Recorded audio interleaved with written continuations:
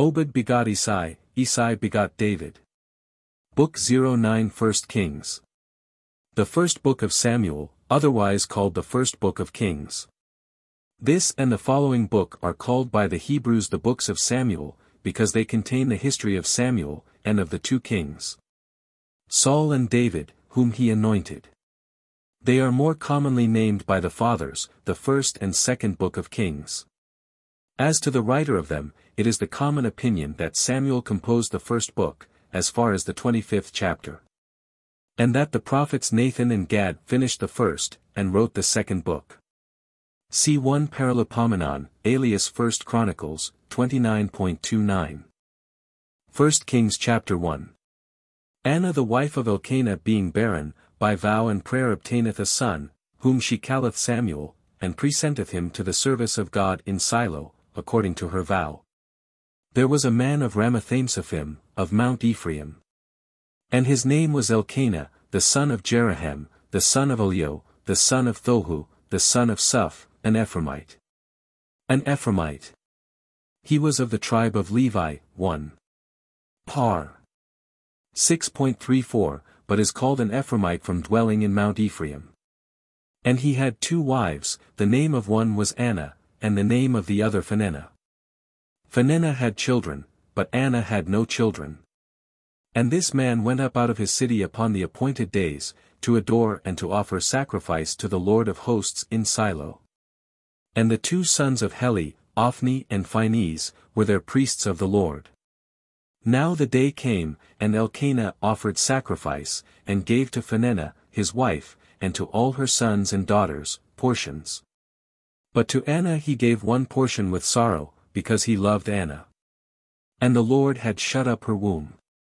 Her rival also afflicted her, and troubled her exceedingly, insomuch that she upbraided her, that the Lord had shut up her womb. And thus she did every year, when the time returned, that they went up to the temple of the Lord, and thus she provoked her, but Anna wept, and did not eat. Then Elkanah, her husband, said to her, Anna, why weepest thou? And why dost thou not eat? And why dost thou afflict thy heart? Am not I better to thee than 10 children? So Anna arose after she had eaten and drunk in Silo, and Heli, the priest, sitting upon a stool before the door of the temple of the Lord. As Anna had her heart full of grief, she prayed to the Lord, shedding many tears.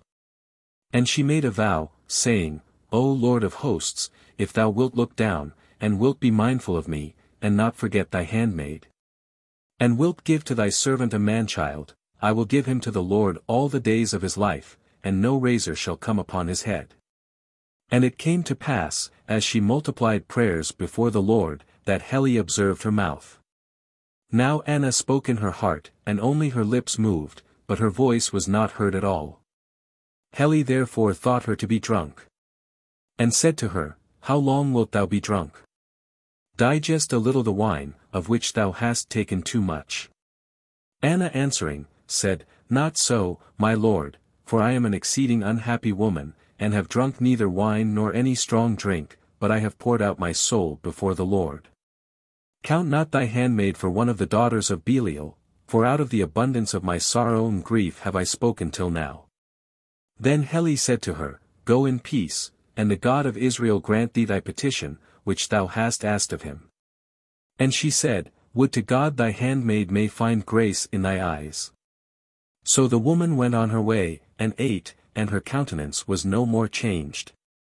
And they rose in the morning, and worshipped before the Lord, and they returned, and came into their house at Ramah. And Elkanah knew Anna his wife, and the Lord remembered her. And it came to pass when the time was come about, Anna conceived and bore a son, and called his name Samuel, because she had asked him of the Lord. Samuel. This name imports, asked of God. And Elkanah, her husband, went up, and all his house, to offer to the Lord the solemn sacrifice, and his vow. But Anna went not up, for she said to her husband, I will not go till the child be weaned, and till I may carry him, that he may appear before the Lord, and may abide always there. And Elkanah, her husband, said to her, Do what seemeth good to thee, and stay till thou wean him, and I pray that the Lord may fulfill his word." So the woman stayed at home, and gave her son suck, till she weaned him. And after she had weaned him, she carried him with her, with 3 calves, and 3 bushels of flour, and a bottle of wine, and she brought him to the house of the Lord in Silo. Now the child was as yet very young. And they immolated a calf, and offered the child to Heli. And Anna said, "I beseech thee, my lord, as thy soul liveth, my lord, I am that woman, who stood before thee here praying to the Lord. For this child did I pray, and the Lord hath granted me my petition, which I asked of him. Therefore I also have lent him to the Lord all the days of his life, he shall be lent to the Lord." And they adored the Lord there. And Anna prayed, and said. 1 Kings chapter 2. The Canticle of Anna. The wickedness of the sons of Heli, for which they are not duly corrected by their father. A prophecy against the house of Heli. My heart hath rejoiced in the Lord, and my horn is exalted in my God, my mouth is enlarged over my enemies, because I have joyed in thy salvation. My horn. The horn in the Scriptures signifies strength, power. The horn is said to be exalted, when a person receives an increase of strength or glory. There is none holy as the Lord is, for there is no other beside thee, and there is none strong like our God. Do not multiply to speak lofty things, boasting, let old matters depart from your mouth, for the Lord is a God of all knowledge, and to him are thoughts prepared. The bow of the mighty is overcome, and the weak are girt with strength. They that were full before, have hired out themselves for bread, and the hungry are filled, so that the barren hath borne many, and she that had many children is weakened. The Lord killeth and mocketh alive, he bringeth down to hell, and bringeth back again. The Lord mocketh poor and mocketh rich, he humbleth and he exalteth. He riseth up the needy from the dust, and lifteth up the poor from the dunghill, that he may sit with princes, and hold the throne of glory. For the poles of the earth are the Lord's, and upon them he hath set the world. He will keep the feet of his saints, and the wicked shall be silent in darkness, because no man shall prevail by his own strength. The adversaries of the Lord shall fear him, and upon them shall he thunder in the heavens. The Lord shall judge the ends of the earth, and he shall give empire to his king, and shall exalt the horn of his Christ. And Elkanah went to Ramah to his house, but the child ministered in the sight of the Lord before the face of Heli the priest. Now the sons of Heli were children of Belial, not knowing the Lord. Nor the office of the priests to the people, but whosoever had offered a sacrifice, the servant of the priest came, while the flesh was in boiling, with a flesh hook of 3 teeth in his hand, and thrust it into the kettle, or into the cauldron, or into the pot, or into the pan, and all that the flesh hook brought up, the priest took to himself. Thus did they to all Israel that came to Silo. Also before they burnt the fat, the servant of the priest came, and said to the man that sacrificed, Give me flesh to boil for the priest, for I will not take of thee sodden flesh, but raw. And he that sacrificed said to him, Let the fat first be burnt today, according to the custom, and then take to thee as much as thy soul desireth. But he answered, and said to him, Not so, but thou shalt give it me now, or else I will take it by force. Wherefore the sin of the young men was exceeding great before the Lord, because they withdrew men from the sacrifice of the Lord. But Samuel ministered before the face of the Lord, being a child girded with a linen ephod. And his mother made him a little coat, which she brought to him on the appointed days, when she went up with her husband, to offer the solemn sacrifice. And Heli blessed Elkanah and his wife, and he said to him, The Lord give thee seed of this woman, for the loan thou hast lent to the Lord. And they went to their own home. And the Lord visited Anna, and she conceived, and bore 3 sons, and 2 daughters, and the child Samuel became great before the Lord. Now Heli was very old, and he heard all that his sons did to all Israel, and how they lay with the women that waited at the door of the tabernacle. And he said to them, Why do ye these kinds of things, which I hear, very wicked things, from all the people? Do not so, my sons, for it is no good report that I hear, that you make the people of the Lord to transgress.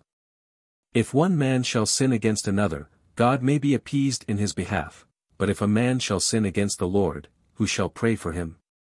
And they hearkened not to the voice of their father, because the Lord would slay them. Who shall pray for him?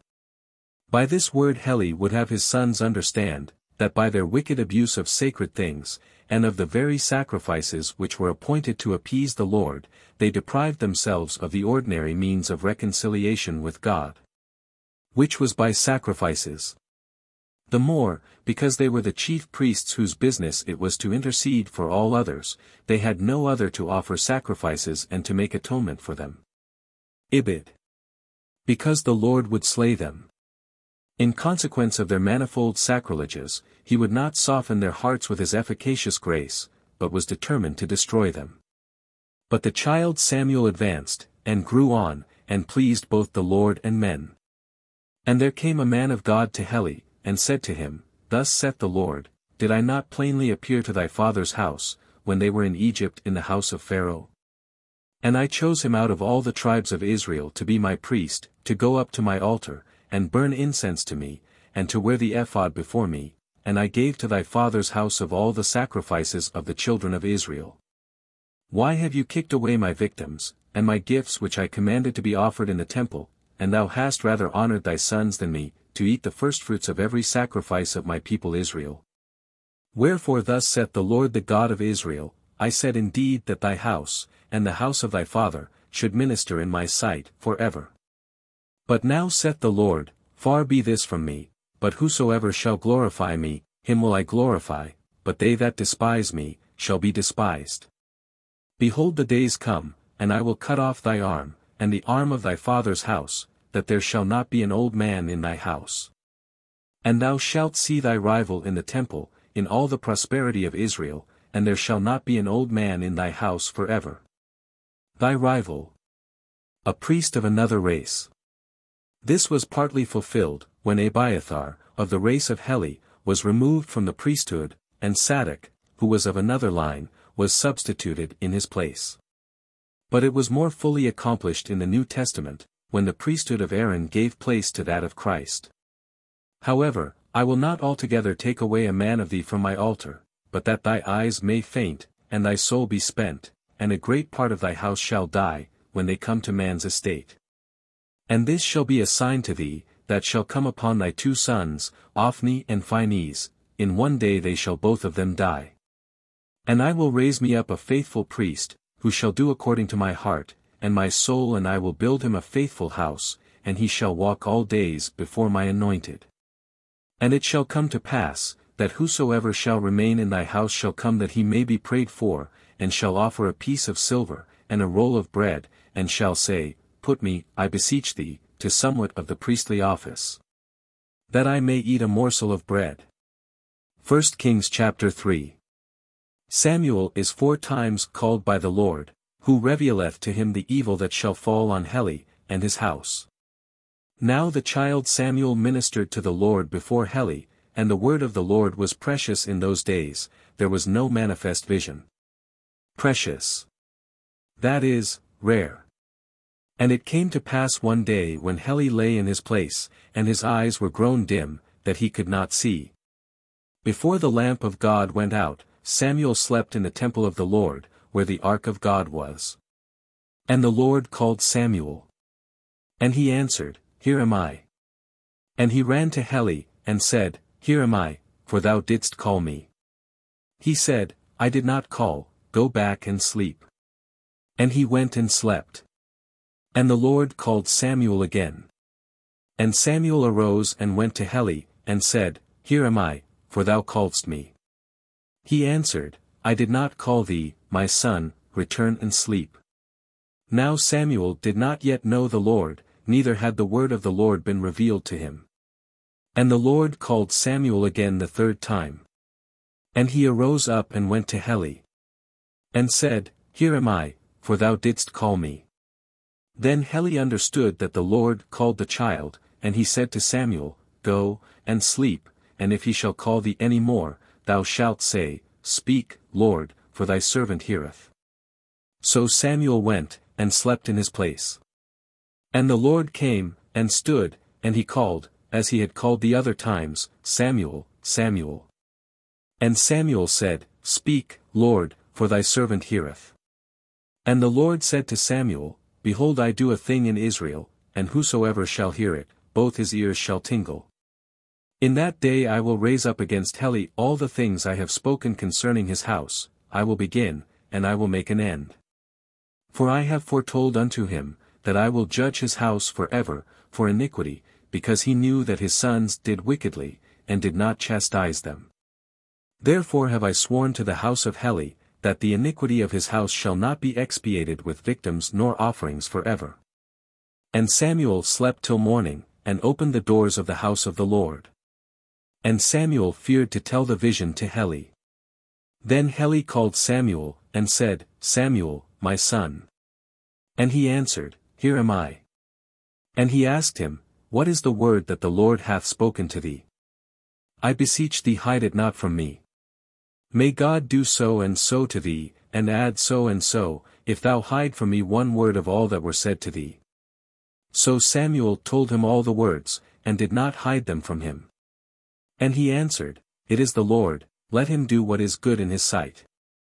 And Samuel grew, and the Lord was with him, and not one of his words fell to the ground. And all Israel, from Dan to Beersheba, knew that Samuel was a faithful prophet of the Lord. And the Lord again appeared in Shiloh, for the Lord revealed himself to Samuel in Shiloh, according to the word of the Lord. And the word of Samuel came to pass to all Israel. 1 Kings chapter 4. The Israelites being overcome by the Philistines, send for the ark of God, but they are beaten again, the sons of Heli are killed, and the ark taken. Upon the hearing of the news Heli falleth backward and dieth. And it came to pass in those days, that the Philistines gathered themselves together to fight, and Israel went out to war against the Philistines, and camped by the stone of help. And the Philistines came to Aphek. The stone of help. In Hebrew Ebenezer, so called from the help which the Lord was pleased afterwards to give to his people Israel in that place, by the prayers of Samuel, chap 7.12. And put their army in array against Israel.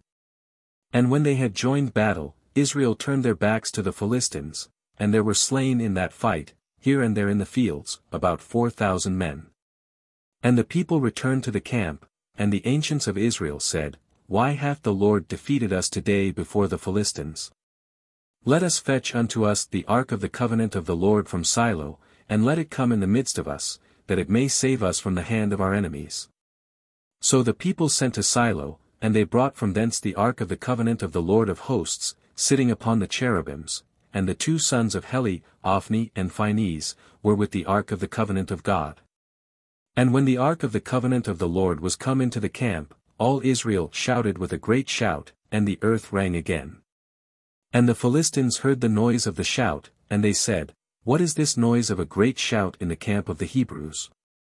And they understood that the ark of the Lord was come into the camp. And the Philistines were afraid, saying, God is come into the camp. And sighing, they said, Woe to us, for there was no such great joy yesterday, and the day before, woe to us. Who shall deliver us from the hand of these high gods? These are the gods that struck Egypt with all the plagues in the desert. Take courage, and behave like men, ye Philistines, lest you come to be servants to the Hebrews, as they have served you, take courage and fight. So the Philistines fought, and Israel was overthrown, and every man fled to his own dwelling, and there was an exceeding great slaughter, for there fell of Israel 30,000 footmen. And the ark of God was taken, and the two sons of Heli, Ophni and Phinehas, were slain. And there ran a man of Benjamin out of the army, and came to Shiloh the same day, with his clothes rent, and his head strewed with dust. And when he was come, Heli sat upon a stool over against the way, watching. For his heart was fearful for the ark of God. And when the man was come into the city, he told it, and all the city cried out. And Heli heard the noise of the cry, and he said, What meaneth the noise of this uproar? But he made haste, and came, and told Heli. Now Heli was 98 years old, and his eyes were dim, and he could not see. And he said to Heli, I am he that came from the battle, and have fled out of the field this day. And he said to him, What is there done, my son? And he that brought the news answered, and said, Israel is fled before the Philistines, and there has been a great slaughter of the people, moreover thy 2 sons, Ophni and Phinehas, are dead, and the ark of God is taken. And when he had named the ark of God, he fell from his stool backwards by the door, and broke his neck and died. For he was an old man, and far advanced in years, and he judged Israel 40 years. Named the ark, etc. There is great reason, by all these circumstances, to hope that Heli died in a state of grace, and by his temporal punishments escaped the eternal. And his daughter-in-law, the wife of Phinehas, was big with child, and near her time, and hearing the news that the ark of God was taken, and her father-in-law, and her husband, were dead. She bowed herself and fell in labor, for her pains came upon her on a sudden. And when she was upon the point of death, they that stood about her said to her, Fear not, for thou hast borne a son. She answered them not, nor gave heed to them. And she called the child Ichabod, saying, The glory is gone from Israel, because the ark of God was taken, and for her father-in-law, and for her husband. Ichabod. That is, where is the glory? Or, there is no glory. We see how much the Israelites lamented the loss of the ark, which was but the symbol of God's presence among them. How much more ought Christians to lament the loss of God himself, when by sin they have driven him out of their souls. And she said, The glory is departed from Israel, because the ark of God was taken. 1 Kings chapter 5. Dagon twice falleth down before the ark. The Philistines are grievously afflicted, wherever the ark cometh. And the Philistines took the ark of God, and carried it from the stone of help into Azotus.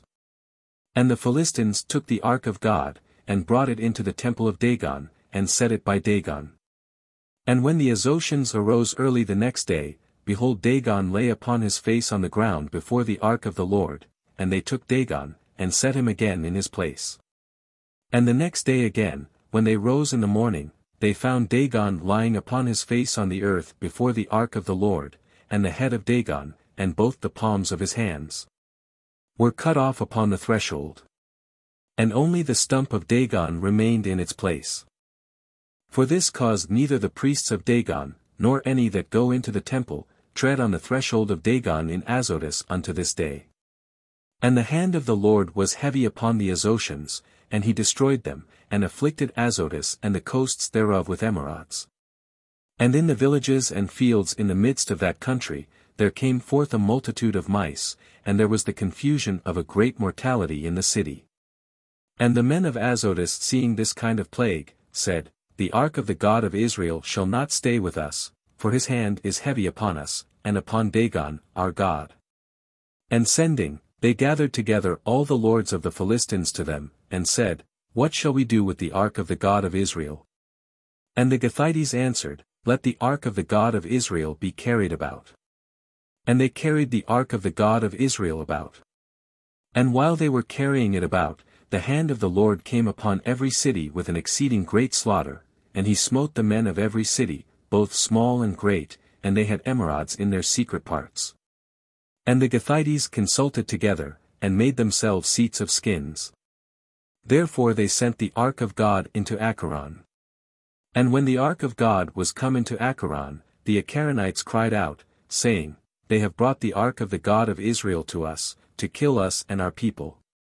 They sent therefore, and gathered together all the lords of the Philistines, and they said, Send away the ark of the God of Israel, and let it return into its own place, and not kill us and our people. For there was the fear of death in every city, and the hand of God was exceeding heavy. The men also that did not die, were afflicted with the emerods, and the cry of every city went up to heaven. 1 Kings chapter 6. The ark is sent back to Bethsames, where many are slain for looking through curiosity into it. Now the ark of God was in the land of the Philistines 7 months. And the Philistines called for the priests and the diviners, saying, What shall we do with the ark of the Lord? Tell us how we are to send it back to its place. And they said, If you send back the ark of the God of Israel, send it not away empty, but render unto him what you owe for sin, and then you shall be healed, and you shall know why his hand departeth not from you. They answered, What is it we ought to render unto him for sin? And they answered, According to the number of the provinces of the Philistines you shall make 5 golden emerods, and 5 golden mice, for the same plague hath been upon you all, and upon your lords. And you shall make the likeness of your emerods, and the likeness of the mice, that have destroyed the land, and you shall give glory to the God of Israel, to see if he will take off his hand from you, and from your gods, and from your land. Why do you harden your hearts, as Egypt and Pharaoh hardened their hearts? Did not he, after he was struck, then let them go, and they departed? Now, therefore, take and make a new cart, and 2 kine that have calved, on which there hath come no yoke, tie to the cart, and shut up their calves at home. And you shall take the ark of the Lord, and lay it on the cart, and the vessels of gold, which you have paid him for sin, you shall put into a little box at the side thereof, and send it away, that it may go. And you shall look, and if it go up by the way of his own coasts, towards Bethsames, then he hath done us this great evil, but if not, we shall know that it is not his hand hath touched us, but it hath happened by chance. They did therefore in this manner, and taking 2 kine, that had sucking calves, they yoked them to the cart, and shut up their calves at home. And they laid the ark of God upon the cart, and the little box that had in it the golden mice, and the likeness of the emerods. And the kine took the straight way, that leadeth to Bethsames, and they went along the way, lowing as they went, and turned not aside neither to the right hand nor to the left, and the lords of the Philistines followed them as far as the borders of Bethsames. Now the Bethsamites were reaping wheat in the valley, and lifting up their eyes, they saw the ark, and rejoiced to see it. And the cart came into the field of Josue, a Bethsamite, and stood there. And there was a great stone, and they cut in pieces the wood of the cart, and laid the kine upon it a holocaust to the Lord. And the Levites took down the ark of God, and the little box that was at the side of it, wherein were the vessels of gold, and they put them upon the great stone. The men also of Bethsames offered holocausts, and sacrificed victims that day to the Lord. And the 5 princes of the Philistines saw, and they returned to Acharon the same day. And these are the golden emerods, which the Philistines returned for sin to the Lord, for Azotus 1, for Gaza 1, for Askelon 1, for Geth 1, for Acharon 1. And the golden mice, according to the number of the cities of the Philistines. Of the 5 provinces, from the fenced city to the village that was without wall, and to the great Abel, the stone, whereon they set down the ark of the Lord, which was till that day in the field of Josue the Bethsamite.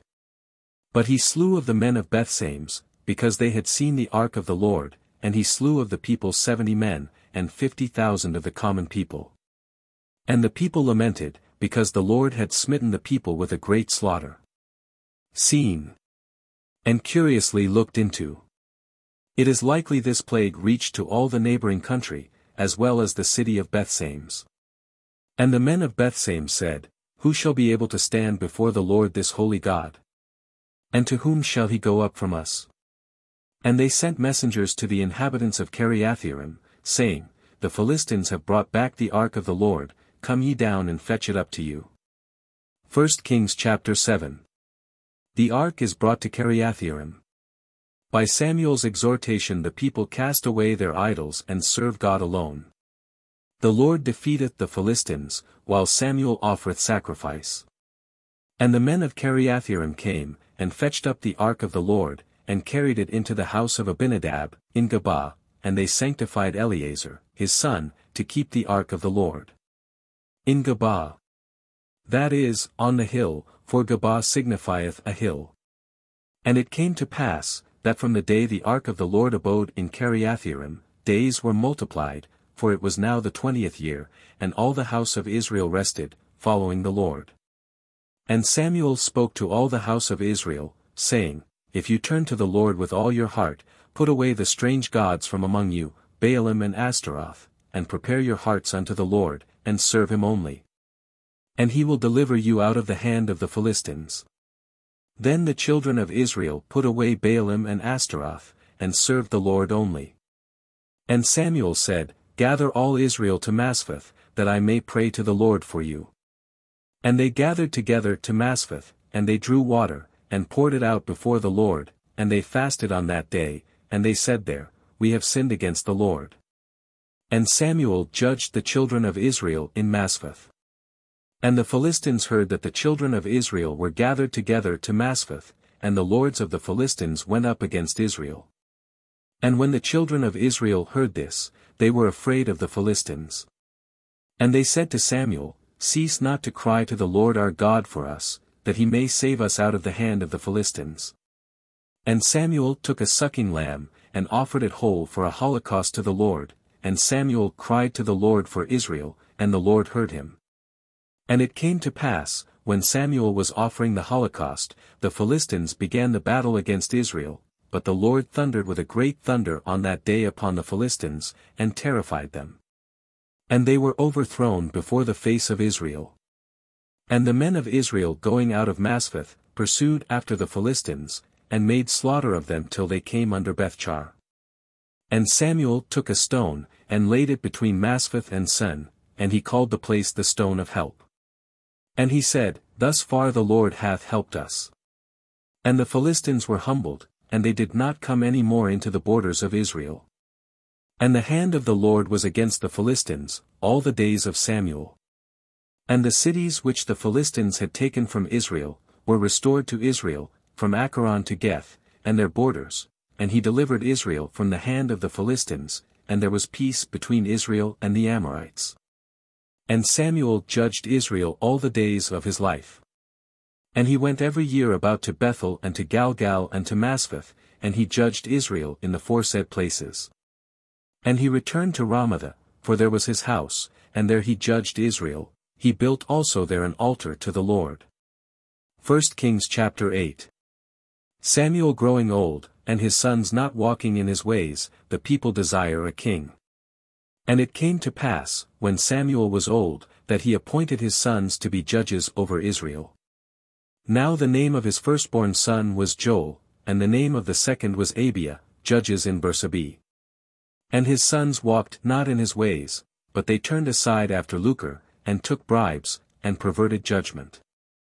Then all the ancients of Israel being assembled came to Samuel to Ramah. And they said to him, Behold, thou art old, and thy sons walk not in thy ways, make us a king, to judge us, as all nations have. And the word was displeasing in the eyes of Samuel, that they should say, Give us a king to judge us. And Samuel prayed to the Lord. And the Lord said to Samuel, Hearken to the voice of the people in all that they say to thee. For they have not rejected thee, but me, that I should not reign over them. Rejected, etc. The government of Israel hitherto had been a theocracy, in which God himself immediately ruled, by laws which he had enacted, and by judges extraordinarily raised up by himself.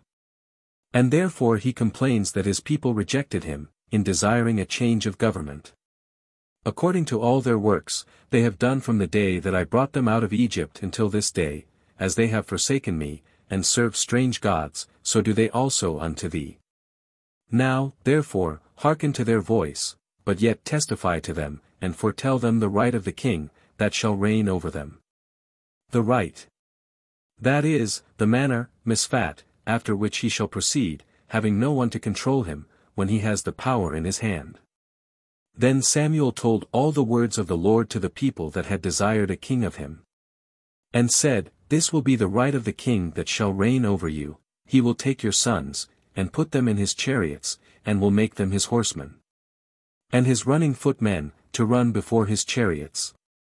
And he will appoint of them to be his tribunes, and his centurions, and to plough his fields, and to reap his corn, and to make him arms and chariots. Your daughters also he will take to make him ointments, and to be his cooks, and bakers. And he will take your fields, and your vineyards, and your best olive yards, and give them to his servants. Moreover he will take the tenth of your corn, and of the revenues of your vineyards, to give to his eunuchs and servants. Your servants also, and handmaids, and your goodliest young men, and your asses, he will take away, and put them to his work. Your flocks also he will tithe, and you shall be his servants. And you shall cry out in that day from the face of the king, whom you have chosen to yourselves, and the Lord will not hear you in that day, because you desired unto yourselves a king. But the people would not hear the voice of Samuel, and they said, Nay, but there shall be a king over us. And we also will be like all nations, and our king shall judge us, and go out before us, and fight our battles for us. And Samuel heard all the words of the people, and rehearsed them in the ears of the Lord. And the Lord said to Samuel, Hearken to their voice, and make them a king. And Samuel said to the men of Israel, Let every man go to his city. 1 Kings chapter 9. Saul seeking his father's asses, cometh to Samuel, by whom he is entertained. Now there was a man of Benjamin, whose name was Cis, the son of Abil, the son of Serer, the son of Becherath, the son of Aphia, the son of a man of Gemini, valiant and strong.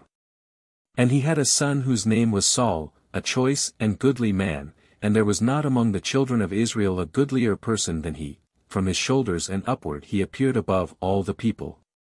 And the asses of Cis, Saul's father, were lost, and Cis said to his son Saul, Take one of the servants with thee, and arise, go, and seek the asses. And when they had passed through Mount Ephraim, and through the land of Salisa, and had not found them, they passed also through the land of Salim, and they were not there, and through the land of Gemini, and found them not. And when they were come to the land of Suph, Saul said to the servant that was with him, Come, let us return, lest perhaps my father forget the asses, and be concerned for us. And he said to him, Behold, there is a man of God in this city, a famous man, all that he saith, cometh certainly to pass. Now, therefore, let us go thither, perhaps he may tell us of our way, for which we are come. And Saul said to his servant, Behold, we will go, but what shall we carry to the man of God? The bread is spent in our bags, and we have no present to make to the man of God, nor anything at all. The servant answered Saul again, and said, Behold, there is found in my hand the fourth part of a sicle of silver, let us give it to the man of God, that he may tell us our way. Now in time past in Israel, when a man went to consult God, he spoke thus, Come, let us go to the seer. For he that is now called a prophet, in time past was called a seer. Seer. Because of his seeing by divine light hidden things and things to come. And Saul said to his servant, Thy word is very good, come let us go. And they went into the city, where the man of God was. And when they went up the ascent to the city, they found maids coming out to draw water, and they said to them, Is the seer here? They answered and said to them, He is, behold he is before you, make haste now, for he came today into the city, for there is a sacrifice of the people today in the high place. A sacrifice. The law did not allow of sacrifices in any other place, but at the tabernacle, or temple, in which the ark of the covenant was kept, but Samuel, by divine dispensation, offered sacrifices in other places. For which dispensation this reason may be alleged, that the house of God in Silo, having lost the ark, was now cast off, as a figure of the reprobation of the Jews, PS 77.60, 67. And in Kiriath-Jearim where the ark was, there was neither tabernacle, nor altar, ibid, the high place. Excelsum. The excelsa, or high places, so often mentioned in Scripture, were places of worship, in which were altars for sacrifice. These were sometimes employed in the service of the true God, as in the present case, but more frequently in the service of idols, and were called excelsa, which is commonly, though perhaps not so accurately, rendered high places. Not because they were always upon hills, for the very worst of all, which was that of Topheth, or Genum, Gen 19, was in a valley. But because of the high altars, and pillars, or monuments, erected there, on which were set up the idols, or images of their deities. As soon as you come into the city, you shall immediately find him, before he go up to the high place to eat, for the people will not eat till he come, because he blesseth the victim, and afterwards they eat that are invited. Now, therefore, go up, for today you shall find him. And they went up into the city. And when they were walking in the midst of the city, behold, Samuel was coming out over against them, to go up to the high place. Now the Lord had revealed to the ear of Samuel the day before Saul came, saying, Tomorrow about this same hour I will send thee a man of the land of Benjamin. And thou shalt anoint him to be ruler over my people Israel, and he shall save my people out of the hand of the Philistines, for I have looked down upon my people, because their cry is come to me. And when Samuel saw Saul, the Lord said to him, Behold the man, of whom I spoke to thee, this man shall reign over my people. And Saul came to Samuel in the midst of the gate, and said, Tell me, I pray thee, where is the house of the seer? And Samuel answered Saul, saying, I am the seer, go up before me to the high place, that you may eat with me today, and I will let thee go in the morning, and tell thee all that is in thy heart. And as for the asses, which were lost 3 days ago, be not solicitous, because they are found. And for whom shall be all the best things of Israel? Shall they not be for thee and for all thy father's house?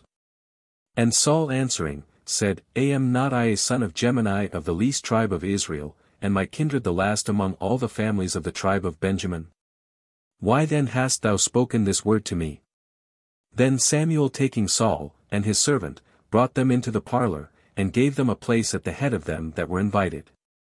For there were about 30 men. And Samuel said to the cook, Bring the portion which I gave thee, and commanded thee to set it apart by thee. And the cook took up the shoulder, and set it before Saul. And Samuel said, Behold what is left, set it before thee, and eat. Because it was kept of purpose for thee, when I invited the people. And Saul ate with Samuel that day. And they went down from the high place into the town, and he spoke with Saul upon the top of the house, and he prepared a bed for Saul on the top of the house and he slept. And when they were risen in the morning, and it began now to be light, Samuel called Saul on the top of the house, saying, Arise, that I may let thee go. And Saul arose, and they went out both of them, to wit, he and Samuel. And as they were going down in the end of the city, Samuel said to Saul, Speak to the servant to go before us, and pass on, but stand thou still a while, that I may tell thee the word of the Lord. 1 Kings chapter 10. Saul is anointed. He prophesieth, and is changed into another man. Samuel calleth the people together, to make a king, the lot falleth on Saul. And Samuel took a little vial of oil, and poured it upon his head, and kissed him, and said, Behold, the Lord hath anointed thee to be prince over his inheritance, and thou shalt deliver his people out of the hands of their enemies, that are round about them. And this shall be a sign unto thee, that God hath anointed thee to be prince. When thou shalt depart from me this day, thou shalt find 2 men by the sepulchre of Rachel in the borders of Benjamin to the south, and they shall say to thee, The asses are found which thou wentest to seek, and thy father, thinking no more of the asses, is concerned for you, and saith, What shall I do for my son? And when thou shalt depart from thence, and go farther on, and shalt come to the oak of Thabor, there shall meet thee 3 men going up to God to Bethel, one carrying 3 kids, and another 3 loaves of bread, and another carrying a bottle of wine.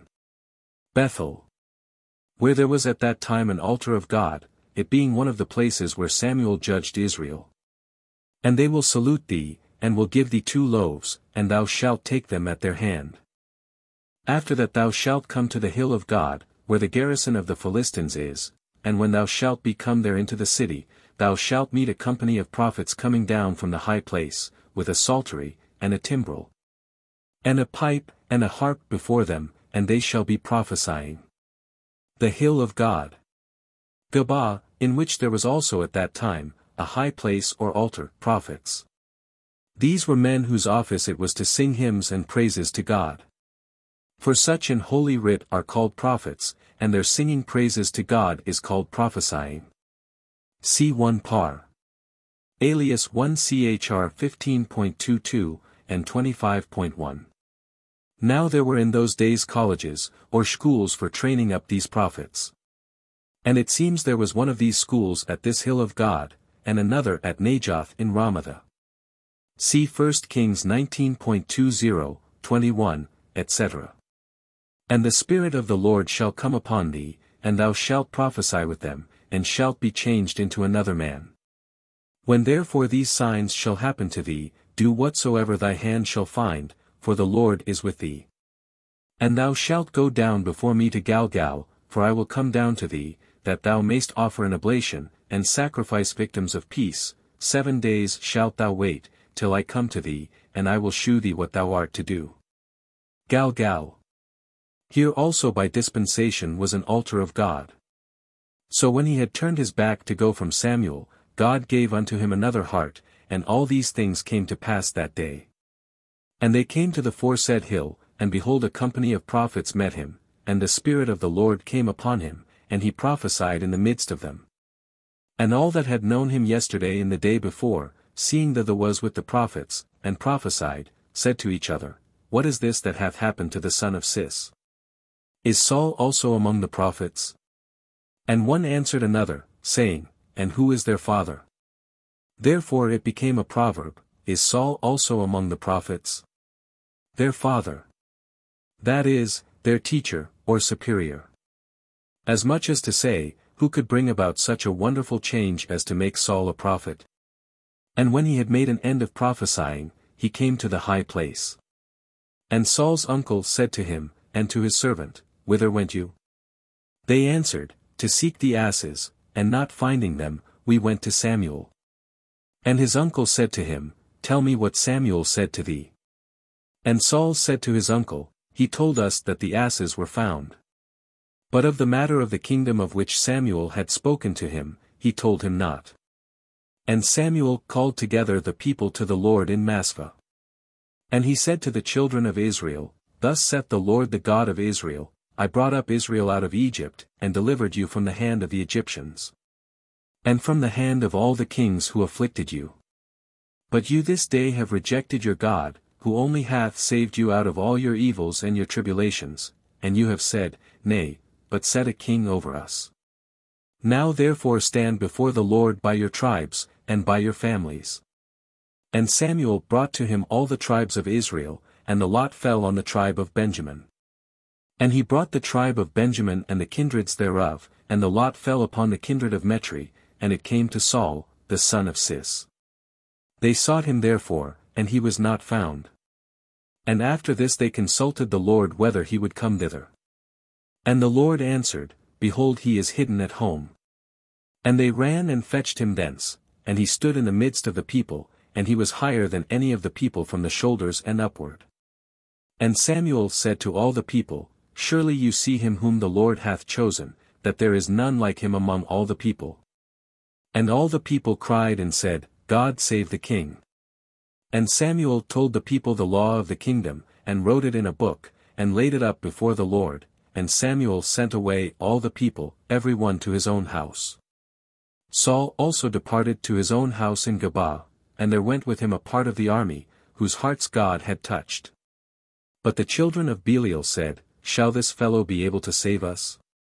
And they despised him, and brought him no presents. But he dissembled as though he heard not. 1 Kings chapter 11. Saul defeateth the Ammonites, and delivereth Jabes Galad. And it came to pass about a month after this, that Nas, the Ammonite, came up, and began to fight against Jabes Galad. And all the men of Jabes said to Nas, Make a covenant with us, and we will serve thee. And Nas, the Ammonite, answered them, On this condition will I make a covenant with you, that I may pluck out all your right eyes, and make you a reproach in all Israel. And the ancients of Jabes said to him, Allow us 7 days, that we may send messengers to all the coasts of Israel, and if there be no one to defend us, we will come out to thee. The messengers therefore came to Gabaa of Saul, and they spoke these words in the hearing of the people, and all the people lifted up their voices, and wept. And behold, Saul came, following oxen out of the field, and he said, What aileth the people that they weep? And they told him the words of the men of Jabes. And the Spirit of the Lord came upon Saul, when he had heard these words, and his anger was exceedingly kindled. And taking both the oxen, he cut them in pieces, and sent them into all the coasts of Israel, by messengers, saying, Whosoever shall not come forth, and follow Saul and Samuel, so shall it be done to his oxen. And the fear of the Lord fell upon the people, and they went out as one man. And he numbered them in Bezek, and there were of the children of Israel 300,000, and of the men of Judah 30,000. And they said to the messengers that came, thus shall you say to the men of Jabes Galad, tomorrow, when the sun shall be hot, you shall have relief. The messengers therefore came, and told the men of Jabes, and they were glad. And they said, in the morning we will come out to you, and you shall do what you please with us. And it came to pass, when the morrow was come, that Saul put the people in 3 companies, and he came into the midst of the camp in the morning watch, and he slew the Ammonites until the day grew hot, and the rest were scattered. So that 2 of them were not left together. And the people said to Samuel, who is he that said, shall Saul reign over us? Bring the men, and we will kill them. And Saul said, no man shall be killed this day, because the Lord this day hath wrought salvation in Israel. And Samuel said to the people, come, and let us go to Gilgal, and let us renew the kingdom there. And all the people went to Gilgal, and there they made Saul king, before the Lord in Gilgal, and they sacrificed their victims of peace before the Lord. And there Saul and all the men of Israel rejoiced exceedingly. 1 Kings chapter 12. Samuel's integrity is acknowledged. God sheweth by a sign from heaven that they had done ill in asking for a king. And Samuel said to all Israel, behold, I have hearkened to your voice in all that you said to me, and have made a king over you. And now the king goeth before you, but I am old and grey-headed, and my sons are with you, having then conversed with you from my youth until this day, behold here I am. Speak of me before the Lord, and before his anointed, whether I have taken any man's ox, or ass, if I have wronged any man, if I have oppressed any man, if I have taken a bribe at any man's hand, and I will despise it this day. And will restore it to you. And they said, thou hast not wronged us, nor oppressed us, nor taken aught at any man's hand. And he said to them, the Lord is witness against you, and his anointed is witness this day, that you have not found anything in my hand. And they said, he is witness. And Samuel said to the people, it is the Lord who made Moses and Aaron, and brought our fathers out of the land of Egypt. Now, therefore, stand up, that I may plead in judgment against you before the Lord, concerning all the kindness of the Lord, which he hath shown to you, and to your fathers. How Jacob went into Egypt. And your fathers cried to the Lord, and the Lord sent Moses and Aaron, and brought your fathers out of Egypt, and made them dwell in this place. And they forgot the Lord their God, and he delivered them into the hands of Sisera, captain of the army of Hazor, and into the hands of the Philistines, and into the hand of the king of Moab, and they fought against them. But afterwards they cried to the Lord, and said, we have sinned, because we have forsaken the Lord, and have served Baalim and Ashtaroth, but now deliver us from the hand of our enemies, and we will serve thee. And the Lord sent Jerubbaal, and Badon, and Jephth, and Samuel, and delivered you from the hand of your enemies round about, and you dwelt securely. Jerubbaal and Badon. That is, Gideon and Samson called here Badon or Bedan, because he was of Dan. But seeing that Nas, king of the children of Ammon, was come against you, you said to me, nay, but a king shall reign over us, whereas the Lord your God was your king. Now, therefore, your king is here, whom you have chosen and desired, behold the Lord hath given you a king. If you will fear the Lord, and serve him, and hearken to his voice, and not provoke the mouth of the Lord, then shall both you, and the king who reigneth over you, be followers of the Lord your God. But if you will not hearken to the voice of the Lord, but will rebel against his words, the hand of the Lord shall be upon you, and upon your fathers. Now then stand, and see this great thing which the Lord will do in your sight. Is it not wheat harvest today? I will call upon the Lord, and he shall send thunder and rain, and you shall know, and see that you yourselves have done a great evil in the sight of the Lord, in desiring a king over you. Wheat harvest. At which time of the year, it never thunders or rains in those countries. And Samuel cried unto the Lord, and the Lord sent thunder and rain that day. And all the people greatly feared the Lord and Samuel. And all the people said to Samuel, pray for thy servants to the Lord thy God, that we may not die, for we have added to all our sins this evil, to ask for a king. And Samuel said to the people, fear not, you have done all this evil, but yet depart not from following the Lord, but serve the Lord with all your heart. And turn not aside after vain things, which shall never profit you, nor deliver you, because they are vain. And the Lord will not forsake his people for his great name's sake, because the Lord hath sworn to make you his people. And far from me be this sin against the Lord, that I should cease to pray for you, and I will teach you the good and right way. Therefore fear the Lord, and serve him in truth, and with your whole heart, for you have seen the great works which he hath done among you. But if you will still do wickedly, both you and your king shall perish together. 1 Kings chapter 13. The war between Saul and the Philistines. The distress of the Israelites.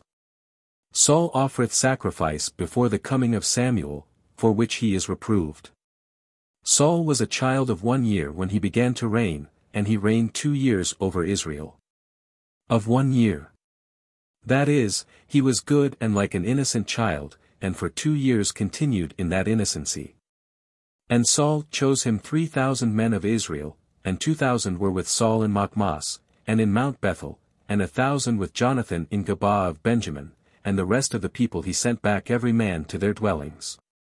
And Jonathan smote the garrison of the Philistines which was in Gabaa. And when the Philistines had heard of it, Saul sounded the trumpet over all the land, saying, Let the Hebrews hear. And all Israel heard this report, Saul hath smitten the garrison of the Philistines, and Israel took courage against the Philistines.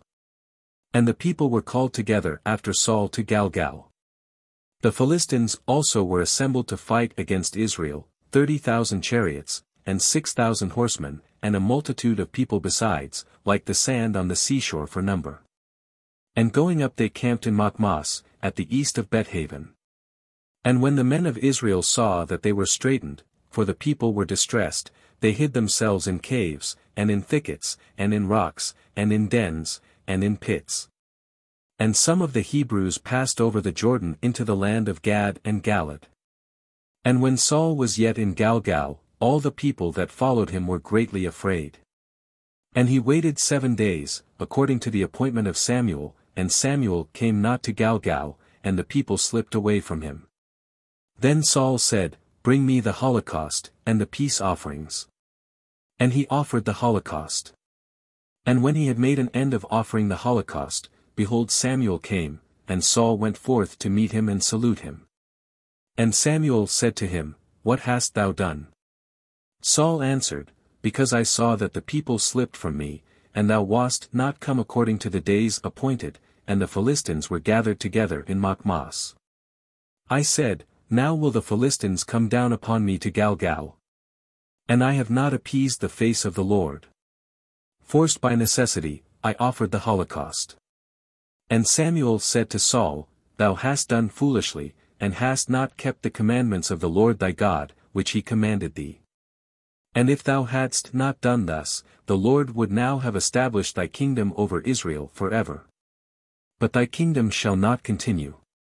The Lord hath sought him a man according to his own heart, and him hath the Lord commanded to be prince over his people, because thou hast not observed that which the Lord commanded. And Samuel arose and went up from Galgal to Gabaa of Benjamin. And the rest of the people went up after Saul, to meet the people who fought against them, going from Galgal to Gabaa, in the hill of Benjamin. And Saul numbered the people, that were found with him, about 600 men.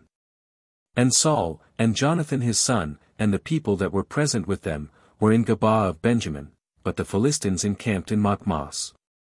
And there went out of the camp of the Philistines 3 companies to plunder.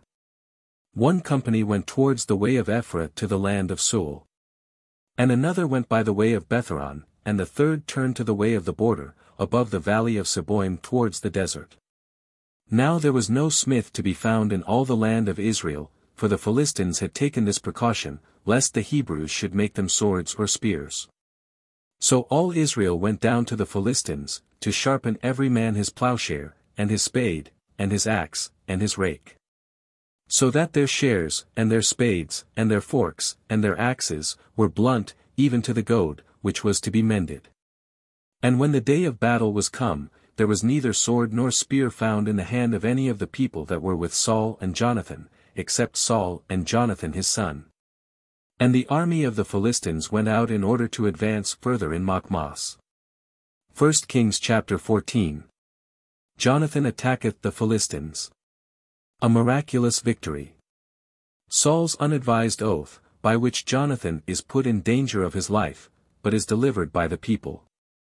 Now it came to pass one day that Jonathan, the son of Saul, said to the young man that bore his armor, Come, and let us go over to the garrison of the Philistines, which is on the other side of yonder place. But he told not this to his father. And Saul abode in the uttermost part of Gabaa, under the pomegranate tree, which was in Magron, and the people with him were about 600 men.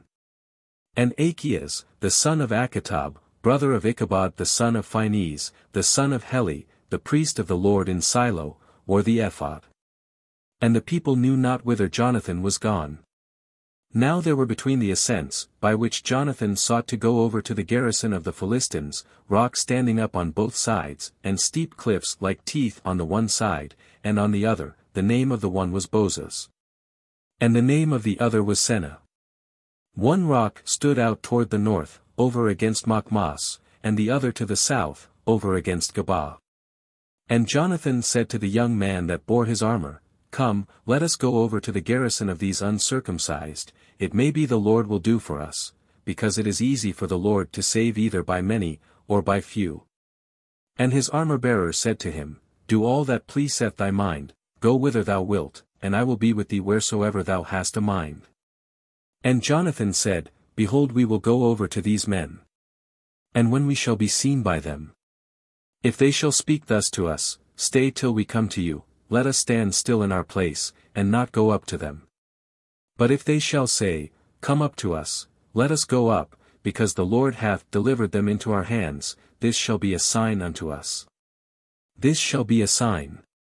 It is likely Jonathan was instructed by divine inspiration to make a choice of this sign, otherwise the observation of omens is superstitious and sinful. So both of them discovered themselves to the garrison of the Philistines, and the Philistines said, Behold, the Hebrews come forth out of the holes wherein they were hid. And the men of the garrison spoke to Jonathan, and to his armor-bearer, and said, Come up to us, and we will shew you a thing. And Jonathan said to his armor-bearer, Let us go up, follow me, for the Lord hath delivered them into the hands of Israel. And Jonathan went up creeping on his hands and feet, and his armor-bearer after him. And some fell before Jonathan, others his armor-bearer slew as he followed him. And the first slaughter which Jonathan and his armor-bearer made, was of about 20 men, within half an acre of land, which a yoke of oxen is wont to plough in a day. And there was a miracle in the camp, in the fields, and all the people of their garrison, who had gone out to plunder, were amazed, and the earth trembled, and it happened as a miracle from God. And the watchmen of Saul, who were in Gabaa of Benjamin looked, and behold a multitude overthrown, and fleeing this way and that. And Saul said to the people that were with him, Look, and see who is gone from us. And when they had sought, it was found that Jonathan and his armor-bearer were not there. And Saul said to Achias, Bring the ark of the Lord. For the ark of God was there that day with the children of Israel. And while Saul spoke to the priest, there arose a great uproar in the camp of the Philistines, and it increased by degrees, and was heard more clearly. And Saul said to the priest, Draw in thy hand. Then Saul, and all the people that were with him, shouted together, and they came to the place of the fight, and behold, every man's sword was turned upon his neighbor, and there was a very great slaughter. Moreover, the Hebrews that had been with the Philistines yesterday and the day before, and went up with them into the camp, returned to be with the Israelites, who were with Saul and Jonathan. And all the Israelites that had hid themselves in Mount Ephraim, hearing that the Philistines fled, joined themselves with their countrymen in the fight. And there were with Saul about 10,000 men. And the Lord saved Israel that day.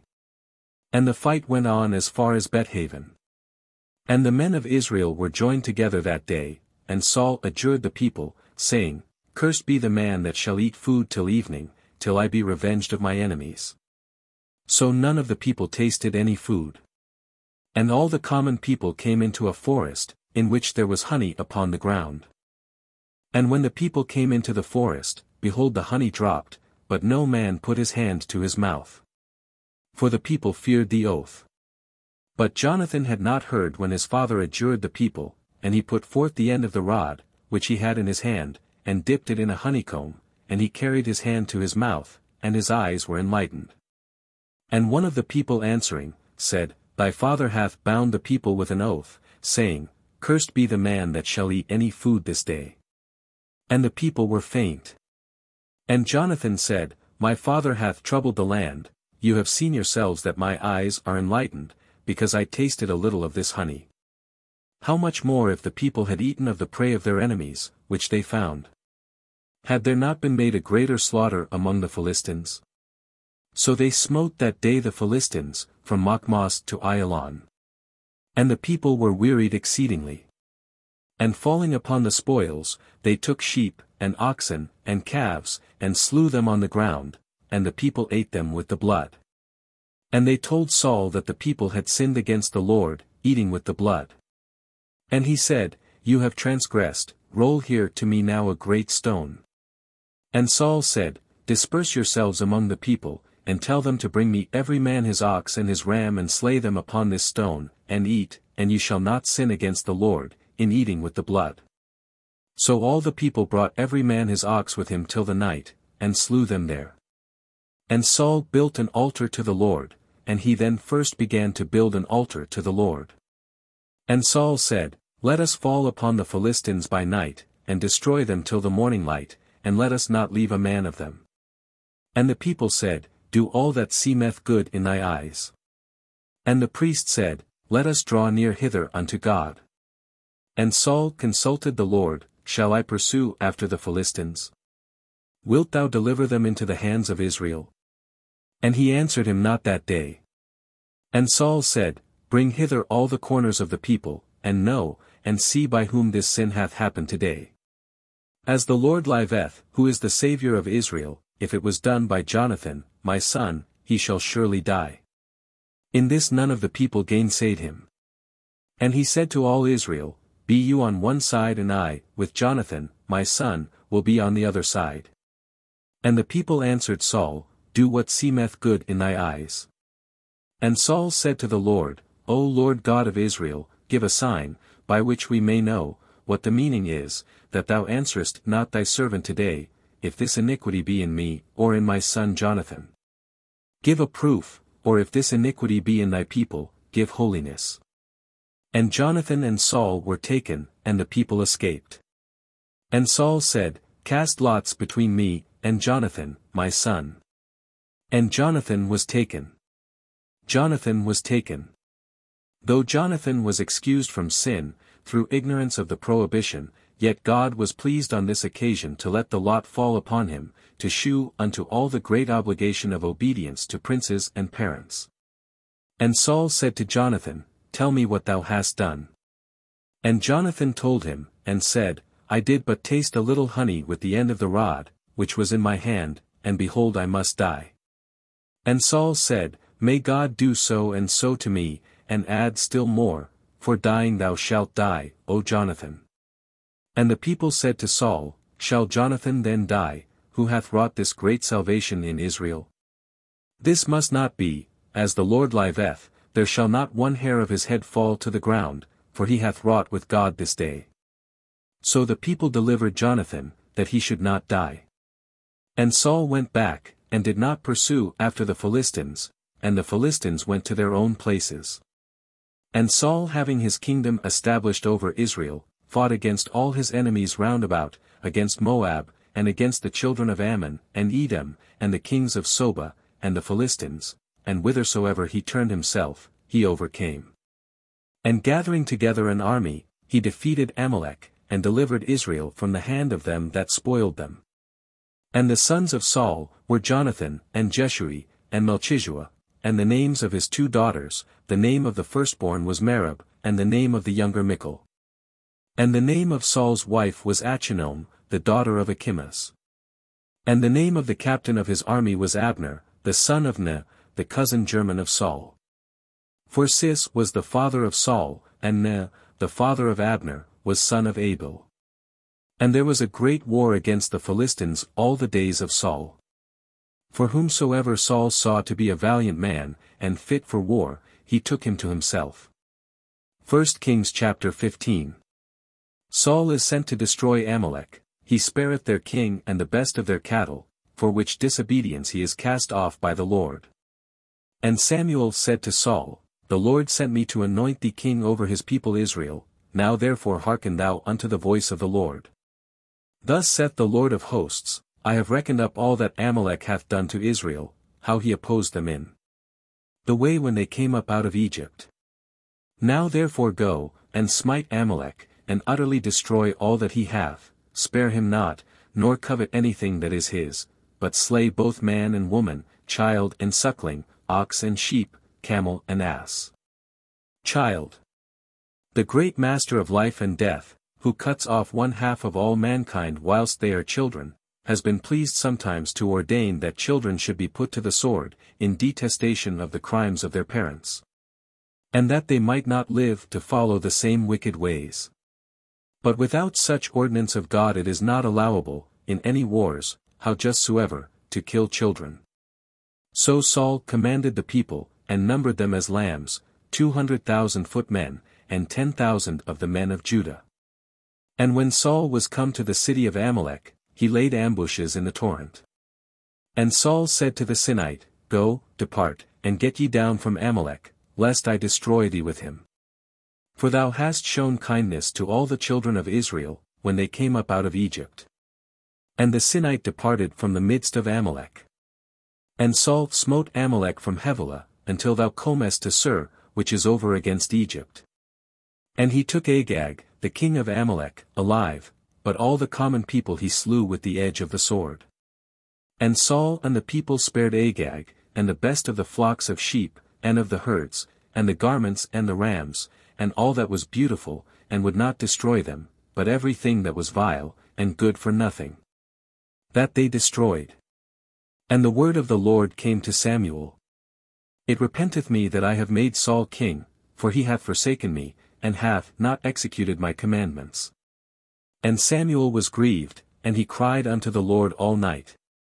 And when Samuel rose early, to go to Saul in the morning, it was told Samuel that Saul was come to Carmel, and had erected for himself a triumphant arch, and returning had passed on, and gone down to Galgal.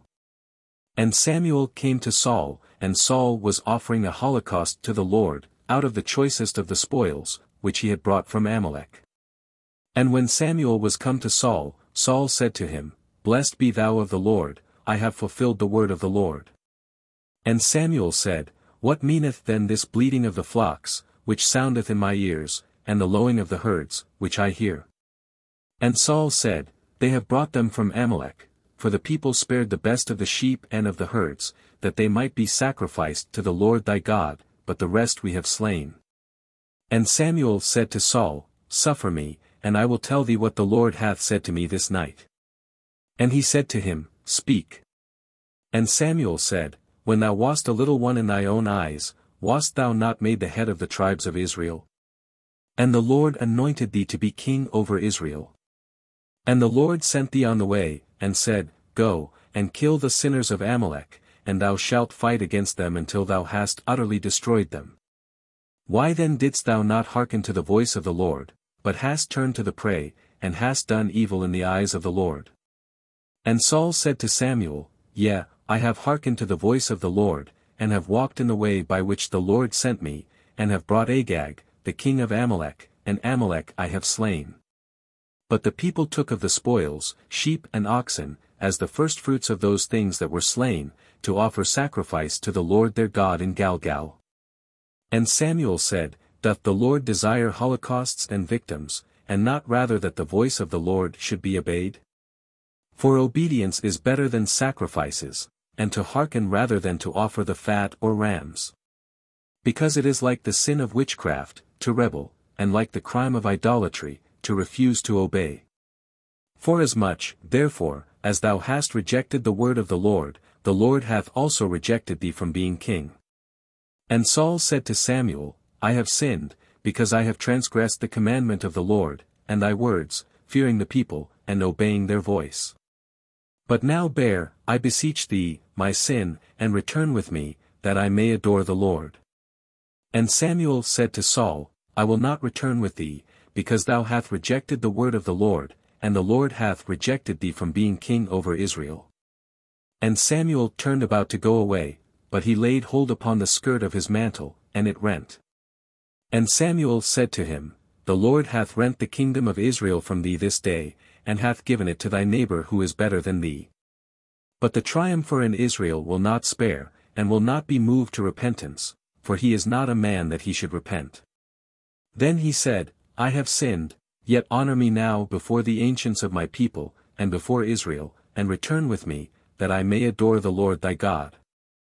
So Samuel turned again after Saul, and Saul adored the Lord. And Samuel said, Bring hither to me Agag, the king of Amalek. And Agag was presented to him very fat and trembling. And Agag said, Doth bitter death separate in this manner? 15:33. And Samuel said, As thy sword hath made women childless, so shall thy mother be childless among women. And Samuel hewed him in pieces before the Lord in Galgal. And Samuel departed to Ramah, but Saul went up to his house in Gabaa. And Samuel saw Saul no more till the day of his death. Nevertheless, Samuel mourned for Saul, because the Lord repented that he had made him king over Israel. Saw Saul no more till the day of his death. That is, he went no more to see him, he visited him no more. 1 Kings chapter 16. Samuel is sent to Bethlehem, where he anointeth David, who is taken into Saul's family. And the Lord said to Samuel, How long wilt thou mourn for Saul, whom I have rejected from reigning over Israel? Fill thy horn with oil, and come, that I may send thee to Isai, the Bethlehemite, for I have provided me a king among his sons. And Samuel said, How shall I go? For Saul will hear of it, and he will kill me. And the Lord said, Thou shalt take with thee a calf of the herd, and thou shalt say, I am come to sacrifice to the Lord. And thou shalt call Isai to the sacrifice, and I will shew thee what thou art to do, and thou shalt anoint him whom I shall shew to thee. Then Samuel did as the Lord had said to him. And he came to Bethlehem, and the ancients of the city wondered, and meeting him, they said, Is thy coming hither peaceable? And he said, It is peaceable, I am come to offer sacrifice to the Lord, be ye sanctified, and come with me to the sacrifice. And he sanctified Isai and his sons, and called them to the sacrifice. And when they were come in, he saw Eliab, and said, Is the Lord's anointed before him? And the Lord said to Samuel, Look not on his countenance, nor on the height of his stature, because I have rejected him, nor do I judge according to the look of man, for man seeth those things that appear, but the Lord beholdeth the heart. And Isai called Abinadab, and brought him before Samuel. And he said, Neither hath the Lord chosen this. And Isai brought Shammah, and he said of him, Neither hath the Lord chosen this. Isai therefore brought his 7 sons before Samuel, and Samuel said to Isai, The Lord hath not chosen any one of these. And Samuel said to Isai, Are here all thy sons? He answered, There remaineth yet a young one, who keepeth the sheep. And Samuel said to Isai, Send, and fetch him, for we will not sit down till he come hither. He sent therefore and brought him. Now he was ruddy and beautiful to behold, and of a comely face. And the Lord said, Arise, and anoint him, for this is he. Then Samuel took the horn of oil, and anointed him in the midst of his brethren, and the Spirit of the Lord came upon David from that day forward, and Samuel rose up, and went to Ramah. But the Spirit of the Lord departed from Saul, and an evil spirit from the Lord troubled him. From the Lord. An evil spirit, by divine permission, and for his punishment, either possessed or obsessed him. And the servants of Saul said to him, Behold now an evil spirit from God troubleth thee. Let our Lord give orders, and thy servants who are before thee, will seek out a man skillful in playing on the harp, that when the evil spirit from the Lord is upon thee, he may play with his hand, and thou mayst bear it more easily. And Saul said to his servants, Provide me then some man that can play well, and bring him to me. And one of the servants answering, said, Behold, I have seen a son of Isai, the Bethlehemite, a skillful player, and one of great strength, and a man fit for war, and prudent in his words, and a comely person, and the Lord is with him. Then Saul sent messengers to Isai, saying, Send me David, thy son, who is in the pastures. And Isai took an ass laden with bread, and a bottle of wine, and a kid of the flock, and sent them by the hand of David, his son, to Saul. And David came to Saul, and stood before him, and he loved him exceedingly, and made him his armor-bearer. And Saul sent to Isai, saying, Let David stand before me, for he hath found favor in my sight. So whensoever the evil spirit from the Lord was upon Saul, David took his harp, and played with his hand, and Saul was refreshed, and was better, for the evil spirit departed from him. Chased away by David's devotion. 1 Kings chapter 17. War with the Philistines. Goliath challengeth Israel. He is slain by David. Now the Philistines gathering together their troops to battle, assembled at Socho of Judah, and camped between Socho and Azekah, in the borders of Damim. And Saul and the children of Israel being gathered together, came to the valley of Terebinth, and they set the army in array to fight against the Philistines. And the Philistines stood on a mountain on the one side, and Israel stood on a mountain on the other side, and there was a valley between them. And there went out a man baseborn from the camp of the Philistines, named Goliath, of Gath, whose height was 6 cubits and a span. And he had a helmet of brass upon his head, and he was clothed with a coat of mail with scales. And the weight of his coat of mail was 5,000 siklets of brass. And he had greaves of brass on his legs, and a buckler of brass covered his shoulders. And the staff of his spear was like a weaver's beam, and the head of his spear weighed 600 siklets of iron, and his armor-bearer went before him. And standing, he cried out to the bands of Israel, and said to them, Why are you come out prepared to fight? Am not I a Philistine, and you the servants of Saul? Choose out a man of you, and let him come down and fight hand to hand. If he be able to fight with me, and kill me, we will be servants to you, but if I prevail against him, and kill him, you shall be servants, and shall serve us. And the Philistine said, I have defied the bands of Israel this day, give me a man, and let him fight with me hand to hand. And Saul and all the Israelites hearing these words of the Philistine, were dismayed, and greatly afraid. Now David was the son of that Ephrathite, of Bethlehem Judah, before mentioned, whose name was Isai, who had 8 sons, and was an old man in the days of Saul, and of great age among men. And his 3 eldest sons followed Saul to the battle, and the names of his 3 sons that went to the battle, were Eliab, the firstborn, and the second, Abinadab, and the third Shammah. But David was the youngest. So the 3 eldest having followed Saul, David went, and returned from Saul, to feed his father's flock at Bethlehem. Now the Philistine came out morning and evening, and presented himself 40 days. And Isai said to David, his son, Take for thy brethren an ephah of frumenty, and these 10 loaves, and run to the camp to thy brethren. And carry these 10 little cheeses to the tribune, and go see thy brethren. If they are well, and learn with whom they are placed. But Saul, and they, and all the children of Israel, were in the valley of Terebinth, fighting against the Philistines. David, therefore, arose in the morning, and gave the charge of the flock to the keeper, and went away loaded, as Isai had commanded him. And he came to the place of Magala, and to the army, which was going out to fight, and shouted for the battle. For Israel had put themselves in array, and the Philistines who stood against them were prepared. And David, leaving the vessels which he had brought, under the care of the keeper of the baggage, ran to the place of the battle, and asked if all things went well with his brethren. And as he talked with them, that baseborn man, whose name was Goliath, the Philistine, of Gath, shewed himself coming up from the camp of the Philistines, and he spoke according to the same words, and David heard them. And all the Israelites, when they saw the man, fled from his face, fearing him exceedingly. And someone of Israel said, Have you seen this man that is come up, for he is come up to defy Israel? And the man that shall slay him, the king will enrich with great riches, and will give him his daughter, and will make his father's house free from tribute in Israel. And David spoke to the men that stood by him, saying, What shall be given to the man that shall kill this Philistine, and shall take away the reproach from Israel? For who is this uncircumcised Philistine, that he should defy the armies of the living God?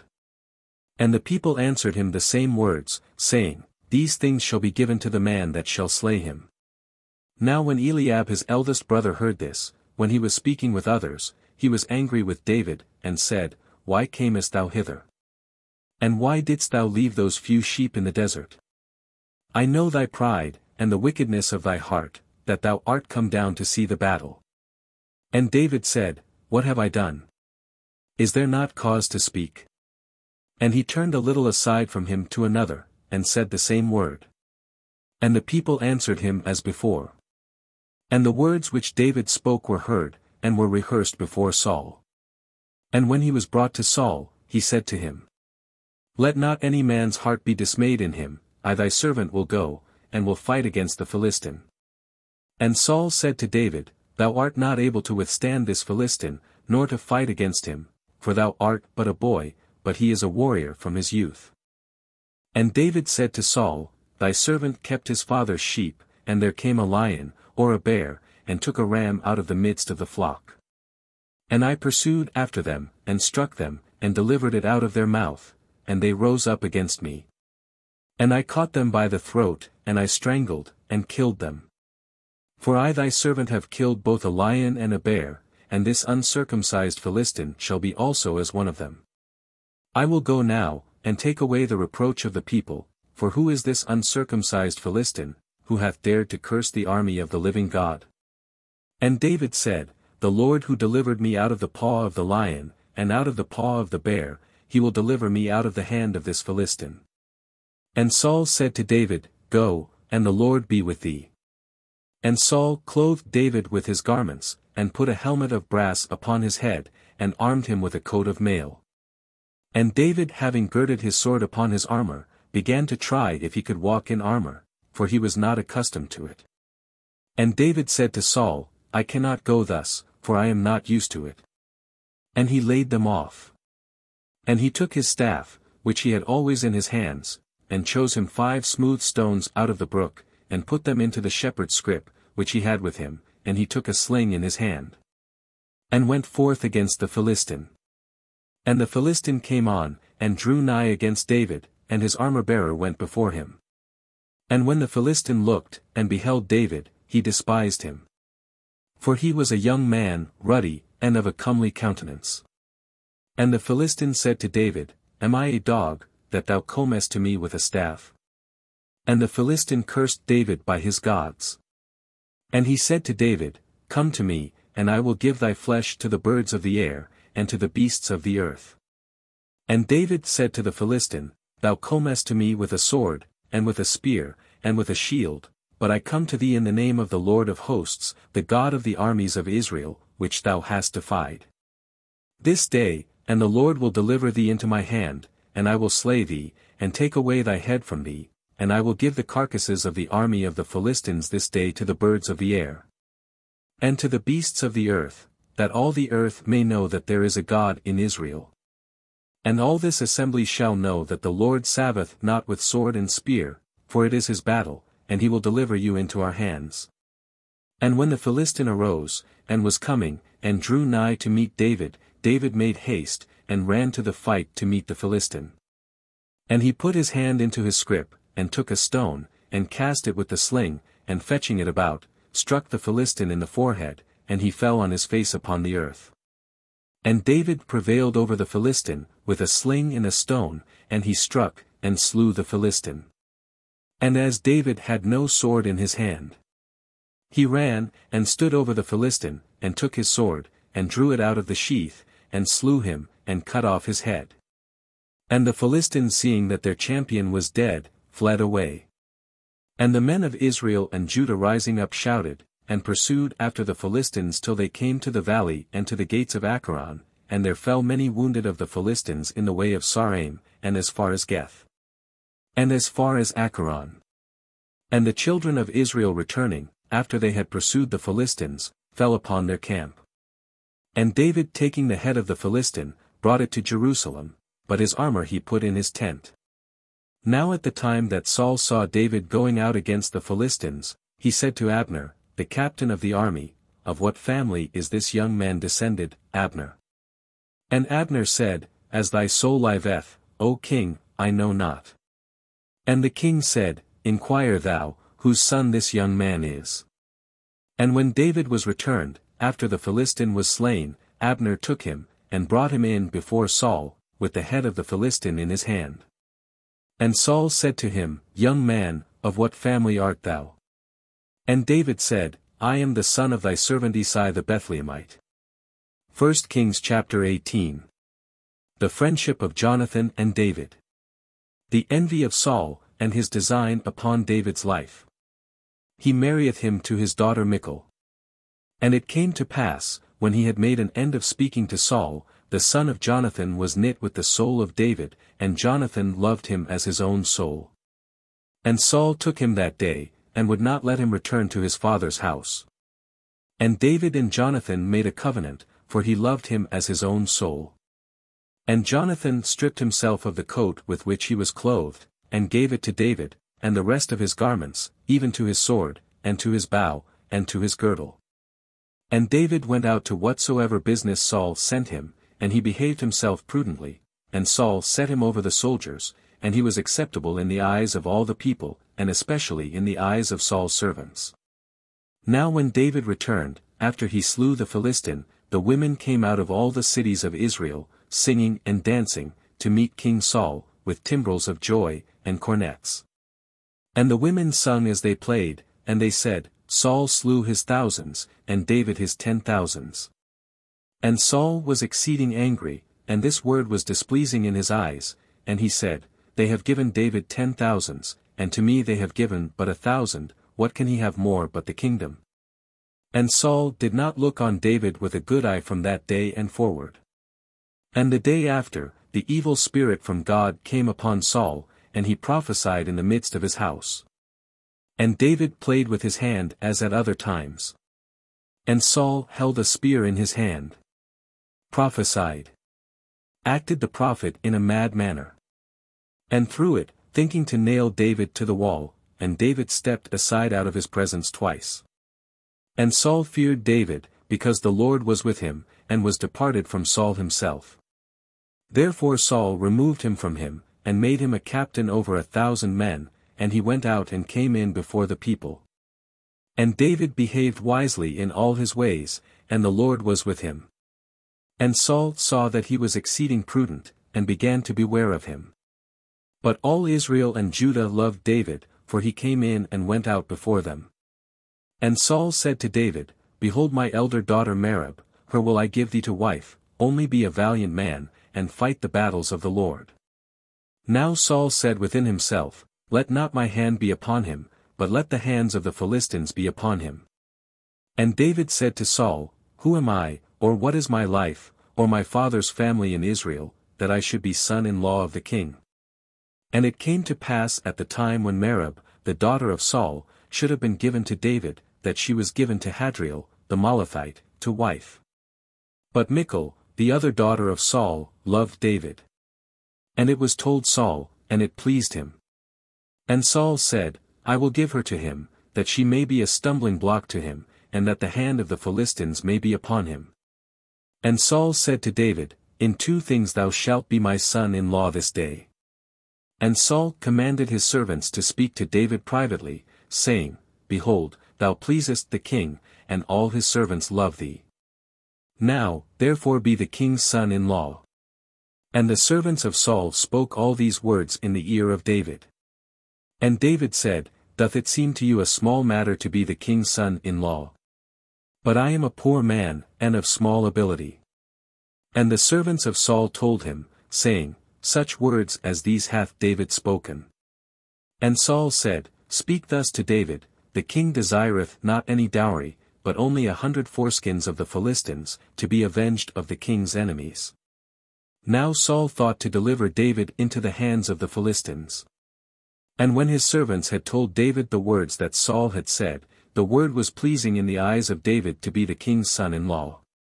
And after a few days David rose up, and went with the men that were under him, and he slew of the Philistines 200 men, and brought their foreskins and numbered them out to the king, that he might be his son-in-law. Saul therefore gave him Michal, his daughter, to wife. And Saul saw, and understood that the Lord was with David. And Michal, the daughter of Saul, loved him. And Saul began to fear David more, and Saul became David's enemy continually. And the princes of the Philistines went forth, and from the beginning of their going forth, David behaved himself more wisely than all the servants of Saul, and his name became very famous. 1 Kings chapter 19. Other attempts of Saul upon David's life. He cometh to Samuel. Saul's messengers, and Saul himself prophesy. And Saul spoke to Jonathan, his son, and to all his servants, that they should kill David. But Jonathan, the son of Saul, loved David exceedingly. And Jonathan told David, saying, Saul, my father, seeketh to kill thee, wherefore look to thyself, I beseech thee, in the morning, and thou shalt abide in a secret place, and shalt be hid. And I will go out and stand beside my father in the field where thou art, and I will speak of thee to my father, and whatsoever I shall see, I will tell thee. And Jonathan spoke good things of David to Saul, his father, and said to him, Sin not, O king, against thy servant, David, because he hath not sinned against thee, and his works are very good towards thee. And he put his life in his hand, and slew the Philistine, and the Lord wrought great salvation for all Israel. Thou sawest it and didst rejoice. Why therefore wilt thou sin against innocent blood, by killing David, who is without fault? And when Saul heard this, he was appeased with the words of Jonathan, and swore, As the Lord liveth, he shall not be slain. Then Jonathan called David, and told him all these words, and Jonathan brought in David to Saul, and he was before him, as he had been yesterday and the day before. And the war began again, and David went out, and fought against the Philistines, and defeated them with a great slaughter, and they fled from his face. And the evil spirit from the Lord came upon Saul. And he sat in his house, and held a spear in his hand, and David played with his hand. And Saul endeavored to nail David to the wall with his spear. And David slipped away out of the presence of Saul, and the spear missed him, and was fastened in the wall, and David fled, and escaped that night. Saul therefore sent his guards to David's house to watch him, that he might be killed in the morning. And when Michal, David's wife, had told him this, saying, Unless thou save thyself this night, tomorrow thou wilt die, she let him down through a window. And he went and fled away, and escaped. And Michal took an image, and laid it on the bed, and put a goat's skin, with the hair at the head of it, and covered it with clothes. And Saul sent officers to seize David, and it was answered that he was sick. And again Saul sent to see David, saying, Bring him to me in the bed, that he may be slain. And when the messengers were come in, they found an image upon the bed, and a goat's skin at his head. And Saul said to Michal, Why hast thou deceived me so, and let my enemy go and flee away? And Michal answered Saul, Because he said to me, Let me go, or else I will kill thee. But David fled and escaped, and came to Samuel in Ramah, and told him all that Saul had done to him, and he and Samuel went and dwelt in Najoth. Najoth. It was probably a school or college of prophets, in or near Ramoth under the direction of Samuel. And it was told Saul by some, saying, Behold, David is in Najoth, in Ramah. So Saul sent officers to take David, and when they saw a company of prophets prophesying, and Samuel presiding over them, the Spirit of the Lord came also upon them, and they likewise began to prophesy. Prophesying. That is, singing praises to God by a divine impulse. God was pleased on this occasion that both Samuel's messengers and himself should experience the like impulse, that he might understand, by this instance of the divine power, how vain are the designs of man against him whom God protects. And when this was told Saul, he sent other messengers, but they also prophesied. And again Saul sent messengers the third time, and they prophesied also. And Saul being exceeding angry, went also himself to Ramah, and came as far as the great cistern, which is in Socho, and he asked, and said, In what place are Samuel and David? And it was told him, Behold, they are in Najoth, in Ramah. And he went to Najoth, in Ramah, and the Spirit of the Lord came upon him also, and he went on, and prophesied till he came to Najoth, in Ramatha. And he stripped himself also of his garments, and prophesied with the rest before Samuel, and lay down naked all that day and night. This gave occasion to a proverb, What? Is Saul too among the prophets? 1 Kings chapter 20. Saul being obstinately bent upon killing David, he is sent away by Jonathan. But David fled from Najoth, which is in Ramatha, and came and said to Jonathan, What have I done? What is my iniquity, and what is my sin against thy father, that he seeketh my life? And he said to him, God forbid, thou shalt not die, for my father will do nothing, great or little, without first telling me. Hath then my father hid this word only from me? No, this shall not be. And he swore again to David. And David said, Thy father certainly knoweth that I have found grace in thy sight, and he will say, Let not Jonathan know this, lest he be grieved. But truly as the Lord liveth, and thy soul liveth, there is but one step, as I may say, between me and death. And Jonathan said to David, Whatsoever thy soul shall say to me, I will do for thee. And David said to Jonathan, Behold, tomorrow is the new moon, and I, according to custom, am wont to sit beside the king to eat. Let me go then that I may be hid in the field till the evening of the third day. Tomorrow is the new moon.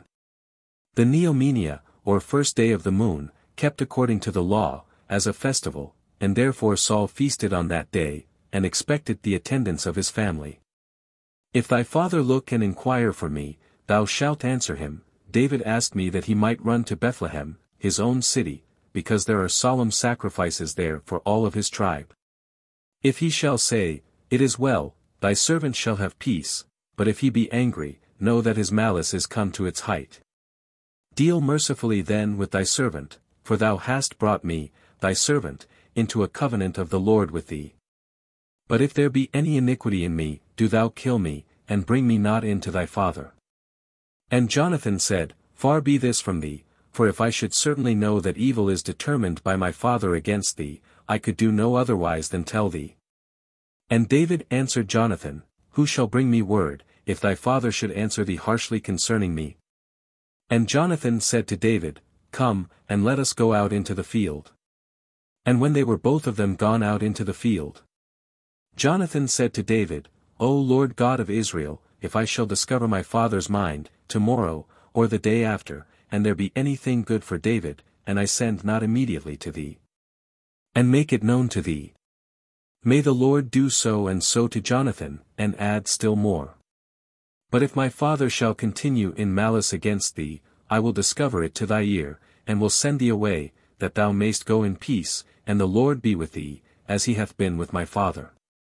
And if I live, thou shalt shew me the kindness of the Lord, but if I die, thou shalt not take away thy kindness from my house for ever, when the Lord shall have rooted out the enemies of David, every one of them from the earth. May he take away Jonathan from his house, and may the Lord require it at the hands of David's enemies. May he take away Jonathan, etc. It is a curse upon himself, if he should not be faithful to his promise, Ibid require it, etc. That is, revenge it upon David's enemies, and upon me, if I should fail of my word given to him. Jonathan therefore made a covenant with the house of David, and the Lord required it at the hands of David's enemies. And Jonathan swore again to David, because he loved him, for he loved him as his own soul. And Jonathan said to him, Tomorrow is the new moon, and thou wilt be missed. For thy seat will be empty till after tomorrow. So thou shalt go down quickly, and come to the place where thou must be hid, on the day when it is lawful to work, and thou shalt remain beside the stone, which is called Ezel. And I will shoot 3 arrows near it, and will shoot as if I were exercising myself at a mark. And I will send a boy, saying to him, Go and fetch me the arrows. If I shall say to the boy, Behold, the arrows are on this side of thee, take them up, come thou to me, because there is peace to thee, and there is no evil, as the Lord liveth. But if I shall speak thus to the boy, Behold, the arrows are beyond thee, go in peace, for the Lord hath sent thee away. And concerning the word which I and thou have spoken, "The Lord be between thee and me forever." So David was hid in the field, and the new moon came, and the king sat down to eat bread. And when the king sat down upon his chair, according to custom, which was beside the wall, Jonathan arose, and Abner sat by Saul's side, and David's place appeared empty. And Saul said nothing that day, for he thought it might have happened to him, that he was not clean, nor purified. And when the second day after the new moon was come, David's place appeared empty again. And Saul said to Jonathan, his son, "Why cometh not the son of Isai to meet neither yesterday, nor today?" And Jonathan answered Saul, "He asked leave of me earnestly to go to Bethlehem. And he said, Let me go, for there is a solemn sacrifice in the city, one of my brethren hath sent for me, and now if I have found favor in thy eyes, I will go quickly, and see my brethren." For this cause he came not to the king's table. Then Saul being angry against Jonathan, said to him, "Thou son of a woman that is the ravisher of a man, do I not know that thou lovest the son of Isai to thy own confusion, and to the confusion of thy shameless mother? For as long as the son of Isai liveth upon earth, thou shalt not be established, nor thy kingdom. Therefore now presently send, and fetch him to me, for he is the son of death. The son of death. That is, one that deserveth death, and shall surely be put to death." And Jonathan answering Saul, his father, said, "Why shall he die? What hath he done?" And Saul caught up a spear to strike him. And Jonathan understood that it was determined by his father to kill David. So Jonathan rose from the table in great anger, and did not eat bread on the second day after the new moon. For he was grieved for David, because his father had put him to confusion. And when the morning came, Jonathan went into the field according to the appointment with David, and a little boy with him. And he said to his boy, "Go, and fetch me the arrows which I shoot." And when the boy ran, he shot another arrow beyond the boy. The boy therefore came to the place of the arrow which Jonathan had shot, and Jonathan cried after the boy, and said, "Behold, the arrow is there further beyond thee." And Jonathan cried again after the boy, saying, "Make haste speedily, stand not." And Jonathan's boy gathered up the arrows, and brought them to his master. And he knew not at all what was doing, for only Jonathan and David knew the matter. Jonathan therefore gave his arms to the boy, and said to him, "Go, and carry them into the city." And when the boy was gone, David rose out of his place, which was toward the south, and falling on his face to the ground, adored thrice, and kissing one another, they wept together, but David more. And Jonathan said to David, "Go in peace, and let all stand that we have sworn both of us in the name of the Lord, saying, The Lord be between me and thee, and between my seed and thy seed forever." And David arose, and departed, and Jonathan went into the city. 1 Kings chapter 21. David receiveth holy bread of Achimelech, the priest, and feigneth himself mad before Achis, king of Geth. And David came to Nob, to Achimelech, the priest, and Achimelech was astonished at David's coming. And he said to him, "Why art thou alone, and no man with thee?" Nob, a city in the tribe of Benjamin, to which the tabernacle of the Lord had been translated from Silo. And David said to Achimelech, the priest, "The king hath commanded me a business," and said, "Let no man know the thing for which thou art sent by me. And what manner of commands I have given thee, and I have appointed my servants to such and such a place. Now therefore if thou have anything at hand, though it were but 5 loaves, give me, or whatsoever thou canst find." And the priest answered David, saying, "I have no common bread at hand, but only holy bread, if the young men be clean, especially from women. If the young men be clean, etc. If this cleanness was required of them that were to eat that bread, which was a figure of the bread of life which we receive in the blessed sacrament, how clean ought Christians to be when they approach to our tremendous mysteries? And what reason hath the Church of God to admit none to be her ministers to consecrate and daily receive this most pure sacrament, but such as devote themselves to a life of perpetual purity?" And David answered the priest, and said to him, "Truly, as to what concerneth women, we have refrained ourselves from yesterday and the day before, when we came out, and the vessels of the young men were holy. Now this way is defiled, but it shall also be sanctified this day in the vessels. The vessels, i.e., the bodies, have been holy, that is, have been kept from impurity. Ibid is defiled. Is liable to expose us to dangers of uncleanness. Ibid. Be sanctified, etc. That is, we shall take care, notwithstanding these dangerous circumstances, to keep our vessels holy, that is, to keep our bodies from everything that may defile us. The priest therefore gave him hallowed bread, for there was no bread there, but only the loaves of proposition, which had been taken away from before the face of the Lord, that hot loaves might be set up. Now a certain man of the servants of Saul was there that day, within the tabernacle of the Lord, and his name was Doeg, an Edomite, the chiefest of Saul's herdsmen. And David said to Achimelech, Hast thou here at hand a spear, or a sword? For I brought not my own sword, nor my own weapons with me, for the king's business required haste. And the priest said, Lo, here is the sword of Goliath, the Philistine, whom thou slewest in the valley of Terebinth, wrapped up in a cloth behind the ephod. If thou wilt take this, take it, for here there is no other but this.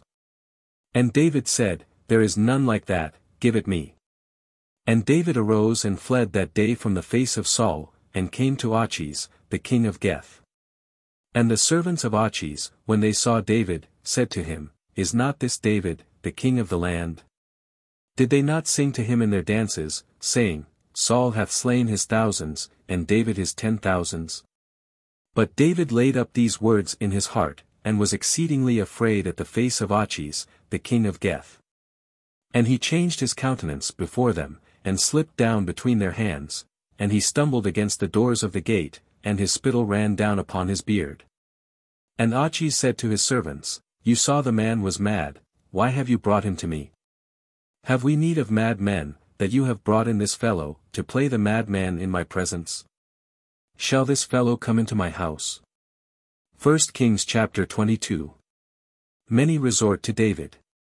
Doeg accuseth Achimelech to Saul. He ordereth him and all the other priests of Nob to be slain. Abiathar escapeth. David therefore went from thence, and fled to the cave of Adullam. And when his brethren, and all his father's house, had heard of it, they went down to him thither.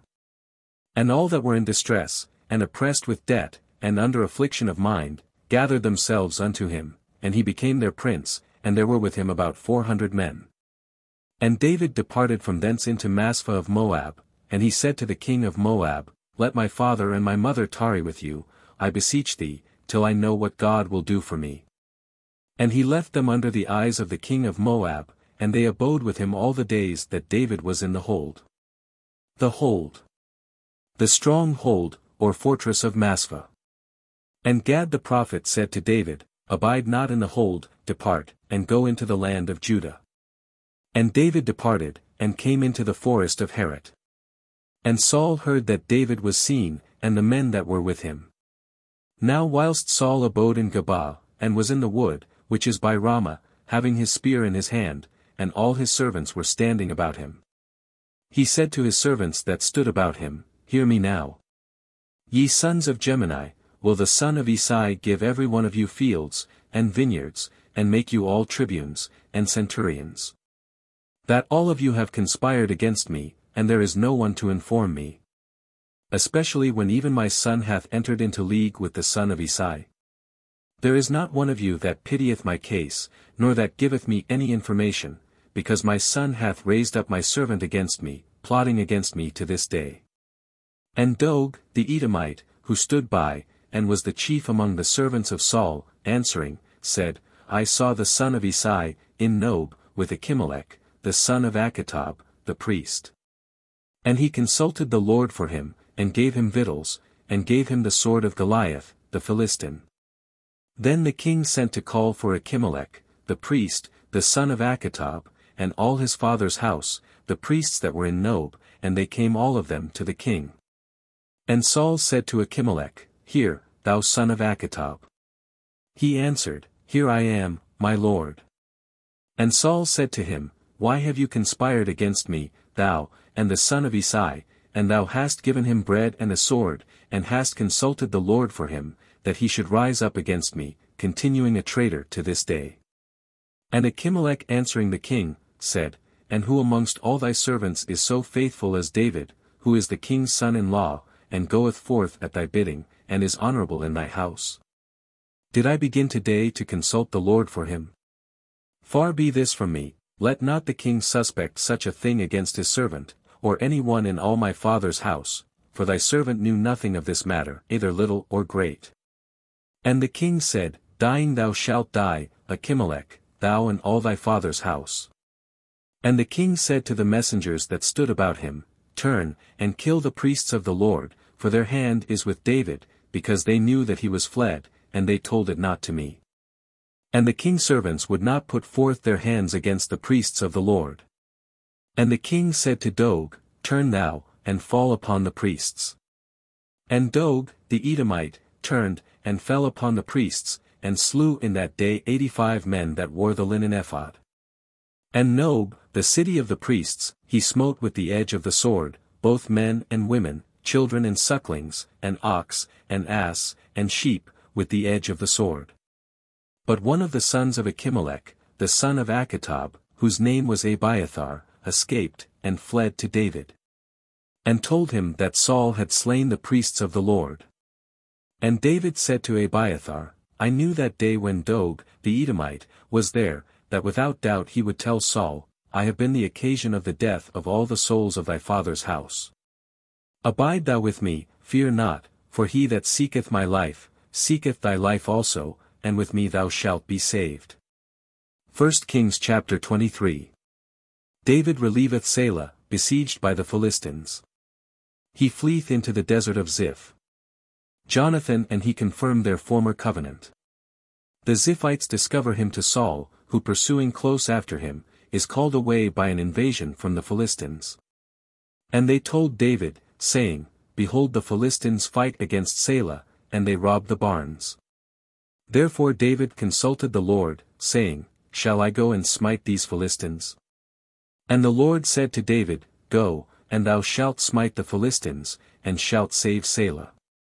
And the men that were with David, said to him, Behold, we are in fear here in Judea, how much more if we go to Selah against the bands of the Philistines?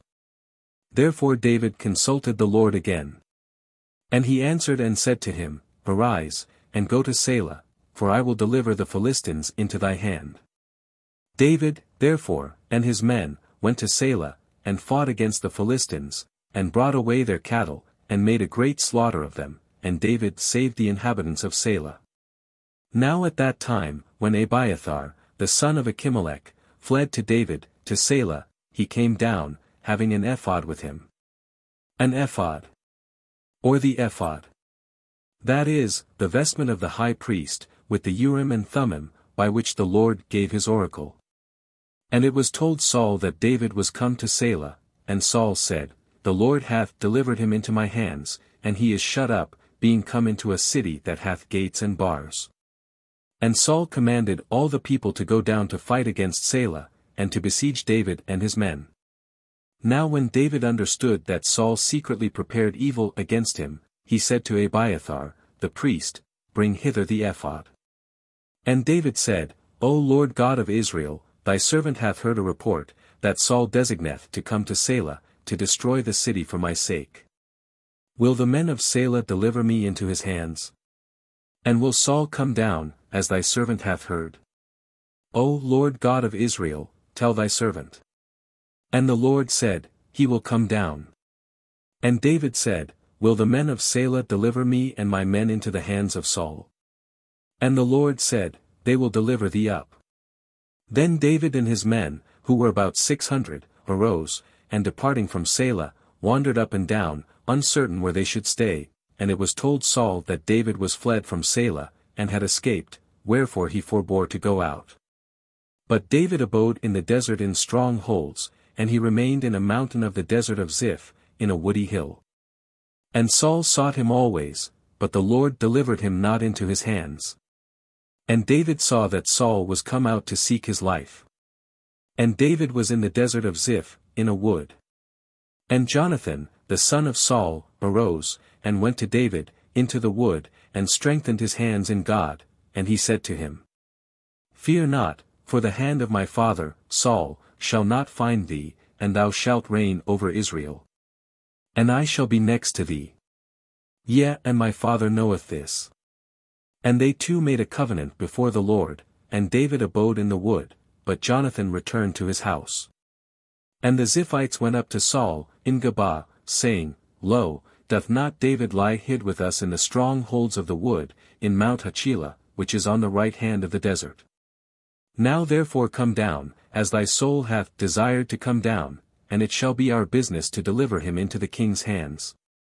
And Saul said, Blessed be ye of the Lord, for you have pitied my case. Go, therefore, I pray you, and use all diligence, and curiously inquire, and consider the place where his foot is, and who hath seen him there, for he thinketh me, that I lie craftily in wait for him. Consider, and see all his lurking holes, wherein he is hid, and return to me with the certainty of the thing, that I may go with you. And if he should even go down into the earth to hide himself, I will search him out in all the thousands of Judah. And they arose, and went to Ziph before Saul, and David and his men were in the desert of Maon, in the plain at the right hand of Jezreel. Then Saul and his men went to seek him, and it was told David, and forthwith he went down to the rock, and abode in the wilderness of Maon, and when Saul had heard of it, he pursued after David in the wilderness of Maon. And Saul went on this side of the mountain, and David and his men were on the other side of the mountain, and David despaired of being able to escape from the face of Saul, and Saul and his men encompassed David and his men round about, to take them. And a messenger came to Saul, saying, Make haste to come, for the Philistines have poured in themselves upon the land.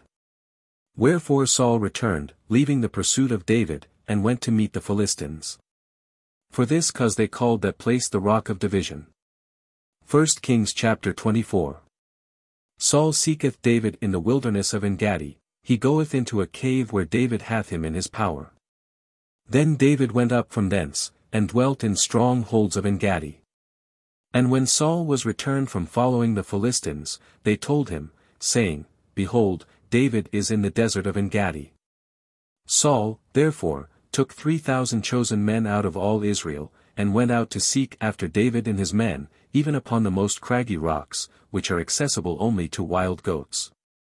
And he came to the sheepcotes which were in his way. And there was a cave, into which Saul went, to ease nature. Now David and his men lay hid in the inner part of the cave.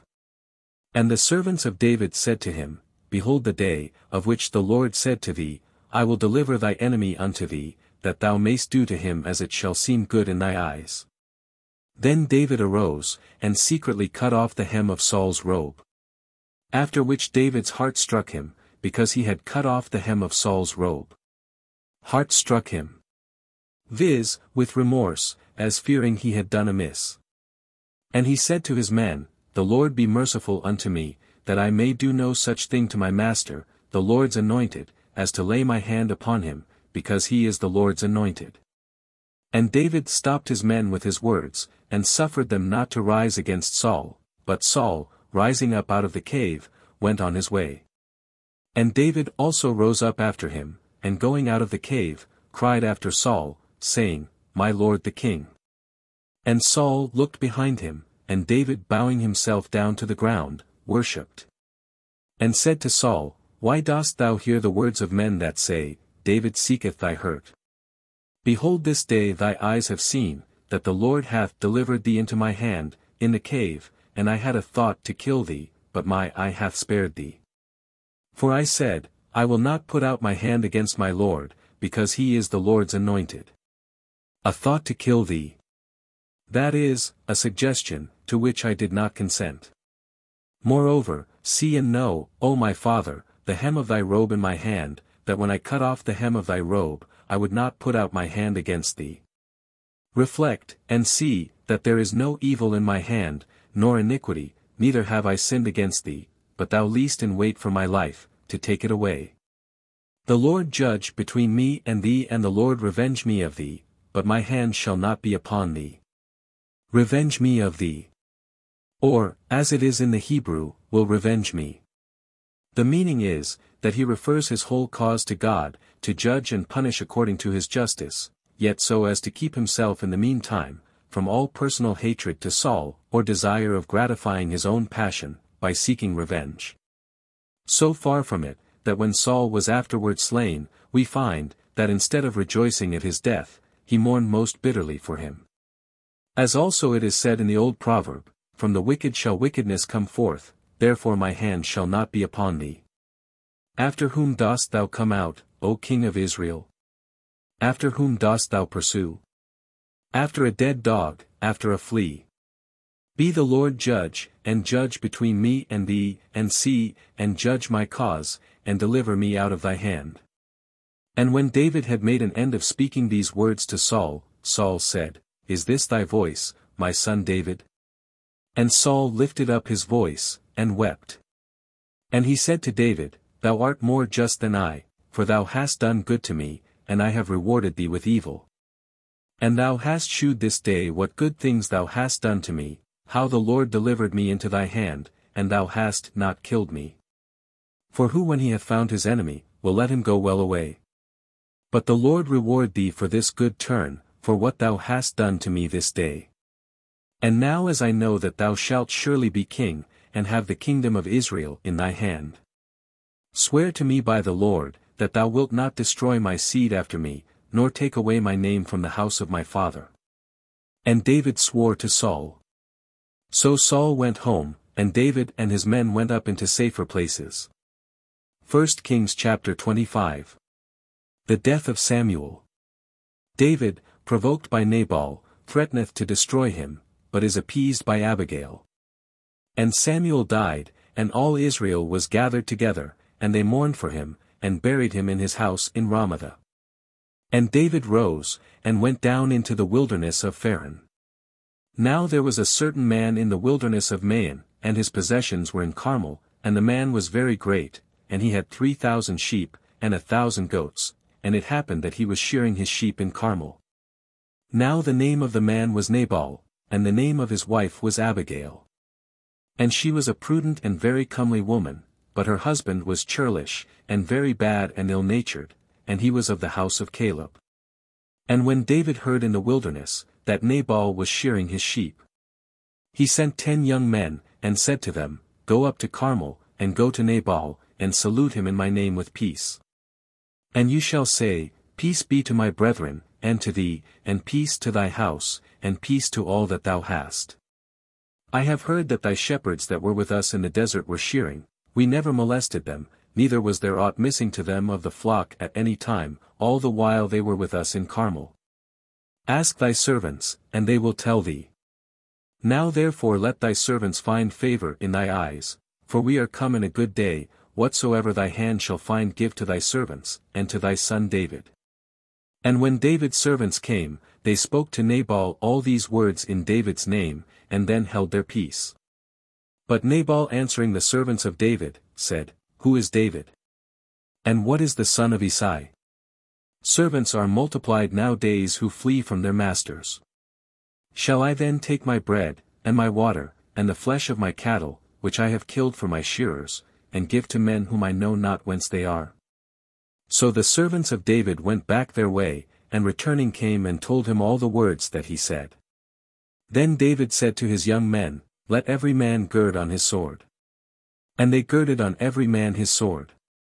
And David also girded on his sword, and there followed David about 400 men, and 200 remained with the baggage. But one of the servants told Abigail, the wife of Nabal, saying, Behold, David sent messengers out of the wilderness, to salute our master, and he rejected them. These men were very good to us, and gave us no trouble, neither did we ever lose anything all the time that we conversed with them in the desert. They were a wall unto us, both by night and day, all the while we were with them keeping the sheep. Wherefore consider, and think what thou hast to do, for evil is determined against thy husband, and against thy house, and he is a son of Belial, so that no man can speak to him.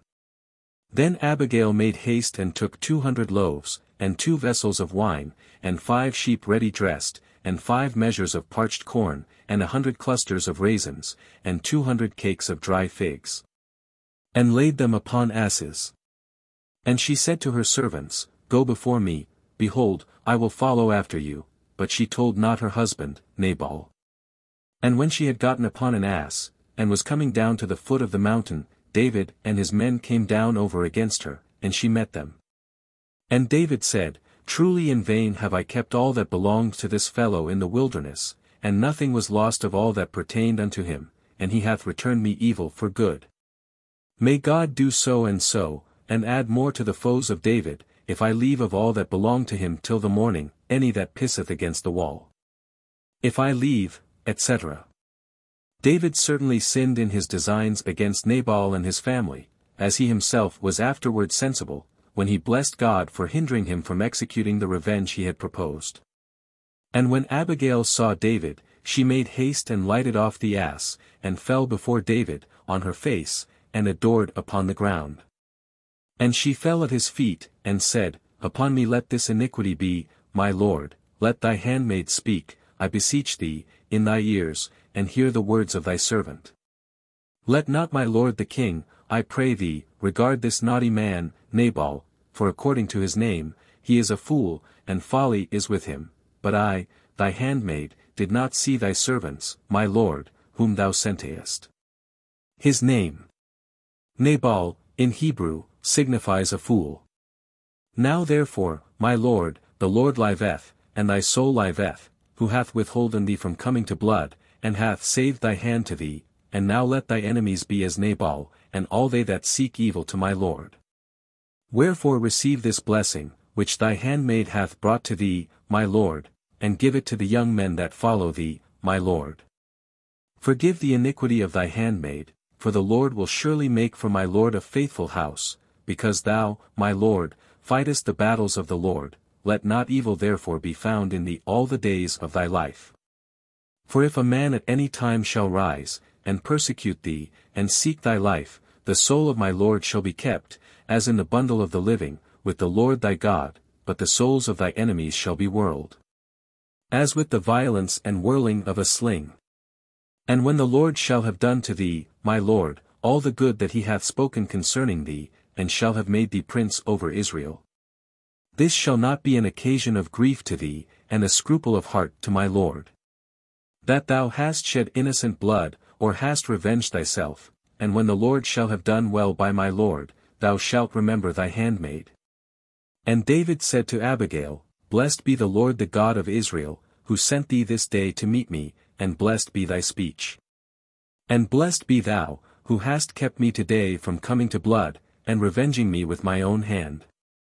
Otherwise, as the Lord liveth, the God of Israel, who hath withholden me from doing thee any evil, if thou hadst not quickly come to meet me, there had not been left to Nabal by the morning light, any that pisseth against the wall.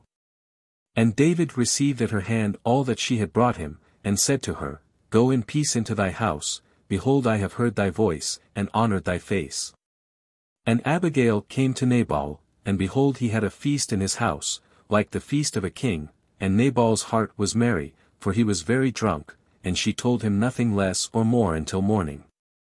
But early in the morning, when Nabal had digested his wine, his wife told him these words, and his heart died within him, and he became as a stone. And after 10 days had passed, the Lord struck Nabal, and he died.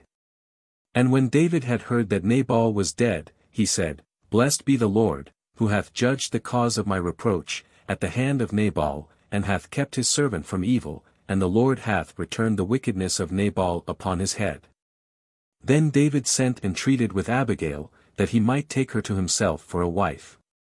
Blessed be, etc. David praiseth God, on this occasion, not out of joy for the death of Nabal, which would have argued a rancor of heart, but because he saw that God had so visibly taken his cause in hand, in punishing the injury done to him, whilst, by a merciful providence he kept him from revenging himself. And David's servants came to Abigail, to Carmel, and spoke to her, saying, David hath sent us to thee, to take thee to himself for a wife. And she arose, and bowed herself down with her face to the earth, and said, Behold, let thy servant be a handmaid, to wash the feet of the servants of my lord. And Abigail arose, and made haste, and got upon an ass, and 5 damsels went with her, her waiting maids, and she followed the messengers of David, and became his wife. Moreover David took also Achinoam of Jezreel, and they were both of them his wives. But Saul gave Michal, his daughter, David's wife, to Phalti, the son of Lais, who was of Gaulim. 1 Kings chapter 26. Saul goeth out again after David, who cometh by night where Saul and his men are asleep, but suffereth him not to be touched. Saul again confesseth his fault, and promiseth peace. And the men of Ziph came to Saul in Gabaa, saying, Behold, David is hid in the hill of Hachilah, which is over against the wilderness. And Saul arose, and went down to the wilderness of Ziph, having with him 3,000 chosen men of Israel, to seek David in the wilderness of Ziph. And Saul encamped in Gabaa Hachilah, which was over against the wilderness in the way, and David abode in the wilderness. And seeing that Saul was come after him into the wilderness, he sent spies, and learned that he was most certainly come thither. And David arose secretly, and came to the place where Saul was, and when he had beheld the place, wherein Saul slept, and Abner, the son of Ner, the captain of his army, and Saul sleeping in a tent, and the rest of the multitude round about him, David spoke to Achimelech, the Hethite, and Abishai, the son of Sarviah, the brother of Joab, saying, Who will go down with me to Saul into the camp? And Abishai said, I will go with thee. So David and Abishai came to the people by night, and found Saul lying and sleeping in the tent, and his spear fixed in the ground at his head, and Abner and the people sleeping round about him. And Abishai said to David, God hath shut up thy enemy this day into thy hands, now then I will run him through with my spear, even to the earth at once, and there shall be no need of a second time. And David said to Abishai, Kill him not, for who shall put forth his hand against the Lord's anointed, and shall be guiltless? And David said, As the Lord liveth, unless the Lord shall strike him, or his day shall come to die, or he shall go down to battle, and perish. The Lord be merciful unto me, and keep me that I never put forth my hand against the Lord's anointed. But now take the spear which is at his head, and the cup of water, and let us go. So David took the spear, and the cup of water which was at Saul's head, and they went away, and no man saw it, or knew it, or awaked, but they were all asleep, for a deep sleep from the Lord was fallen upon them. And when David was gone over to the other side, and stood on the top of the hill afar off, and a good space was between them, David cried to the people, and to Abner, the son of Ner, saying, Wilt thou not answer, Abner? And Abner answering, said, Who art thou, that criest and disturbest the king? And David said to Abner, Art not thou a man? And who is like unto thee in Israel? Why then hast thou not kept thy lord the king? For there came one of the people in to kill the king thy lord. This thing is not good, that thou hast done, as the Lord liveth, you are the sons of death, who have not kept your master, the Lord's anointed. And now where is the king's spear, and the cup of water, which was at his head? And Saul knew David's voice, and said, Is this thy voice, my son David?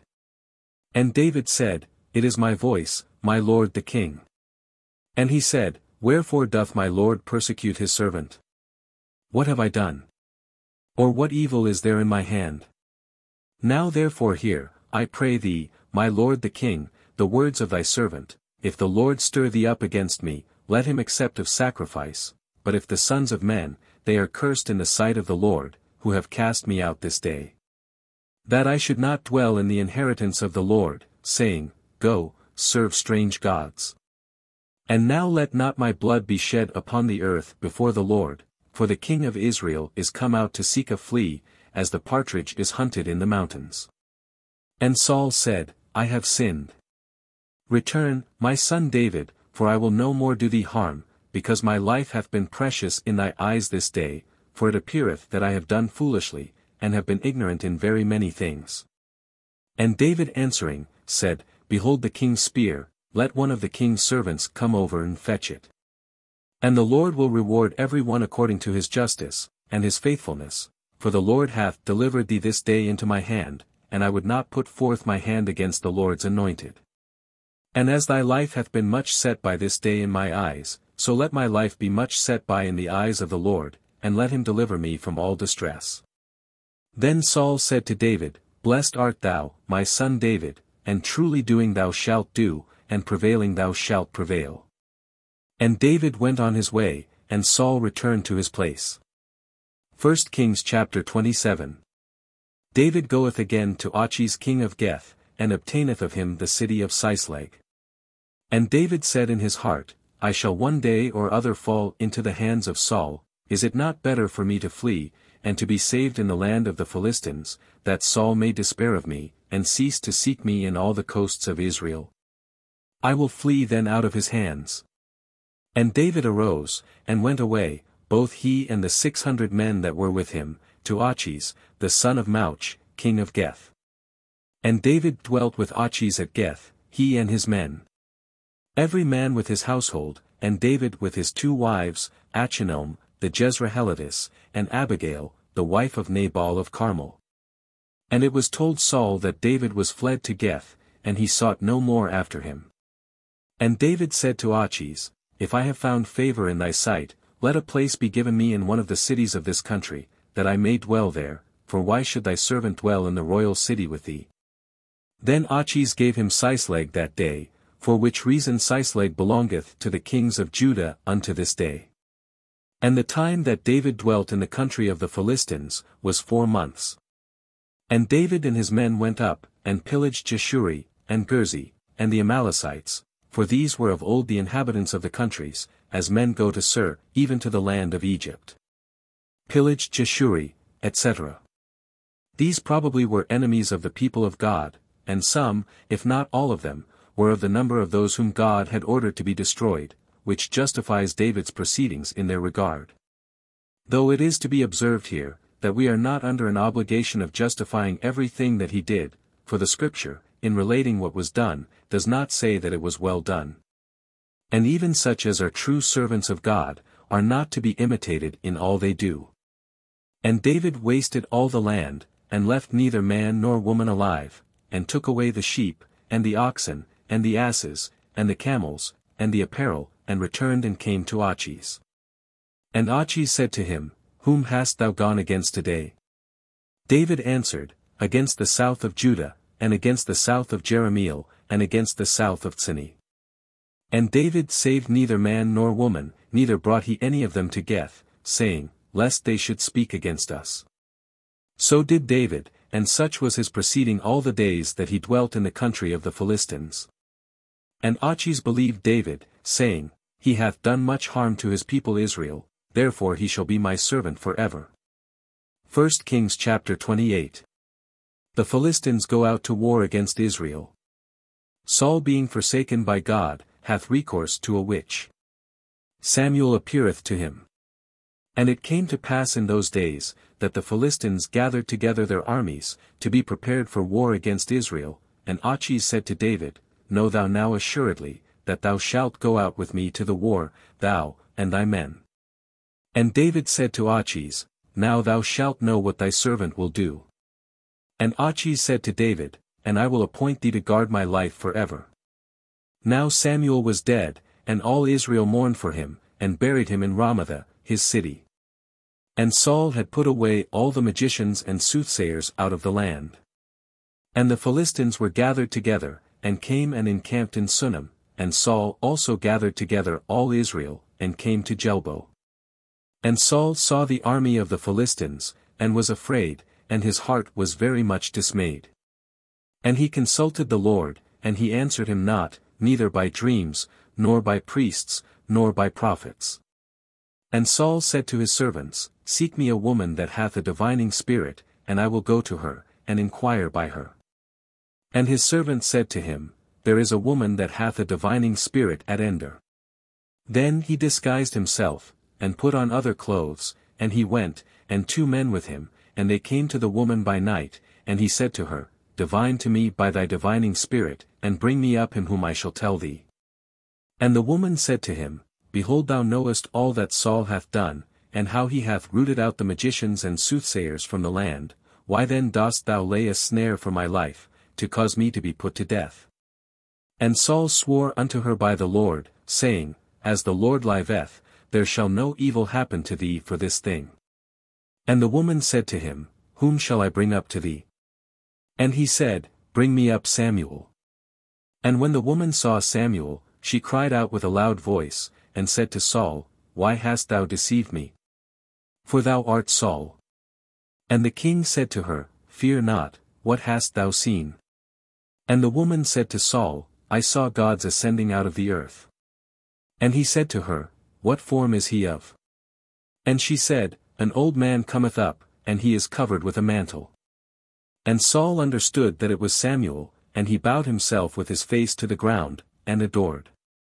Understood that it was Samuel. It is the more common opinion of the Holy Fathers, and interpreters, that the soul of Samuel appeared indeed, and not, as some have imagined, an evil spirit in his shape. Not that the power of her magic could bring him thither, but that God was pleased for the punishment of Saul, that Samuel himself should denounce unto him the evils that were falling upon him. See Eccle. 46.23. And Samuel said to Saul, Why hast thou disturbed my rest, that I should be brought up? And Saul said, I am in great distress, for the Philistines fight against me, and God is departed from me, and would not hear me, neither by the hand of prophets, nor by dreams, therefore I have called thee, that thou mayst shew me what I shall do. And Samuel said, Why askest thou me, seeing the Lord has departed from thee, and is gone over to thy rival? For the Lord will do to thee as he spoke by me, and he will rend thy kingdom out of thy hand, and will give it to thy neighbor David. Because thou didst not obey the voice of the Lord. Neither didst thou execute the wrath of his indignation upon Amalek. Therefore hath the Lord done to thee what thou sufferest this day. And the Lord also will deliver Israel with thee into the hands of the Philistines, and tomorrow thou and thy sons shall be with me, and the Lord will also deliver the army of Israel into the hands of the Philistines. With me. That is, in the state of the dead, and in another world, though not in the same place. And forthwith Saul fell all along on the ground. For he was frightened with the words of Samuel, and there was no strength in him, for he had eaten no bread all that day. And the woman came to Saul, for he was very much troubled, and said to him, Behold, thy handmaid hath obeyed thy voice, and I have put my life in my hand, and I hearkened unto the words which thou spokest to me. Now therefore, I pray thee, hearken thou also to the voice of thy handmaid, and let me set before thee a morsel of bread, that thou mayst eat and recover strength, and be able to go on thy journey. But he refused, and said, I will not eat. But his servants and the woman forced him, and at length hearkening to their voice, he arose from the ground, and sat upon the bed. Now the woman had a fatted calf in the house, and she made haste and killed it, and taking meal, kneaded it, and baked some unleavened bread. And set it before Saul, and before his servants. And when they had eaten they rose up, and walked all that night. 1 Kings chapter 29. David going with the Philistines is sent back by their princes. Now all the troops of the Philistines were gathered together to Aphek, and Israel also encamped by the fountain, which is in Jezreel. And the lords of the Philistines marched with their hundreds and their thousands, but David and his men were in the rear with Achish. And the princes of the Philistines said to Achish, What mean these Hebrews? And Achish said to the princes of the Philistines, Do you not know David, who was the servant of Saul, the king of Israel, and hath been with me many days, or years, and I have found no fault in him? Since the day that he fled over to me until this day. But the princes of the Philistines were angry with him, and they said to him, Let this man return, and abide in his place, which thou hast appointed him, and let him not go down with us to battle, lest he be an adversary to us. When we shall begin to fight, for how can he otherwise appease his master, but with our heads? Is not this David, to whom they sung in their dances, saying, Saul slew his thousands, and David his 10,000s? Then Achish called David, and said to him, As the Lord liveth, thou art upright and good in my sight, and so is thy going out, and thy coming in with me in the army, and I have not found any evil in thee. Since the day that thou camest to me unto this day, but thou pleasest not the lords. Return therefore, and go in peace, and offend not the eyes of the princes of the Philistines. And David said to Achish, But what have I done, or what hast thou found in me thy servant, from the day that I have been in thy sight until this day, that I may not go and fight against the enemies of my lord the king? And Achish answering, said to David, I know that thou art good in my sight, as an angel of God, but the princes of the Philistines have said, He shall not go up with us to the battle. Therefore arise in the morning, thou, and the servants of thy lord, who came with thee, and when you are up before day, and it shall begin to be light, go on your way. So David and his men arose in the night, that they might set forward in the morning, and return to the land of the Philistines, and the Philistines went up to Jezreel. 1 Kings chapter 30.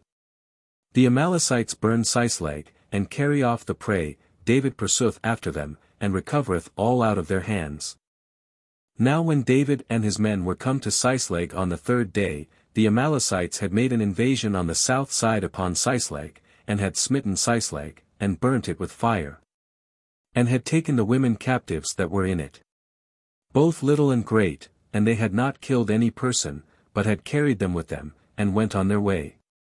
So when David and his men came to the city, and found it burnt with fire, and that their wives, and their sons, and their daughters, were taken captives, David and the people that were with him, lifted up their voices, and wept till they had no more tears. For the two wives also of David were taken captives, Achinoam, the Jezreelitess, and Abigail, the wife of Nabal of Carmel. And David was greatly afflicted, for the people had a mind to stone him, for the soul of every man was bitterly grieved for his sons and daughters, but David took courage in the Lord his God. And he said to Abiathar, the priest, the son of Achimelech, Bring me hither the ephod.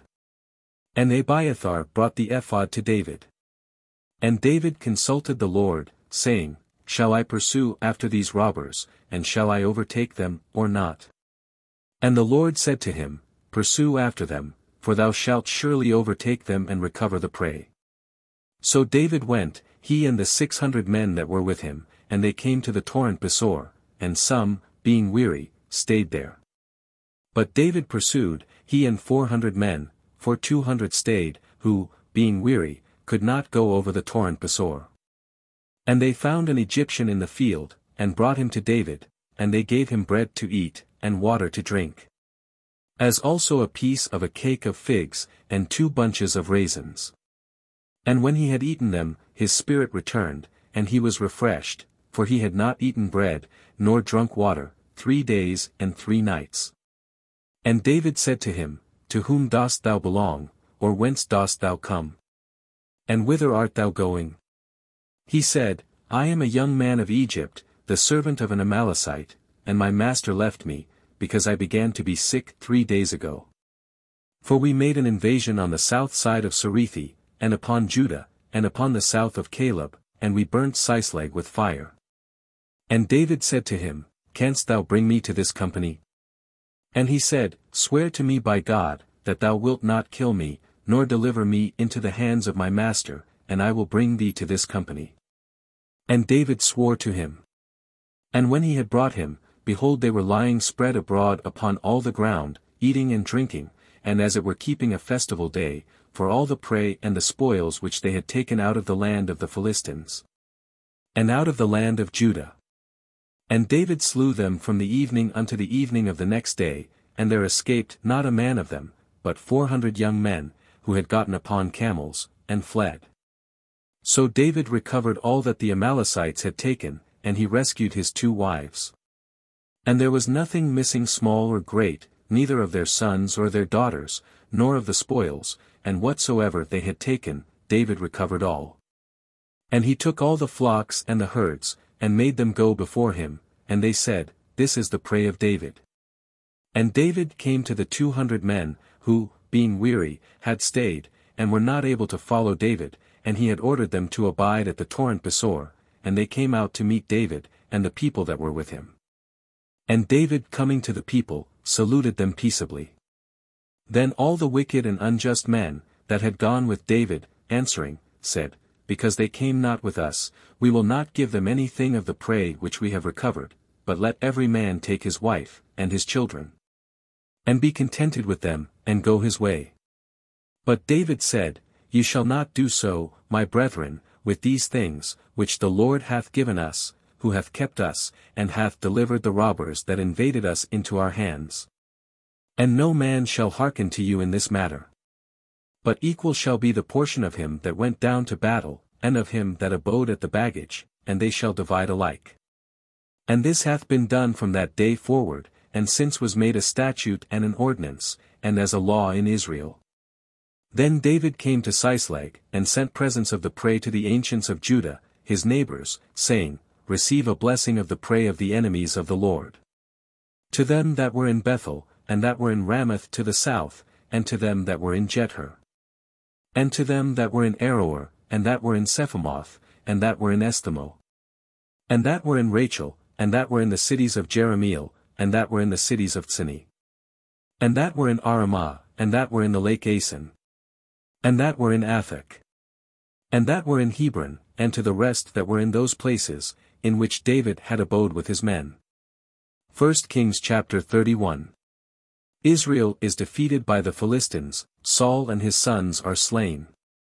And the Philistines fought against Israel, and the men of Israel fled from before the Philistines, and fell down slain in Mount Jelbo.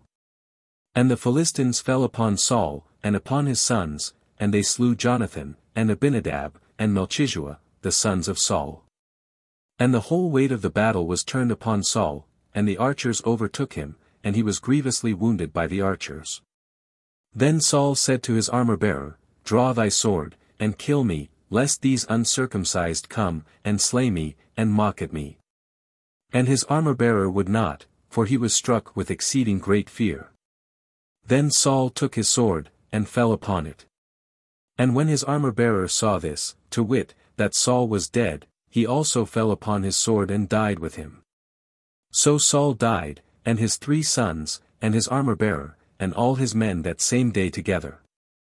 And the men of Israel, that were beyond the valley, and beyond the Jordan, seeing that the Israelites were fled, and that Saul was dead, and his sons, forsook their cities, and fled, and the Philistines came and dwelt there. And on the morrow the Philistines came to strip the slain, and they found Saul and his 3 sons lying in Mount Jelbo.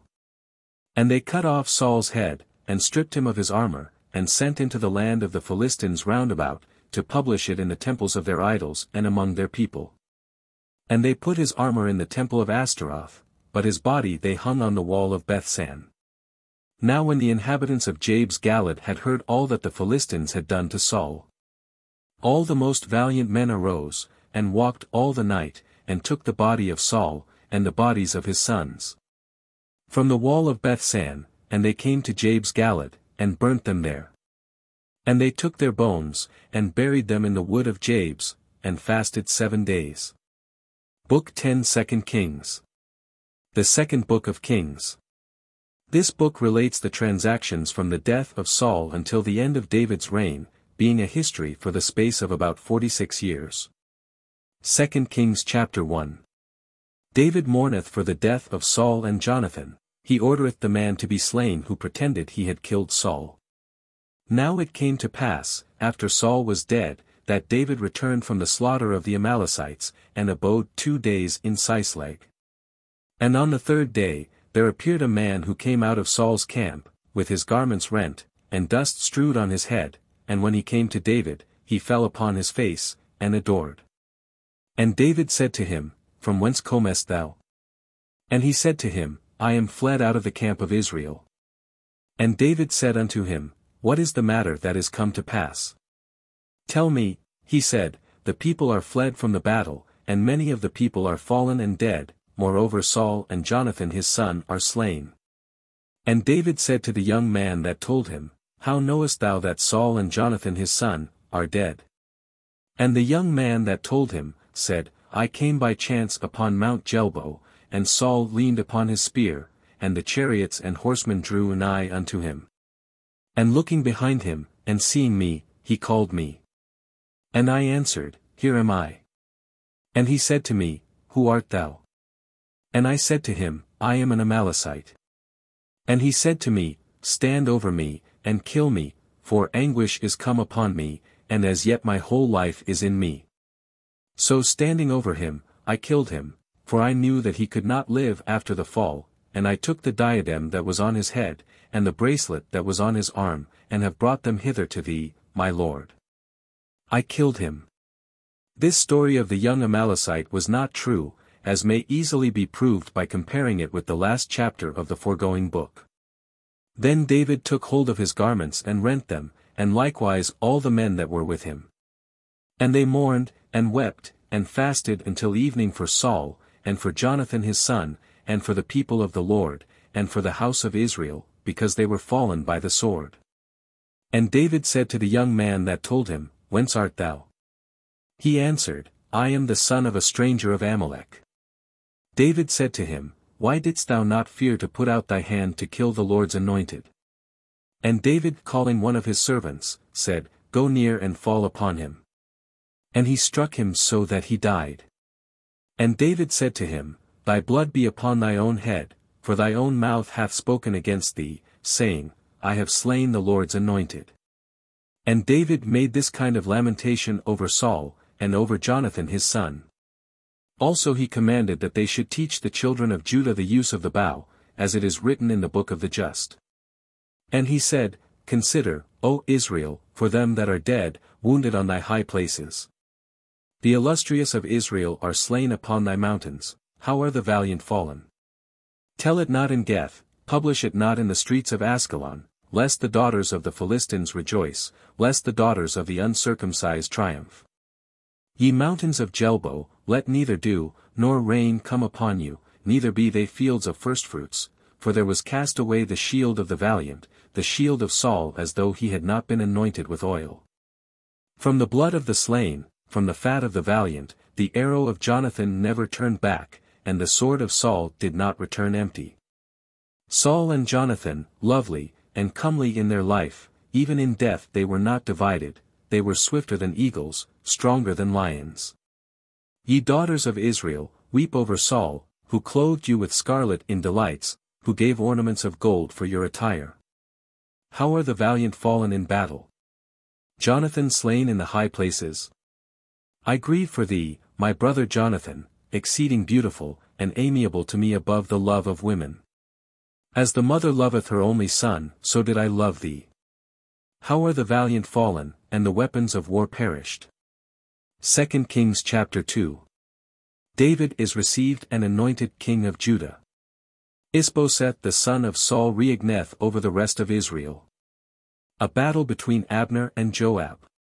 And after these things David consulted the Lord, saying, Shall I go up into one of the cities of Judah? And the Lord said to him, Go up. And David said, Whither shall I go up? And he answered him, Into Hebron. So David went up, and his two wives Achinoam the Jezreelitess, and Abigail the wife of Nabal of Carmel. And the men also that were with him, David brought up every man with his household, and they abode in the towns of Hebron. And the men of Judah came, and anointed David there, to be king over the house of Judah. And it was told David that the men of Jabes Galad had buried Saul. David therefore sent messengers to the men of Jabes Galad, and said to them, Blessed be you to the Lord, who have shown this mercy to your master Saul, and have buried him. And now the Lord surely will render you mercy and truth, and I also will requite you for this good turn, because you have done this thing. Let your hands be strengthened, and be ye men of valor, for although your master Saul be dead, yet the house of Judah hath anointed me to be their king. But Abner the son of Ner, general of Saul's army, took Ishbosheth the son of Saul, and led him about through the camp. And made him king over Galad, and over Jeshurun, and over Jezreel, and over Ephraim, and over Benjamin, and over all Israel. Ishbosheth the son of Saul was 40 years old when he began to reign over Israel, and he reigned 2 years, and only the house of Judah followed David. He reigned 2 years. Viz. Before he began visibly to decline, but in all he reigned 7 years and 6 months, for so long David reigned in Hebron. And the number of the days that David abode, reigning in Hebron over the house of Judah, was 7 years and 6 months. And Abner the son of Ner, and the servants of Ishbosheth the son of Saul, went out from the camp to Gabaon. And Joab the son of Sarviah, and the servants of David went out, and met them by the pool of Gabaon. And when they were come together, they sat down over against one another, the one on the one side of the pool, and the other on the other side. And Abner said to Joab, Let the young men rise, and play before us. And Joab answered, Let them rise. Then there arose and went over 12 in number of Benjamin, of the part of Isbosheth the son of Saul, and 12 of the servants of David. And every one catching his fellow by the head, thrust his sword into the side of his adversary, and they fell down together, and the name of the place was called, the Field of the Valiant, in Gabaon. And there was a very fierce battle that day, and Abner was put to flight, with the men of Israel, by the servants of David. And there were the 3 sons of Sarviah there, Joab, and Abisai, and Asael. Now Asael was a most swift runner, like one of the roes that abide in the woods. And Asael pursued after Abner, and turned not to the right hand nor to the left from following Abner. And Abner looked behind him, and said, Art thou Asael?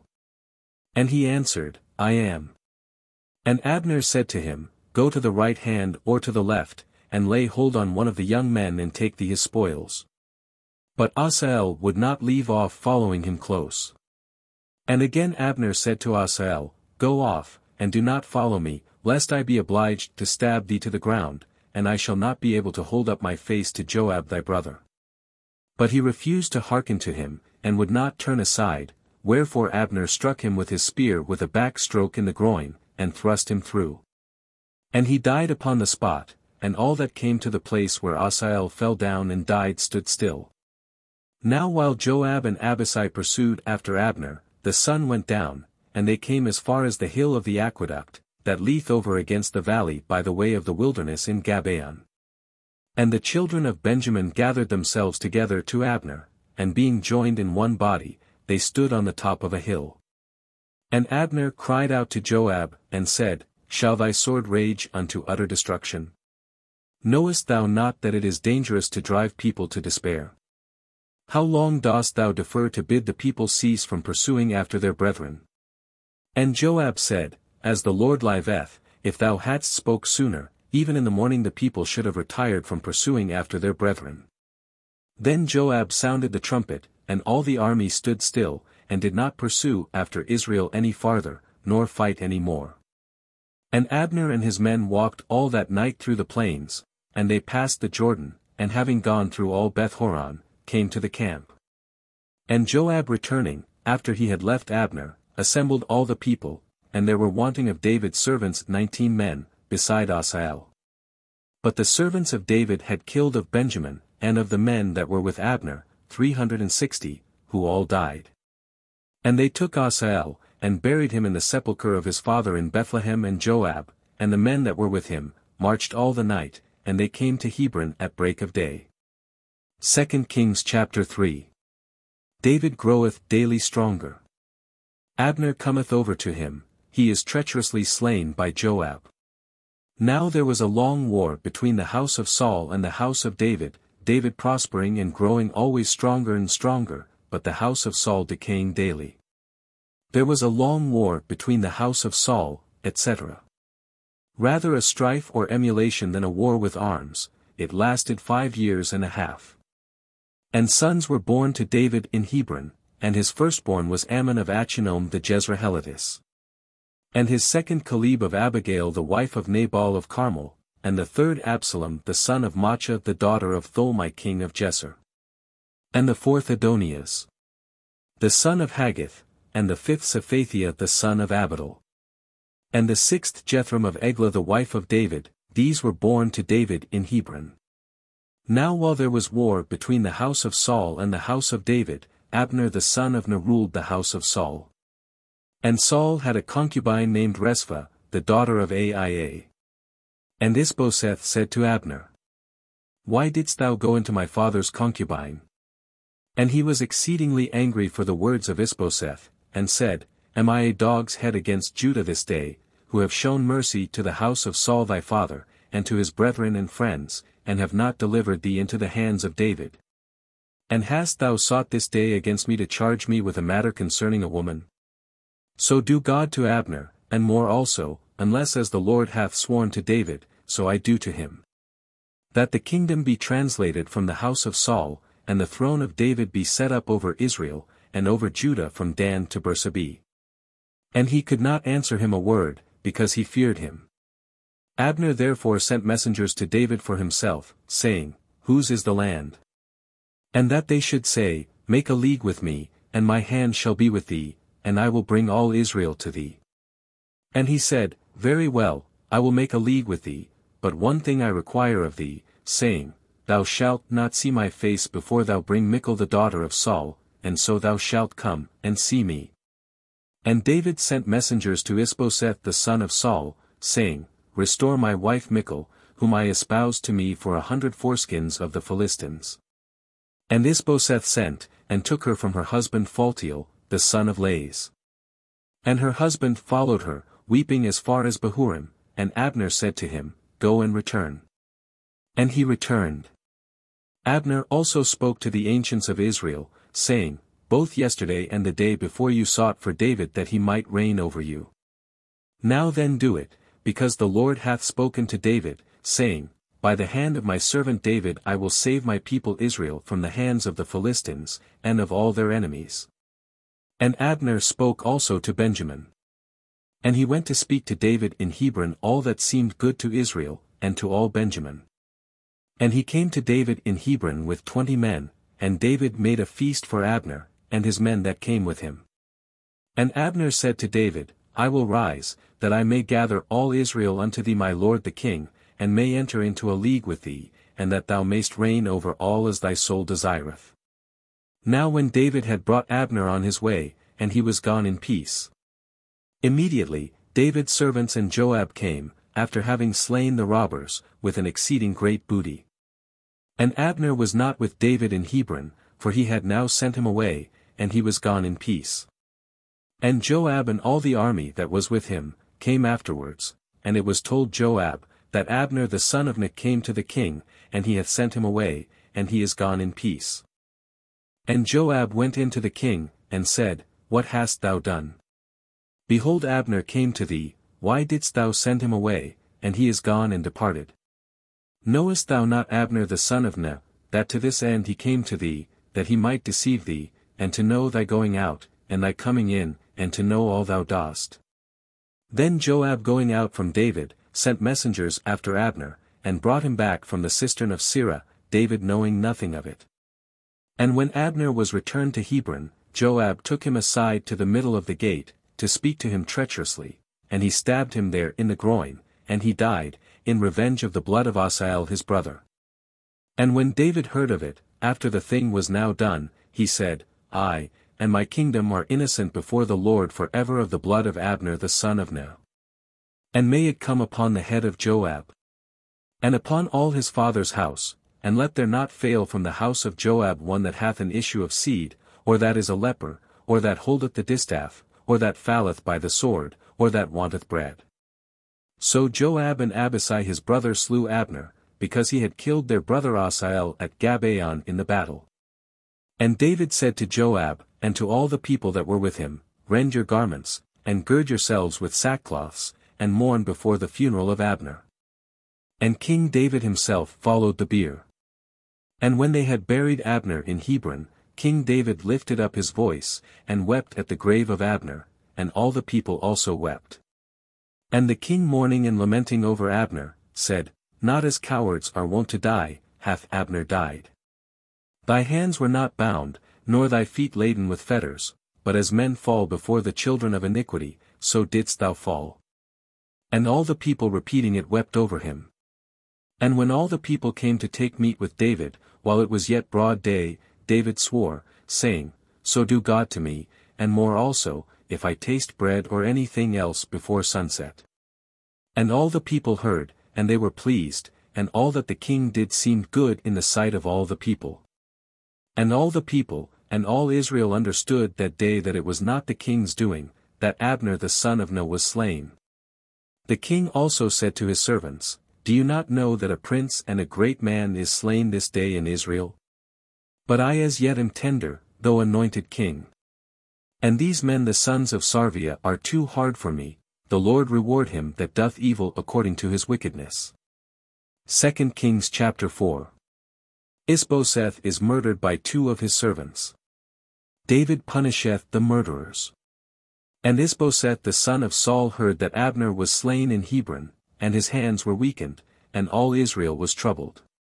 Now the son of Saul had 2 men captains of his bands, the name of the one was Baanah, and the name of the other Rechab, the sons of Rimmon a Beerothite of the children of Benjamin, for Beeroth also was reckoned in Benjamin. And the Beerothites fled into Geth-Haim, and were sojourners there until that time. And Jonathan the son of Saul had a son that was lame of his feet, for he was 5 years old when the tidings came of Saul and Jonathan from Jezreel. And his nurse took him up and fled, and as she made haste to flee, he fell and became lame, and his name was Mephibosheth. And the sons of Rimmon the Beerothite, Rechab and Baanah coming, went into the house of Isbosheth in the heat of the day, and he was sleeping upon his bed at noon. And the doorkeeper of the house, who was cleansing wheat, was fallen asleep. And they entered into the house secretly taking ears of corn, and Rechab and Baanah his brother stabbed him in the groin, and fled away.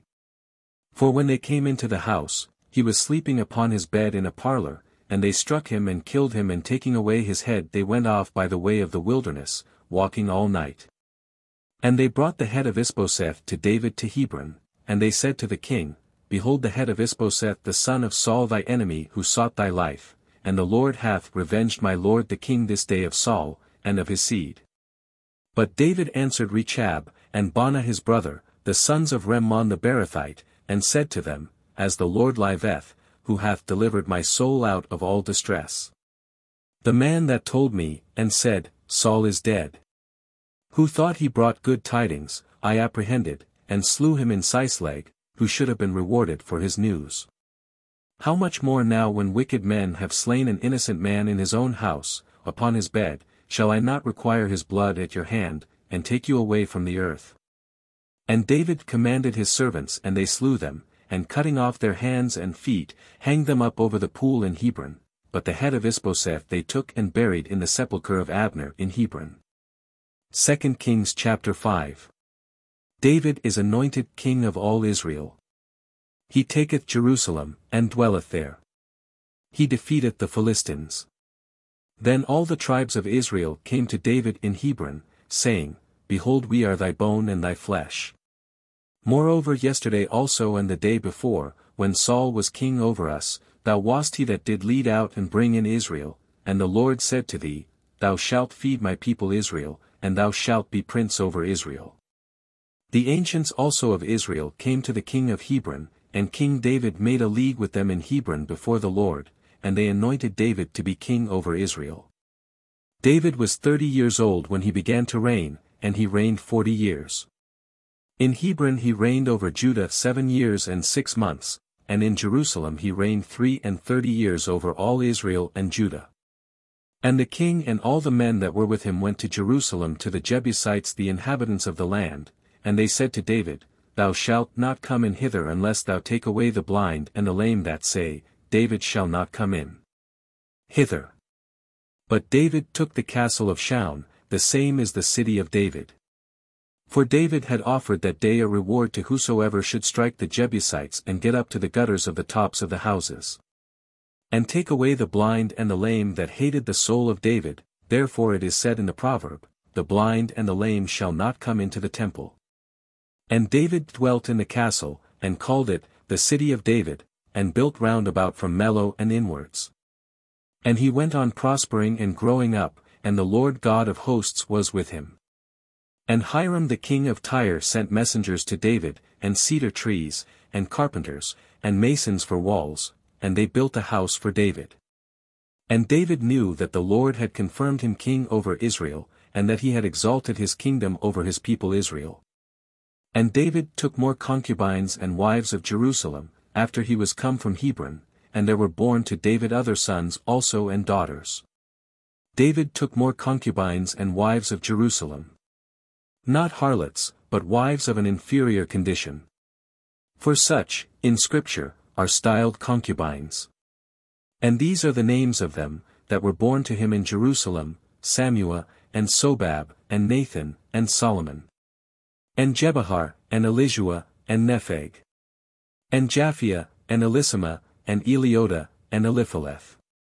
And the Philistines heard that they had anointed David to be king over Israel, and they all came to seek David, and when David heard of it, he went down to a stronghold. And the Philistines coming spread themselves in the valley of Rephaim.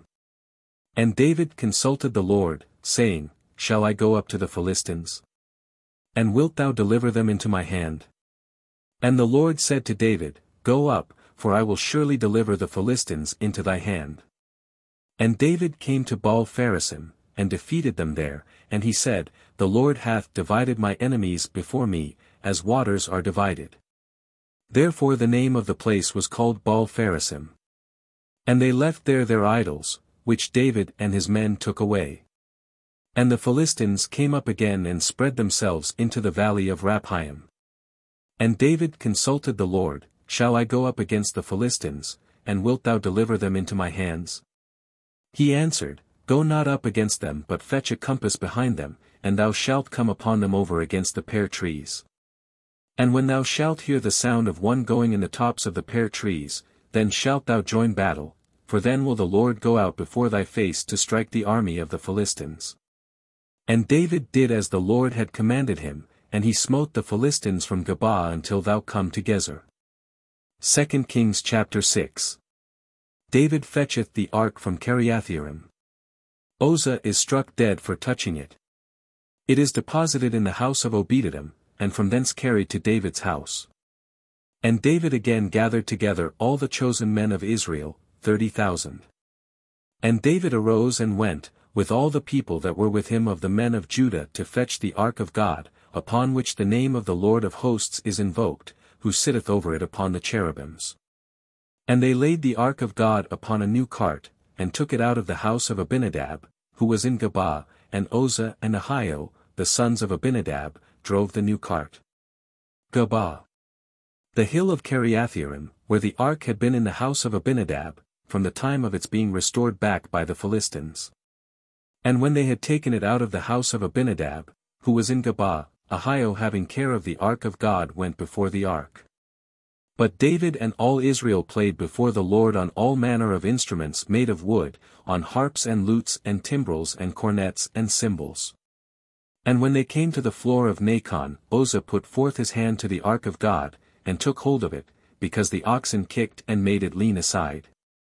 And the indignation of the Lord was enkindled against Uzzah, and he struck him for his rashness, and he died there before the ark of God. And David was grieved because the Lord had struck Uzzah, and the name of that place was called, the striking of Uzzah, to this day.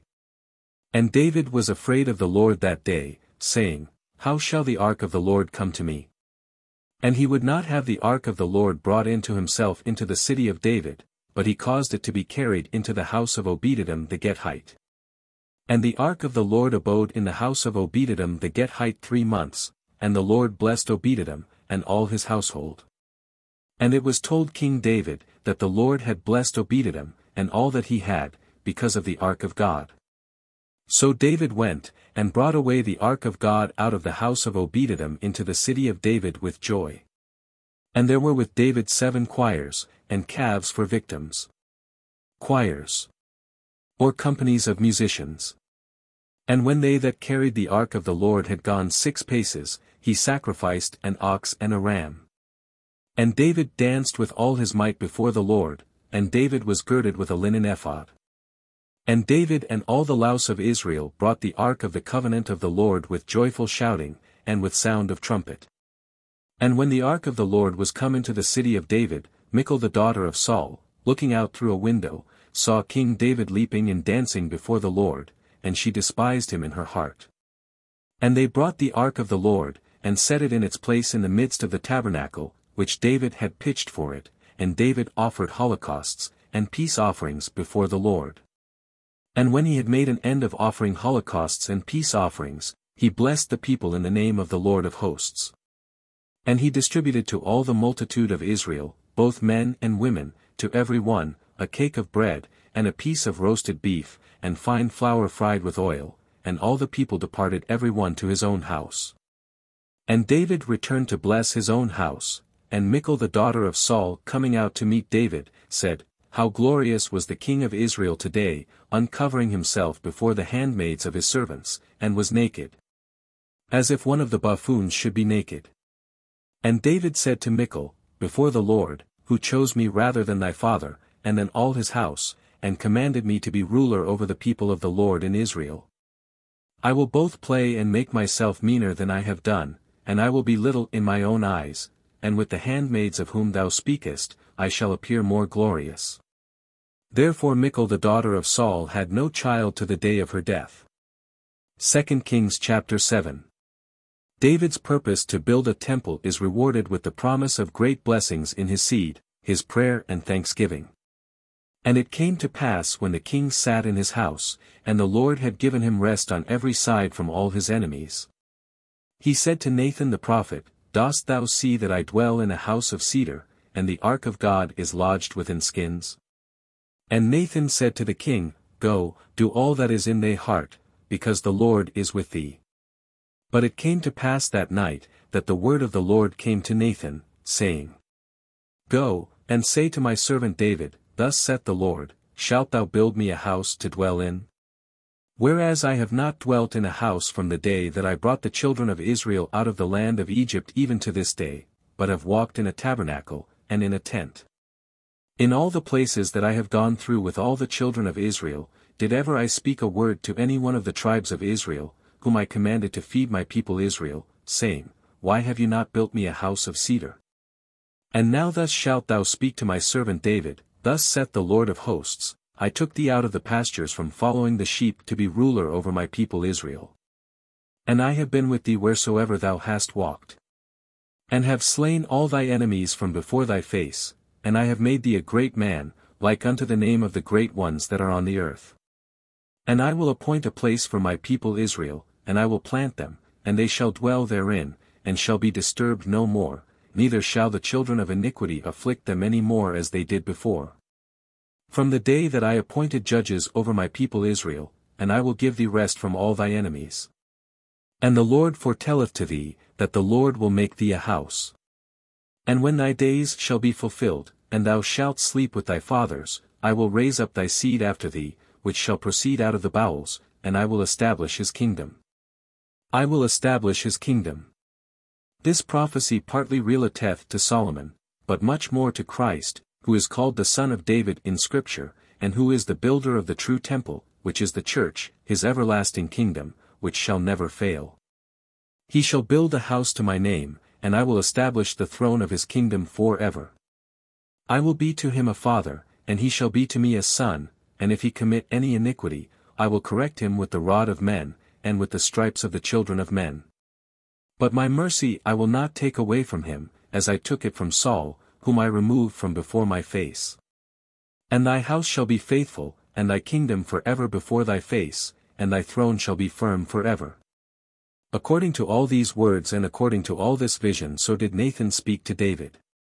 And David went in, and sat before the Lord, and said, Who am I, O Lord God, and what is my house, that thou hast brought me thus far? Yet this hath seemed little in thy sight, O Lord God, unless thou didst also speak of the house of thy servant for a long time to come, for this is the law of Adam, O Lord God. And what can David say more unto thee? For thou knowest thy servant, O Lord God. For thy word's sake, and according to thy own heart thou hast done all these great things, so that thou wouldst make it known to thy servant. Therefore thou art magnified, O Lord God, because there is none like to thee, neither is there any God besides thee, in all the things that we have heard with our ears. And what nation is there upon earth, as thy people Israel, whom God went to redeem for a people to himself, and to make him a name, and to do for them great and terrible things, upon the earth, before the face of thy people? Whom thou redeemedst to thyself out of Egypt, from the nations and their gods. For thou hast confirmed to thyself thy people Israel to be an everlasting people, and thou, O Lord God, art become their God. And now, O Lord God, raise up for ever the word that thou hast spoken, concerning thy servant and concerning his house, and do as thou hast spoken. That thy name may be magnified for ever, and it may be said, The Lord of hosts is God over Israel. And the house of thy servant David shall be established before the Lord. Because thou, O Lord of hosts, God of Israel, hast revealed to the ear of thy servant, saying, I will build thee a house, therefore hath thy servant found in his heart to pray this prayer to thee. And now, O Lord God, thou art God, and thy word shall be true, for thou hast spoken to thy servant these good things. And now begin, and bless the house of thy servant, that it may endure for ever before thee, because thou, O Lord God, hast spoken it, and with thy blessing let the house of thy servant be blessed forever. 2 Kings chapter 8. David's victories, and his chief officers. And it came to pass after this that David defeated the Philistines, and brought them down, and David took the bridle of tribute out of the hand of the Philistines. And he defeated Moab, and measured them with a line, casting them down to the earth, and he measured with 2 lines, one to put to death, and one to save alive, and Moab was made to serve David under tribute. David defeated also Adoriezer the son of Rohab king of Soba, when he went to extend his dominion over the river Euphrates. And David took from him 1,700 horsemen, and 20,000 footmen, and houghed all the chariot horses, and only reserved of them for 100 chariots. And the Syrians of Damascus came to succor Adoriezer the king of Soba, and David slew of the Syrians 22,000 men. And David put garrisons in Syria of Damascus, and Syria served David under tribute, and the Lord preserved David in all his enterprises, whithersoever he went. And David took the arms of gold, which the servants of Adoriezer wore and brought them to Jerusalem. And out of Bet, and out of Beroth, cities of Adoriezer, King David took an exceeding great quantity of brass. And thou the king of Amath heard that David had defeated all the forces of Adoriezer. And thou sent Joram his son to King David, to salute him, and to congratulate with him, and to return him thanks, because he had fought against Adoriezer, and had defeated him. For thou was an enemy to Adoriezer, and in his hand were vessels of gold, and vessels of silver, and vessels of brass. And King David dedicated them to the Lord, together with the silver and gold that he had dedicated of all the nations which he had subdued, of Syria, and of Moab, and of the children Ammon, and of the Philistines, and of Amalek, and of the spoils of Adoriezer the son of Rohab king of Soba. David also made himself a name, when he returned after taking Syria in the valley of the salt pits, killing 18,000. And he put guards in Edom, and placed there a garrison, and all Edom was made to serve David, and the Lord preserved David in all enterprises he went about. And David reigned over all Israel, and David did judgment and justice to all his people. And Joab the son Sarviah was over the army, and Joshaphat the son of Ahilud was recorder, or chancellor. And Sadok the son of Achitob, and Achimelech the son of Abiathar, were the priests, and Sarias was the scribe, or secretary. And Benaias the son of Joiada was over the Cerethi and Phelethi, and the sons of David were the princes, the Cerethi and Phelethi. The king's guards, Ibid, princes, literally priests. Cohen, so called, by a title of honor, and not from exercising the priestly functions. 2 Kings chapter 9. David's kindness to Mephibosheth for the sake of his father Jonathan. And David said, Is there any one, think you, left of the house of Saul, that I may shew kindness to him for Jonathan's sake? Now there was of the house of Saul, a servant named Siba, and when the king had called him to him, he said to him, Art thou Siba? And he answered, I am Siba thy servant. And the king said, Is there any one left of the house of Saul, that I may shew the mercy of God unto him? And Siba said to the king, There is a son of Jonathan left, who is lame of his feet. Where is he? Said he. And Siba said to the king, Behold, he is in the house of Machir the son of Ammiel in Lodabar. Then King David sent, and brought him out of the house of Machir the son of Ammiel of Lodabar. And when Mephibosheth the son of Jonathan the son of Saul was come to David, he fell on his face and worshipped. And David said, Mephibosheth. And he answered, Behold thy servant. And David said to him, Fear not, for I will surely shew thee mercy for Jonathan thy father's sake, and I will restore the lands of Saul the father, and thou shalt eat bread at my table always. He bowed down to him, and said, Who am I thy servant, that thou shouldst look upon such a dead dog as I am? Then the king called Siba the servant of Saul, and said to him, All that belonged to Saul, and all his house, I have given to thy master's son. Thou therefore and the sons and thy servants shall till the land for him, and thou shalt bring in food for thy master's son, that he may be maintained, and Mephibosheth the son of thy master shall always eat bread at my table. And Siba had 15 sons and 20 servants. And Siba said to the king, As thou my lord the hast commanded thy servant, so will thy servant do, and Mephibosheth shall eat at my table, as one of the sons of the king. And Mephibosheth had a young son whose name was Micah, and all that kindred of the house of Siba served Mephibosheth. But Mephibosheth dwelt in Jerusalem, because he ate always of the king's table, and he was lame of both feet. 2 Kings chapter 10. The Ammonites shamefully abuse the ambassadors of David, they hire the Syrians to their assistance, but are overthrown with their allies. And it came to pass after this, that the king of the children of Ammon died, and Hanun his son reigned in his stead. And David said, I will shew kindness to Hanun the son of Daz, as his father shewed kindness to me. So David sent his servants to comfort him for the death of his father. But when the servants of David were come into the land of the children of Ammon, the princes of the children of Ammon said to Hanun their lord, Thinkest thou that for the honor of thy father, David hath sent comforters to thee? And hath not David rather sent his servants to thee to search, and spy into the city, and overthrow it? Wherefore Hanun took the servants of David, and shaved off the one half of their beards, and cut away half of their garments even to the buttocks, and sent them away.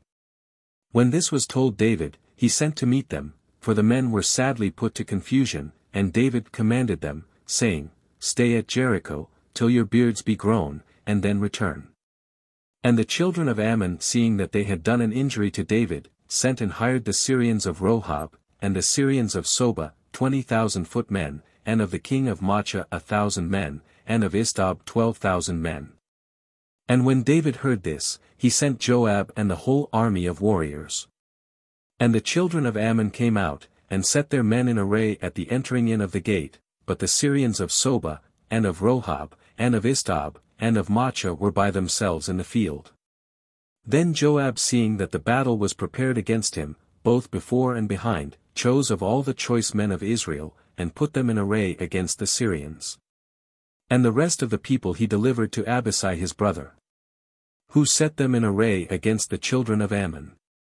And Joab said, If the Syrians are too strong for me, then thou shalt help me, but if the children of Ammon are too strong for thee, then I will help thee. Be of good courage, and let us fight for our people, and for the city of our God, and the Lord will do what is good in his sight. And Joab and the people that were with him, began to fight against the Syrians, and they immediately fled before him.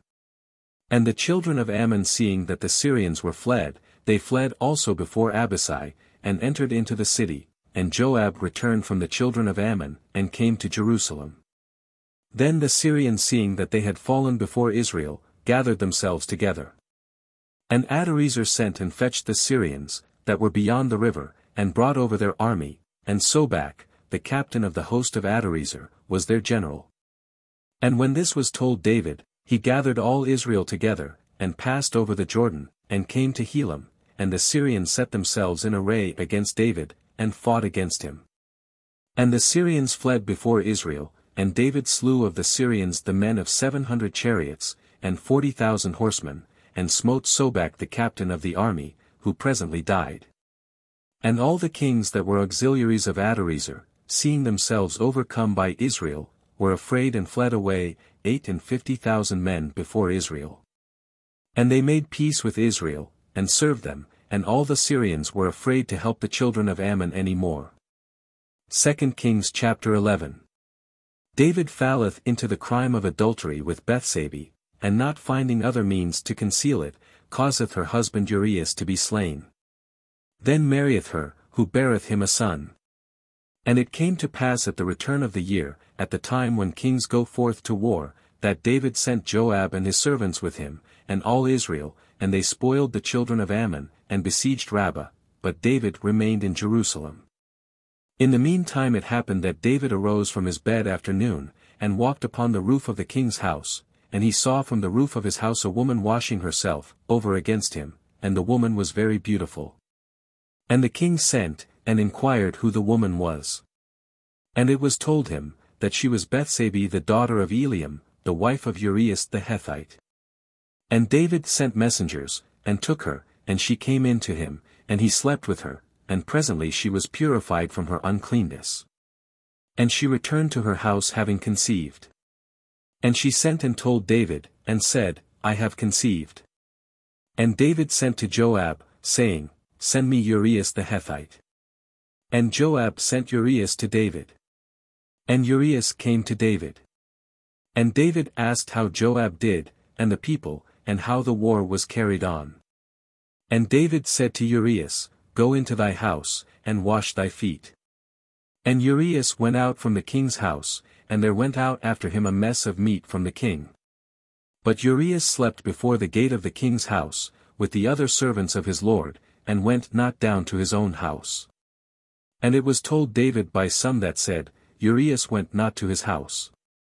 And David said to Urias, Didst thou not come from thy journey? Why didst thou not go down to thy house? And Urias said to David, The ark of God and Israel and Judah dwell in tents, and my lord Joab and the servants of my lord abide upon the face of the earth, and shall I go into my house, to eat and to drink, and to sleep with my wife? By thy welfare and by the welfare of thy soul I will not do this thing. Then David said to Urias, Tarry here today, and tomorrow I will send thee away. Urias tarried in Jerusalem that day and the next.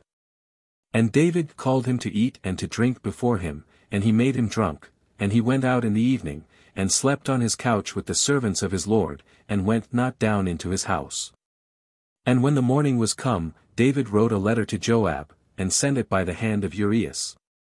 Writing in the letter, Set ye Urias in the front of the battle, where the fight is strongest, and leave ye him, that he may be wounded and die.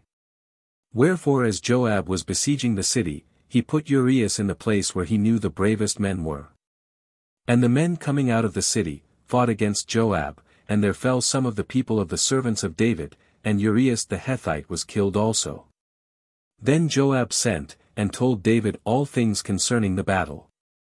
And he charged the messenger, saying, When thou hast told all the words of the battle to the king, if thou see him to be angry, and he shall say, Why did you approach so near to the wall to fight? Knew you not that many darts are thrown from above off the wall? Who killed Abimelech the son of Jerubbaal? Did not a woman cast a piece of a millstone upon him from the wall and slew him in Thebes? Why did you go near the wall? Thou shalt say, Thy servant Urias the Hethite is also slain. So the messenger departed, and came and told David all that Joab had commanded him. And the messenger said to David, The men prevailed against us, and they came out to us into the field, and we vigorously charged and pursued them even to the gate of the city. And the archers shot their arrows at thy servants from off the wall above, and some of the king's servants are slain, and thy servant Urias the Hethite is also dead. And David said to the messenger, Thus shalt thou say to Joab, Let not this thing discourage thee, for various is the event of war, and sometimes one, sometimes another is consumed by the sword. Encourage thy warriors against the city, and exhort them that thou mayest overthrow it. And the wife of Urias heard that Urias her husband was dead, and she mourned for him. And the mourning being over, David sent and brought her into his house, and she became his wife, and she bore him a son, and this thing which David had done, was displeasing to the Lord. 2 Kings chapter 12. Nathan's parable. David confesseth his sin, and is forgiven, yet so as to be sentenced to most severe temporal punishments. The death of the child. The birth of Solomon. The taking of Rabbath. And the Lord sent Nathan to David, and when he was come to him, he said to him, There were two men in one city, the one rich, and the other poor. The rich man had exceeding many sheep and oxen. But the poor man had nothing at all but one little ewe lamb, which he had bought and nourished up, and which had grown up in his house together with his children, eating of his bread, and drinking of his cup, and sleeping in his bosom, and it was unto him as a daughter. And when a certain stranger was come to the rich man, he spared to take of his own sheep and oxen, to make a feast for that stranger, who was come to him, but took the poor man's ewe, and dressed it for the man that was come to him. And David's anger being exceedingly kindled against that man, he said to Nathan, As the Lord liveth, the man that hath done this is a child of death. He shall restore the ewe fourfold, because he did this thing, and had no pity. And Nathan said to David, Thou art the man. Thus saith the Lord the God of Israel, I anointed thee king over Israel, and I delivered thee from the hand of Saul, and gave thee thy master's house and thy master's wives into thy bosom, and gave thee the house of Israel and Judah, and if these things be little, I shall add far greater things unto thee. Why therefore hast thou despised the word of the Lord, to do evil in my sight? Thou hast killed Urias the Hethite with the sword, and hast taken his wife to be thy wife, and hast slain him with the sword of the children of Ammon. Therefore the sword shall never depart from thy house, because thou hast despised me, and hast taken the wife of Urias the Hethite to be thy wife. Thus saith the Lord, Behold, I will raise up evil against thee out of thy own house, and I will take thy wives before thy eyes and give them to thy neighbor, and he shall lie with thy wives in the sight of this sun. I will raise, etc. All these evils, inasmuch as they were punishments, came upon David by a just judgment of God, for his sin, and therefore God says, I will raise, etc. But inasmuch as they were sins, on the part of Absalom and his associates, God was not the author of them, but only permitted them. For thou didst it secretly, but I will do this thing in the sight of all Israel, and in the sight of the sun. And David said to Nathan, I have sinned against the Lord. And Nathan said to David, The Lord also hath taken away thy sin, thou shalt not die. Nevertheless, because thou hast given occasion to the enemies of the Lord to blaspheme, for this thing, the child that is born to thee, shall surely die. And Nathan returned to his house. The Lord also struck the child which the wife of Urias had borne to David, and his life was despaired of.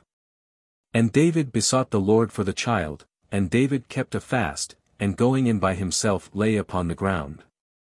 And the ancients of his house came, to make him rise from the ground, but he would not, neither did he eat meat with them. And it came to pass on the 7th day that the child died, and the servants of David feared to tell him, that the child was dead. For they said, Behold, when the child was yet alive, we spoke to him, and he would not hearken to our voice, how much more will he afflict himself if we tell him that the child is dead? But when David saw his servants whispering, he understood that the child was dead, and he said to his servants, Is the child dead? They answered him, He is dead. Then David arose from the ground, and washed and anointed himself, and when he had changed his apparel, he went into the house of the Lord, and worshipped, and then he came into his own house, and he called for bread, and ate. And his servant said to him, What thing is this that thou hast done? Thou didst fast and weep for the child, while it was alive, but when the child was dead, thou didst rise up, and eat bread. And he said, While the child was yet alive, I fasted and wept for him, for I said, Who knoweth whether the Lord may not give him to me, and the child may live? But now that he is dead, why should I fast? Shall I be able to bring him back any more? I shall go to him rather, but he shall not return to me. And David comforted Bethsabe his wife, and went in unto her, and slept with her, and she bore a son, and he called his name Solomon, and the Lord loved him. And he sent by the hand of Nathan the prophet, and called his name Amiable to the Lord, because the Lord loved him. Amiable to the Lord. Or, Beloved of the Lord. In Hebrew, Jedediah. And Joab fought against Rabbath of the children of Ammon, and laid close siege to the royal city. And Joab sent messengers to David, saying, I have fought against Rabbath, and the city of waters is about to be taken. The city of waters. Rabbath, the royal city of the Ammonites, was called the city of waters, from being encompassed with waters. Now therefore gather thou the rest of the people together, and besiege the city and take it, lest when the city shall be wasted by me, the victory be ascribed to my name. Then David gathered all the people together, and went out against Rabbath, and after fighting, he took it. And he took the crown of their king from his head, the weight of which was a talent of gold, set with most precious stones, and it was put upon David's head, and the spoils of the city which were very great he carried away. And bringing forth the people thereof he sawed them, and drove over them chariots armed with iron, and divided them with knives, and made them pass through brick kilns, so did he to all the cities of the children of Ammon, and David returned with all the army to Jerusalem. 2 Kings chapter 13. Ammon ravisheth the Mar. For which Absalom killeth him, and fleeth to Jesser. And it came to pass after this that Ammon the son of David loved the sister of Absalom the son of David, who was very beautiful, and her name was Tamar. And he was exceedingly fond of her, so that he fell sick for the love of her, for as she was a virgin, he thought it hard to do anything dishonestly with her. Now Ammon had a friend, named Jonadab the son of Sema the brother of David, a very wise man. A very wise man. That is, a crafty and subtle man, for the counsel he gave on this occasion shews that his wisdom was but carnal and worldly. And he said to him, Why dost thou grow so lean from day to day, O son of the king? Why dost thou not tell me the reason of it? And Ammon said to him, I am in love with Tamar the sister of my brother Absalom. And Jonadab said to him, Lie down upon thy bed, and feign thyself sick, and when thy father shall come to visit thee, say to him, Let my sister Tamar, I pray thee, come to me, to give me to eat, and to make me a mess, that I may eat it at her hand. So Ammon lay down, and made as if he were sick, and when the king came to visit him, Ammon said to the king, I pray thee let my sister Tamar come, and make in my sight 2 little messes, that I may eat at her hand. Then David sent home to Tamar, saying, Come to the house of thy brother Ammon, and make him a mess. And Tamar came to the house of Ammon her brother, but he was laid down, and she took meal and tempered it, and dissolving it in his sight she made little messes. And taking what she had boiled, she poured it out, and set it before him, but he would not eat, and Ammon said, Put out all persons from me.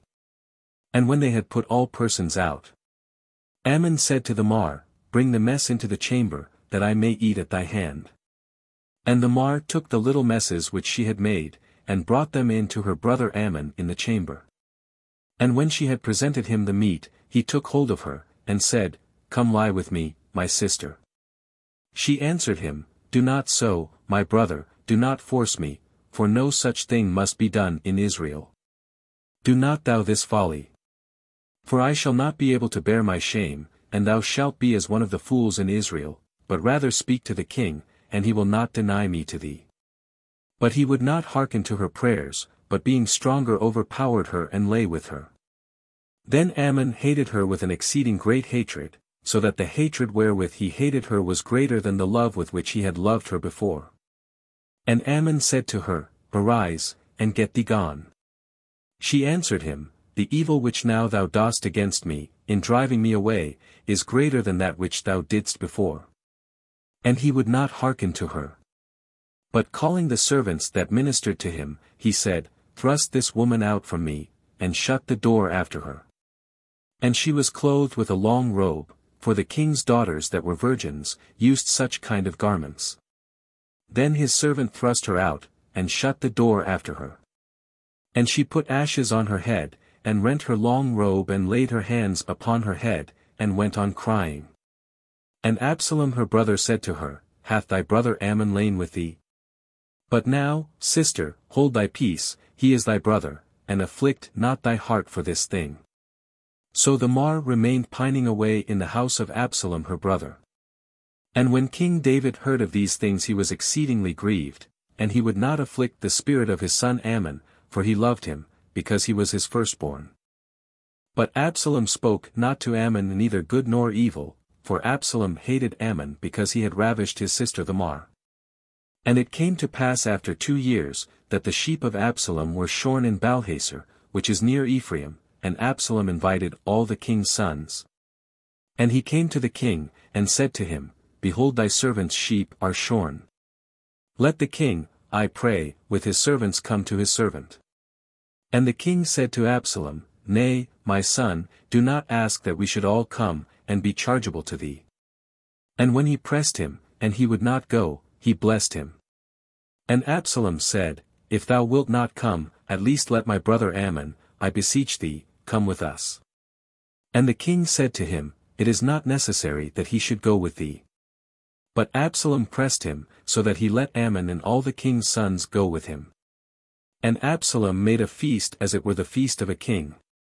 And Absalom had commanded his servants, saying, Take notice when Ammon shall be drunk with wine, and when I shall say to you, Strike him, and kill him, fear not, for it is I that command you, take courage, and be valiant men. And the servants of Absalom did to Ammon as Absalom had commanded them. And all the king's sons arose and got up every man upon his mule, and fled. And while they were yet in the way, a rumor came to David, saying, Absalom hath slain all the king's sons, and there is not one them left. Then the king rose up, and rent his garments, and fell upon the ground, and all his servants, that stood about him, rent their garments. But Jonadab the son of Sema David's brother answering, said, Let not my lord the king think that all the king's sons are slain, Ammon only is dead, for he was appointed by the mouth of Absalom from the day that he ravished his sister Thamar. Now therefore let not my lord the king take this thing into his heart, saying, All the king's sons are slain, for Ammon only is dead. But Absalom fled away, and the young man that kept the watch lifted up his eyes and looked, and behold there came much people by a byway on the side of the mountain. And Jonadab said to the king, Behold the king's sons are come, as thy servant said, so it is. And when he made an end of speaking, the king's sons also appeared, and coming in they lifted up their voice, and wept, and the king also and all his servants wept very much. But Absalom fled, and went to Tholomai the son of Ammiad the king of Gesur. And David mourned for his son every day.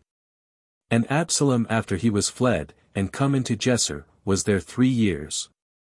And King David ceased to pursue after Absalom, because he was comforted concerning the death of Ammon.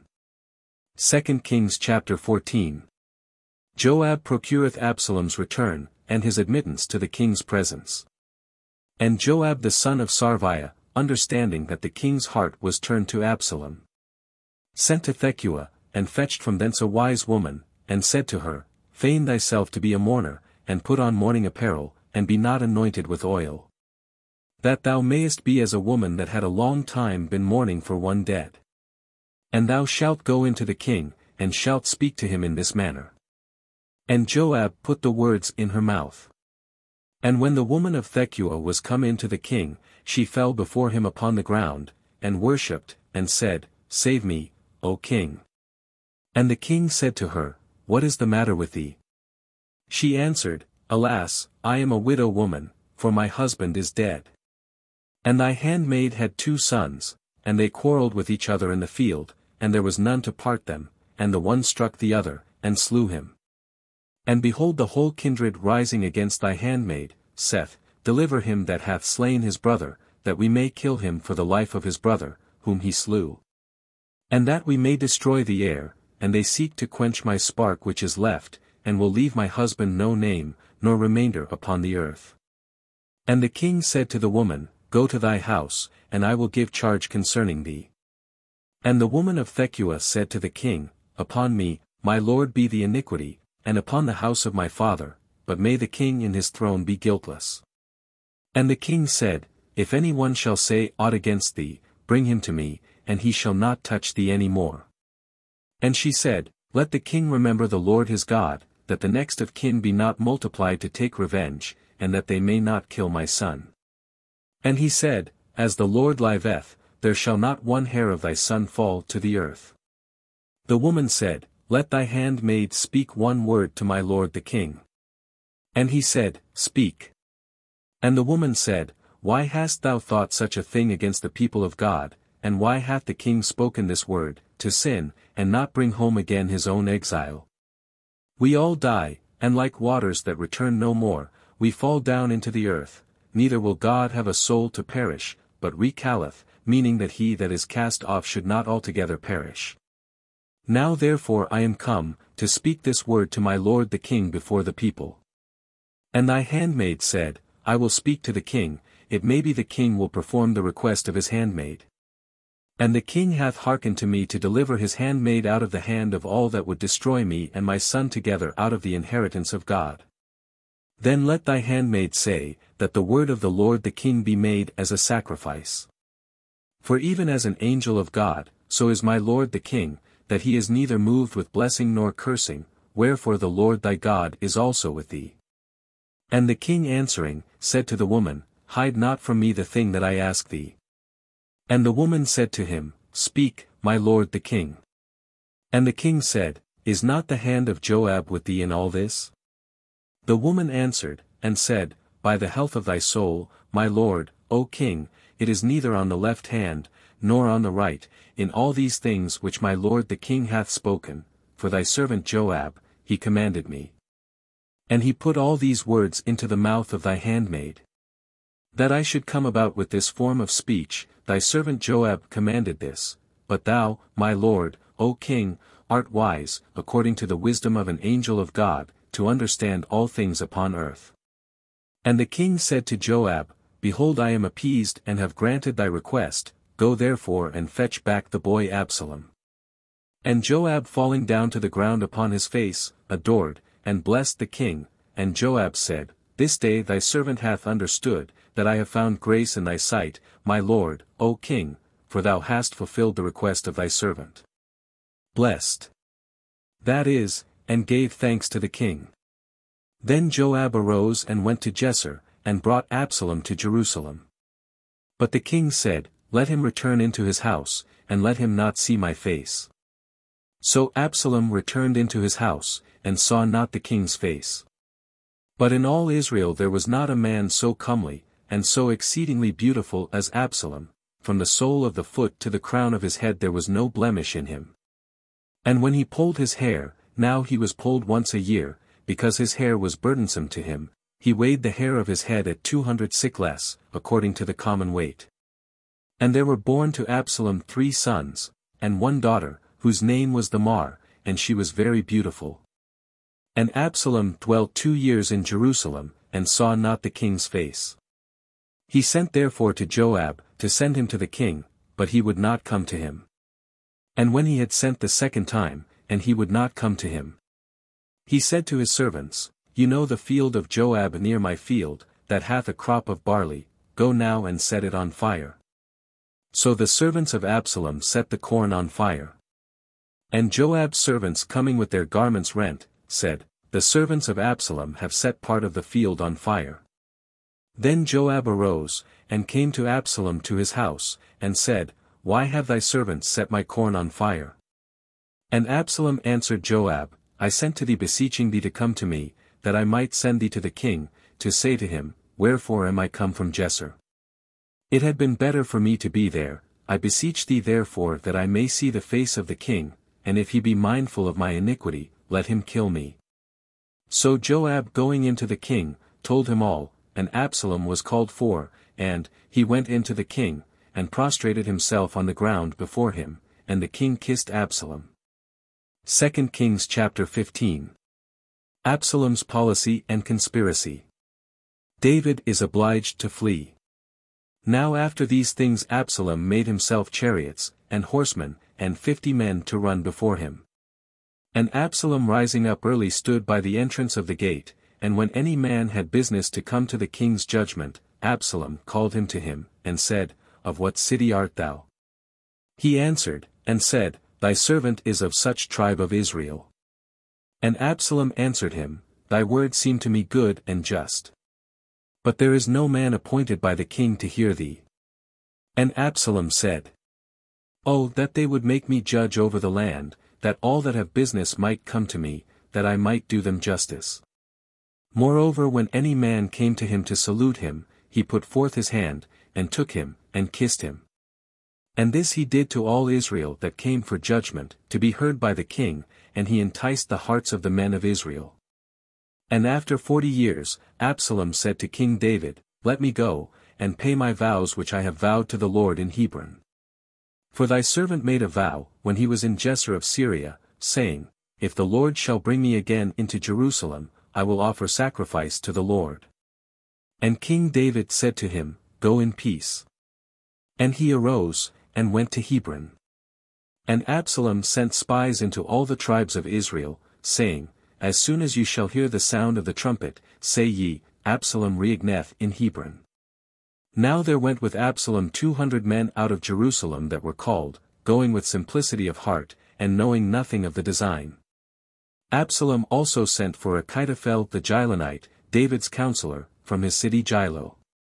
And while he was offering sacrifices, there was a strong conspiracy, and the people running together increased with Absalom.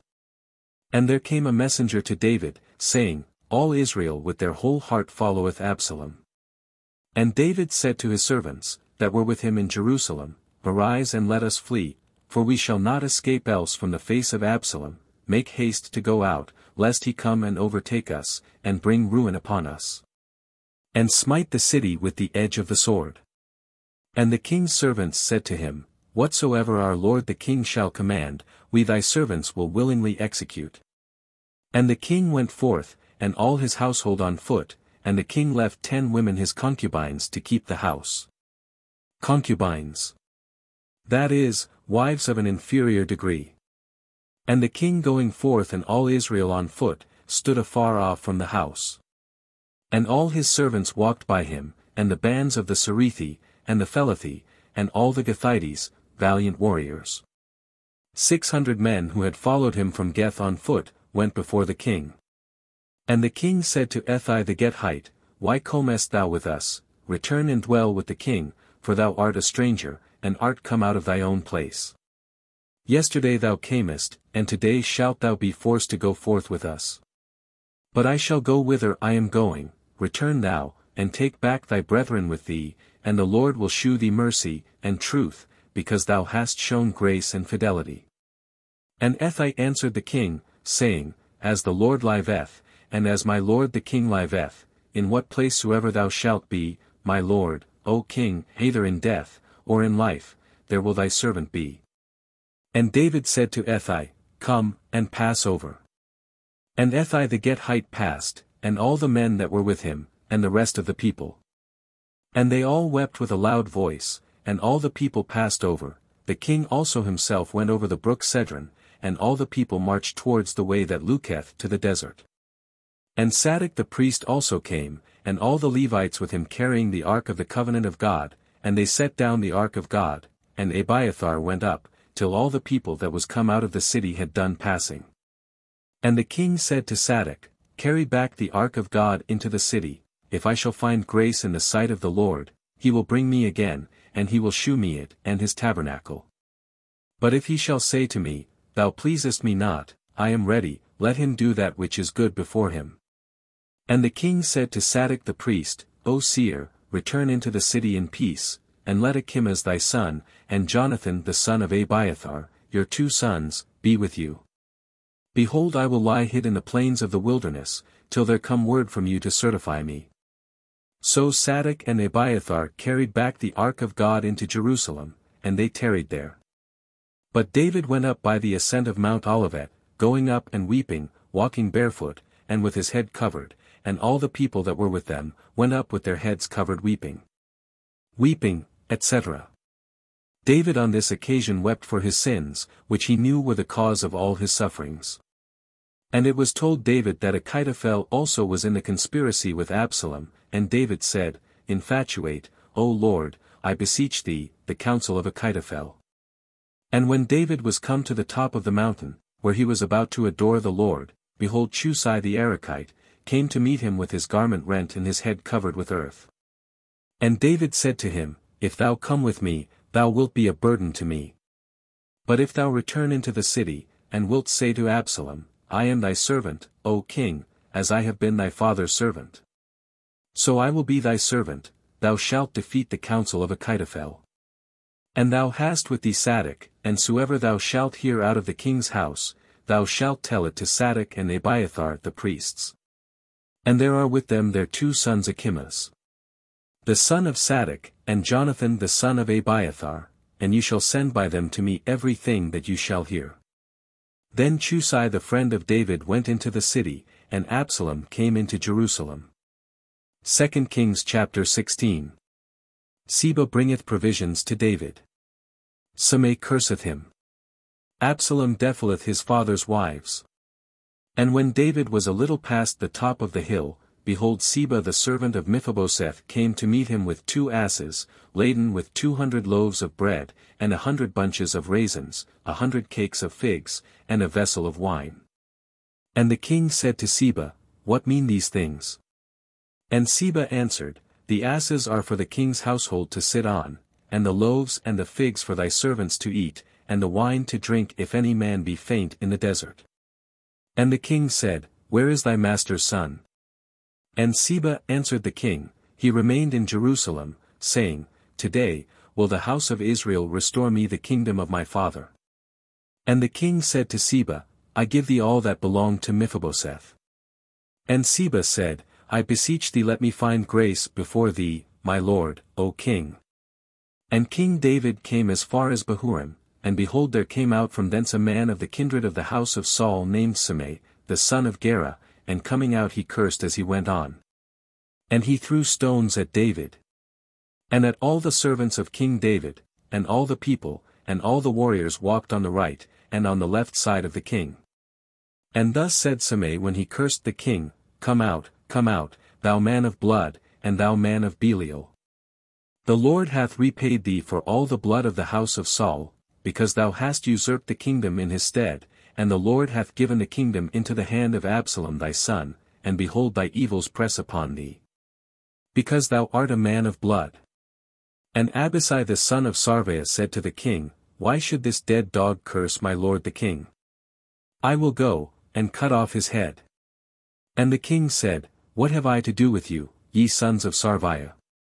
Let him alone and let him curse, for the Lord hath bid him curse David, and who is he that shall dare say, Why hath he done so? Hath bid him curse. Not that the Lord was the author of Shimei's sin, which proceeded purely from his own malice, and the abuse of his free will. But that knowing, and suffering his malicious disposition to break out on this occasion, he made use of him as his instrument to punish David for his sins. And the king said to Abishai, and to all his servants, Behold my son, who came forth from my bowels, seeketh my life, how much more now a son of Gemini? Let him alone that he may curse as the Lord hath bidden him. Perhaps the Lord may look upon my affliction, and the Lord may render me good for the cursing of this day. And David and his men with him went by the way. And Shimei by the hill's side went over against him, cursing, and casting stones at him, and scattering earth. And the king and all the people with him came weary, and refreshed themselves there. But Absalom and all his people came into Jerusalem, and Achitophel was with him. And when Chusai the Arachite, David's friend, was come to Absalom, he said to him, God save thee, O king, God save thee, O king. And Absalom said to him, Is this thy kindness to thy friend? Why wentest thou not with thy friend? And Chusai answered Absalom, Nay, for I will be his, whom the Lord hath chosen, and all this people, and all Israel, and with him will I abide. Besides this, whom shall I serve? Is it not the king's son? As I have served thy father, so will I serve thee also. And Absalom said to Achitophel, Consult what we are to do. And Achitophel said to Absalom, Go into the concubines of thy father, whom he hath left to keep the house, that when all Israel shall hear that thou hast disgraced thy father, their hands may be strengthened with thee. Their hands may be strengthened, etc.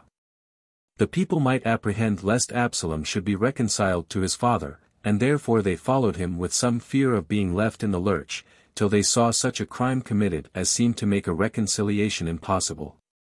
So they spread a tent for Absalom on the top of the house, and he went in to his father's concubines before all Israel. Now the counsel of Achitophel, which he gave in those days, was as if a man should consult God, so was all the counsel of Achitophel, both when he was with David, and when he was with Absalom. 2 Kings chapter 17. Achitophel's counsel is defeated by Chusai, who sendeth intelligence to David. Achitophel hangeth himself. And Achitophel said to Absalom, I will choose me 12,000 men, and I will arise and pursue after David this night. And coming upon him, for he is now weary, and weak-handed, I will defeat him, and when all the people is put to flight that is with him, I will kill the king who will be left alone. And I will bring back all the people, as if they were but one man, for thou seekest but one man, and all the people shall be in peace. And his saying pleased Absalom, and all the ancients of Israel. But Absalom said, Call Chusai the Arachite, and let us hear what he also saith. And when Chusai was come to Absalom, Absalom said to him, Achitophel hath spoken after this manner, shall we do it or not?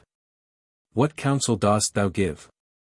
And Chusai said to Absalom, The counsel that Achitophel hath given this time is not good.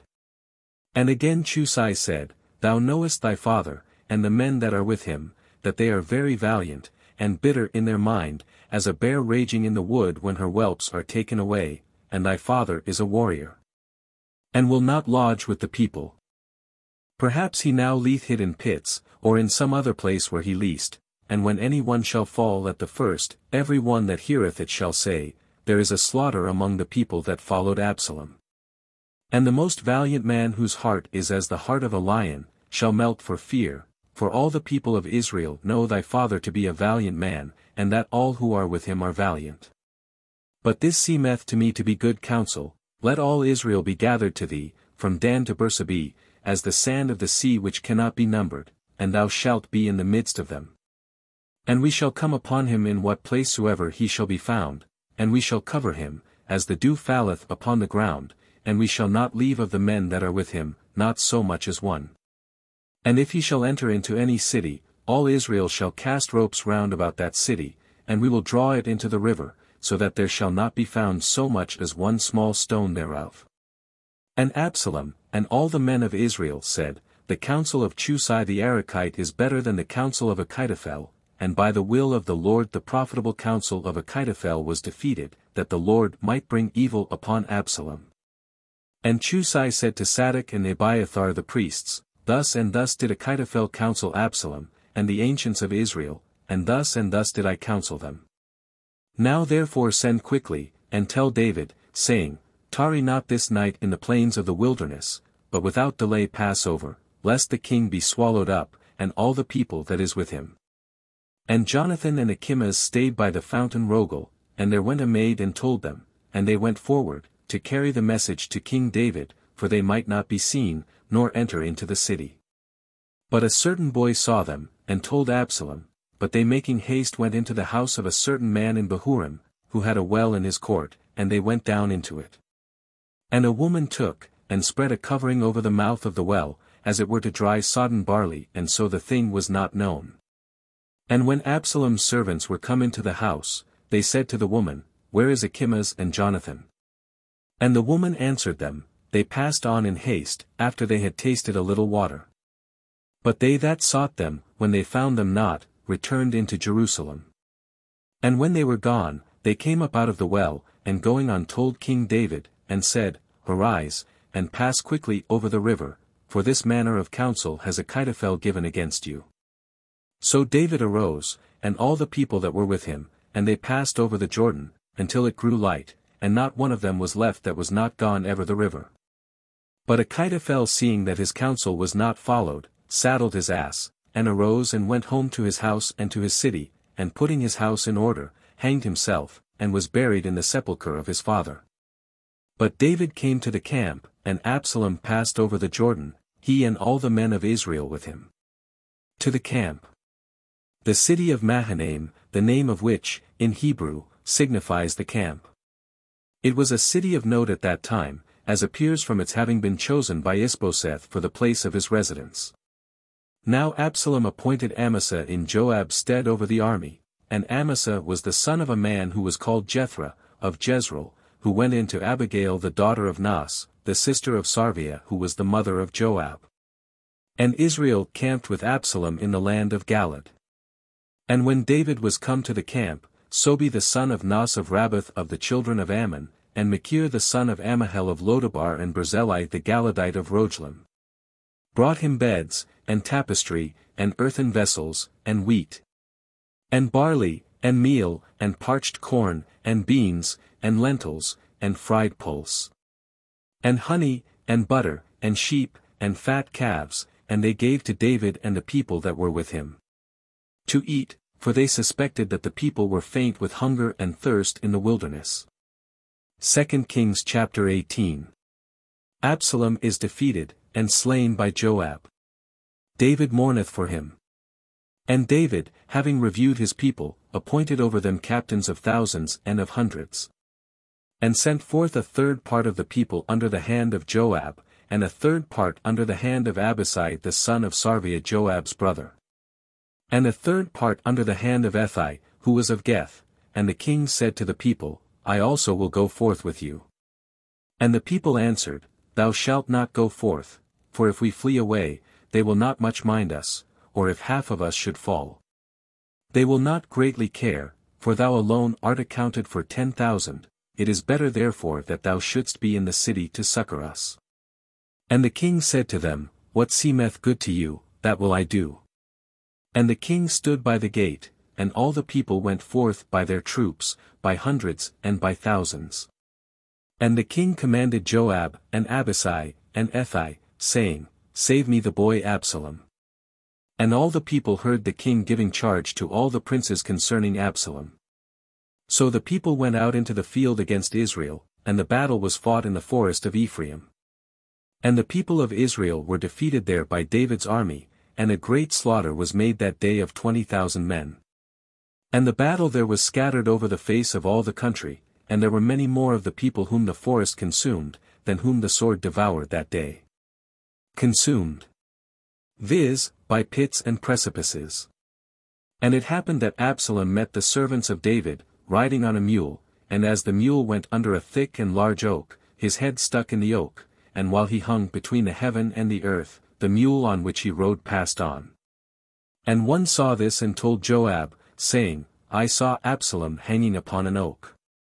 And Joab said to the man that told him, If thou sawest him, why didst thou not stab him to the ground, and I would have given thee 10 siklets of silver, and a belt. And he said to Joab, If thou wouldst have paid down in my hands 1,000 pieces of silver, I would not lay my hands upon the king's son, for in our hearing the king charged thee, and Abisai, and Ethai, saying, Save me the boy Absalom. Yea, and if I should have acted boldly against my own life, this could not have been hid from the king, and wouldst thou have stood by me? And Joab said, Not as thou wilt, but I will set upon him in thy sight. So he took 3 lances in his hand, and thrust them into the heart of Absalom, and whilst he yet panted for life, sticking on the oak, 10 young men, armor-bearers of Joab, ran up, and striking him slew him. And Joab sounded the trumpet, and kept back the people from pursuing after Israel in their flight, being willing to spare the multitude. And they took Absalom, and cast him into a great pit in the forest, and they laid an exceeding great heap of stones upon him, but all Israel fled to their own dwellings.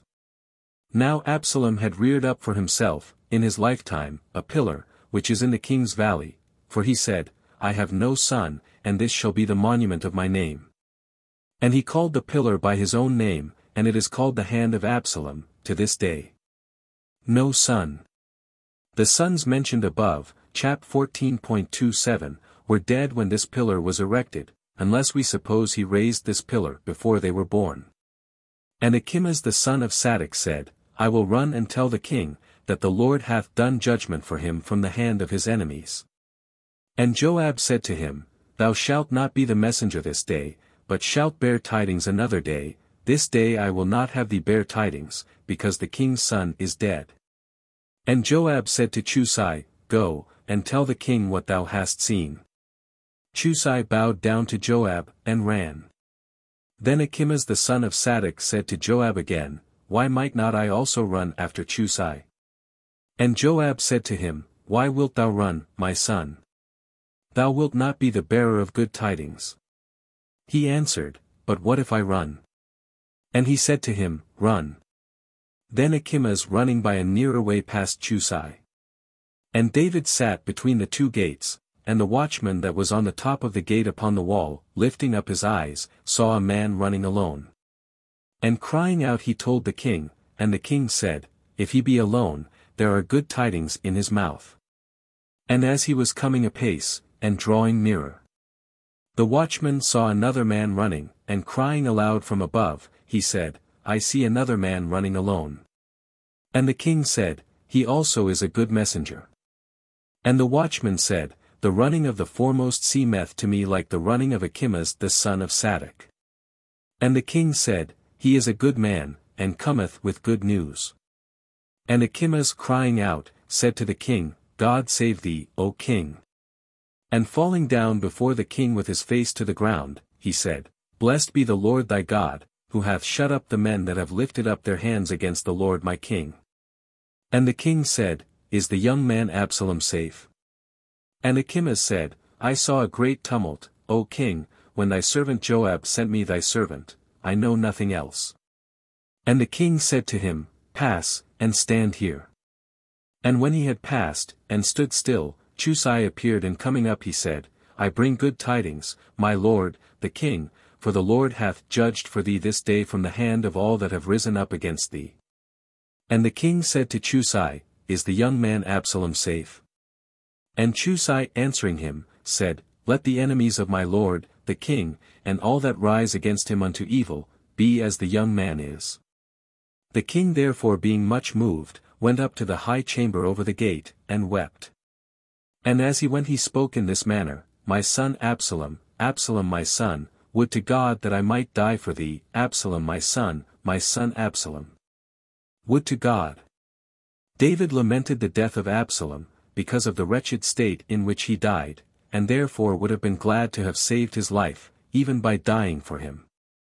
In which he was a figure of Christ weeping, praying and dying for his rebellious children, and even for them that crucified him. 2 Kings chapter 19. David, at the remonstrances of Joab, saith his mourning. He is invited back and met by Shimei and Mephibosheth, a strife between the men of Judah and the men of Israel. And it was told Joab, that the king wept and mourned for his son. And the victory that day was turned into mourning unto all the people, for the people heard say that day, The king grieveth for his son. And the people shunned the going into the city that day as a people would do that hath turned their backs, and fled away from the battle. And the king covered his head, and cried with a loud voice, O my son Absalom, O Absalom my son, O my son. Then Joab going into the house to the king, said, Thou hast shamed this day the faces of all thy servants, that have saved thy life, and the lives of thy sons, and of thy daughters, and the lives of thy wives, and the lives of thy concubines. Thou lovest them that hate thee, and thou hatest them that love thee, and thou hast shown this day that thou carest not for thy nobles, nor for thy servants, and I now plainly perceive that if Absalom had lived, and all we had been slain, then it would have pleased thee. Now therefore arise, and go out, and speak to the satisfaction of thy servants, for I swear to thee by the Lord, that if thou wilt not go forth, there will not tarry with thee so much as one this night, and that will be worse to thee than all the evils that have befallen thee from thy youth until now. Then the king arose and sat in the gate, and it was told to all the people that the king sat in the gate, and all the people came before the king, but Israel fled to their own dwellings. And all the people were at strife in all the tribes of Israel, saying, The king delivered us out of the hand of our enemies, and he saved us out of the hand of the Philistines, and now he is fled out of the land for Absalom. But Absalom, whom we anointed over us, is dead in the battle. How long are you silent, and bring not back the king? And King David sent to Sadoc and Abiathar the priests, saying, Speak to the ancients of Judah, saying, Why are you the last to bring the king back to his house? For the talk of all Israel was come to the king in his house. You are my brethren, you are my bone, and my flesh, why are you the last to bring back the king? And say ye to Amasa, Art not thou my bone, and my flesh? So do God to me and add more, if thou be not the chief captain of the army before me always in the place of Joab. And he inclined the heart of all the men of Judah, as it were of one man, and they sent to the king, saying, Return thou, and all thy servants. And the king returned and came as far as the Jordan, and all Judah came as far as Galgal to meet the king, and to bring him over the Jordan. And Shimei the son of Gera the son of Gemini of Bahurim, made haste and went down with the men of Judah to meet King David. With 1,000 men of Benjamin, and Seba the servant of the house of Saul, and his 15 sons. And 20 servants were with him, and going over the Jordan. They passed the fords before the king, that they might help over the king's household, and do according to his commandment. And Shimei the son of Gera falling down before the king, when he was come over the Jordan, said to him, Impute not to me, my lord, the iniquity, nor remember the injuries of thy servant on the day that thou, my lord, the king, wentest out of Jerusalem, nor lay it up in thy heart, O king. For I thy servant acknowledge my sin, and therefore I am come this day the first of all the house of Joseph, and am come down to meet my lord the king. But Abishai the son of Sarvia answering, said, Shall Shimei for these words not be put to death, because he cursed the Lord's anointed? And David said, What have I to do with you, ye sons of Sarviah? Why are you a Satan this day to me? Shall there any man be killed this day in Israel? Do not I know that this day I am made king over Israel? And the king said to Shimei, Thou shalt not die. And he swore unto him. And Mephibosheth the son of Saul came down to meet the king, and he had neither washed his feet, nor trimmed his beard, nor washed his garments from the day that the king went out, until the day of his return in peace.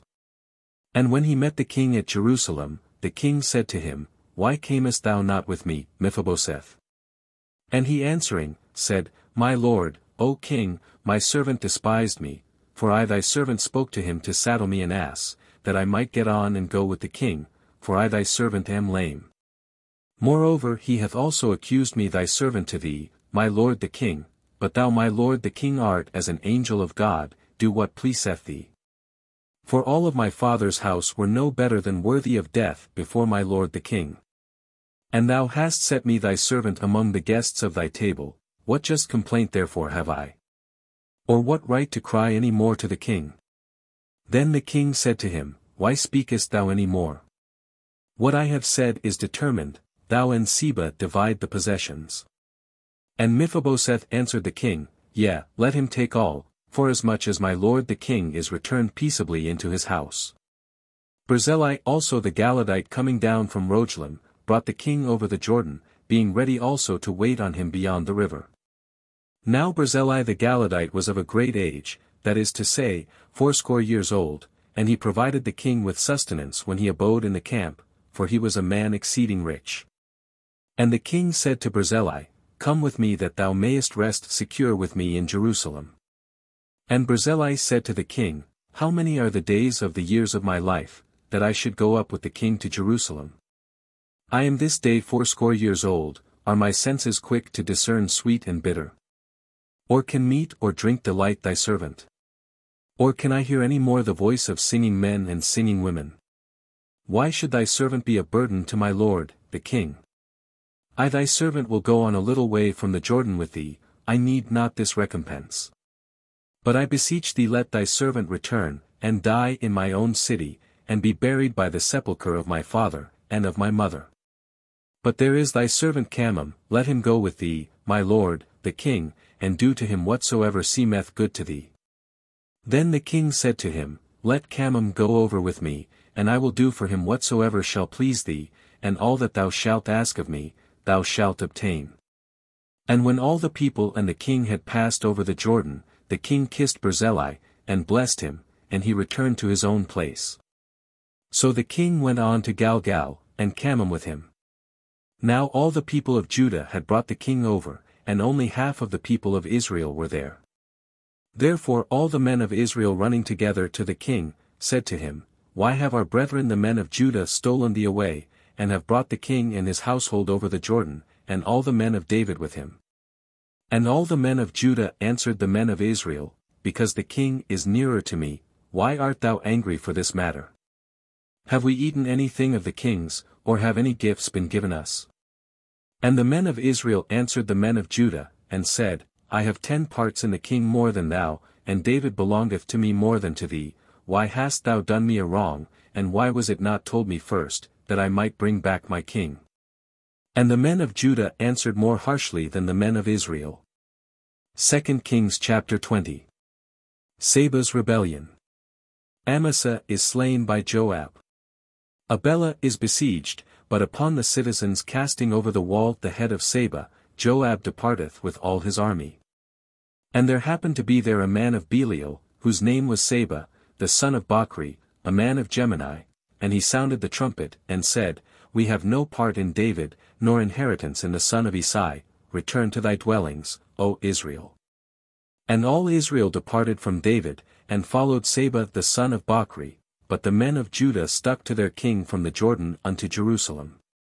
And when the king was come into his house at Jerusalem, he took the 10 women his concubines, whom he had left to keep the house, and put them inward, allowing them provisions, and he went not in unto them. But they were shut up unto the day of their death living in widowhood. And the king said to Amasa, Assemble to me all the men of Judah against the 3rd day, and be thou here present. So Amasa went to assemble the men of Judah, but he tarried beyond the set time which the king had appointed him.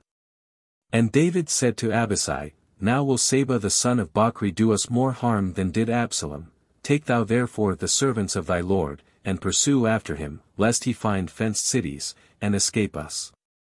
So Joab's men went out with him, and the Cerethi and the Phelethi, and all the valiant men went out of Jerusalem to pursue after Seba the son of Bachri. And when they were at the great stone which is in Gabaon, Amasa coming met them.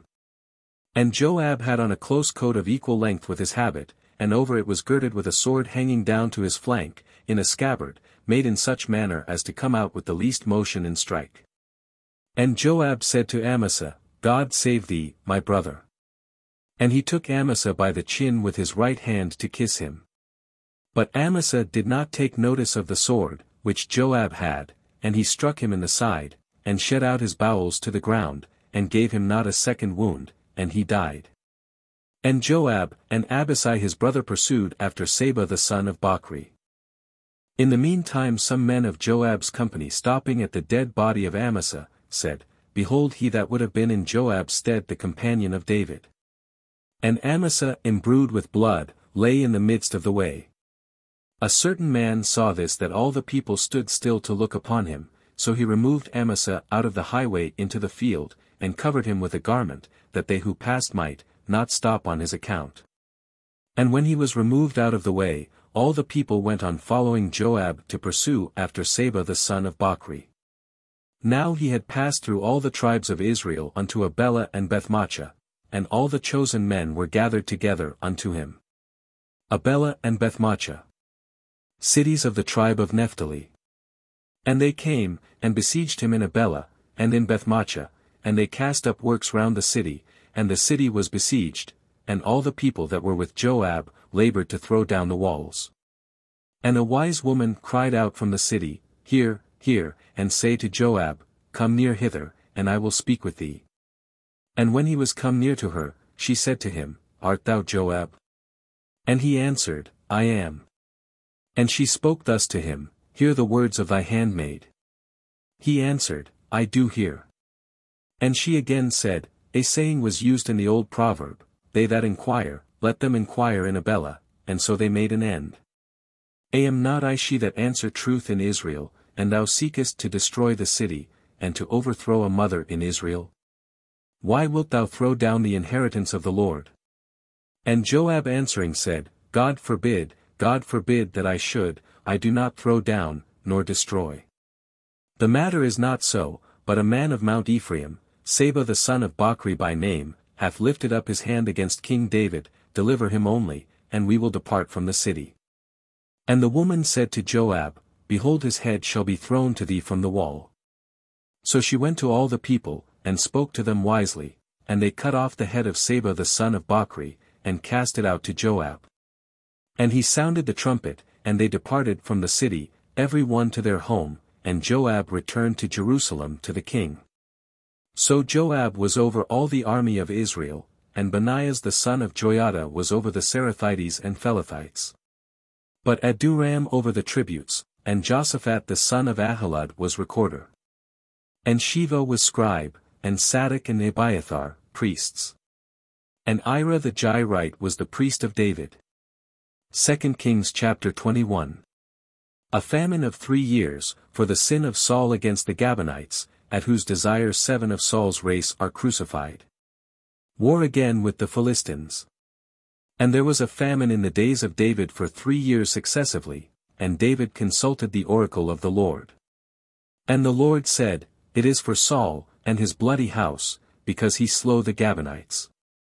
Then the king, calling for the Gabonites, said to them, Now the Gabonites were not of the children of Israel, but the remains of the Amorites, and the children of Israel had sworn to them, and Saul sought to slay them out of zeal, as it were for the children of Israel and Judah.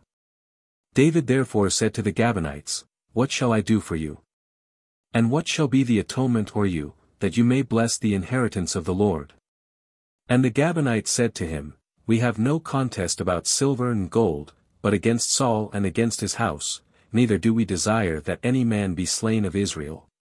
And the king said to them, What will you then that I should do for you? And they said to the king, The man that crushed us and oppressed us unjustly, we must destroy in such manner that there be not so much as one left of his stock in all the coasts of Israel. Let 7 men of his children be delivered unto us, that we may crucify them to the Lord in Gabaa of Saul, once the chosen of the Lord. And the king said, I will give them. And the king spared Mephibosheth the son of Jonathan the son of Saul, because of the oath of the Lord, that had been between David and Jonathan the son of Saul. So the king took the 2 sons of Respha the daughter of Aia, whom she bore to Saul, Armani, and Mephibosheth, and the 5 sons of Michal the daughter of Saul, whom she bore to Hadriel the son of Barzillai, that was of Malathi. Of Michal. They were the sons of Merib, who was married to Hadriel, but they are here called the sons of Michal, because she adopted them, and brought them up as her own.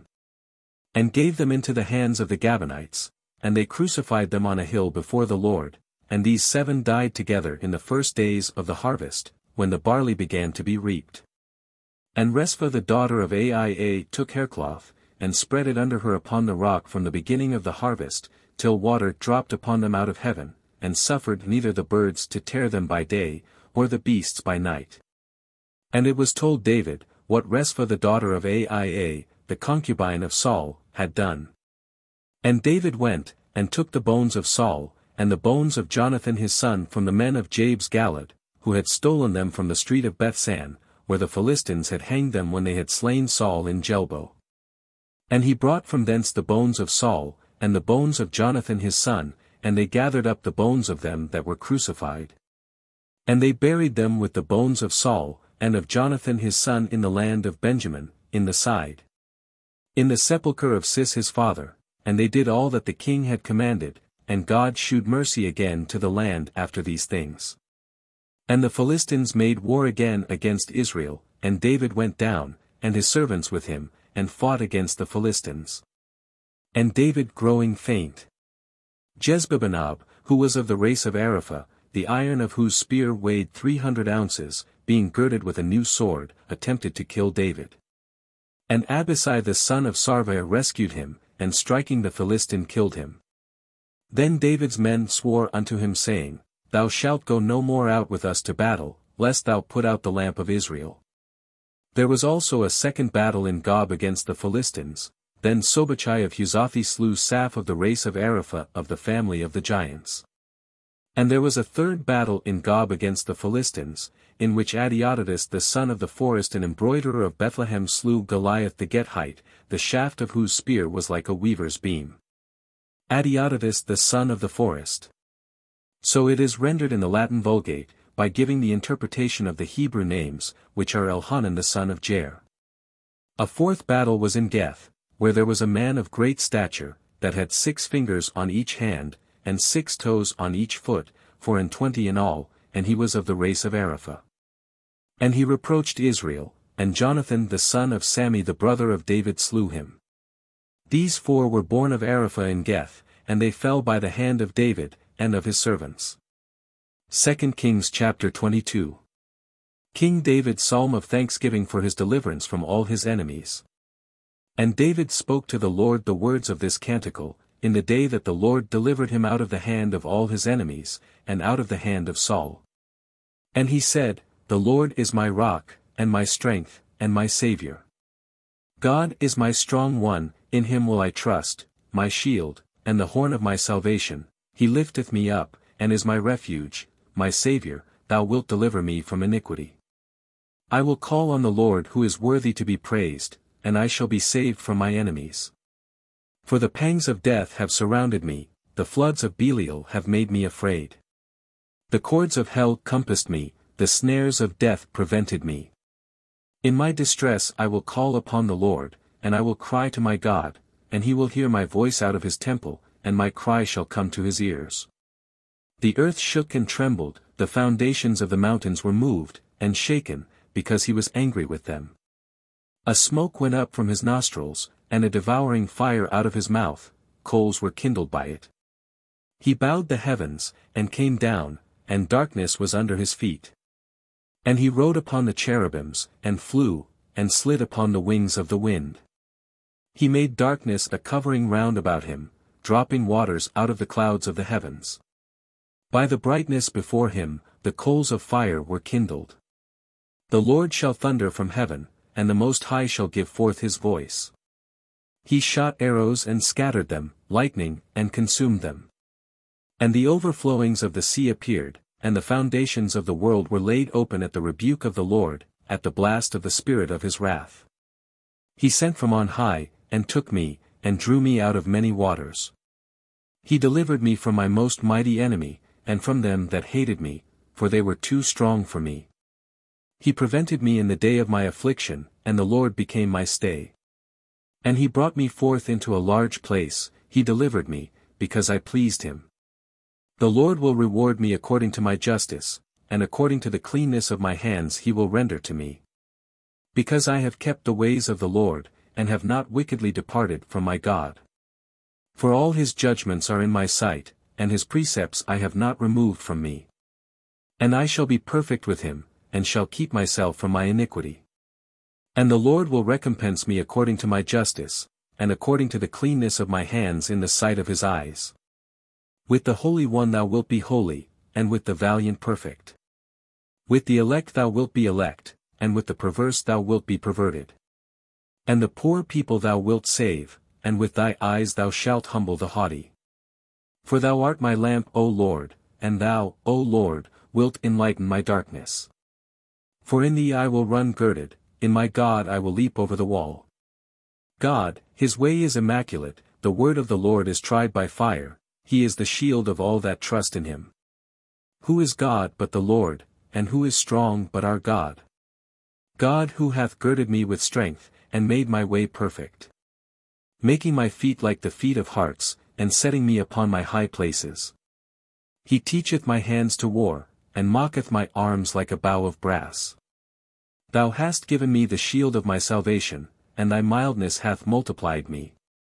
Thou shalt enlarge my steps under me, and my ankles shall not fail. I will pursue after my enemies, and crush them, and will not return again till I consume them. I will consume them and break them in pieces, so that they shall not rise, they shall fall under my feet. Thou hast girded me with strength to battle, thou hast made them that resisted me to bow under me. My enemies thou hast made to turn their back to me, them that hated me, and I shall destroy them.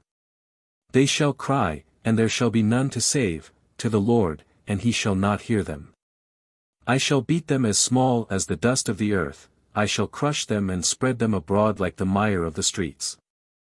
Thou wilt save me from the contradictions of my people, thou wilt keep me to be the head of the Gentiles, the people which I know not, shall serve me. The sons of the stranger will resist me, at the hearing of the ear they will obey me. The strangers are melted away, and shall be straitened in their distresses. The Lord liveth, and my God is blessed, and the strong God of my salvation shall be exalted. God who giveth me revenge, and bringest down people under me. Who bringest me forth from my enemies. And liftest me up from them that resist me, from the wicked man thou shalt deliver me. Therefore will I give thanks to thee, O Lord, among the Gentiles, and will sing to thy name. Giving great salvation to his king, and shewing mercy to David his anointed, and to his seed forever. 2 Kings chapter 23. The last words of David. A catalogue of his valiant men. Now these are David's last words. David the son of Isai said, the man to whom it was appointed concerning the Christ of the God of Jacob, the excellent psalmist of Israel said. The Spirit of the Lord hath spoken by me and his word by my tongue. The God of Israel said to me, the strong one of Israel spoke, the ruler of men, the just ruler in the fear of God. As the light of the morning, when the sun riseth, shineth in the morning without clouds, and as the grass springeth out of the earth by rain. As the light, etc. So shall be the kingdom of Christ. Neither is my house so great with God, that he should make with me an eternal covenant, firm in all things and assured. For he is all my salvation, and all my will, neither is there aught thereof that springeth not up. Neither is my house, etc. As if he should say, this everlasting covenant was not due to my house, but purely owing to his bounty, who is all my salvation, and my will, that is, who hath always saved me, and granted me what I beseeched of him. So that I and my house, through his blessing, have sprung up, and succeeded in all things. But transgressors shall all of them be plucked up as thorns, which are not taken away with hands. And if a man will touch them, he must be armed with iron and with the staff of a lance, but they shall be set on fire and burnt to nothing. These are the names of the valiant men of David. Jezbaham sitting in the chair was the wisest chief among the three, he was like the most tender little worm of the wood, who killed 800 men at one onset. Jezbaham, the son of Hachmoni. For this was the name of this hero, as appears from 1 Chron or Paralip. 11 Ibid. Most tender, etc. He appeared like one tender and weak, but was indeed most valiant and strong. It seems the Latin has here given the interpretation of the Hebrew name of the hero, to whom Jezbaham was like, instead of the name itself, which was Adino the Esnite, one much renowned of old for his valor. After him was Eleazar the son of Dodo the Ahohite, one of the 3 valiant men that were with David when they defied the Philistines, and they were there gathered together to battle. Dodo. In Latin, Patrui Aegis, which is the interpretation of the Hebrew name Dodo. The same occurs in ver. 24. And when the men of Israel were gone away, he stood and smote the Philistines till his hand was weary, and grew stiff with the sword, and the Lord wrought a great victory that day, and the people that were fled away returned to take spoils of them that were slain. And after him was Sema the son of Age of Arari. And the Philistines were gathered together in a troop, for there was a field full of lentils. And when the people were fled from the face of the Philistines, he stood in the midst of the field, and defended it, and defeated the Philistines, and the Lord gave a great victory. Moreover also before this the 3 who were princes among the 30, went down and came to David in the harvest time into the cave of Adullam, and the camp of the Philistines was in the valley of the giants. And David was then in a hold, and there was a garrison of the Philistines then in Bethlehem. And David longed, and said, Oh, that some man would get me a drink of the water out of the cistern, that is in Bethlehem, by the gate. And the 3 valiant men broke through the camp of the Philistines, and drew water out of the cistern of Bethlehem, that was by the gate, and brought it to David, but he would not drink, but offered it to the Lord, saying, The Lord be merciful to me, that I may not do this. Shall I drink the blood of these men that went, and the peril of their lives? Therefore he would not drink. These things did these 3 mighty men. Abishai also the brother of Joab, the son of Sarviah, was chief among 3, and he lifted up his spear against 300 whom he slew, and he was renowned among the 3. And the noblest of 3, and was their chief. But to the 3 first he attained not. And Benaias the son of Joiada a most valiant man, of great deeds, of Kabzeel, he slew the 2 lions of Moab, and he went down, and slew a lion in the midst of a pit, in the time of snow. He also slew an Egyptian, a man worthy to be a sight, having a spear in his hand, but he went down to him with a rod, and forced the spear out of the hand of the Egyptian, and slew him with his own spear. These things did Benaias the son of Joiada. And he was renowned among the 3 valiant men, who were the most honorable among the 30, but he attained not to the first 3, and David made him of his privy council. Asael the brother of Joab was one of the 30, Elihanan the son of Dodo of Bethlehem. Sema of Herodi, Elika of Herodi. Helez of Phalti, Hira the son of Achaz of Thecua. Abiezer of Anathoth, Mabonai of Huzati. Selman the Ahohite, Maharai the Netophathite. Heled the son of Bana, also a Netophathite. Ithai the son of Ribai of Gabath of the children of Benjamin. Baniah the Pharathonite, Hedai of the torrent Gaz. Abialban the Arbathite, Asmaveth of Baromi. Eliabah of Salaboni. The sons of Jason, Jonathan. Sema of Aurori, Eliam the son of Sarah the Ararite. Eliphalet the son of Osbai the son of Machadi, Eliam the son of Achitophel the Gelonite. Hesrai of Carmel, Pharai of Arbai. Igal the son of Nathan of Soba. Bani of Gadi.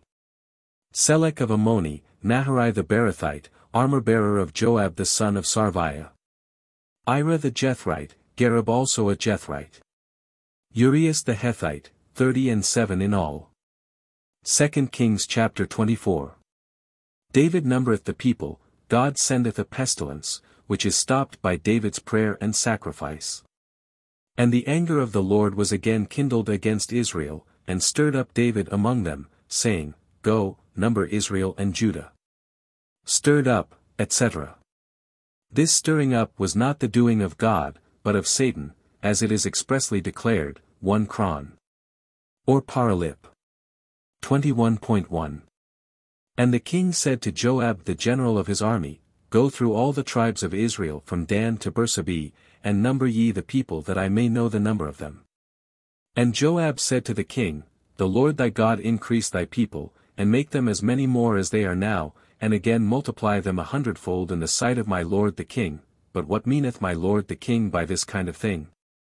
But the king's words prevailed over the words of Joab, and of the captains of the army, and Joab, and the captains of the soldiers went out from the presence of the king, to number the people of Israel. And when they had passed the Jordan, they came to Aroer to the right side of the city, which is in the vale of Gad. And by Jazer they passed into Galad, and to the lower land of Hodsi, and they came into the woodlands of Dan.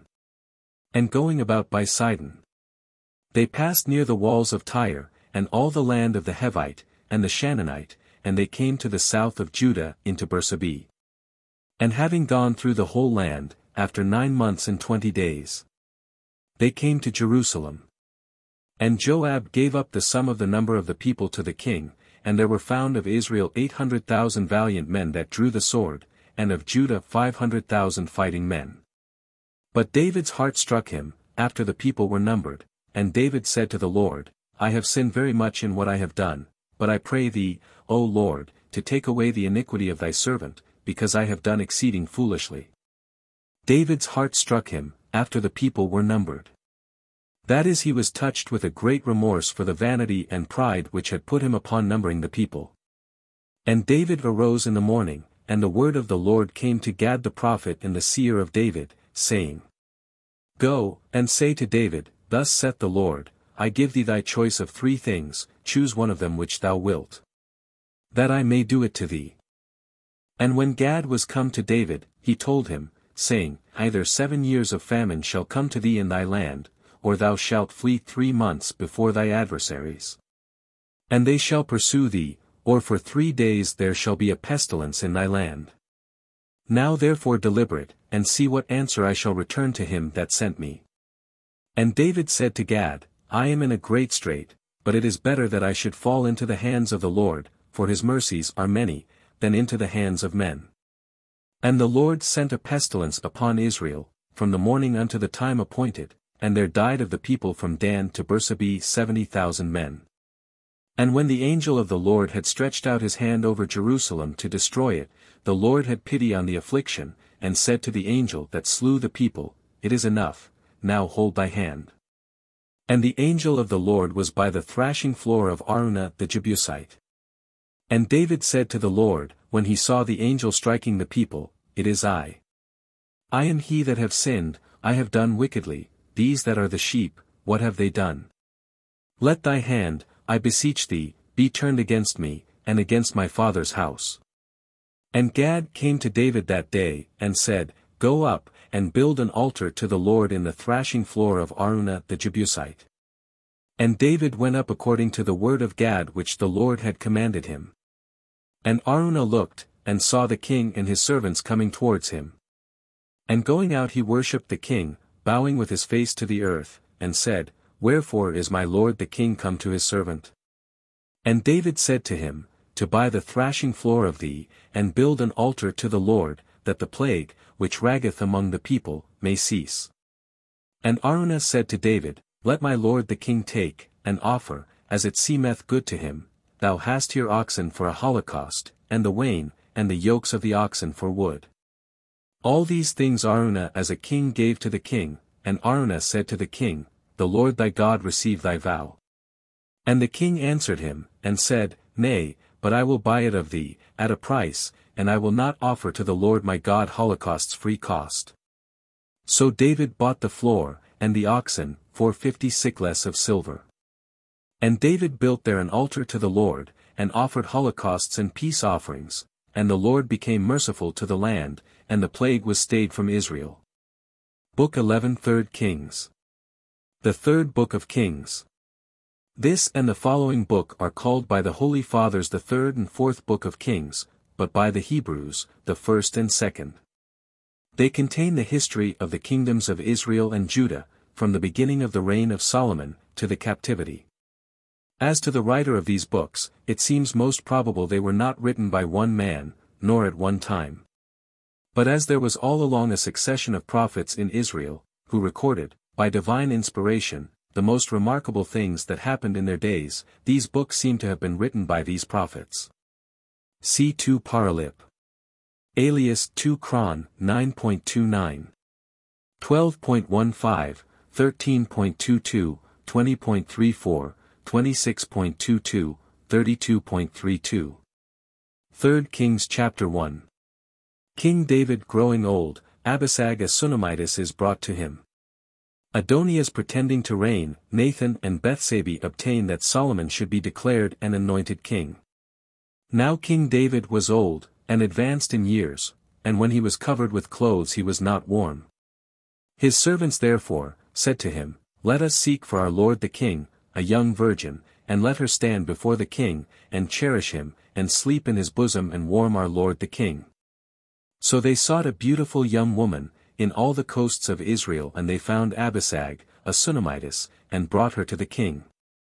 And the damsel was exceedingly beautiful, and she slept with the king, and served him, but the king did not know her. And Adonias, the son of Haggith, exalted himself, saying, I will be king. And he made himself chariots and horsemen, and 50 men to run before him. Neither did his father rebuke him at any time, saying, Why hast thou done this? And he also was very beautiful, the next in birth after Absalom. And he conferred with Joab, the son of Sarviah, and with Abiathar, the priest, who furthered Adonias' side. But Sadok, the priest, and Benaias, the son of Joiada, and Nathan, the prophet, and Shimei, and Ray, and the strength of David's army, was not with Adonias. And Adonias having slain rams and calves, and all fat cattle, by the stone of Zoheleth, which was near the fountain Rogel, invited all his brethren, the king's sons, and all the men of Judah, the king's servants. But Nathan, the prophet, and Benaias, and all the valiant men, and Solomon, his brother, he invited not. And Nathan said to Bethsabe, the mother of Solomon, Hast thou not heard that Adonias, the son of Haggith, reigneth, and our lord David knoweth it not? Now then, come, take my counsel, and save thy life, and the life of thy son Solomon. Go, and get thee into King David, and say to him, Didst not thou, my lord, O king, swear to me, thy handmaid, saying, Solomon, thy son, shall reign after me, and he shall sit on my throne? Why then doth Adonias reign? And while thou art yet speaking there with the king, I will come in after thee, and will fill up thy words. So Bethsabe went into the king into the chamber. Now the king was very old, and Abishag, the Sunamitess, ministered to him. Bethsabe bowed herself, and worshipped the king. And the king said to her, What is thy will? She answered, and said, My lord, thou didst swear to thy handmaid, by the Lord thy God, saying, Solomon, thy son, shall reign after me, and he shall sit on my throne.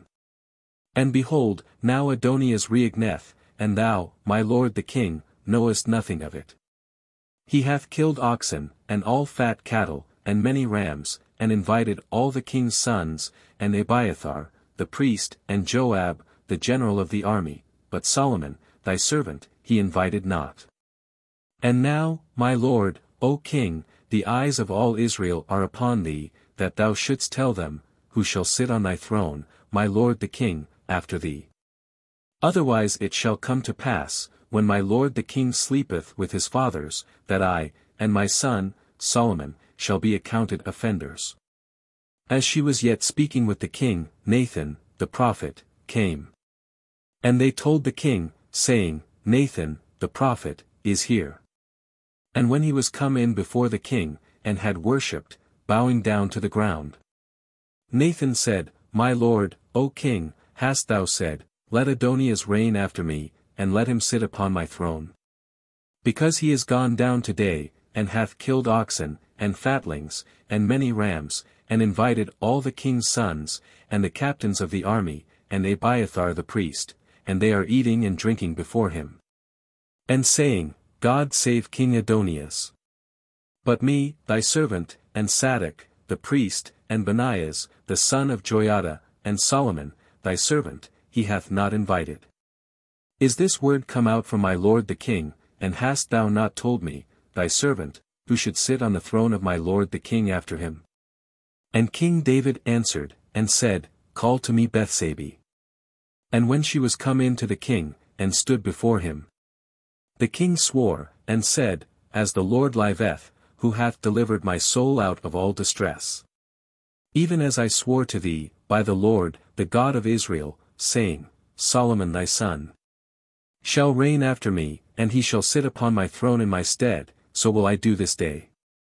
And Bethsabe, bowing with her face to the earth, worshipped the king, saying, May my lord David live forever. King David also said, Call me Sadok, the priest, and Nathan, the prophet, and Benaias, the son of Joiada. And when they were come in before the king, he said to them, Take with you the servants of your lord, and set my son Solomon upon my mule, and bring him to Gihon. And let Sadok, the priest, and Nathan, the prophet, anoint him their king over Israel, and you shall sound the trumpet, and shall say, God save King Solomon. And you shall come up after him, and he shall come, and shall sit upon my throne, and he shall reign in my stead, and I will appoint him to be ruler over Israel, and over Judah. And Benaias, the son of Joiada, answered the king, saying, Amen, so say the Lord, the God of my lord the king. As the Lord hath been with my lord the king, so be he with Solomon, and make his throne higher than the throne of my lord King David.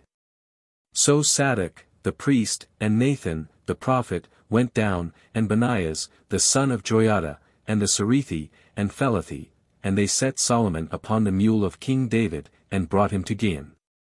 And Sadok, the priest, took a horn of oil out of the tabernacle, and anointed Solomon, and they sounded the trumpet, and all the people said, God save King Solomon.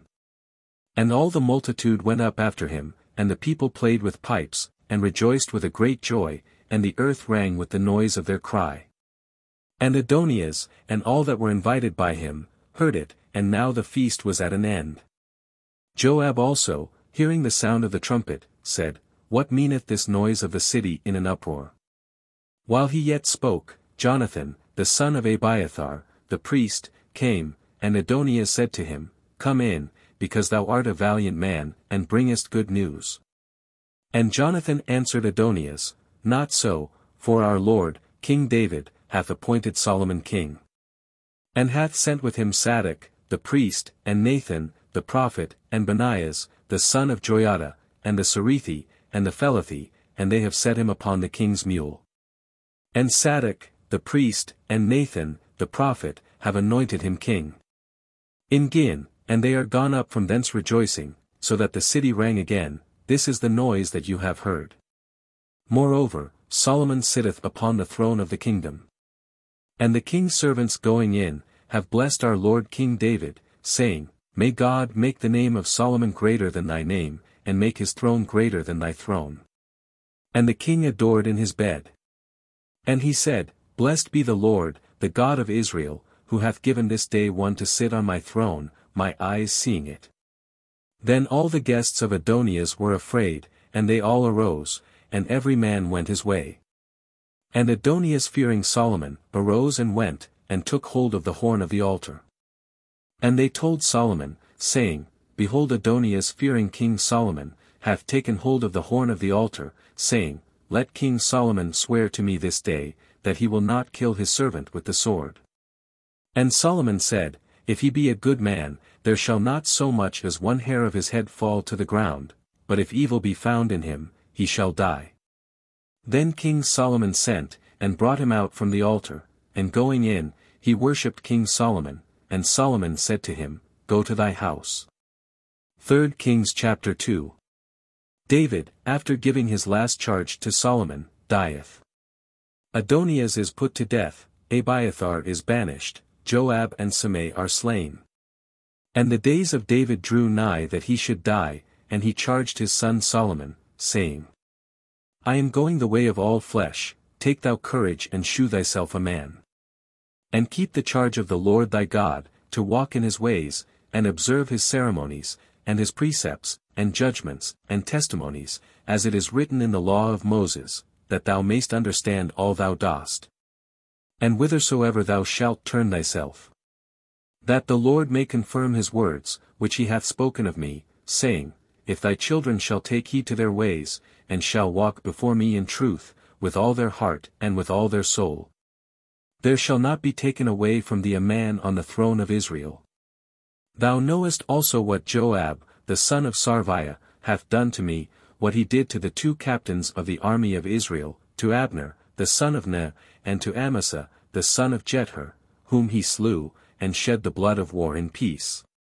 And put the blood of war on his girdle that was about his loins, and in his shoes that were on his feet. Joab. These instructions given by David to his son, with relation to Joab and Shimei, proceeded not from any rancor of heart, or private pique, but from a zeal for justice, that crimes so public and heinous might not pass unpunished. Do, therefore, according to thy wisdom, and let not his hoary head go down to hell in peace. To hell. This word hell doth not here signify the place or state of damnation, but the place and state of the dead. But shew kindness to the sons of Barzillai, the Galadite, and let them eat at thy table, for they met me when I fled from the face of Absalom, thy brother. Thou hast also with thee Shimei, the son of Gera, the son of Gemini, of Bahurim, who cursed me with a grievous curse, when I went to the camp, but because he came down to meet me when I passed over the Jordan, and I swore to him by the Lord, saying, I will not kill thee with the sword. Do not thou hold him guiltless. But thou art a wise man, and knowest what to do with him, and thou shalt bring down his grey hairs with blood to the grave. So David slept with his fathers, and was buried in the city of David. And the days that David reigned in Israel, were 40 years, in Hebron he reigned 7 years, in Jerusalem 33. And Solomon sat upon the throne of his father David, and his kingdom was strengthened exceedingly. And Adonias, the son of Haggith, came to Bethsabee the mother of Solomon. And she said to him, Is thy coming peaceable? He answered, It is peaceable. And he added, I have a word to speak with thee. She said to him, Speak. And he said, Thou knowest that the kingdom was mine, and all Israel had preferred me to be their king, but the kingdom is transferred, and is become my brother's, for it was appointed him by the Lord. Now therefore, I ask one petition of thee. Turn not away my face. And she said to him, Say on. And he said, I pray thee speak to King Solomon, for he cannot deny thee anything, to give me Abisag, the Sunamitess, to wife. And Bethsabee said, Well, I will speak for thee to the king. Then Bethsabee came to King Solomon, to speak to him for Adonias, and the king arose to meet her, and bowed to her, and sat down upon his throne, and a throne was set for the king's mother, and she sat on his right hand. And she said to him, I desire one small petition of thee, do not put me to confusion. And the king said to her, My mother, ask, for I must not turn away thy face. And she said, Let Abishag, the Sunamitess, be given to Adonias, thy brother, to wife. And King Solomon answered, and said to his mother, Why dost thou ask Abishag, the Sunamitess, for Adonias? Ask for him also the kingdom, for he is my elder brother, and hath Abiathar, the priest, and Joab, the son of Sarviah. Then King Solomon swore by the Lord, saying, So and so may God do to me, and add more, if Adonias hath not spoken this word against his own life. And now, as the Lord liveth, who hath established me, and placed me upon the throne of David, my father, and who hath made me a house, as he promised, Adonias shall be put to death this day. And King Solomon sent by the hand of Benaias, the son of Joiada, who slew him, and he died. And the king said also to Abiathar, the priest, Go to Anathoth, to thy lands, for indeed thou art worthy of death, but I will not at this time put thee to death, because thou didst carry the ark of the Lord God before David, my father. And hast endured trouble in all the troubles my father endured. So Solomon cast out Abiathar from being the priest of the Lord, that the word of the Lord might be fulfilled, which he spoke concerning the house of Heli in Silo. And the news came to Joab, because Joab had turned after Adonias, and had not turned after Solomon, and Joab fled into the tabernacle of the Lord, and took hold on the horn of the altar. And it was told King Solomon, that Joab was fled into the tabernacle of the Lord, and was by the altar, and Solomon sent Benaias, the son of Joiada, saying, Go, kill him. And Benaias came to the tabernacle of the Lord, and said to him, Thus saith the king, Come forth. And he said, I will not come forth, but here I will die. Benaias brought word back to the king, saying, Thus saith Joab, and thus he answered me. And the king said to him, Do as he hath said, and kill him, and bury him, and thou shalt remove the innocent blood which hath been shed by Joab, from me, and from the house of my father. And the Lord shall return his blood upon his own head. Because he murdered 2 men, just and better than himself, and slew them with the sword, my father, David, not knowing it, Abner, the son of Ner, general of the army of Israel, and Amasa, the son of Jether, general of the army of Judah. And their blood shall return upon the head of Joab, and upon the head of his seed forever. But to David and his seed, and his house, and to his throne, be peace forever from the Lord. So Benaias, the son of Joiada, went up, and setting upon him slew him, and he was buried in his house in the desert. And the king appointed Benaias, the son of Joiada, in his room over the army, and Sadok, the priest, he put in the place of Abiathar.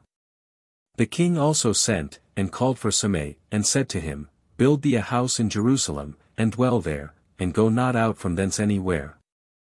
For on what day soever thou shalt go out, and shalt pass over the brook Cedron, know that thou shalt be put to death, thy blood shall be upon thy own head.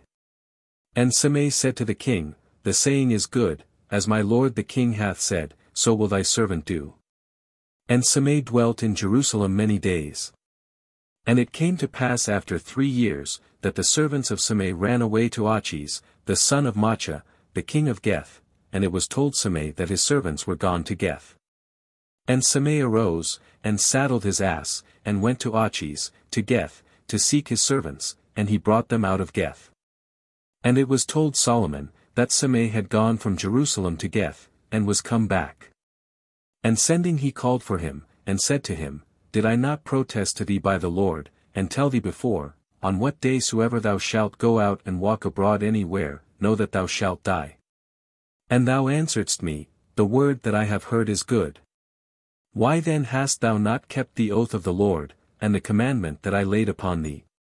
And the king said to Shimei, Thou knowest all the evil, of which thy heart is conscious, which thou didst to David, my father, the Lord hath returned thy wickedness upon thy own head. And King Solomon shall be blessed, and the throne of David shall be established before the Lord forever. So the king commanded Benaias, the son of Joiada, and he went out and struck him, and he died. 3 Kings chapter 3. Solomon marrieth Pharaoh's daughter. He sacrificeth in Gabaon, in the choice which God gave him he prefereth wisdom. His wise judgment between the two harlots. And the kingdom was established in the hand of Solomon, and he made affinity with Pharaoh, the king of Egypt, for he took his daughter, and brought her into the city of David, until he had made an end of building his own house. And the house of the Lord, and the wall of Jerusalem round about. But yet the people sacrificed in the high places, for there was no temple built to the name of the Lord until that day. High places. That is, altars where they worshipped the Lord, but not according to the ordinance of the law. Which allowed of no other places for sacrifice but the temple of God.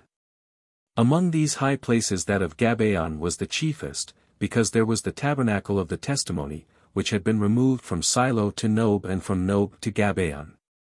And Solomon loved the Lord, walking in the precepts of David, his father.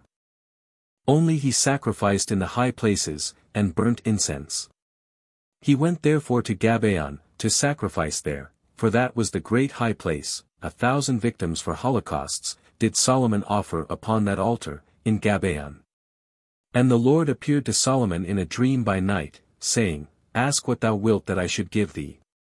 And Solomon said, Thou hast shewed great mercy to thy servant David, my father, even as he walked before thee in truth, and justice, and an upright heart with thee, and thou hast kept thy great mercy for him. And hast given him a son to sit on his throne, as it is this day. And now, O Lord God, thou hast made thy servant king instead of David, my father, and I am but a child, and know not how to go out and come in. And thy servant is in the midst of the people which thou hast chosen, an immense people, which cannot be numbered nor counted for multitude. Give therefore to thy servant an understanding heart, to judge thy people, and discern between good and evil. For who shall be able to judge this people, thy people, which is so numerous? And the word was pleasing to the Lord, that Solomon had asked such a thing. And the Lord said to Solomon, Because thou hast asked this thing, and hast not asked for thyself long life nor riches, nor the lives of thy enemies, but hast asked for thyself wisdom to discern judgment. Behold, I have done for thee according to thy words, and have given thee a wise and understanding heart, insomuch that there hath been no one like thee before thee, nor shall arise after thee. Yea, and the things also which thou didst not ask, I have given thee, to wit, riches and glory, so that no one hath been like thee among the kings in all days heretofore. And if thou wilt walk in my ways, and keep my precepts and my commandments, as thy father walked, I will lengthen thy days. And Solomon awaked, and perceived that it was a dream, and when he was come to Jerusalem, he stood before the ark of the covenant of the Lord, and offered holocausts, and sacrificed victims of peace offerings. And made a great feast for all his servants. Then there came 2 women that were harlots, to the king, and stood before him. And one of them said, I beseech thee, my lord, I and this woman dwelt in one house, and I was delivered of a child with her in the chamber. And the 3rd day after I was delivered, she also was delivered, and we were together, and no other person with us in the house, only we 2. And this woman's child died in the night, for in her sleep she overlaid him. And rising in the dead time of the night, she took my child from my side, while I, thy handmaid, was asleep, and laid it in her bosom, and laid her dead child in my bosom. And when I arose in the morning, to give my child suck, behold it was dead, but considering him more diligently, when it was clear day, I found that it was not mine which I bore. And the other woman answered, It is not so as thou sayest, but thy child is dead, and mine is alive. On the contrary, she said, Thou liest, for my child liveth, and thy child is dead. And in this manner they strove before the king. Then said the king, The one saith, My child is alive, and thy child is dead. And the other answereth, Nay, but thy child is dead, and mine liveth. The king therefore said, Bring me a sword. And when they had brought a sword before the king, Divide, said he, the living child in 2, and give half to the one and half to the other. But the woman, whose child was alive, said to the king, For her bowels were moved upon her child, I beseech thee, my lord, give her the child alive, and do not kill it. But the other said, Let it be neither mine nor thine, but divide it. The king answered, and said, Give the living child to this woman, and let it not be killed, for she is the mother thereof. And all Israel heard the judgment which the king had judged, and they feared the king, seeing that the wisdom of God was in him to do judgment. 3 Kings chapter 4. Solomon's chief officers. His riches and wisdom. And King Solomon reigned over all Israel. And these were the princes which he had, Azarias, the son of Sadok, the priest. Elihoreph, and Ahiah, the sons of Sisa, scribes, Josaphat, the son of Ahilud, recorder. Benaias, the son of Joiada. Over the army, and Sadok, and Abiathar, priests. Abiathar. By this it appears that Abiathar was not altogether deposed from the high priesthood, but only banished to his country house, and by that means excluded from the exercise of his functions. Azarias, the son of Nathan, over them that were about the king, Zabud, the son of Nathan, the priest, the king's friend. And Ahiezer, governor of the house, and Adoniram, the son of Abda, over the tribute. And Solomon had 12 governors over all Israel, who provided victuals for the king and for his household, for every one provided necessaries, each man his month in the year. And these are their names, Ben-Hur, in Mount Ephraim. Bendekar, in Maxes, and in Saalbim, and in Bethsames, and in Elon, and in Beth-Hanan. Ben-Hezd, in Araboth, his was Socho, and all the land of Epher. Ben-Abinadab, to whom belonged all Nephath-dor, he had Taphath, the daughter of Solomon, to wife. Baana, the son of Ahilud, who governed Thanach, and Megiddo, and all Bethsan, which is by Sarthana, beneath Jezreel, from Bethsan unto Abomehila, over against Jechman. Ben-Gaber, in Ramoth-Galad, he had the town of Jair, the son of Manasses, in Galad, he was chief in all the country of Argob, which is in Bazan, 80 great cities with walls, and brazen bolts. Ahinadab, the son of Addo, was chief in Manaim. Achimaaz, in Naphtali, he also had Basemath, the daughter of Solomon, to wife. Baana, the son of Huzi, in Azur, and in Baalath. Josaphat, the son of Pharu, in Issachar. Samei, the son of Elah, in Benjamin. Gaber, the son of Uri, in the land of Galad, in the land of Sihon, the king of the Amorites, and of Og, the king of Bazan, over all that were in that land. Judah and Israel were innumerable, as the sand of the sea in multitude. Eating and drinking, and rejoicing. And Solomon had under him all the kingdoms, from the river to the land of the Philistines, even to the border of Egypt, and they brought him presents, and served him all the days of his life. The river Euphrates. And the provision of Solomon, for each day, was 30 measures of fine flour, and 80 measures of meal.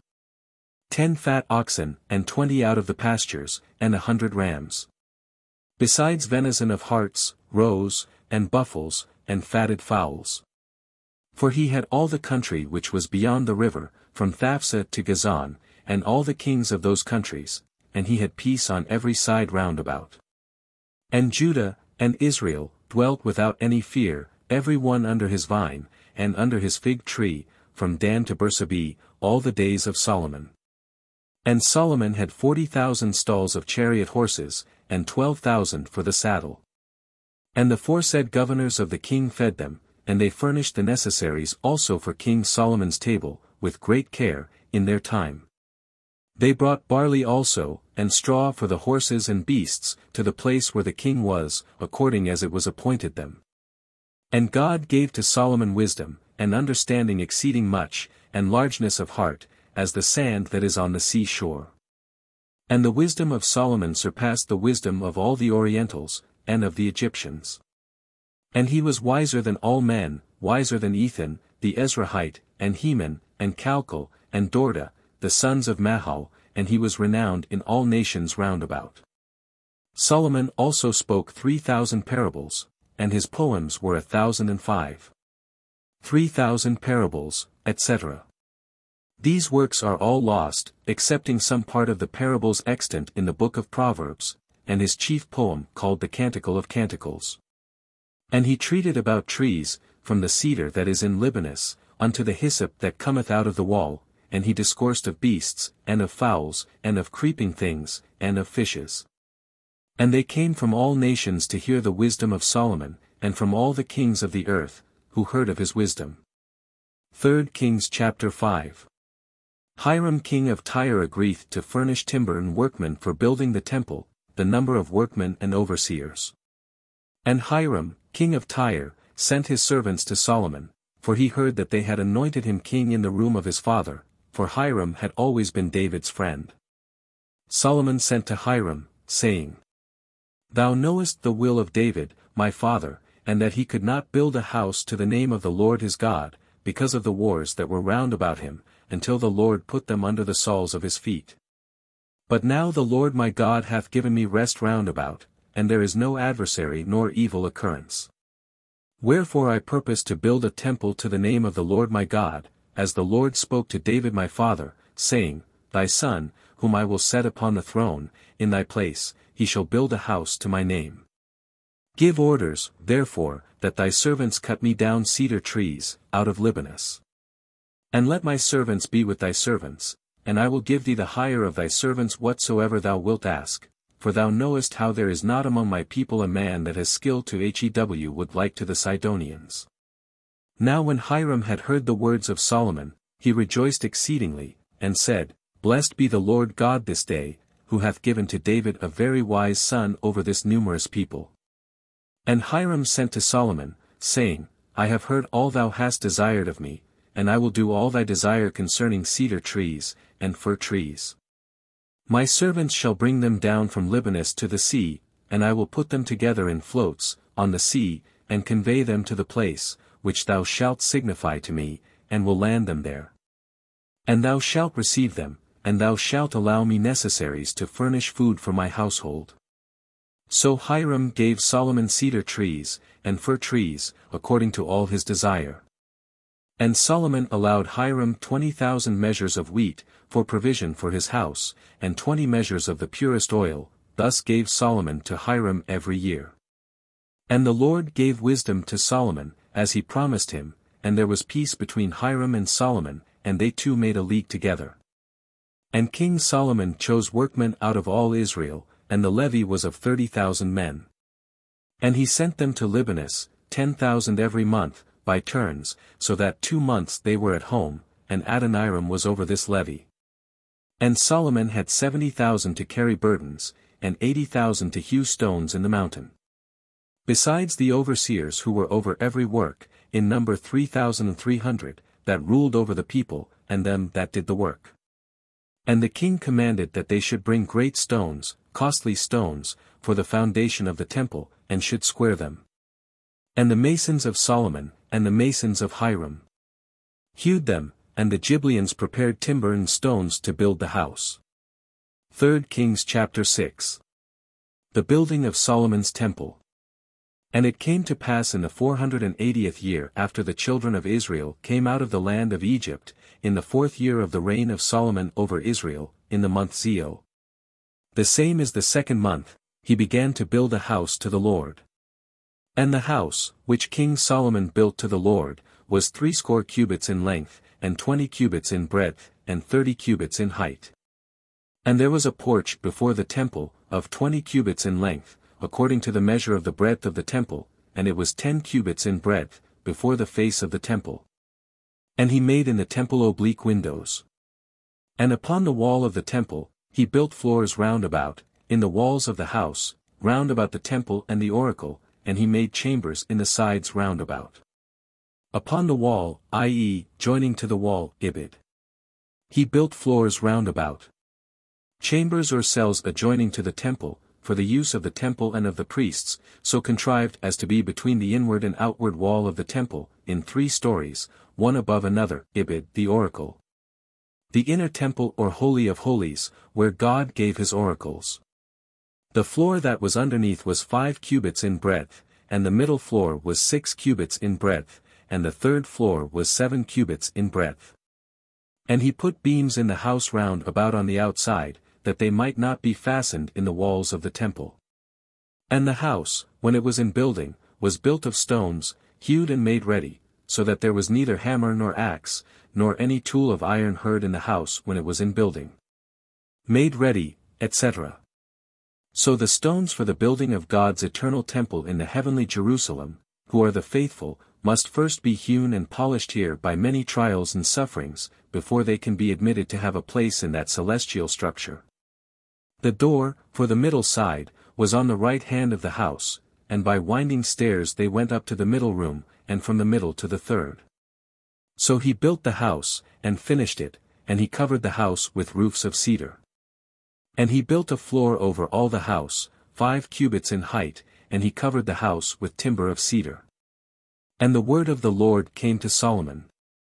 As for this house, which thou art building, if thou wilt walk in my statutes, and execute my judgments, and keep all my commandments, walking in them, I will fulfill my word to thee, which I spoke to David thy father. And I will dwell in the midst of the children of Israel, and I will not forsake my people Israel. So Solomon built the house, and finished it. And he built the walls of the house on the inside, with boards of cedar, from the floor of the house to the top of the walls, and to the roofs. He covered it with boards of cedar on the inside, and he covered the floor of the house with planks of fir.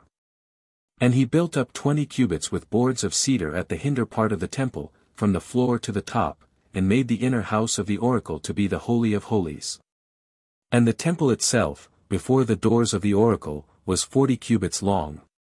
And all the house was covered within with cedar, having the turnings, and the joints thereof artfully wrought, and carvings projecting out, all was covered with boards of cedar, and no stone could be seen in the wall at all. And he made the oracle in the midst of the house, in the inner part, to set there the ark of the covenant of the Lord. Now the oracle was 20 cubits in length, and 20 cubits in breadth, and 20 cubits in height. And he covered it, and overlaid it with most pure gold. And the altar also he covered with cedar. And the house before the oracle he overlaid with most pure gold, and fastened on the plates with nails of gold. And there was nothing in the temple that was not covered with gold, the whole altar of the oracle he covered also with gold. And he made in the oracle 2 cherubims of olive tree, of 10 cubits in height. One wing of the cherub was 5 cubits, and the other wing of the cherub was 5 cubits, that is, in all 10 cubits, from the extremity of one wing to the extremity of the other wing. The second cherub also was 10 cubits, and the measure, and the work was the same in both the cherubims. That is to say, one cherub was 10 cubits high, and in like manner the other cherub. And he set the cherubims in the midst of the inner temple, and the cherubim stretched forth their wings, and the wing of the one touched one wall. And the wing of the other cherub touched the other wall, and the other wings in the midst of the temple touched one another. And he overlaid the cherubims with gold. And all the walls of the temple round about he carved with diverse figures and carvings, and he made in them cherubims and palm trees, and diverse representations, as it were standing out, and coming forth from the wall. And the floor of the house he also overlaid with gold within and without. And in the entrance of the oracle, he made little doors of olive tree, and posts of 5 corners. And 2 doors of olive tree, and he carved upon them figures of cherubims, and figures of palm trees, and carvings very much projecting. And he overlaid them with gold, and he covered both the cherubims and the palm trees, and the other things, with gold. And he made in the entrance of the temple posts of olive tree 4 and 2 doors of fir tree, one of each side, and each door was double, and so opened with folding leaves. And he carved cherubims, and palm trees, and carved work standing very much out, and he overlaid all with golden plates in square work by rule. And he built the inner court with 3 rows of polished stones, and 1 row of beams of cedar. In the 4th year was the house of the Lord founded, in the month Zeo. And in the 11th year, in the month Bul, which is the 8th month, the house was finished in all the works thereof, and in all the appurtenances thereof, and he was 7 years in building it. 3 Kings chapter 7. Solomon's palace, his house in the forest, and the queen's house, the work of the 2 pillars, the sea, or laver, and other vessels. And Solomon built his own house in 13 years, and brought it to perfection.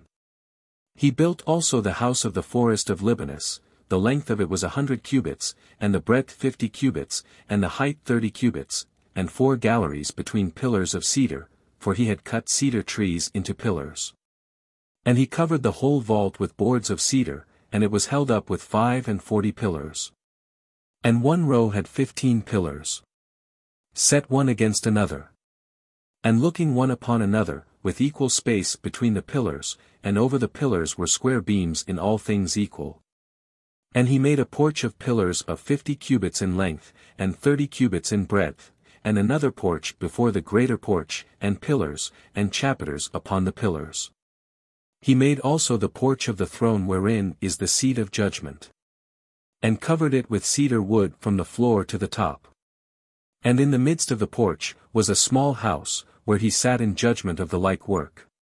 He made also a house for the daughter of Pharaoh, whom Solomon had taken to wife, of the same work, as this porch. All of costly stones, which were sawed by a certain rule and measure, both within and without, from the foundation to the top of the walls, and without, unto the great court. And the foundations were of costly stones, great stones of 10 cubits or 8 cubits. And above there were costly stones of equal measure hewed, and in like manner planks of cedar.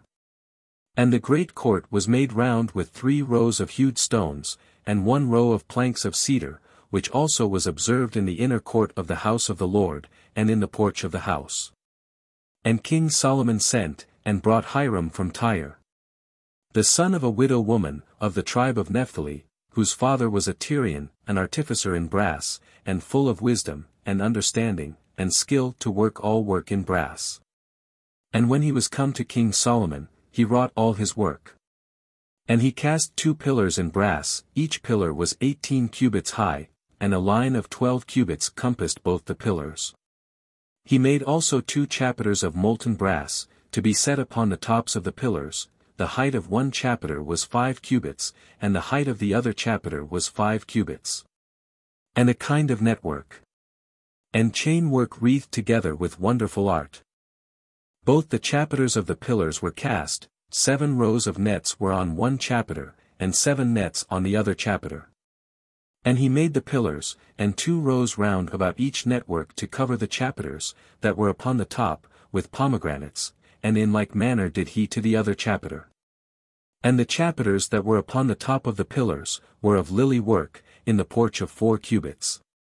And again there were other chapiters on the top of the pillars above, according to the measure of the pillar over against the network, and of pomegranates there were 200, in rows round about the other chapiter. And he set up the 2 pillars in the porch of the temple, and when he had set up the pillar on the right hand, he called the name thereof Jachin. In like manner he set up the 2nd pillar, and called the name thereof Booz. Jachin. That is, firmly established, Ibid, Booz. That is, in its strength. By recording these names in Holy Writ, the Spirit of God would have us understand the invincible firmness and strength of the pillars on which the true temple of God, which is the church, is established. And upon the tops of the pillars he made lily work, so the work of the pillars was finished. He made also a molten sea, of 10 cubits, from brim to brim, round all about. The height of it was 5 cubits, and a line of 30 cubits compassed it round about. And a graven work, under the brim of it, compassed it for 10 cubits going about the sea. There were 2 rows cast of chamfered sculptures. And it stood upon 12 oxen, of which 3 looked towards the north, and 3 towards the west, and 3 towards the south, and 3 towards the east, and the sea was above upon them, and their hinder parts were all hid within. And the laver was a handbreadth thick, and the brim thereof was like the brim of a cup, or the leaf of a crisped lily. It contained 2,000 baits. 2,000 baits. That is, about 10,000 gallons. This was the quantity of water which was usually put into it, but it was capable, if brimful, of holding 3,000. C2 par. 4.5. And he made 10 bases of brass, every base was 4 cubits in length, and 4 cubits in breadth, and 3 cubits high. And the work itself of the bases was intergraven, and there were gravings between the joinings. And between the little crowns and the ledges, were lions, and oxen, and cherubims, and in the joinings likewise above, and under the lions and oxen, as it were bands of brass hanging down. And every base had 4 wheels, and axletrees of brass, and at the 4 sides were undersetters, under the laver molten, looking one against another. The mouth also of the laver within, was in the top of the chapiter, and that which appeared without, was of 1 cubit all round. And together it was 1 cubit and a half, and in the corners of the pillars were divers engravings, and the spaces between the pillars were square, not round. And the 4 wheels, which were at the 4 corners of the base, were joined one to another under the base. The height of a wheel was 1 cubit and a half. And they were such wheels as are used to be made in a chariot, and their axletrees, and spokes, and strakes, and naves, were all cast. And the 4 undersetters, that were at every corner of each base, were of the base itself, cast and joined together. And on the top of the base, there was a round compass of 1/2 cubit, so wrought that the laver might be set thereon, having its gravings, and divers sculptures of itself. He engraved also in those plates, which were of brass, and in the corners, cherubims, and lions, and palm trees, in likeness of a man standing, so that they seemed not to be engraven, but added round about. After this manner, he made 10 bases, of 1 casting and measure, and the like graving. He made also 10 lavers of brass. 1 laver contained 4 baits, and was of 4 cubits, and upon every base, in all 10, he put as many lavers. And he set the 10 bases, 5 on the right side of the temple, and 5 on the left, and the sea he put on the right side of the temple, over against the east southward. And Hiram made cauldrons, and shovels, and basins, and finished all the work of King Solomon in the temple of the Lord. The 2 pillars and the 2 cords of the chapiters, upon the chapiters of the pillars, and the 2 networks, to cover the 2 cords, that were upon the top of the pillars. And 400 pomegranates for the 2 networks, 2 rows of pomegranates for each network, to cover the cords of the chapiters, which were upon the tops of the pillars. And the 10 bases, and the 10 lavers on the bases. And 1 sea, and 12 oxen under the sea. And the cauldrons, and the shovels, and the basins. All the vessels that Hiram made for King Solomon, for the house of the Lord, were of fine brass. In the plains of the Jordan, did the king cast them in a clay ground, between Sokoth and Sartham. And Solomon placed all the vessels, but for its exceeding great multitude the brass could not be weighed. And Solomon made all the vessels for the house of the Lord, the altar of gold, and the table of gold, upon which the loaves of proposition should be set. And the golden candlesticks, 5 on the right hand, and 5 on the left. Over against the oracle, of pure gold, and the flowers like lilies, and the lamps over them of gold, and golden snuffers. And pots, and flesh hooks, and bowls, and mortars, and censers. Of most pure gold, and the hinges for the doors of the inner house of the Holy of Holies, and for the doors of the house of the temple, were of gold. And Solomon finished all the work that he made in the house of the Lord, and brought in the things that David, his father, had dedicated, the silver and the gold, and the vessels, and laid them up in the treasures of the house of the Lord. 3 Kings chapter 8. The dedication of the temple, Solomon's prayer and sacrifices. Then all the ancients of Israel, with the princes of the tribes, and the heads of the families of the children of Israel, were assembled to King Solomon, in Jerusalem, that they might carry the ark of the covenant of the Lord. Out of the city of David, that is, out of Shaun. And all Israel assembled themselves to King Solomon, on the festival day, in the month of Ethanim, the same is the 7th month. And all the ancients of Israel came, and the priests took up the ark. And carried the ark of the Lord, and the tabernacle of the covenant, and all the vessels of the sanctuary that were in the tabernacle, and the priests and the Levites carried them. And King Solomon, and all the multitude of Israel, that were assembled unto him, went with him before the ark, and they sacrificed sheep and oxen, that could not be counted or numbered. And the priests brought in the ark of the covenant of the Lord into its place, into the oracle of the temple, into the Holy of Holies, under the wings of the cherubims. For the cherubim spread forth their wings over the place of the ark, and covered the ark, and the staves thereof above.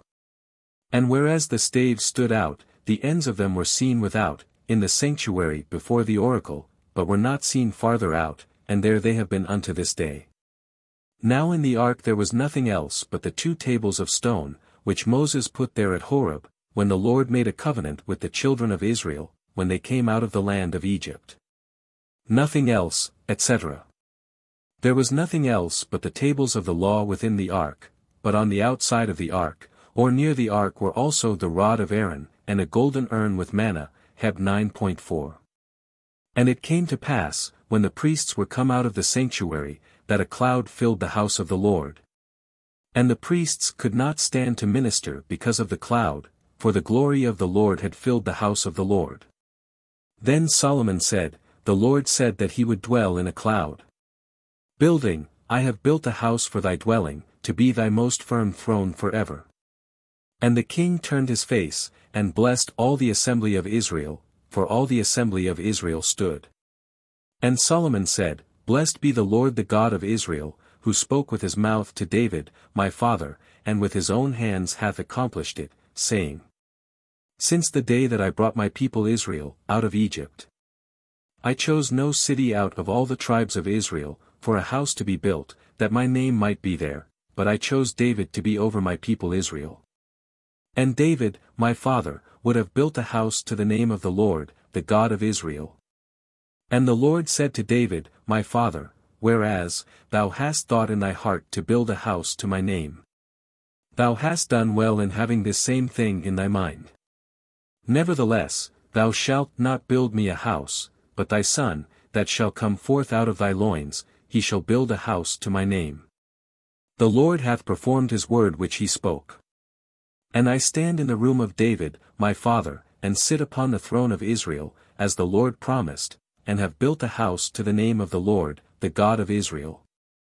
And I have set there a place for the ark, wherein is the covenant of the Lord, which he made with our fathers, when they came out of the land of Egypt. And Solomon stood before the altar of the Lord, in the sight of the assembly of Israel, and spread forth his hands towards heaven. And said, Lord God of Israel, there is no God like thee, in heaven above, or on the earth beneath, who keepest covenant and mercy with thy servants, that have walked before thee with all their heart. Who hast kept with thy servant David, my father, what thou hast promised him, with thy mouth thou didst speak. And with thy hands thou hast performed, as this day proveth. Now, therefore, O Lord God of Israel, keep with thy servant David, my father, what thou hast spoken to him, saying, There shall not be taken away of thee a man in my sight, to sit on the throne of Israel, yet so that thy children take heed to their way, that they walk before me as thou hast walked in my sight. And now, Lord God of Israel, let thy words be established, which thou hast spoken to thy servant David, my father. Is it then to be thought that God should indeed dwell upon earth? For if heaven, and the heavens of heavens, cannot contain thee, how much less this house which I have built? But have regard to the prayer of thy servant, and to his supplications, O Lord, my God, hear the hymn and the prayer, which thy servant prayeth before thee this day. That thy eyes may be open upon this house, night and day, upon the house of which thou hast said, My name shall be there, that thou mayst hearken to the prayer which thy servant prayeth, in this place to thee. That thou mayst hearken to the supplication of thy servant, and of thy people Israel, whatsoever they shall pray for in this place, and hear them in the place of thy dwelling in heaven. And when thou hearest, shew them mercy. If any man trespass against his neighbor, and have an oath upon him, wherewith he is bound, and come, because of the oath, before thy altar, to thy house, then hear thou in heaven, and do and judge thy servants, condemning the wicked, and bringing his way upon his own head, and justifying the just, and rewarding him according to his justice. If thy people Israel shall fly before their enemies, because they will sin against thee, and doing penance, and confessing to thy name, shall come and pray, and make supplications to thee in this house, then hear thou in heaven, And forgive the sin of thy people Israel, and bring them back to the land which thou gavest to their fathers. If heaven shall be shut up, and there shall be no rain, because of their sins, and they, praying in this place, shall do penance to thy name, and shall be converted from their sins, by occasion of their afflictions. Then hear thou them in heaven. And forgive the sins of thy servants, and of thy people Israel, and shew them the good way wherein they should walk, and give rain upon thy land, which thou hast given to thy people in possession. If a famine arise in the land, or a pestilence, or corrupt air, or blasting, or locust, or mildew. If their enemy afflict them, besieging the gates, whatsoever plague, whatsoever infirmity, whatsoever curse or imprecation shall happen to any man of thy people Israel, when a man shall know the wound of his own heart, and shall spread forth his hands in this house. Then hear thou in heaven, in the place of thy dwelling, and forgive, and do so as to give to every one according to his ways. As thou shalt see his heart, for thou only knowest the heart of all the children of men. That they may fear thee all the days that they live upon the face of the land, which thou hast given to our fathers.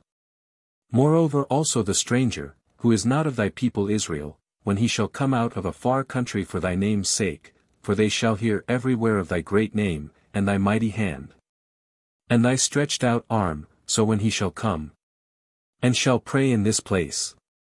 Then hear thou in heaven, in the firmament of thy dwelling place, and do all those things, for which that stranger shall call upon thee, that all the people of the earth may learn to fear thy name. As do thy people Israel, and may prove that thy name is called upon on this house, which I have built. If thy people go out to war against their enemies, by what way soever thou shalt send them, they shall pray to thee towards the way of the city, which thou hast chosen, and towards the house, which I have built to thy name. And then hear thou in heaven their prayers, and their supplications, and do judgment for them. But if they sin against thee, for there is no man who sinneth not, and thou being angry, deliver them up to their enemies, so that they be led away captives into the land of their enemies, far or near. Then if they do penance in their heart, in the place of captivity, and being converted, make supplication to thee in their captivity, saying, We have sinned, we have done unjustly, we have committed wickedness, and return to thee with all their heart, and all their soul, in the land of their enemies, to which they have been led captives, and pray to thee towards the way of their land, which thou gavest to their fathers, and of the city which thou hast chosen, and of the temple which I have built to thy name. Then hear thou in heaven, in the firmament of thy throne, their prayers, and their supplications, and do judgment for them.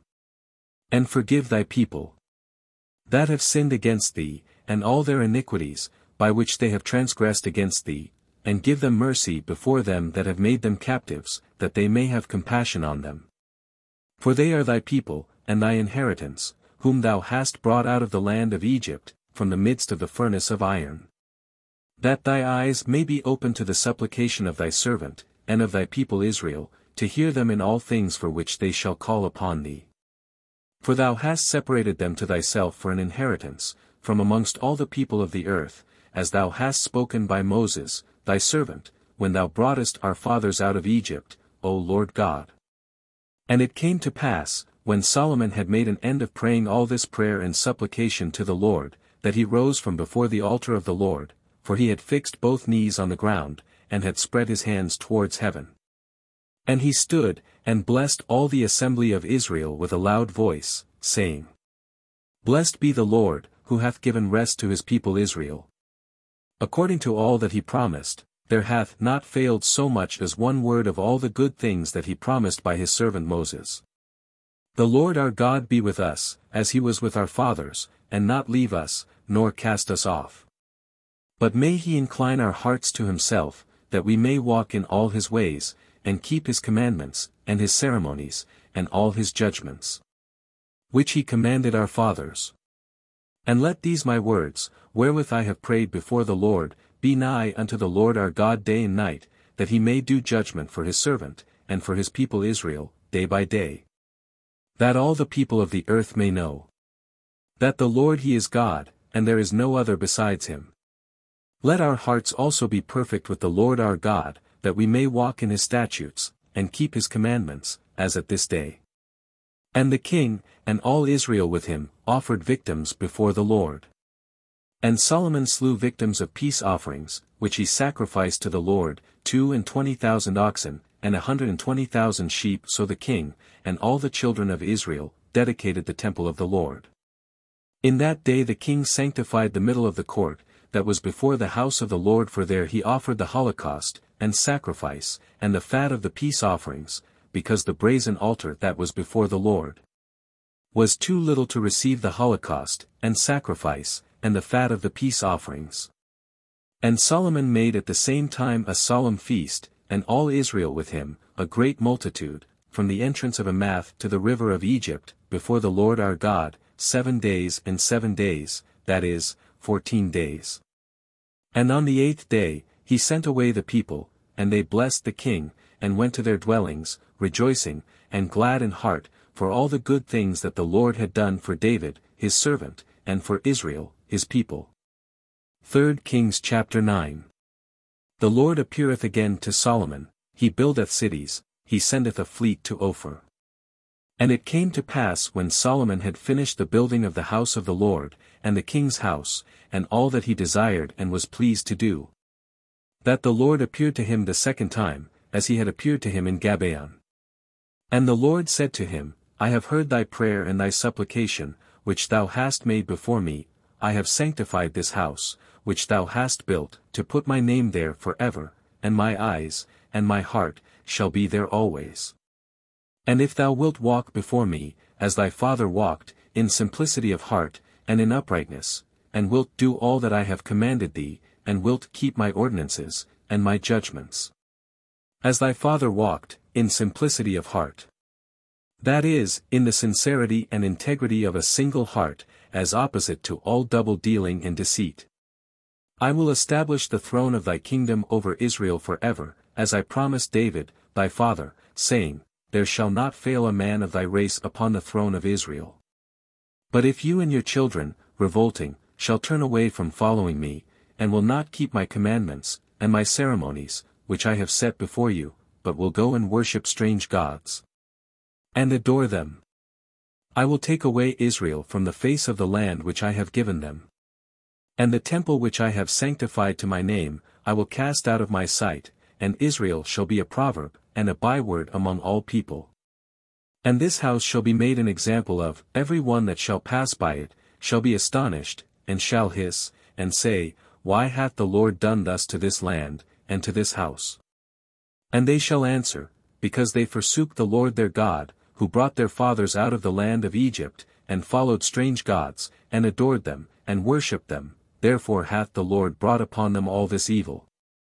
And when 20 years were ended, after Solomon had built the 2 houses, that is, the house of the Lord, and the house of the king, Hiram, the king of Tyre, furnishing Solomon with cedar trees, and fir trees, and gold, according to all he had need of, then Solomon gave Hiram 20 cities in the land of Galilee. And Hiram came out of Tyre, to see the towns which Solomon had given him, and they pleased him not. And he said, Are these the cities which thou hast given me, brother? And he called them the land of Chabal, unto this day. Chabal, that is, dirty or displeasing. And Hiram sent to King Solomon 120 talents of gold. This is the sum of the expenses, which King Solomon offered to build the house of the Lord, and his own house, and Mello, and the wall of Jerusalem, and Hezer, and Megiddo, and Gezer. Pharaoh, the king of Egypt, came up and took Gezer, and burnt it with fire, and slew the Shannonite that dwelt in the city, and gave it for a dowry to his daughter, Solomon's wife. So Solomon built Gezer, and Betheron the nether, and Baalath, and Palmyra, in the land of the wilderness. And all the towns that belonged to himself, and were not walled, he fortified. The cities also of the chariots, and the cities of the horsemen, and whatsoever he had a mind to build in Jerusalem, and in Libanus, and in all the land of his dominion. All the people that were left of the Amorites, and Hittites, and Perizzites, and Hivites, and Jebusites, that are not of the children of Israel. Their children, that were left in the land. To wit, such as the children of Israel had not been able to destroy, Solomon made tributary unto this day. But of the children of Israel, Solomon made not any to be bondmen, but they were warriors, and his servants, and his princes, and captains, and overseers of the chariots and horses. And there were 550 chief officers set over all the works of Solomon, and they had people under them, and had charge over the appointed works. And the daughter of Pharaoh came up out of the city of David to her house, which Solomon had built for her, then did he build Millo. Solomon also offered 3 times every year holocausts, and victims of peace offerings, upon the altar which he had built to the Lord, and he burnt incense before the Lord, and the temple was finished.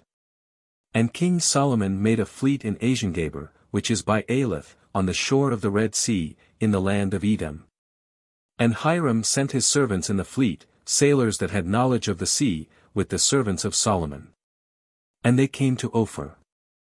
And they brought from thence to King Solomon 420 talents of gold. 3 Kings chapter 10. The queen of Saba cometh to King Solomon, his riches and glory. And the queen of Saba, having heard of the fame of Solomon in the name of the Lord, came to try him with hard questions. And entering into Jerusalem with a great train, and riches, and camels that carried spices, and an immense quantity of gold, and precious stones, she came to King Solomon, and spoke to him all that she had in her heart. And Solomon informed her of all the things she proposed to him, there was not any word the king was ignorant of, and which he could not answer her.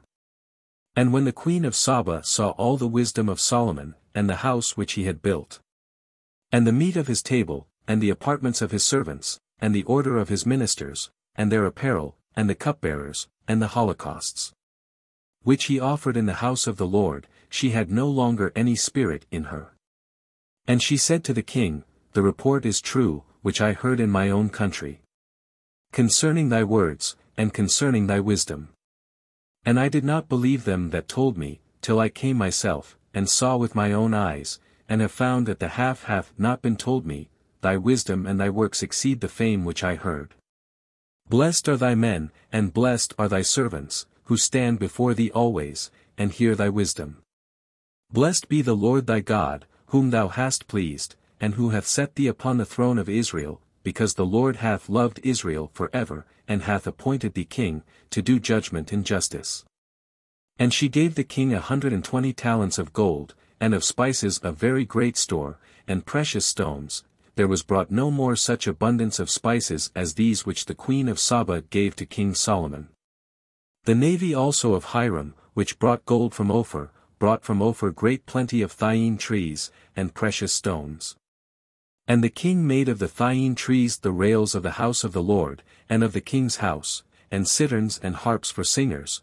There were no such thyine trees as these brought nor seen unto this day. And King Solomon gave the queen of Saba all that she desired, and asked of him, besides what he offered her of himself of his royal bounty. And she returned, and went to her own country, with her servants. And the weight of the gold that was brought to Solomon every year, was 666 talents of gold. Besides that which the men brought him that were over the tributes, and the merchants, and they that sold by retail. And all the kings of Arabia, and the governors of the country. And Solomon made 200 shields of the purest gold, he allowed 600 sikless of gold for the plates of one shield. And 300 targets of fine gold, 300 pounds of gold covered one target, and the king put them in the house of the forest of Libanus. King Solomon also made a great throne of ivory, and overlaid it with the finest gold.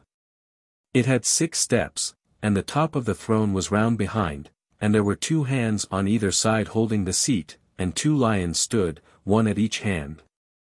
And 12 little lions stood upon the 6 steps. On the one side and on the other, there was no such work made in any kingdom.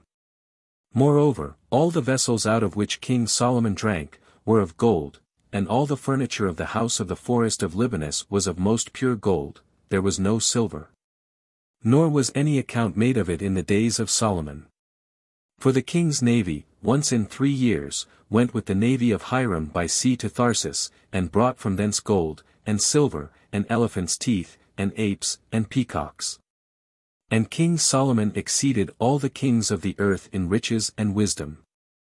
And all the earth desired to see Solomon's face, to hear his wisdom, which God had given in his heart.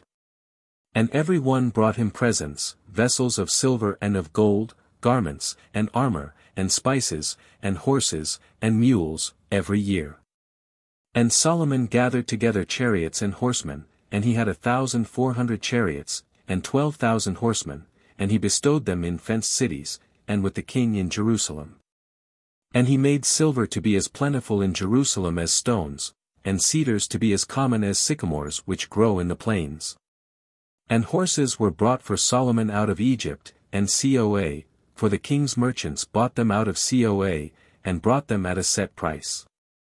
And a chariot of 4 horses came out of Egypt, for 600 siklets of silver, and a horse for 150. And after this manner did all the kings of the Hittites, and of Syria, sell horses. 3 Kings chapter 11.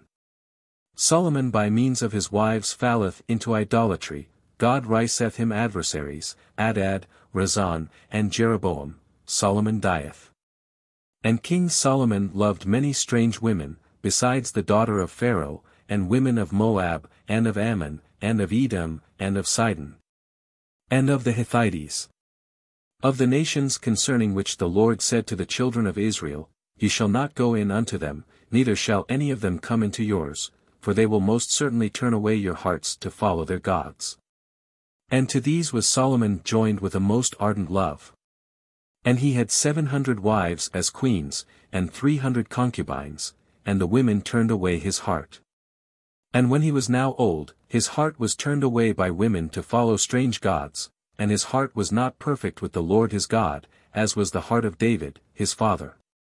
But Solomon worshipped Astarth, the goddess of the Sidonians, and Moloch, the idol of the Ammonites. And Solomon did that which was not pleasing before the Lord, and did not fully follow the Lord, as David, his father. Then Solomon built a temple for Chamos, the idol of Moab, on the hill that is over against Jerusalem, and for Moloch, the idol of the children of Ammon. And he did in this manner for all his wives that were strangers, who burnt incense, and offered sacrifice to their gods. And the Lord was angry with Solomon, because his mind was turned away from the Lord, the God of Israel, who had appeared to him twice.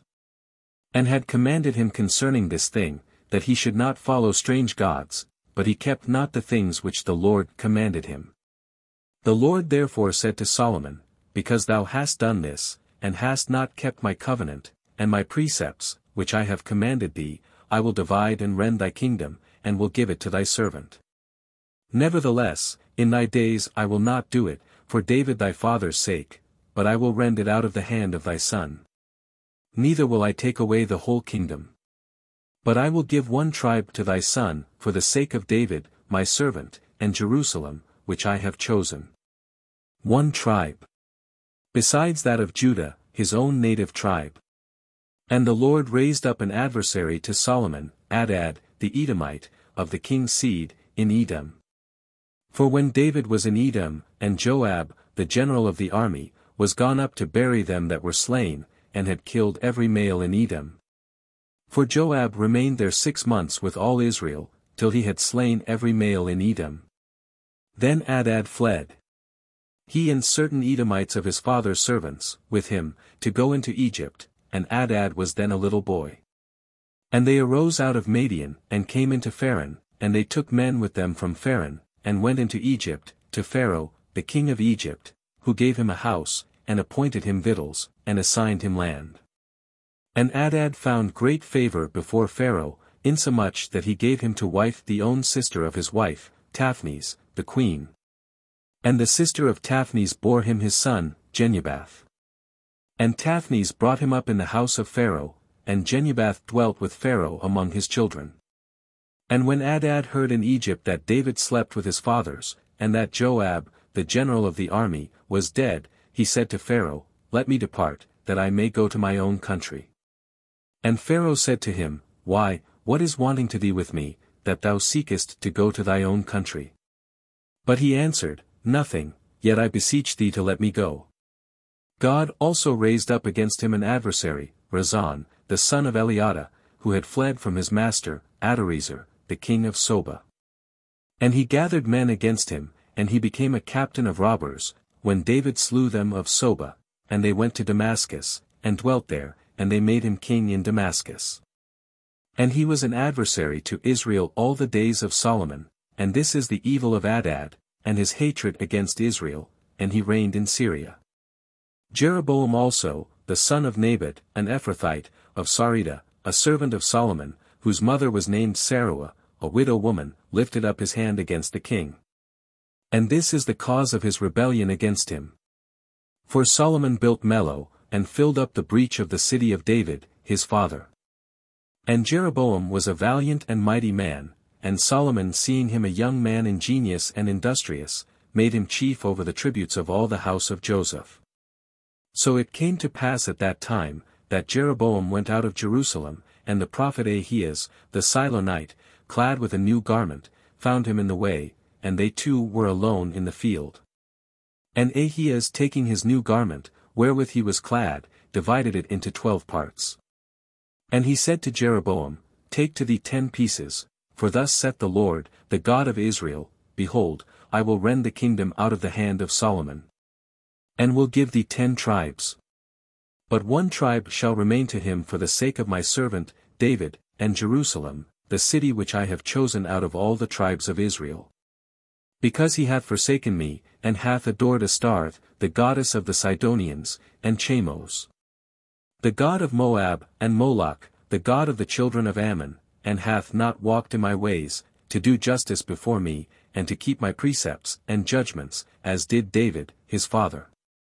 Yet I will not take away all the kingdom out of his hand, but I will make him prince all the days of his life, for David my servant's sake, whom I chose, who kept my commandments, and my precepts. But I will take away the kingdom out of his son's hand, and will give thee 10 tribes.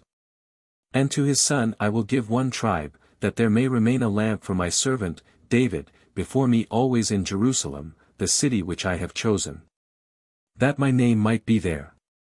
And I will take thee, and thou shalt reign over all that thy soul desireth, and thou shalt be king over Israel. If then thou wilt hearken to all that I shall command thee, and wilt walk in my ways, and do what is right before me, keeping my commandments and my precepts, as David, my servant, did, I will be with thee, and will build thee up a faithful house. As I built a house for David, and I will deliver Israel to thee. And I will for this afflict the seed of David, but yet not for ever. Solomon, therefore, sought to kill Jeroboam, but he arose, and fled into Egypt, to Sesac, the king of Egypt, and was in Egypt till the death of Solomon. And the rest of the words of Solomon, and all that he did and his wisdom, behold they are all written in the book of the words of the days of Solomon. The book of the words, etc. This book is lost, with divers others mentioned in Holy Writ. And the days that Solomon reigned in Jerusalem, over all Israel, were 40 years. And Solomon slept with his fathers, and was buried in the city of David, his father, and Rehoboam, his son, reigned in his stead. Solomon slept, etc. That is, died. He was then about 58 years of age, having reigned 40 years. 3 Kings chapter 12. Rehoboam, following the counsel of young men, alienateth from him the minds of the people. They make Jeroboam king over 10 tribes, he setteth up idolatry. And Rehoboam went to Sichem, for thither were all Israel come together to make him king. But Jeroboam, the son of Nabat, who was yet in Egypt, a fugitive from the face of King Solomon, hearing of his death, returned out of Egypt. And they sent and called him, and Jeroboam came, and all the multitude of Israel, and they spoke to Rehoboam, saying, Thy father laid a grievous yoke upon us, now, therefore, do thou take off a little of the grievous service of thy father. And of his most heavy yoke, which he put upon us, and we will serve thee. And he said to them, Go till the 3rd day, and come to me again. And when the people was gone, King Rehoboam took counsel with the old men, that stood before Solomon, his father, while he yet lived, and he said, What counsel do you give me, that I may answer this people? They said to him, If thou wilt yield to this people today, and condescend to them, and grant their petition, and wilt speak gentle words to them, they will be thy servants always. But he left the counsel of the old men, which they had given him, and consulted with the young men that had been brought up with him, and stood before him. And he said to them, What counsel do you give me, that I may answer this people, who have said to me, Make the yoke, which thy father put upon us, lighter? And the young men that had been brought up with him, said, Thus shalt thou speak to this people, who have spoken to thee, saying, Thy father made our yoke heavy, do thou ease us. Thou shalt say to them, My little finger is thicker than the back of my father. And now my father put a heavy yoke upon you, but I will add to your yoke. My father beat you with whips, but I will beat you with scorpions. So Jeroboam, and all the people, came to Rehoboam the third day, as the king had appointed, saying, Come to me again the third day. And the king answered the people roughly, leaving the counsel of the old men, which they had given him. And he spoke to them according to the counsel of the young men, saying, My father made your yoke heavy. But I will add to your yoke. My father beat you with whips, but I will beat you with scorpions. And the king condescended not to the people, for the Lord was turned away from him, to make good his word, which he had spoken in the hand of Ahias, the Silonite, to Jeroboam, the son of Nebat. Then the people, seeing that the king would not hearken to them, answered him, saying, What portion have we in David? Or what inheritance in the son of Isai? Go home to thy dwellings, O Israel. Now, David, look to thy own house. So Israel departed to their dwellings. But as for all the children of Israel that dwelt in the cities of Judah, Rehoboam reigned over them. Then King Rehoboam sent Adoram, who was over the tribute, and all Israel stoned him, and he died. Wherefore King Rehoboam made haste to get him up into his chariot, and he fled to Jerusalem. And Israel revolted from the house of David, unto this day. And it came to pass when all Israel heard that Jeroboam was come again, that they gathered an assembly, and sent and called him, and made him king over all Israel, and there was none that followed the house of David but the tribe of Judah only. Judah only. Benjamin was a small tribe, and so intermixed with the tribe of Judah, the very city of Jerusalem being partly in Judah, partly in Benjamin, that they are here counted but as one tribe. And Rehoboam came to Jerusalem, and gathered together all the house of Judah, and the tribe of Benjamin, 180,000 chosen men for war, to fight against the house of Israel, and to bring the kingdom again under Rehoboam, the son of Solomon.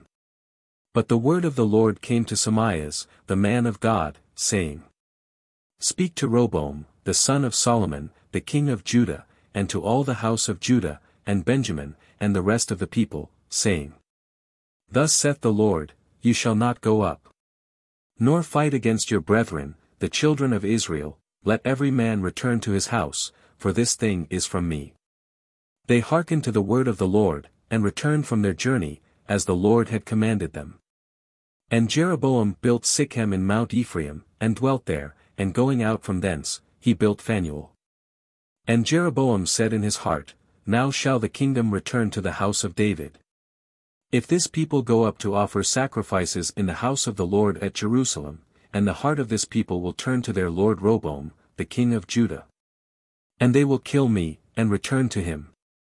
And finding out a device, he made 2 golden calves, and said to them, Go ye up no more to Jerusalem, behold thy gods, O Israel, who brought thee out of the land of Egypt.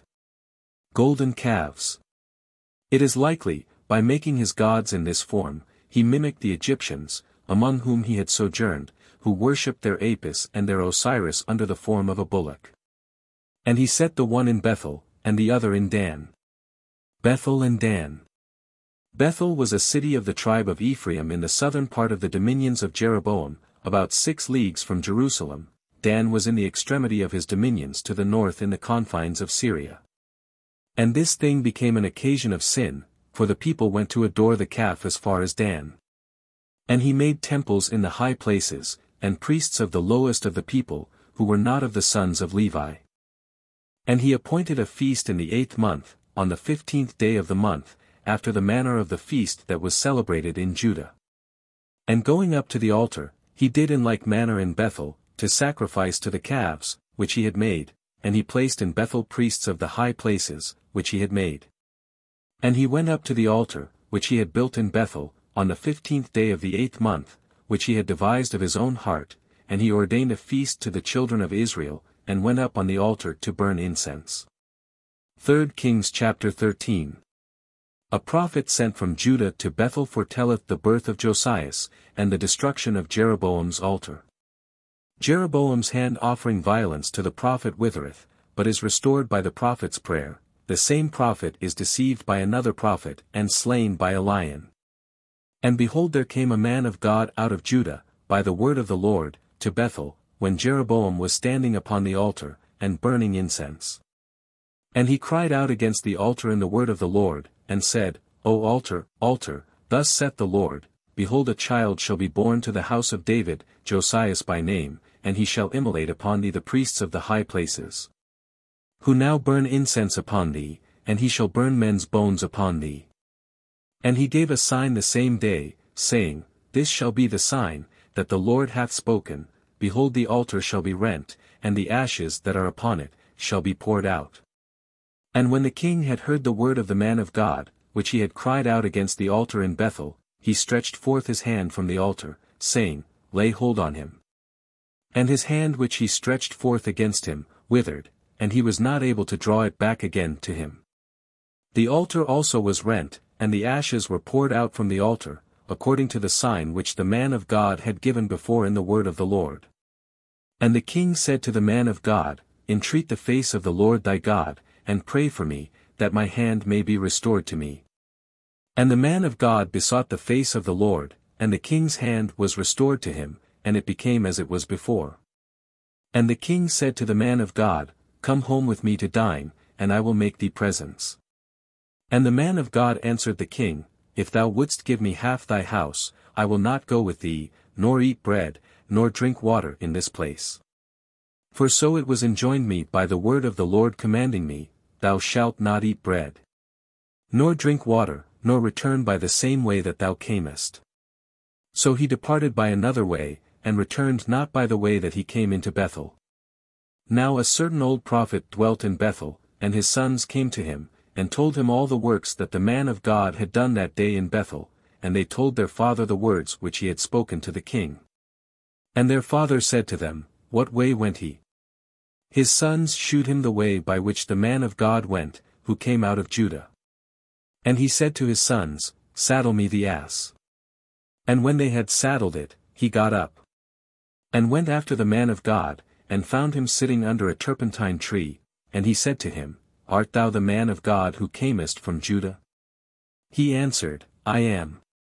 And he said to him, Come home with me to eat bread. But he said, I must not return, nor go with thee, neither will I eat bread, or drink water in this place. Because the Lord spoke to me, in the word of the Lord, saying, Thou shalt not eat bread, and thou shalt not drink water there, nor return by the way thou wentest.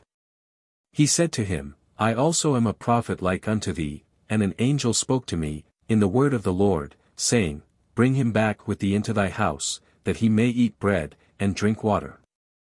He deceived him. An angel spoke to me, etc. This old man of Bethel was indeed a prophet, but he sinned in thus deceiving the man of God, the more because he pretended a revelation for what he did.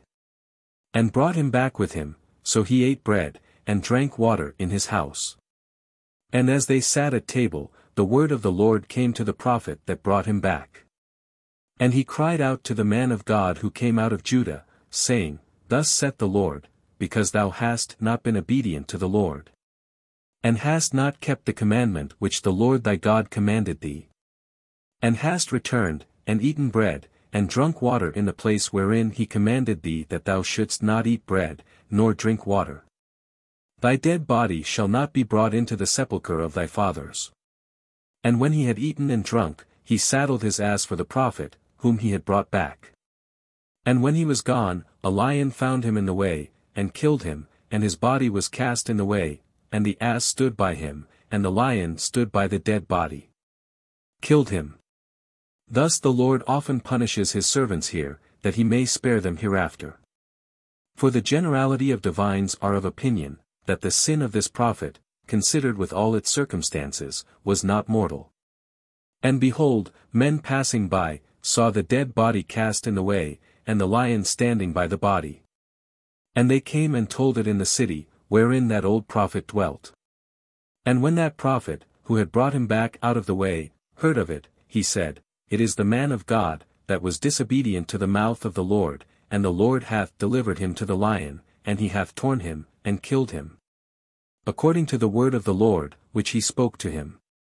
And he said to his sons, Saddle me an ass. And when they had saddled it, and he was gone, he found the dead body cast in the way, and the ass and the lion standing by the carcass. The lion had not eaten of the dead body, nor hurt the ass.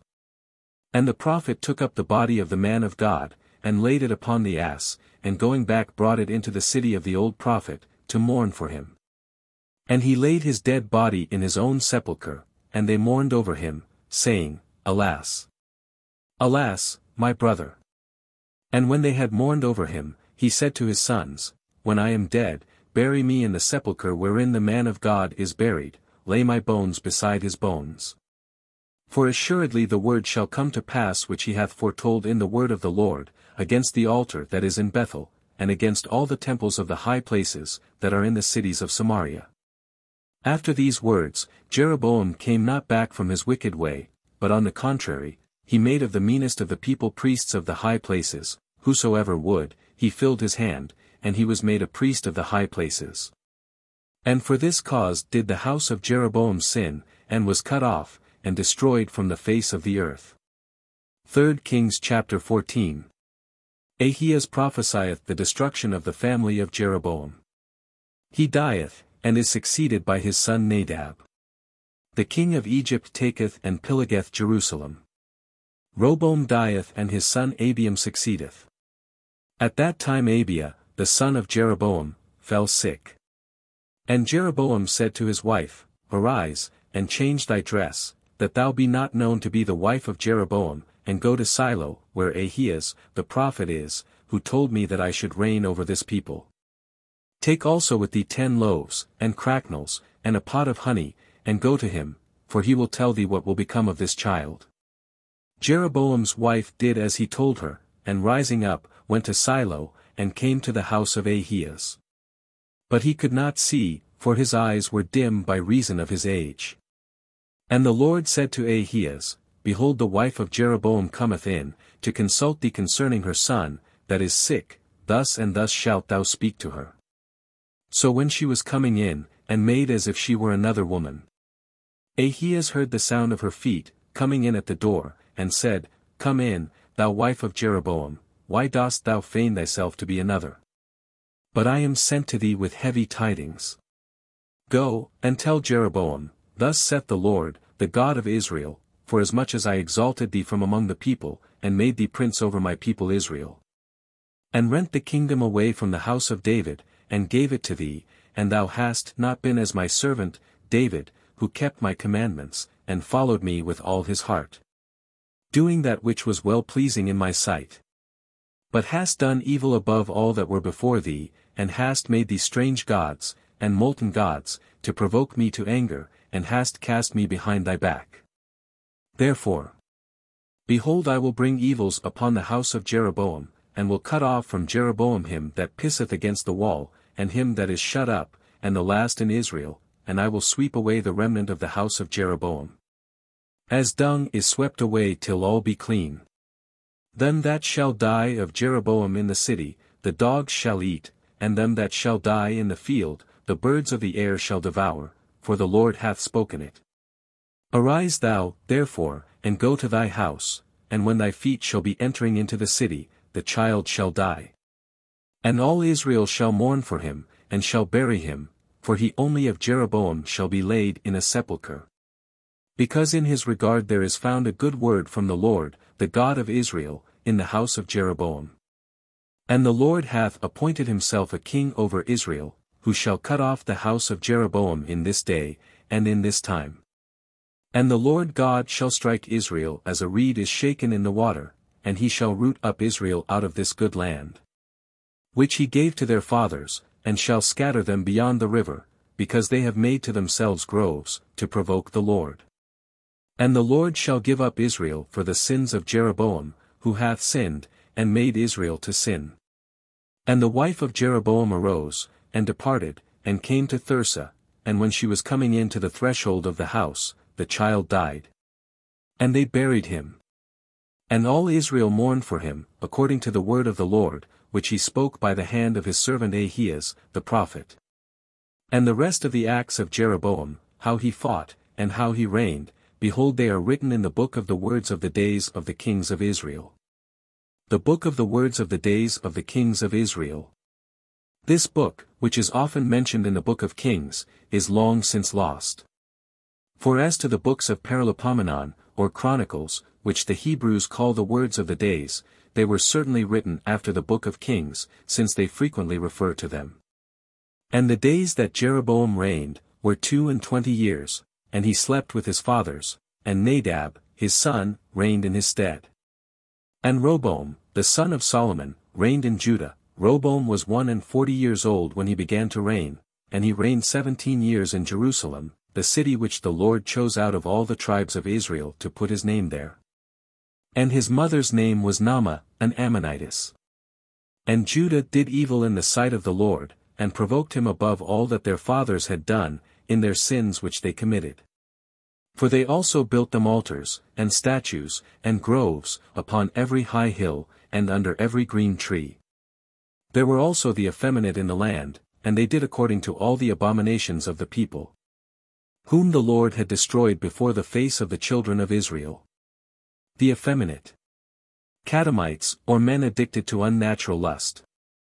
And in the 5th year of the reign of Roboam, Shishak, king of Egypt, came up against Jerusalem.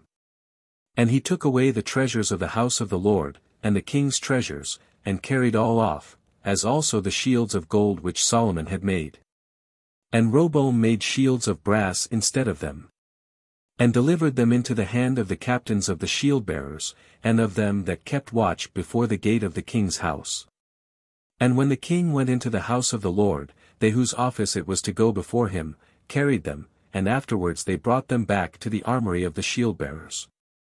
Now the rest of the acts of Roboam, and all that he did, behold, they are written in the book of the words of the days of the kings of Judah. And there was war between Roboam and Jeroboam always. And Roboam slept with his fathers, and was buried with them, in the city of David, and his mother's name was Naamah, an Ammonitess, and Abiam, his son, reigned in his stead. 3 Kings chapter 15. The acts of Abiam and of Asa kings of Judah. And of Nadab and Baasha kings of Israel. Now in the 18th year of the reign of Jeroboam, the son of Nabat, Abiam reigned over Judah. He reigned 3 years in Jerusalem. The name of his mother was Maachah, the daughter of Abisalom. Maachah, etc. She is called elsewhere Micaiah, daughter of Uriel, but it was common in those days for the same person to have 2 names. And he walked in all the sins of his father, which he had done before him, and his heart was not perfect with the Lord his God, as was the heart of David, his father. But for David's sake the Lord his God gave him a lamp in Jerusalem, to set up his son after him, and to establish Jerusalem. Because David had done that which was right in the eyes of the Lord, and had not turned aside from anything that he commanded him, all the days of his life, except the matter of Urias, the Hethite. But there was war between Roboam and Jeroboam all the time of his life. And the rest of the words of Abiam, and all that he did, are they not written in the book of the words of the days of the kings of Judah? And there was war between Abiam and Jeroboam. And Abiam slept with his fathers, and they buried him in the city of David, and Asa, his son, reigned in his stead. So in the 20th year of Jeroboam, king of Israel, reigned Asa, king of Judah. And he reigned 41 years in Jerusalem. His mother's name was Maachah, the daughter of Abisalom. His mother, etc. That is, his grandmother. Unless we suppose, which is not improbable, that the Maachah here named is different from the Maachah mentioned, ver. 2. And Asa did that which was right in the sight of the Lord, as did David, his father. And he took away the effeminate out of the land, and removed all the filth of the idols, which his fathers had made.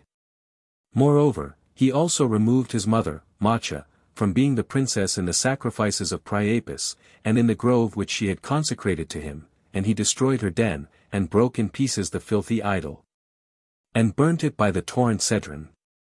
But the high places he did not take away. Nevertheless, the heart of Asa was perfect with the Lord all his days. The high places. There were excelsa or high places of two different kinds. Some were set up, and dedicated to the worship of idols, or strange gods. And these Asa removed, 2 Par. 14.2, others were only altars of the true God, but were erected contrary to the law, which allowed of no sacrifices but in the temple, and these were not removed by Asa, Ibid, perfect with the Lord. Asa had his faults, but never forsook the worship of the Lord.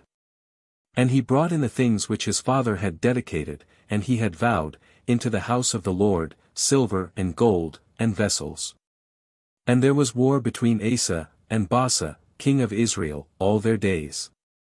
And Baasha, king of Israel, went up against Judah, and built Ramah, that no man might go out or come in of the side of Asa, king of Judah. Then Asa took all the silver and gold that remained in the treasures of the house of the Lord, and in the treasures of the king's house, and delivered it into the hands of his servants, and sent them to Ben-Hadad, son of Taberman, the son of Hezion, king of Syria, who dwelt in Damascus, saying, There is a league between me and thee, and between my father and thy father, therefore I have sent thee presents of silver and gold, and I desire thee to come, and break thy league with Baasha, king of Israel, that he may depart from me. Ben-Hadad, hearkening to King Asa, sent the captains of his army against the cities of Israel, and they smote Ahian, and Dan, and Abel-Maachah, and all Senaroth, that is all the land of Naphtali. And when Baasha had heard this, he left off building Ramah, and returned into Thirsa. But King Asa sent word into all Judah, saying, Let no man be excused, and they took away the stones from Ramah, and the timber thereof, wherewith Baasha had been building, and with them King Asa built Gabaa of Benjamin, and Maspha. But the rest of all the acts of Asa, and all his strength, and all that he did, and the cities that he built, are they not written in the book of the words of the days of the kings of Judah? But in the time of his old age he was diseased in his feet. And he slept with his fathers, and was buried with them in the city of David, his father. And Jehoshaphat, his son, reigned in his place. But Nadab, the son of Jeroboam, reigned over Israel the 2nd year of Asa, king of Judah, and he reigned over Israel 2 years.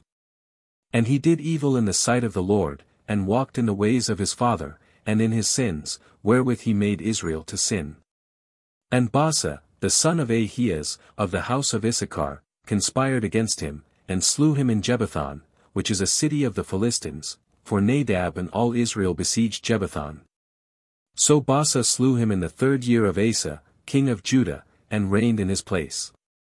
And when he was king, he cut off all the house of Jeroboam, he left not so much as one soul of his seed, till he had utterly destroyed him, according to the word of the Lord, which he had spoken in the hand of Ahias the Silonite. Because of the sin of Jeroboam, which he had sinned, and wherewith he had made Israel to sin, and for the offense wherewith he provoked the Lord, the God of Israel. But the rest of the acts of Nadab, and all that he did, are they not written in the book of the words of the days of the kings of Israel? And there was war between Asa and Baasha, the king of Israel, all their days.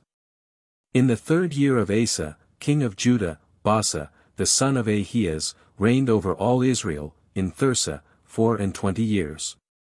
And he did evil before the Lord, and walked in the ways of Jeroboam, and in his sins, wherewith he made Israel to sin. 3 Kings chapter 16. Jehu prophesieth against Baasha, his son Elah is slain and all his family destroyed by Zambri. Of the reign of Omri father of Achab. Then the word of the Lord came to Jehu, the son of Hanani, against Baasha, saying, Forasmuch as I have exalted thee out of the dust and made thee prince over my people Israel, and thou hast walked in the way of Jeroboam, and hast made my people Israel to sin, to provoke me to anger with their sins. Behold, I will cut down the posterity of Baasha, and the posterity of his house, and I will make thy house as the house of Jeroboam, the son of Nabat. Him that dieth of Baasa, in the city, the dogs shall eat, and him that dieth of his in the country, the fowls of the air shall devour. But the rest of the acts of Baasa, and all that he did, and his battles, are they not written in the book of the words of the days of the kings of Israel? So Baasa slept with his fathers, and was buried in Thirsa, and Elah, his son, reigned in his stead. And when the word of the Lord came in the hand of Jehu, the son of Hanani, the prophet, against Baasa, and against his house, and against all the evil that he had done before the Lord, to provoke him to anger by the works of his hands, to become as the house of Jeroboam, for this cause he slew him. That is to say, Jehu, the son of Hanani, the prophet. In the 26th year of Asa, king of Judah, Elah, the son of Baasa, reigned over Israel, in Thirsa, 2 years. And his servant Zambri, who was captain of half the horsemen, rebelled against him. Now Elah was drinking in Thirsa, and drunk in the house of Arsa, the governor of Thirsa. And Zambri rushing in, struck him, and slew him, in the 27th year of Asa, king of Judah, and he reigned in his stead. And when he was king, and sat upon his throne, he slew all the house of Baasa, and he left not one thereof to piss against a wall, and all his kinsfolks and friends.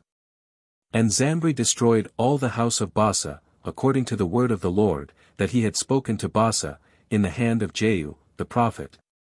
For all the sins of Baasa, and the sins of Elah, his son, who sinned, and made Israel to sin, provoking the Lord, the God of Israel, with their vanities. But the rest of the acts of Elah, and all that he did, are they not written in the book of the words of the days of the kings of Israel? In the 27th year of Asa, king of Judah, Zambri reigned 7 days in Thirsa. Now the army was besieging Jebethon, a city of the Philistines. And when they heard that Zambri had rebelled, and slain the king, all Israel made Omri their king, who was general over Israel in the camp that day. And Omri went up, and all Israel with him, from Jebethon, and they besieged Thirsa. And Zambri, seeing that the city was about to be taken, went into the palace, and burnt himself with the king's house, and he died.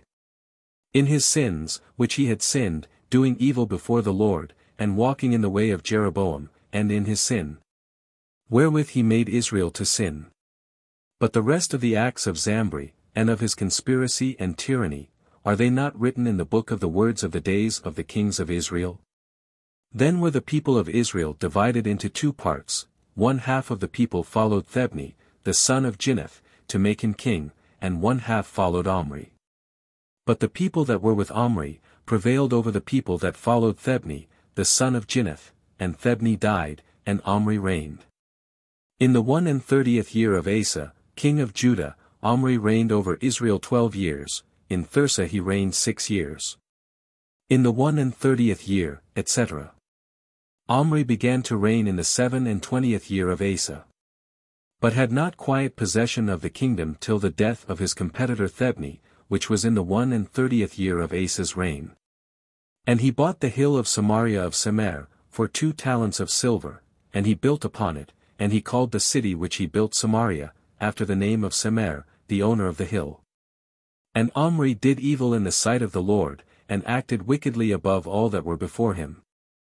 And he walked in all the way of Jeroboam, the son of Nabat, and in his sins, wherewith he made Israel to sin, to provoke the Lord, the God of Israel, to anger with their vanities. With their vanities.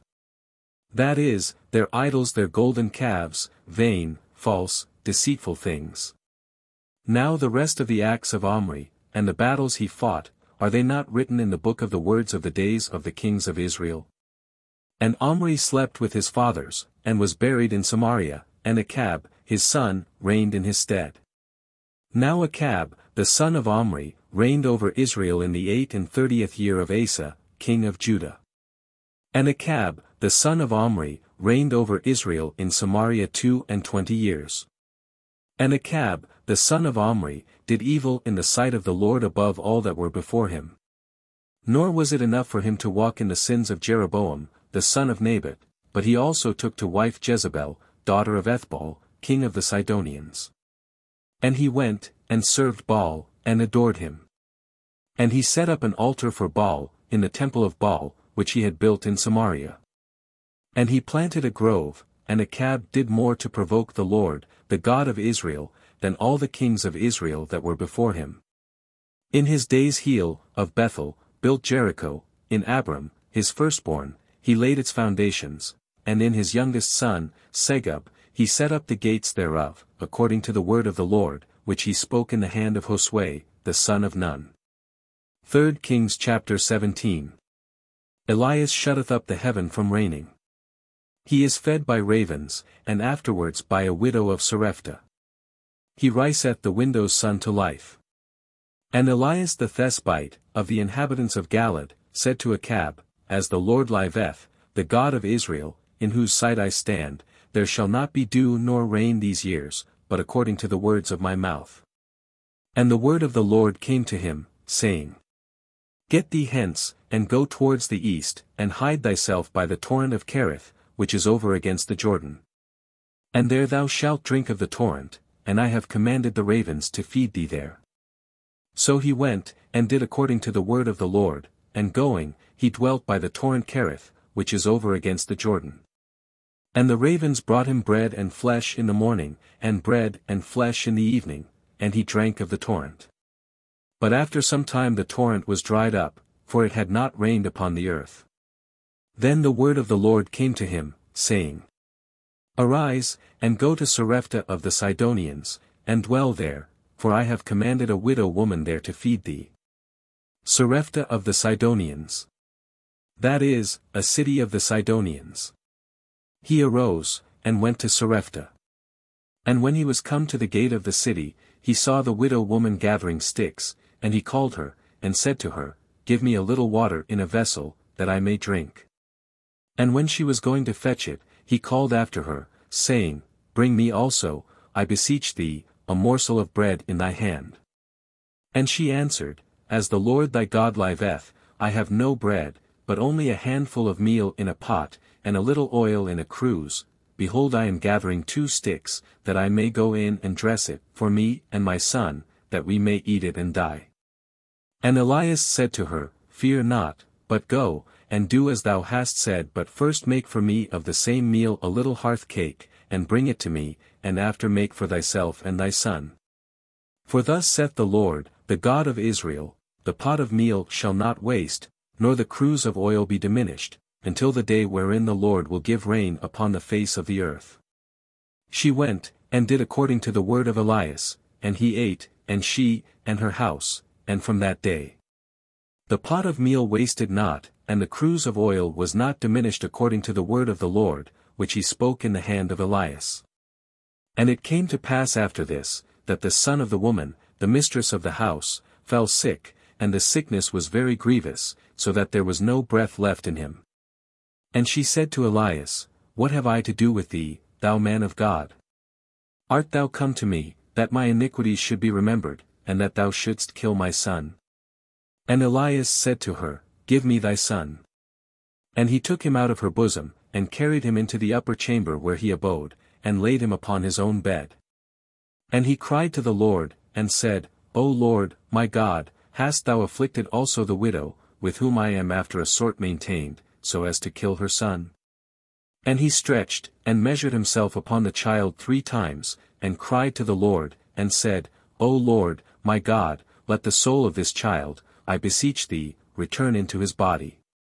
And the Lord heard the voice of Elias, and the soul of the child returned into him, and he revived.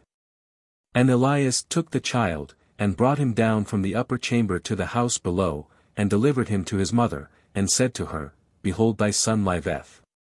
And the woman said to Elias, Now by this I know that thou art a man of God, and the word of the Lord in thy mouth is true. 3 Kings chapter 18. Elias cometh before Achab. He convinceth the false prophets by bringing fire from heaven, he obtaineth rain by his prayer. After many days, the word of the Lord came to Elias, in the 3rd year, saying, Go, and shew thyself to Achab, that I may give rain upon the face of the earth. And Elias went to shew himself to Achab, and there was a grievous famine in Samaria. And Achab called Abdias the governor of his house. Now Abdias feared the Lord very much. For when Jezebel killed the prophets of the Lord, he took 100 prophets, and hid them by 50 and 50 in caves, and fed them with bread and water.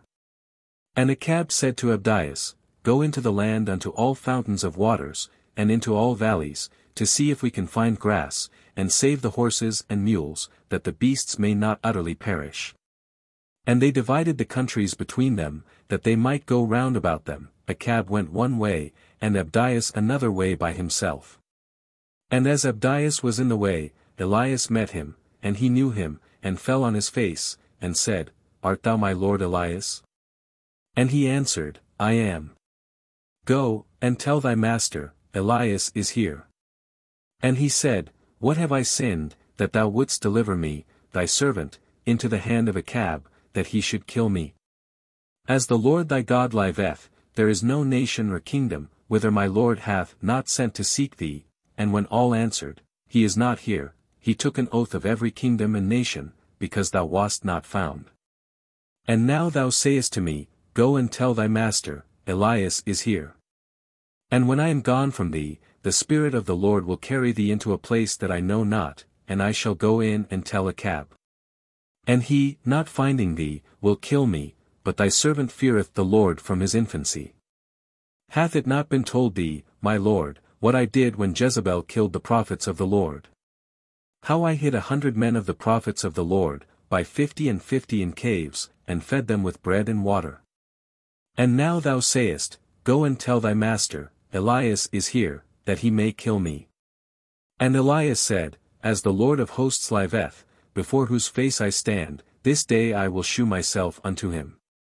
Abdias therefore went to meet Achab, and told him, and Achab came to meet Elias. And when he had seen him, he said, Art thou he that troublest Israel? And he said, I have not troubled Israel, but thou and thy father's house, who have forsaken the commandments of the Lord, and have followed Baalim. Nevertheless send now, and gather unto me all Israel, unto Mount Carmel, and the prophets of Baal 450, and the prophets of the groves 400, who eat at Jezebel's table. Achab sent to all the children of Israel, and gathered together the prophets unto Mount Carmel. And Elias coming to all the people, said, How long do you halt between two sides? If the Lord be God, follow him, but if Baal, then follow him. And the people did not answer him a word. And Elias said again to the people, I only remain a prophet of the Lord, but the prophets of Baal are 450 men. Let 2 bullocks be given us, and let them choose 1 bullock for themselves, and cut it in pieces, and lay it upon wood, but put no fire under, and I will dress the other bullock, and lay it on wood, and put no fire under it. Call ye on the names of your gods, and I will call on the name of my Lord, and the God that shall answer by fire, let him be God. And all the people answering, said, A very good proposal. Then Elias said to the prophets of Baal, Choose you 1 bullock and dress it first, because you are many, and call on the names of your gods, but put no fire under. And they took the bullock, which he gave them, and dressed it, and they called on the name of Baal from morning even until noon, saying, O Baal, hear us. But there was no voice, nor any that answered, and they leaped over the altar that they had made. And when it was now noon, Elias jested at them, saying, Cry with a louder voice, for he is a god. And perhaps he is talking, or is in an inn, or on a journey, or perhaps he is asleep, and must be awaked. So they cried with a loud voice, and cut themselves after their manner with knives and lancets, till they were all covered with blood. And after midday was past, and while they were prophesying, the time was come of offering sacrifice, and there was no voice heard, nor did any one answer, nor regard them as they prayed. Elias said to all the people, Come ye unto me. And the people coming near unto him, he repaired the altar of the Lord, that was broken down.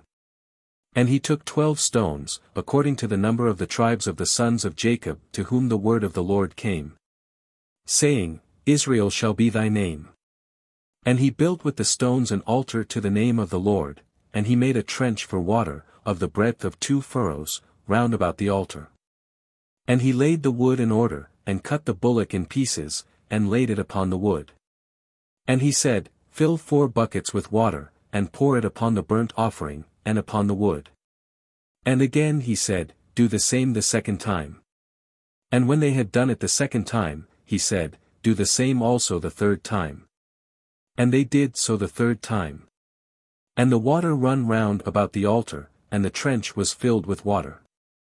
And when it was now time to offer the holocaust, Elias, the prophet, came near and said, O Lord God of Abraham, and Isaac, and Israel, shew this day that thou art the God of Israel, and I thy servant. And that according to thy commandment I have done all these things. Dear me, O Lord, hear me, that this people may learn that thou art the Lord God, and that thou hast turned their heart again. Then the fire of the Lord fell, and consumed the holocaust, and the wood, and the stones, and the dust, and licked up the water that was in the trench. And when all the people saw this, they fell on their faces, and they said, The Lord, He is God. The Lord, He is God. And Elias said to them, Take the prophets of Baal, and let not one of them escape. And when they had taken them, Elias brought them down to the torrent Sison, and killed them there. And Elias said to Achab, Go up, eat and drink, for there is a sound of abundance of rain. Achab went up to eat and drink, and Elias went up to the top of Carmel, and casting himself down upon the earth, put his face between his knees. And he said to his servant, Go up, and look towards the sea. And he went up, and looked, and said, There is nothing. And again he said to him, Return 7 times. And at the 7th time, behold, a little cloud arose out of the sea like a man's foot. And he said, Go up, and say to Achab, Prepare thy chariot, and go down, lest the rain prevent thee. And while he turned himself this way and that way, behold, the heavens grew dark, with clouds and wind, and there fell a great rain. And Achab getting up, went away to Jezreel. And the hand of the Lord was upon Elias, and he girded up his loins, and ran before Achab, till he came to Jezreel. 3 Kings chapter 19.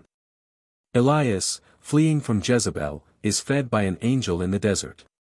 And by the strength of that food walketh 40 days, till he cometh to Horeb, where he hath a vision of God.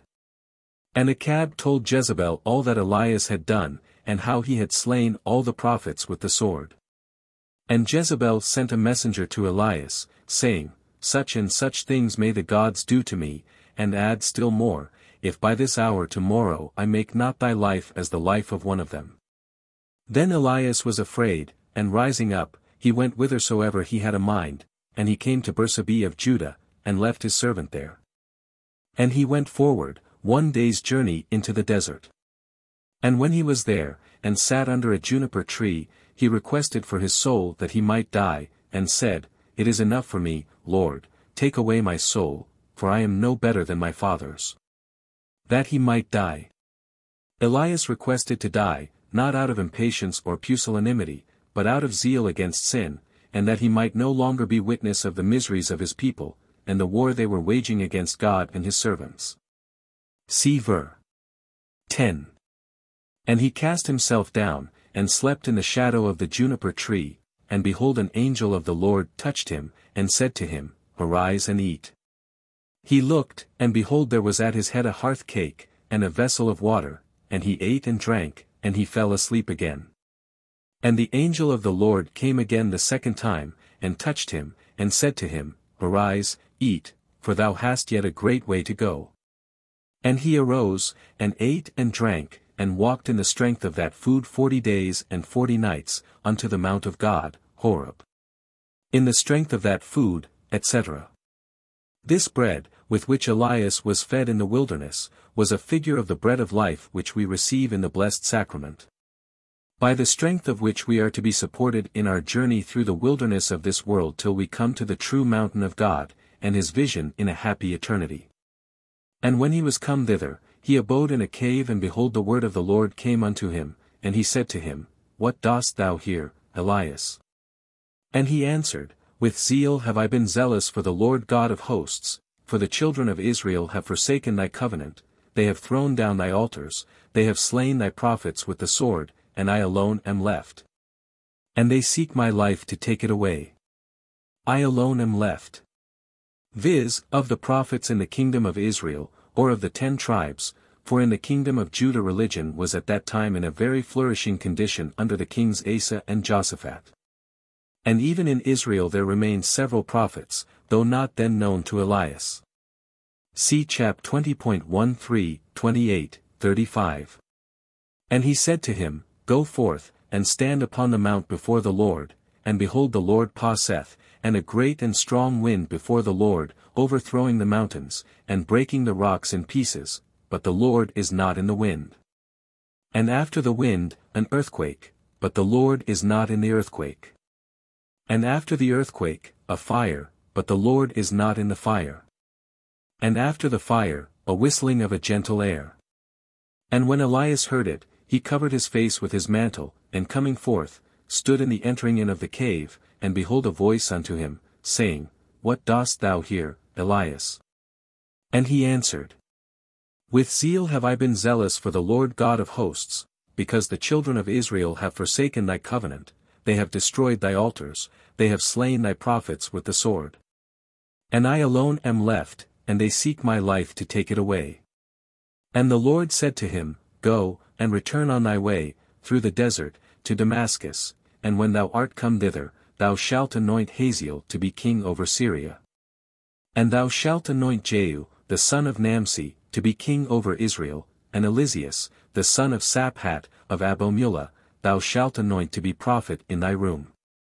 And it shall come to pass, that whosoever shall escape the sword of Hazael, shall be slain by Jehu, and whosoever shall escape the sword of Jehu, shall be slain by Eliseus. Shall be slain by Eliseus.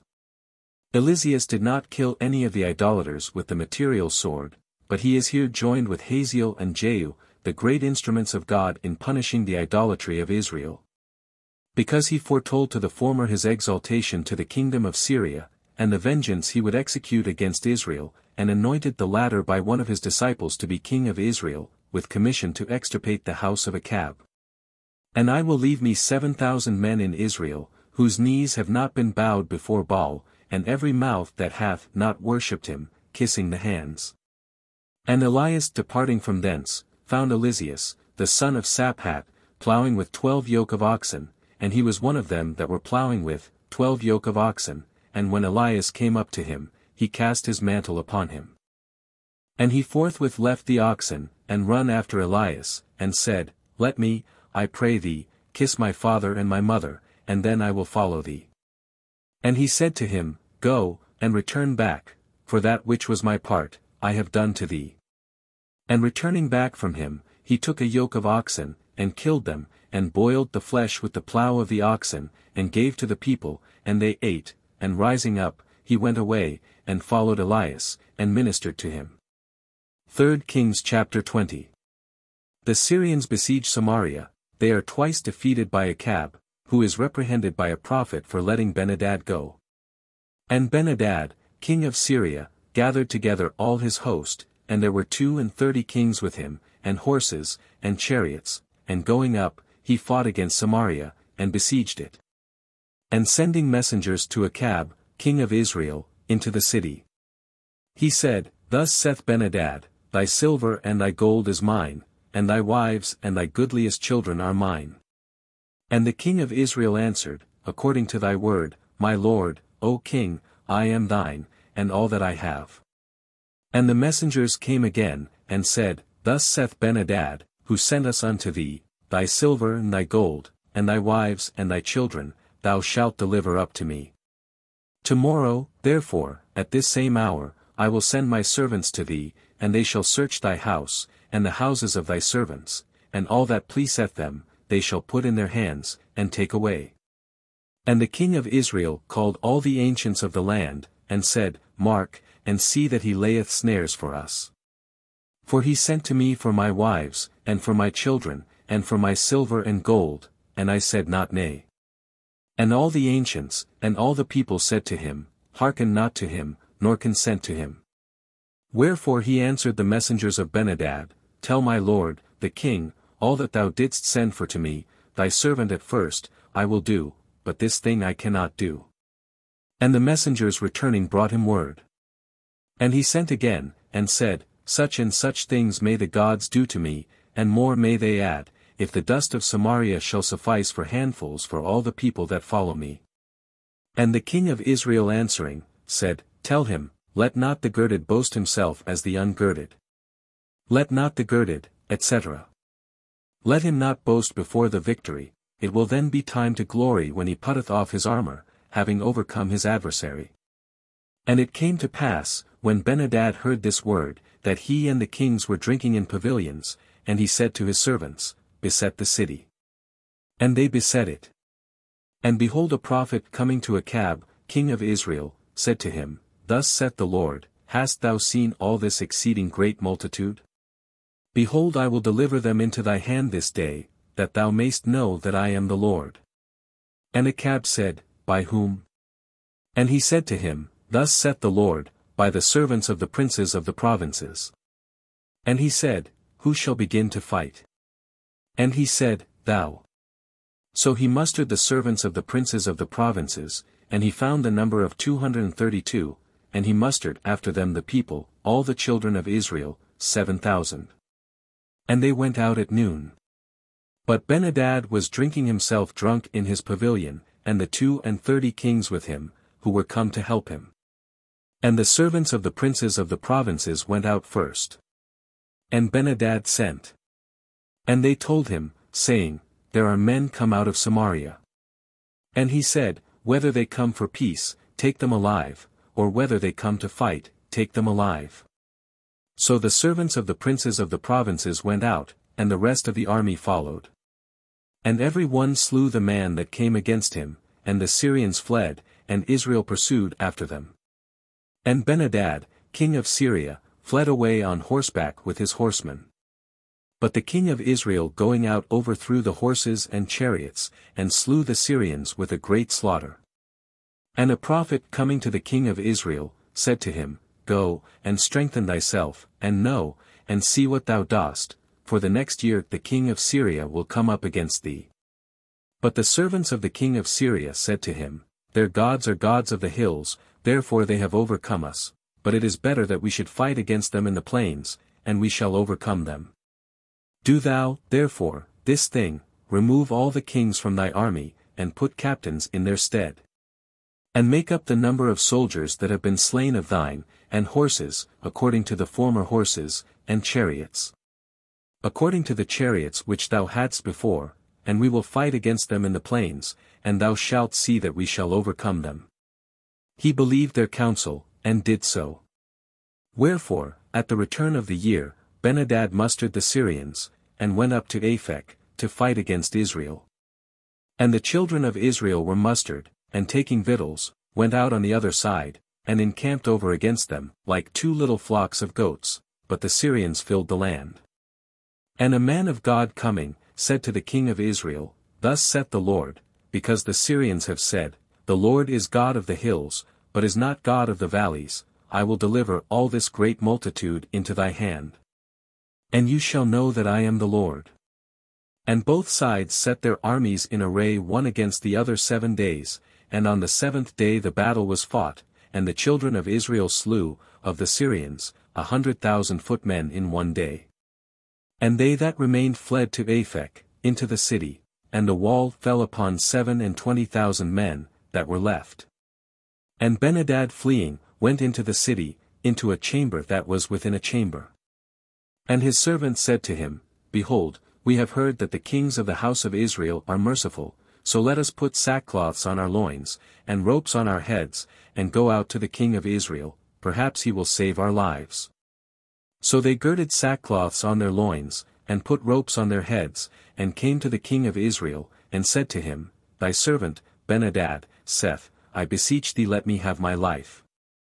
And he said, If he be yet alive, he is my brother.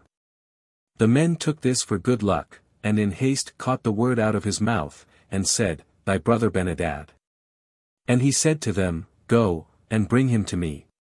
Then Benhadad came out to him, and he lifted him up into his chariot. And he said to him, The cities which my father took from thy father, I will restore, and do thou make these streets in Damascus, as my father made in Samaria, and having made a league, I will depart from thee. So he made a league with him, and let him go. Then a certain man of the sons of the prophets said to his companion, in the word of the Lord, Strike me. But he would not strike. Then he said to him, Because thou wouldst not hearken to the word of the Lord, behold thou shalt depart from me, and a lion shall slay thee. And when he was gone a little from him, a lion found him, and slew him. Then he found another man, and said to him, Strike me. And he struck him and wounded him. So the prophet went, and met the king in the way, and disguised himself by sprinkling dust on his face and his eyes.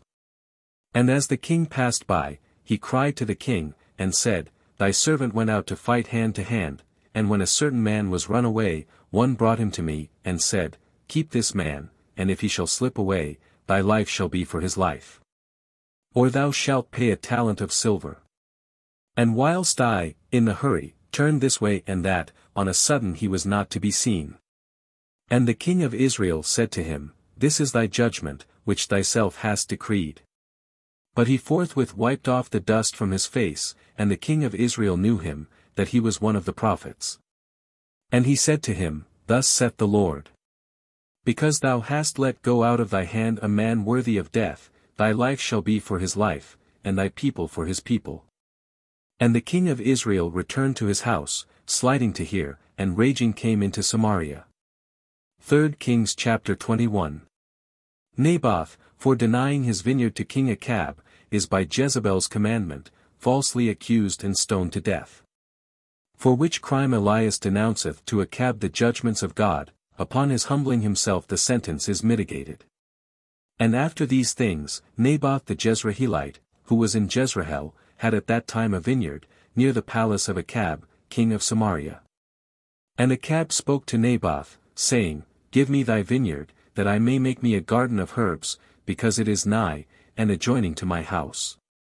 And I will give thee for it a better vineyard, or if thou think it more convenient for thee, I will give thee the worth of it in money. Naboth answered him, The Lord be merciful to me, and not let me give thee the inheritance of my fathers. And Achab came into his house angry and fretting, because of the word that Naboth, the Jezreelite, had spoken to him, saying, I will not give thee the inheritance of my fathers. And casting himself upon his bed, he turned away his face to the wall, and would eat no bread. And Jezebel, his wife, went in to him, and said to him, What is the matter that thy soul is so grieved? And why eatest thou no bread? And he answered her, I spoke to Naboth, the Jezreelite, and said to him, Give me thy vineyard, and take money for it, or if it please thee, I will give thee a better vineyard for it. And he said, I will not give thee my vineyard. Then Jezebel, his wife, said to him, Thou art of great authority indeed, and governest well the kingdom of Israel. Arise, and eat bread, and be of good cheer, I will give thee the vineyard of Naboth, the Jezreelite. So she wrote letters in Achab's name, and sealed them with his ring, and sent them to the ancients, and the chief men that were in his city, and that dwelt with Naboth. And this was the tenor of the letters, Proclaim a fast, and make Naboth sit among the chief of the people. And suborn 2 men, sons of Belial, against him and let them bear false witness.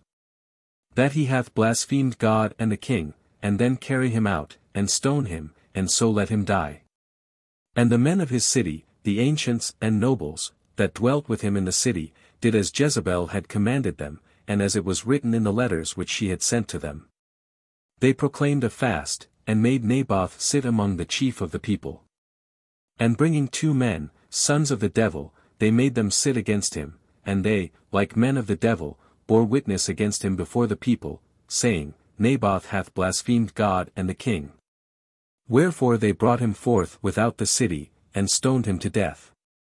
And they sent to Jezebel, saying, Naboth is stoned, and is dead. And it came to pass, when Jezebel heard that Naboth was stoned, and dead, that she said to Achab, Arise, and take possession of the vineyard of Naboth, the Jezreelite, who would not agree with thee. And give it thee for money, for Naboth is not alive, but dead. And when Achab heard this, to wit, that Naboth was dead, he arose, and went down into the vineyard of Naboth, the Jezreelite, to take possession of it. And the word of the Lord came to Elias, the Thespite, saying, Arise, and go down to meet Achab, king of Israel, who is in Samaria. Behold, he is going down to the vineyard of Naboth, to take possession of it. And thou shalt speak to him, saying, Thus saith the Lord, Thou hast slain, moreover also thou hast taken possession. And after these words thou shalt add, Thus saith the Lord, In this place, wherein the dogs have licked the blood of Naboth, they shall lick thy blood also. And Achab said to Elias, Hast thou found me thy enemy? He said, I have found thee because thou art sold, to do evil in the sight of the Lord. Sold, to do evil in the sight, etc. That is, so addicted to evil, as if thou hadst sold thyself to the devil, to be his slave to work all kinds of evil. Behold, I will bring evil upon thee, and I will cut down thy posterity, and I will kill of Achab him that pisseth against the wall, and him that is shut up, and the last in Israel. And I will make thy house like the house of Jeroboam the son of Nebat, and like the house of Baasah the son of Ahias, for what thou hast done to provoke me to anger, and for making Israel to sin. And of Jezebel also, the Lord spoke, saying, The dogs shall eat Jezebel in the field of Jezreel. If Achab die in the city, the dogs shall eat him, but if he die in the field, the birds of the air shall eat him. Now, there was not such another as Achab, who was sold to do evil in the sight of the Lord, for his wife, Jezebel, set him on. And he became abominable, insomuch that he followed the idols which the Amorites had made, whom the Lord destroyed before the face of the children of Israel. And when Achab had heard these words, he rent his garments, and put haircloth upon his flesh, and fasted, and slept in sackcloth, and walked with his head cast down. And the word of the Lord came to Elias, the Thespite, saying, Hast thou not seen Achab humbled before me? Therefore, because he hath humbled himself, for my sake, I will not bring the evil in his days, but in his son's days will I bring the evil upon his house. 3 Kings chapter 22. Achab, believing his false prophets, rather than Michaias, is slain in Ramoth-Galad. Ochoziah succeedeth him. Good King Jehoshaphat dieth, and his son Joram succeedeth him. And there passed 3 years without war between Syria and Israel. And in the 3rd year, Jehoshaphat, king of Judah, came down to the king of Israel. And the king of Israel said to his servants, Know ye not that Ramoth-Galad is ours, and we neglect to take it out of the hand of the king of Syria? And he said to Jehoshaphat, Wilt thou come with me to battle to Ramoth-Galad? And Jehoshaphat said to the king of Israel, As I am, so art thou, my people and thy people are one, and my horsemen are thy horsemen. And Jehoshaphat said to the king of Israel, Inquire, I beseech thee, this day the word of the Lord. Then the king of Israel assembled the prophets, about 400 men, and he said to them, Shall I go to Ramoth-Galad to fight, or shall I forbear? They answered, Go up, and the Lord will deliver it into the hand of the king. And Jehoshaphat said, Is there not here some prophet of the Lord, that we may inquire by him?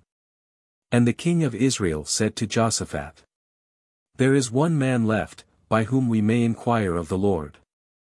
Michaias, the son of Jemla, but I hate him, for he doth not prophesy good to me, but evil. And Jehoshaphat said, Speak not so, O king. Then the king of Israel called an eunuch, and said to him, Make haste, and bring hither Michaias, the son of Jemla. And the king of Israel, and Jehoshaphat, king of Judah, sat each on his throne, clothed with royal robes, in a court, by the entrance of the gate of Samaria, and all the prophets prophesied before them. And Sedecias, the son of Shenanah, made himself horns of iron, and said, Thus saith the Lord, With these shalt thou push Syria, till thou destroy it. And all the prophets prophesied in like manner, saying, Go up to Ramoth-Galad, and prosper, for the Lord will deliver it into the king's hands. And the messenger that went to call Michaias, spoke to him, saying, Behold, the words of the prophets with one mouth declare good things to the king, let thy word, therefore, be like to theirs, and speak that which is good. But Michaias said to him, As the Lord liveth, whatsoever the Lord shall say to me, that will I speak. So he came to the king, and the king said to him, Michaias, shall we go to Ramoth-Galad to battle, or shall we forbear? He answered him, Go up, and prosper, and the Lord shall deliver it into the king's hands. Go up, etc. This was spoken ironically, and by way of jesting at the flattering speeches of the false prophets, and so the king understood it, as appears by his adjuring Micaias, in the following verse, to tell him the truth in the name of the Lord. But the king said to him, I adjure thee again and again, that thou tell me nothing but that which is true, in the name of the Lord. And he said, I saw all Israel scattered upon the hills, like sheep that have no shepherd. And the Lord said, These have no master, let every man of them return to his house in peace. Then the king of Israel said to Jehoshaphat, Did I not tell thee, that he prophesieth no good to me, but always evil? And he added and said, Hear thou, therefore, the word of the Lord. I saw the Lord sitting on his throne, and all the army of heaven standing by him on the right hand and on the left. And the Lord said, Who shall deceive Achab, king of Israel? That he may go up, and fall at Ramoth-Galad? And one spoke words of this manner, and another otherwise. The Lord said, etc. God standeth not in need of any counselor. Nor are we to suppose that things pass in heaven in the manner here described, but this representation was made to the prophet, to be delivered by him in a manner adapted to the common ways and notions of men. And there came forth a spirit, and stood before the Lord, and said, I will deceive him. And the Lord said to him, By what means? And he said, I will go forth, and be a lying spirit, in the mouth of all his prophets. And the Lord said, Thou shalt deceive him, and shalt prevail, go forth, and do so. Go forth, and do so. This was not a command, but a permission, for God never ordaineth lies. Though he often permitteth the lying spirit to deceive those who love not the truth. 2 Thess. 2.10. And in this sense it is said in the following verse, The Lord hath given a lying spirit in the mouth of all thy prophets. Now, therefore, behold, the Lord hath given a lying spirit in the mouth of all thy prophets that are here, and the Lord hath spoken evil against thee. And Sedecius, the son of Shenanah, came, and struck Micaias on the cheek, and said, Hath then the Spirit of the Lord left me, and spoken to thee? And Micaias said, Thou shalt see in the day when thou shalt go into a chamber within a chamber to hide thyself. Go into a chamber, etc. This happened when he heard the king was slain, and justly apprehended that he should be punished for his false prophecy. And the king of Israel said, Take Micaias and let him abide with Ammon, the governor of the city, and with Jos, the son of Amalek. And tell them, Thus saith the king, Put this man in prison, and feed him with bread of affliction, and water of distress till I return in peace. And Micaias said, If thou return in peace, the Lord hath not spoken by me. And he said, Hear, all ye people. So the king of Israel, and Jehoshaphat, king of Judah, went up to Ramoth-Galad.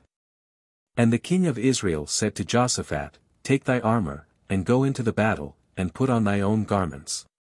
But the king of Israel changed his dress, and went into the battle. And the king of Syria had commanded the 32 captains of the chariots, saying, You shall not fight against any, small or great, but against the king of Israel only. So when the captains of the chariots saw Jehoshaphat, they suspected that he was the king of Israel, and making a violent assault, they fought against him, and Jehoshaphat cried out. And the captains of the chariots perceived that he was not the king of Israel, and they turned away from him. And a certain man bent his bow, shooting at a venture, and chanced to strike the king of Israel, between the lungs and the stomach. But he said to the driver of his chariot, Turn thy hand, and carry me out of the army, for I am grievously wounded. And the battle was fought that day, and the king of Israel stood in his chariot against the Syrians, and he died in the evening, and the blood ran out of the wound into the midst of the chariot. And the herald proclaimed through all the army, before the sun set, saying, Let every man return to his own city, and to his own country. And the king died, and was carried into Samaria, and they buried the king in Samaria. And they washed his chariot in the pool of Samaria, and the dogs licked up his blood, and they washed the reins according to the word of the Lord which he had spoken. But the rest of the acts of Achab, and all that he did, and the house of ivory that he made, and all the cities that he built, are they not written in the book of the words of the days of the kings of Israel? So Achab slept with his fathers. And Ochozias, his son, reigned in his stead. But Jehoshaphat, the son of Asa, began to reign over Judah, in the 4th year of Achbab, king of Israel. He was 35 years old when he began to reign, and he reigned 25 years in Jerusalem. The name of his mother was Azubah, the daughter of Salai. And he walked in all the way of Asa, his father, and he declined not from it, and he did that which was right in the sight of the Lord. Nevertheless, he took not away the high places, for as yet the people offered sacrifice, and burnt incense in the high places. He took not away, etc. He left some of the high places, viz. those in which they worshipped the true God, but took away all others. 2 Par. 17.6, and note ver. 14 of chapter 15. 3 Kings. And Jehoshaphat had peace with the king of Israel. But the rest of the acts of Jehoshaphat, and his works which he did, and his battles, are they not written in the book of the words of the days of the kings of Judah? And the remnant also of the effeminate, who remained in the days of Asa, his father, he took out of the land. And there was then no king appointed in Edom. But King Jehoshaphat made navies on the sea, to sail into Ophir for gold, but they could not go, for the ships were broken in Aziengaber. Then Ochozias, the son of Achab, said to Jehoshaphat, Let my servants go with thy servants in the ships. And Jehoshaphat would not. Would not. He had been reprehended before for admitting such a partner, and therefore would have no more to do with him. And Jehoshaphat slept with his fathers, and was buried with them in the city of David, his father, and Joram, his son, reigned in his stead.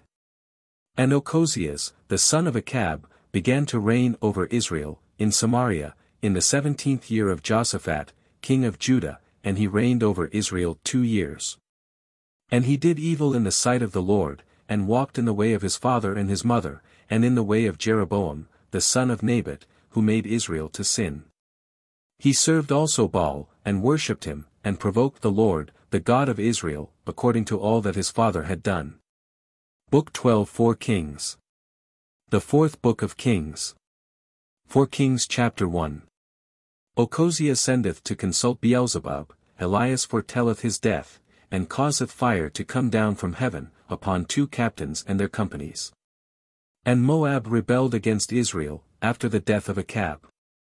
And Ochozias fell through the lattices of his upper chamber, which he had in Samaria, and was sick, and he sent messengers, saying to them, Go, consult Beelzebub, the god of Acheron, whether I shall recover of this my illness.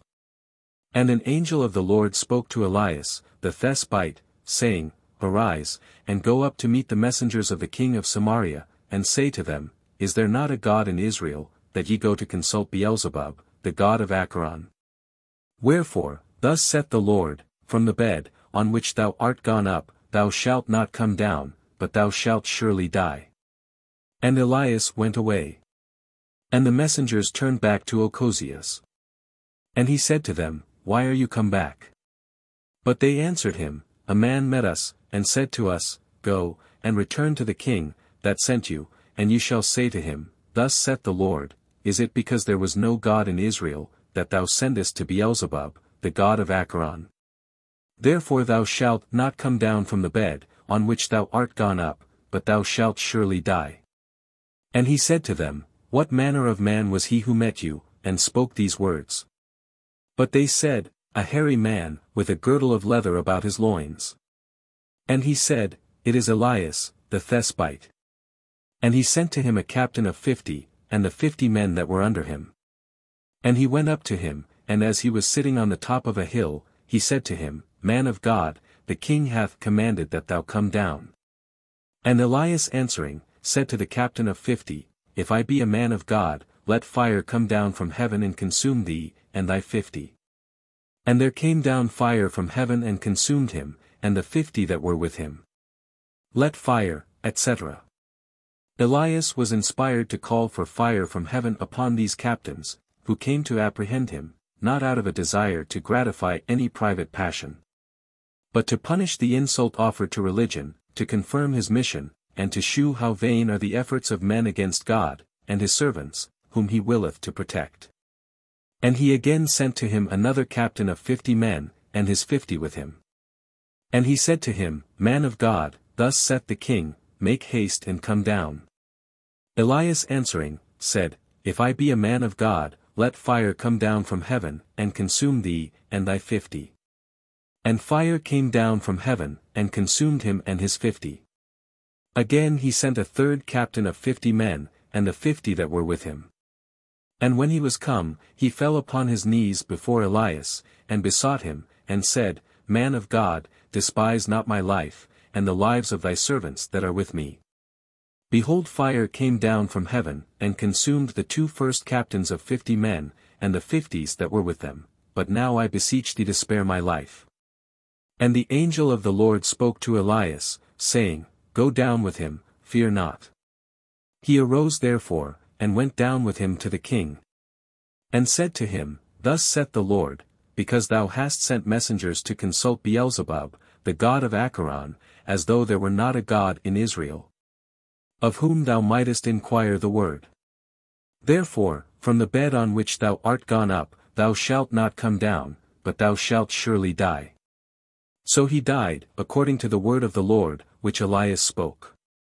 And Joram, his brother, reigned in his stead, in the 2nd year of Joram, the son of Josaphat, king of Judah, because he had no son.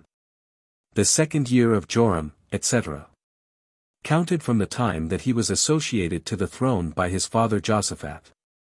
But the rest of the acts of Ochozias, which he did, are they not written in the book of the words of the days of the kings of Israel? 4 Kings chapter 2. Eliseus will not part from Elias. The water of the Jordan is divided by Elias' cloak. Elias is taken up in a fiery chariot, and his double spirit is given to Eliseus. Eliseus healeth the waters by casting in salt. Boys are torn by bears for mocking Eliseus. And it came to pass, when the Lord would take up Elias, into heaven, by a whirlwind, that Elias and Eliseus were going from Galgal. Heaven. By heaven here is meant the air, the lowest of the heavenly regions.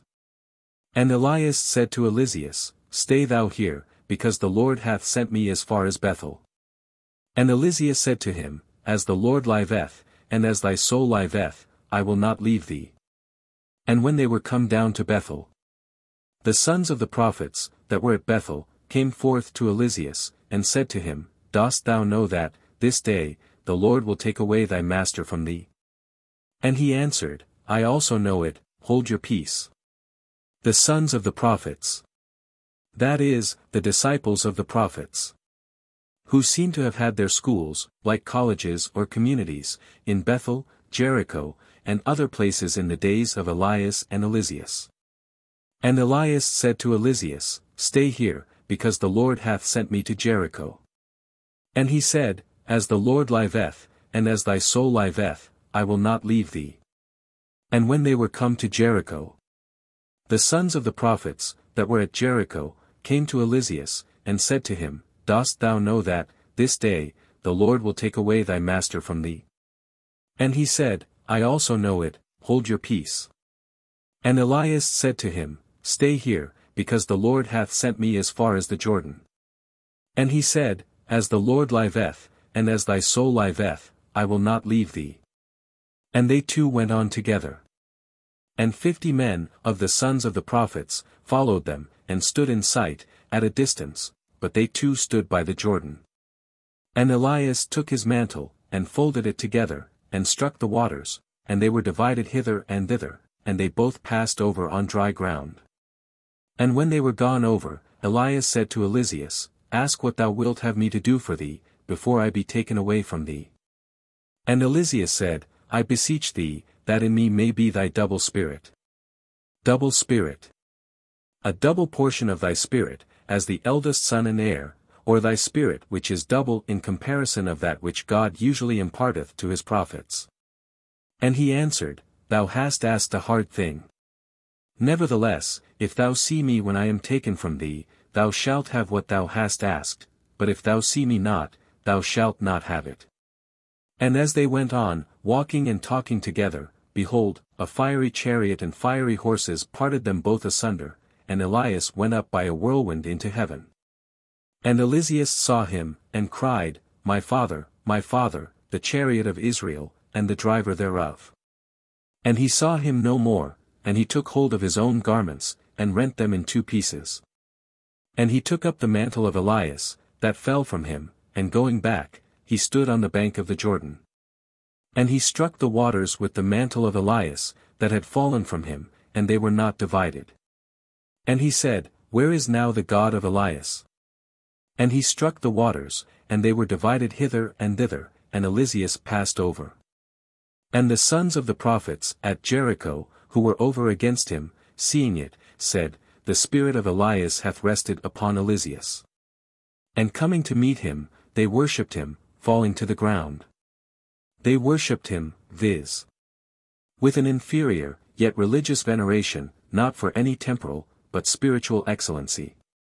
And they said to him, behold, there are with thy servants 50 strong men, that can go, and seek thy master, lest, perhaps, the Spirit of the Lord hath taken him up and cast him upon some mountain, or into some valley. And he said, do not send. But they pressed him, till he consented, and said, send. And they sent 50 men, and they sought 3 days, but found him not. And they came back to him, for he abode at Jericho, and he said to them, did I not say to you? Do not send. 2:9. And the men of the city said to Eliseus, behold, the situation of this city is very good, as thou, my lord, sayest, but the waters are very bad, and the ground barren. And he said, bring me a new vessel, and put salt into it. And when they had brought it, he went out to the spring of the waters, and cast the salt into it, and said, thus saith the Lord, I have healed these waters, and there shall be no more in them death or barrenness. And the waters were healed unto this day, according to the word of Eliseus, which he spoke. And he went up from thence to Bethel, and as he was going up by the way, little boys came out of the city and mocked him, saying, go up, thou bald head, go up, thou bald head. And looking back, he saw them, and cursed them in the name of the Lord, and there came forth 2 bears out of the forest, and tore of them, 42 boys. Cursed them. This curse, which was followed by so visible a judgment of God, was not the effect of passion, or of a desire of revenging himself, but of zeal for religion, which was insulted by these boys, in the person of the prophet. And of a divine inspiration, God punishing in this manner the inhabitants of Bethel, the chief seat of the calf worship, who had trained up their children in a prejudice against the true religion and its ministers. And from thence he went to Mount Carmel, and from thence he returned to Samaria. 4 Kings chapter 3. The kings of Israel, Judah, and Edom, fight against the king of Moab. They want water, which Eliseus procureth without rain, and prophesieth victory. The king of Moab is overthrown, his city is besieged, he sacrificeth his firstborn son, so the Israelites raise the siege. And Joram the son of Achab, reigned over Israel, in Samaria, in the 18th year of Jehoshaphat, king of Judah. And he reigned 12 years. And he did evil before the Lord, but not like his father and his mother, for he took away the statues of Baal, which his father had made. Nevertheless, he stuck to the sins of Jeroboam, the son of Nebat, who made Israel to sin, nor did he depart from them. Now Mesa, king of Moab, nourished many sheep, and he paid to the king of Israel 100,000 lambs, and 100,000 rams, with their fleeces. And when Achab was dead, he broke the league which he had made with the king of Israel. And King Joram went out that day from Samaria, and mustered all Israel. And he sent to Jehoshaphat, king of Judah, saying, the king of Moab is revolted from me, come with me against him to battle. And he answered, I will come up, he that is mine, is thine, my people are thy people, and my horses, thy horses. And he said, which way shall we go up? But he answered, by the desert of Edom.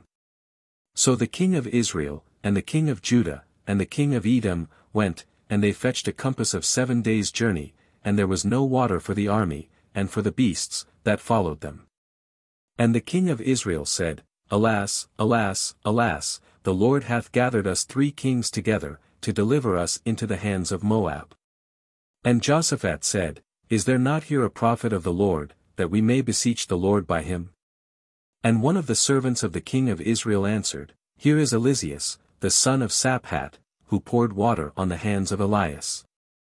And Jehoshaphat said, The word of the Lord is with him. And the king of Israel, and Jehoshaphat, king of Judah, and the king of Edom, went down to him. And Eliseus said to the king of Israel, What have I to do with thee? Go to the prophets of thy father, and thy mother. And the king of Israel said to him, Why hath the Lord gathered together these 3 kings, to deliver them into the hands of Moab? And Eliseus said to him, As the Lord of hosts liveth, in whose sight I stand, if I did not reverence the face of Jehoshaphat, king of Judah, I would not have hearkened to thee, nor looked on thee. But now bring me hither a minstrel. And when the minstrel played, the hand of the Lord came upon him, and he said, Thus saith the Lord, Make the channel of this torrent full of ditches. For thus saith the Lord, Ye shall not see wind, nor rain, and yet this channel shall be filled with waters, and ye shall drink, you and your families, and your beasts. And this is a small thing in the sight of the Lord, moreover, he will deliver, also, Moab into your hands. And ye shall destroy every fenced city, and every choice city, and shall cut down every fruitful tree, and shall stop up all the springs of waters, and every goodly field you shall cover with stones. And it came to pass, in the morning, when the sacrifices used to be offered, that behold, water came by the way of Edom, and the country was filled with water. And all the Moabites hearing that the kings were come up to fight against them, gathered together all that were girded with a belt upon them, and stood in the borders. And they rose early in the morning, and the sun being now up, and shining upon the waters, the Moabites saw the waters over against them red, like blood. And they said, It is the blood of the sword, the kings have fought among themselves. And they have killed one another, go now, Moab, to the spoils.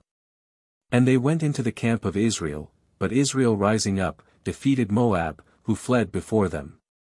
And they being conquerors, went and smote Moab. And they destroyed the cities, and they filled every goodly field, every man casting his stone, and they stopped up all the springs of waters, and cut down all the trees that bore fruit. So that brick walls only remained, and the city was beset by the slingers, and a great part thereof destroyed. Brick walls only remained. It was the proper name of the capital city of the Moabites. In Hebrew, Kar-Hareseth. And when the king of Moab saw this, to wit, that the enemies had prevailed, he took with him 700 men that drew the sword, to break in upon the king of Edom, but they could not. Then he took his eldest son, that should have reigned in his stead, and offered him for a burnt offering upon the wall, and there was great indignation in Israel, and presently they departed from him, and returned into their own country. 4 Kings chapter 4. Miracles of Eliseus. He riseth a dead child to life. Now a certain woman of the wives of the prophets, cried to Eliseus, saying, Thy servant, my husband, is dead, and thou knowest that thy servant was one that feared God, and behold the creditor is come to take away my 2 sons to serve him.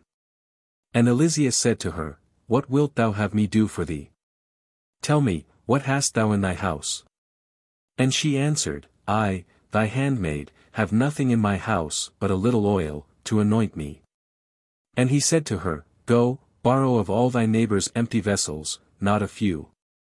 And go in, and shut thy door, when thou art within, and thy sons, and pour out thereof into all those vessels, and when they are full, take them away. So the woman went, and shut the door upon her, and upon her sons, they brought her the vessels, and she poured in. And when the vessels were full, she said to her son, Bring me yet a vessel. And he answered, I have no more. And the oil stood. And she came, and told the man of God. And he said, Go, sell the oil, and pay thy creditor, and thou and thy sons live of the rest. And there was a day when Eliseus passed by Sunem, now there was a great woman there, who detained him to eat bread, and as he passed often that way, he turned into her house to eat bread. And she said to her husband, I perceive that this is a holy man of God, who often passeth by us. Let us, therefore, make him a little chamber, and put a little bed in it for him, and a table, and a stool, and a candlestick, that when he cometh to us he may abide there. Now, there was a certain day, when he came, and turned into the chamber, and rested there. And he said to Giezi, his servant, Call this Sunamitis. And when he had called her, and she stood before him, he said to his servant, Say to her, Behold, thou hast diligently served us in all things, what wilt thou have me to do for thee? Hast thou any business, and wilt thou, that I speak to the king, or to the general of the army? And she answered, I dwell in the midst of my own people. And he said, What will she then that I do for her? And Giezi said, Do not ask, for she hath no son, and her husband is old. Then he bid him call her. And when she was called, and stood before the door, he said to her, At this time, and this same hour, if life be in company, thou shalt have a son in thy womb. But she answered, Do not, I beseech thee, my lord, thou man of God, do not lie to thy handmaid. And the woman conceived, and brought forth a son in the time, and at the same hour that Eliseus had said. And the child grew. And on a certain day, when he went out to his father to the reapers, he said to his father, My head acheth, my head acheth. But he said to his servant, Take him, and carry him to his mother. And when he had taken him, and brought him to his mother, she sat him on her knees, until noon, and then he died. And she went up, and laid him upon the bed of the man of God, and shut the door, and going out, she called her husband, and said, Send with me, I beseech thee, one of thy servants, and an ass, that I may run to the man of God, and come again. And he said to her, Why dost thou go to him? Today is neither new moon nor Sabbath. She answered, I will go. And she saddled an ass, and commanded her servant, Drive, and make haste, make no stay in going, and do that which I bid thee. So she went forward, and came to the man of God, to Mount Carmel, and when the man of God saw her coming towards, he said to Giezi, his servant, Behold that Sunamitis. Go, therefore, to meet her, and say to her, Is all well with thee, and with thy husband, and with thy son? And she answered, Well. And when she came to the man of God, to the mount, she caught hold on his feet, and Giezi came to remove her. And the man of God said, Let her alone, for her soul is in anguish, and the Lord hath hid it from me, and hath not told me. And she said to him, Did I ask a son of my Lord? Did I not say to thee, Do not deceive me? Then he said to Giezi, Gird up thy loins, and take my staff in thy hand, and go. If any man meet thee, salute him not, and if any man salute thee, answer him not, and lay my staff upon the face of the child. Salute him not. He that is sent to raise to life the sinner spiritually dead, must not suffer himself to be called off, or diverted from his enterprise, by the salutations or ceremonies of the world. But the mother of the child said, As the Lord liveth, and as thy soul liveth, I will not leave thee. He arose, therefore, and followed her. But Giezi was gone before them, and laid the staff upon the face of the child, and there was no voice nor sense, and he returned to meet him, and told him, saying, The child is not risen. St. Augustine considers a great mystery in this miracle wrought by the prophet Eliseus. Thus, by the staff sent by his servant is figured the rod of Moses, or the old law, which was not sufficient to bring mankind to life then dead in sin. It was necessary that Christ himself should come, and by taking on human nature, become flesh of our flesh, and restore us to life. In this Eliseus was a figure of Christ, as it was necessary that he should come himself to bring the dead child to life and restore him to his mother, who is here, in a mystical sense, a figure of the Church. Eliseus, therefore, went into the house, and behold the child lay dead on his bed. And going in, he shut the door upon him, and upon the child, and prayed to the Lord. And he went up, and lay upon the child, and put his mouth upon his mouth, and his eyes upon his eyes, and his hands upon his hands, and he bowed himself upon him, and the child's flesh grew warm. Then he returned and walked in the house, once to and fro, and he went up, and lay upon him, and the child gaped 7 times, and opened his eyes. And he called Gizi, and said to him, Call this Sunamitis. And she being called, went in to him, and he said, Take up thy son. She came and fell at his feet, and worshipped upon the ground, and took up her son, and went out. And Eliseus returned to Galgal, and there was a famine in the land, and the sons of the prophets dwelt before him, and he said to one of his servants, Set on the great pot, and boil pottage for the sons of the prophets. And one went out into the field to gather wild herbs, and he found something like a wild vine, and gathered of it wild gourds of the field, and filled his mantle, and coming back, he shred them into the pot of pottage, for he knew not what it was. Wild gourds of the field. Colocynthetas. They are extremely bitter, and therefore are called the gall of the earth, and are poisonous if taken in a great quantity. And they poured it out for their companions to eat, and when they had tasted of the pottage, they cried out, saying, Death is in the pot, O man of God. And they could not eat thereof. But he said, Bring some meal. And when they had brought it, he cast it into the pot, and said, Pour out for the people, that they may eat. And there was now no bitterness in the pot. And a certain man came from Balsalisa, bringing to the man of God, bread of the firstfruits, 20 loaves of barley, and new corn in his scrip. And he said, Give to the people, that they may eat. And his servant answered him, How much is this, that I should set it before 100 men? He said again, Give to the people, that they may eat, for thus saith the Lord, They shall eat, and there shall be left. So he set it before them, and they ate, and there was left, according to the word of the Lord. 4 Kings chapter 5. Naaman the Syrian is cleansed of his leprosy. He professeth his belief in one God, promising to serve him.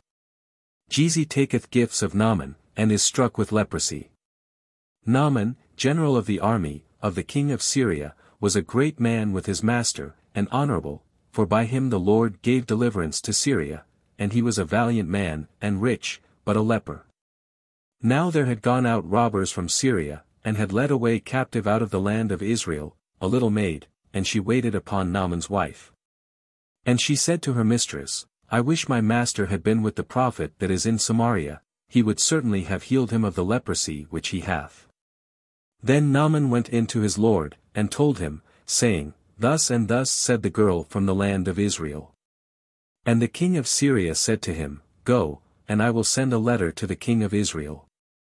And he departed, and took with him 10 talents of silver, and 6,000 pieces of gold, and 10 changes of raiment.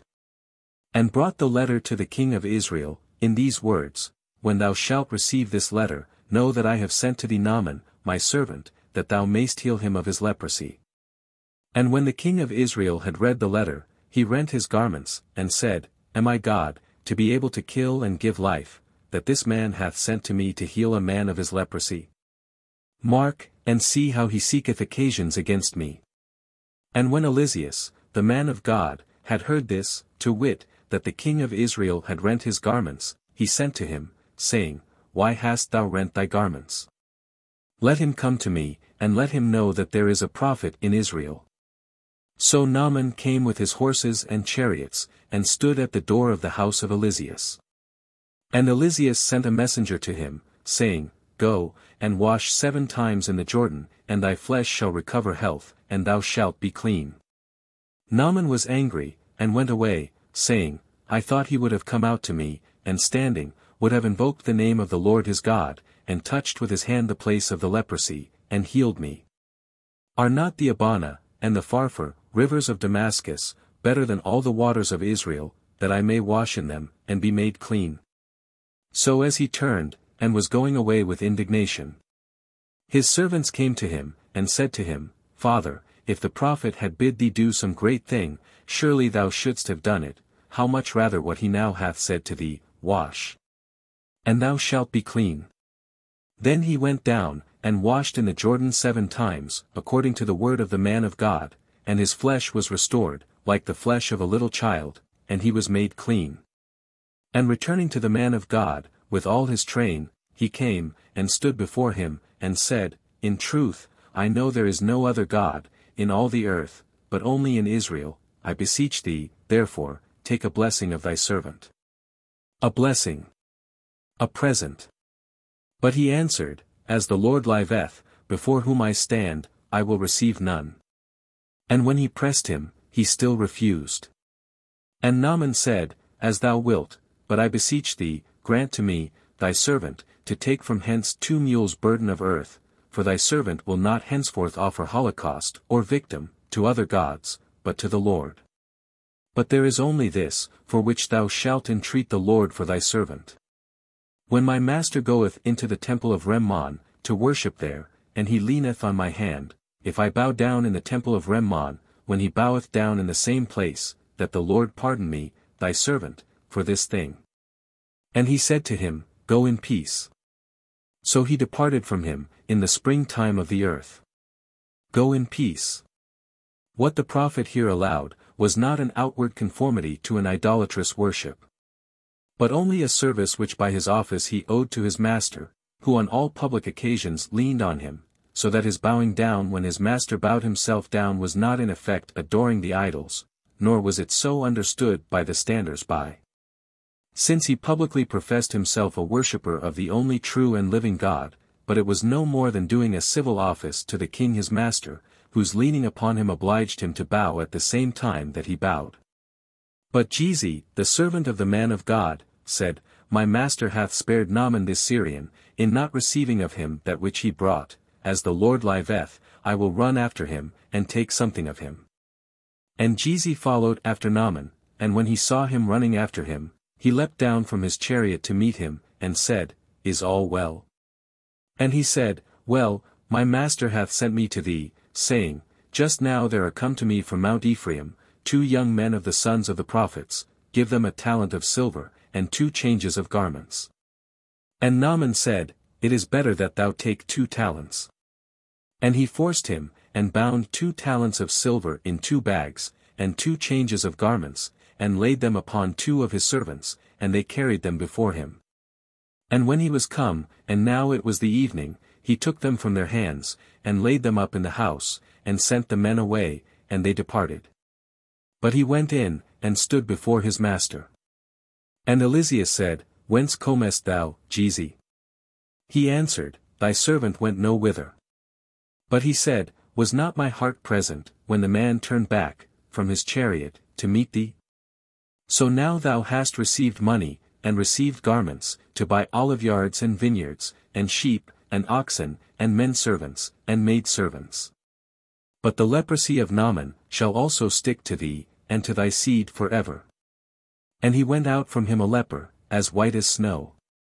4 Kings chapter 6. Eliseus mocketh iron to swim upon the water, he letteth the Syrians that were sent to apprehend him into Samaria, where their eyes being opened, they are courteously entertained. The Syrians besiege Samaria, the famine there causeth a woman to eat her own child. Upon this the king commandeth Eliseus to be put to death. And the sons of the prophets said to Eliseus, Behold, the place where we dwell with thee is too strait for us. Let us go as far as the Jordan, and take out of the wood every man a piece of timber, that we may build us there a place to dwell in. And he said, Go. And one of them said, But come thou also with thy servants. He answered, I will come. So he went with them. And when they were come to the Jordan, they cut down wood. And it happened, as one was felling some timber, that the head of the axe fell into the water, and he cried out, and said, Alas, alas, alas, my lord, for this same was borrowed. And the man of God said, Where did it fall? And he shewed him the place, then he cut off a piece of wood, and cast it in thither, and the iron swam. And he said, Take it up. And he put out his hand, and took it. And the king of Syria warred against Israel, and took counsel with his servants, saying, In such and such a place, let us lay an ambush. And the man of God sent to the king of Israel, saying, Beware that thou pass not to such a place, for the Syrians are there in ambush. And the king of Israel sent to the place which the man of God had told him, and prevented him, and looked well to himself there not once nor twice. And the heart of the king of Syria was troubled for this thing. And calling together his servants, he said, why do you not tell me who it is that betrays me to the king of Israel? And one of his servants said, No one, my lord, O king, but Eliseus, the prophet, that is in Israel, telleth the king of Israel all the words that thou speakest in thy privy chamber. And he said to them, Go, and see where he is, that I may send and take him. And they told him, saying, Behold, he is in Dothan. Therefore, he sent thither horses, and chariots, and the strength of an army, and they came by night, and beset the city. And the servant of the man of God, rising early went out, and saw an army round about the city, and horses and chariots, and he told him, saying, Alas, alas, alas, my lord, what shall we do? But he answered, Fear not, for there are more with us than with them. And Eliseus prayed, and said, Lord, open his eyes, that he may see. And the Lord opened the eyes of the servant, and he saw, and behold, the mountain was full of horses, and chariots of fire round about Eliseus. And the enemies came down to him, but Eliseus prayed to the Lord, saying, Strike, I beseech thee, this people with blindness, and the Lord struck them with blindness, according to the word of Eliseus. Blindness. The blindness here spoken of was of a particular kind, which hindered them from seeing the objects that were really before them, and represented other different objects to their imagination, so that they no longer perceived the city of Dothan, nor were able to know the person of Eliseus, but were easily led by him, whom they took to be another man, to Samaria. So that he truly told them, This is not the way, neither is this the city, etc., because he spoke with relation to the way and to the city, which was represented to them. And Eliseus said to them, This is not the way, neither is this the city, follow me, and I will shew you the man whom you seek. So he led them into Samaria. And when they were come into Samaria, Eliseus said, Lord, open the eyes of these men, that they may see. And the Lord opened their eyes, and they saw themselves to be in the midst of Samaria. And the king of Israel said to Eliseus, when he saw them, My father, shall I kill them? And he said, Thou shalt not kill them, for thou didst not take them with thy sword, or thy bow, that thou mayst kill them, but set bread and water before them, that they may eat and drink, and go to their master. And a great provision of meats was set before them, and they ate and drank, and he let them go, and they went away to their master, and the robbers of Syria came no more into the land of Israel. And it came to pass, after these things, that Ben-hadad, king of Syria, gathered together all his army, and went up and besieged Samaria. And there was a great famine in Samaria, and so long did the siege continue, till the head of an ass was sold for 80 pieces of silver, and the 4th part of a cab of pigeon's dung, for 5 pieces of silver. And as the king of Israel was passing by the wall, a certain woman cried out to him, saying, Save me, my lord, O king. And he said, If the Lord doth not save thee, how can I save thee? Out of the barn floor, or out of the winepress? And the king said to her, What aileth thee? And she answered, This woman said to me, Give thy son, that we may eat him today, and we will eat my son tomorrow. So we boiled my son, and ate him. And I said to her on the next day, Give thy son, that we may eat him. And she hath hid her son. When the king heard this, he rent his garments, and passed by upon the wall. And all the people saw the haircloth which he wore within next to his flesh. And the king said, May God do so and so to me, and may he add more, if the head of Eliseus, the son of Saphat, shall stand on him this day. But Eliseus sat in his house, and the ancients sat with him. So he sent a man before, and before that messenger came, he said to the ancients, Do you know that this son of a murderer hath sent to cut off my head? Look then when the messenger shall come, shut the door, and suffer him not to come in, for behold the sound of his master's feet is behind him. While he was yet speaking to them, the messenger appeared, who was coming to him. And he said, Behold, so great an evil is from the Lord, what shall I look for more from the Lord? 4 Kings chapter 7. Eliseus prophesieth a great plenty, which presently ensueth upon the sudden flight of the Syrians. Of which 4 lepers bring the news to the city.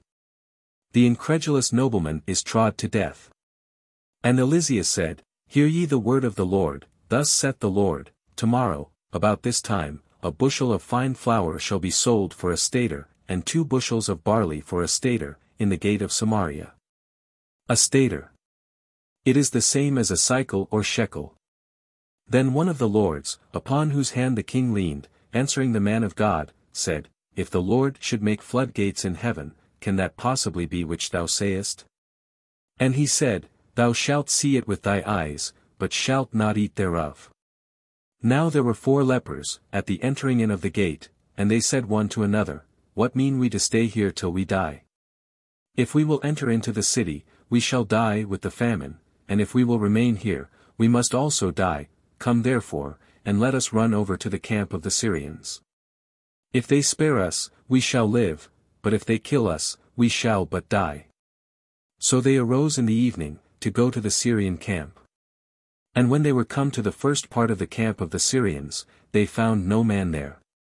For the Lord had made them hear, in the camp of Syria, the noise of chariots, and of horses, and of a very great army, and they said one to another, Behold, the king of Israel hath hired against us the kings of the Hittites, and of the Egyptians.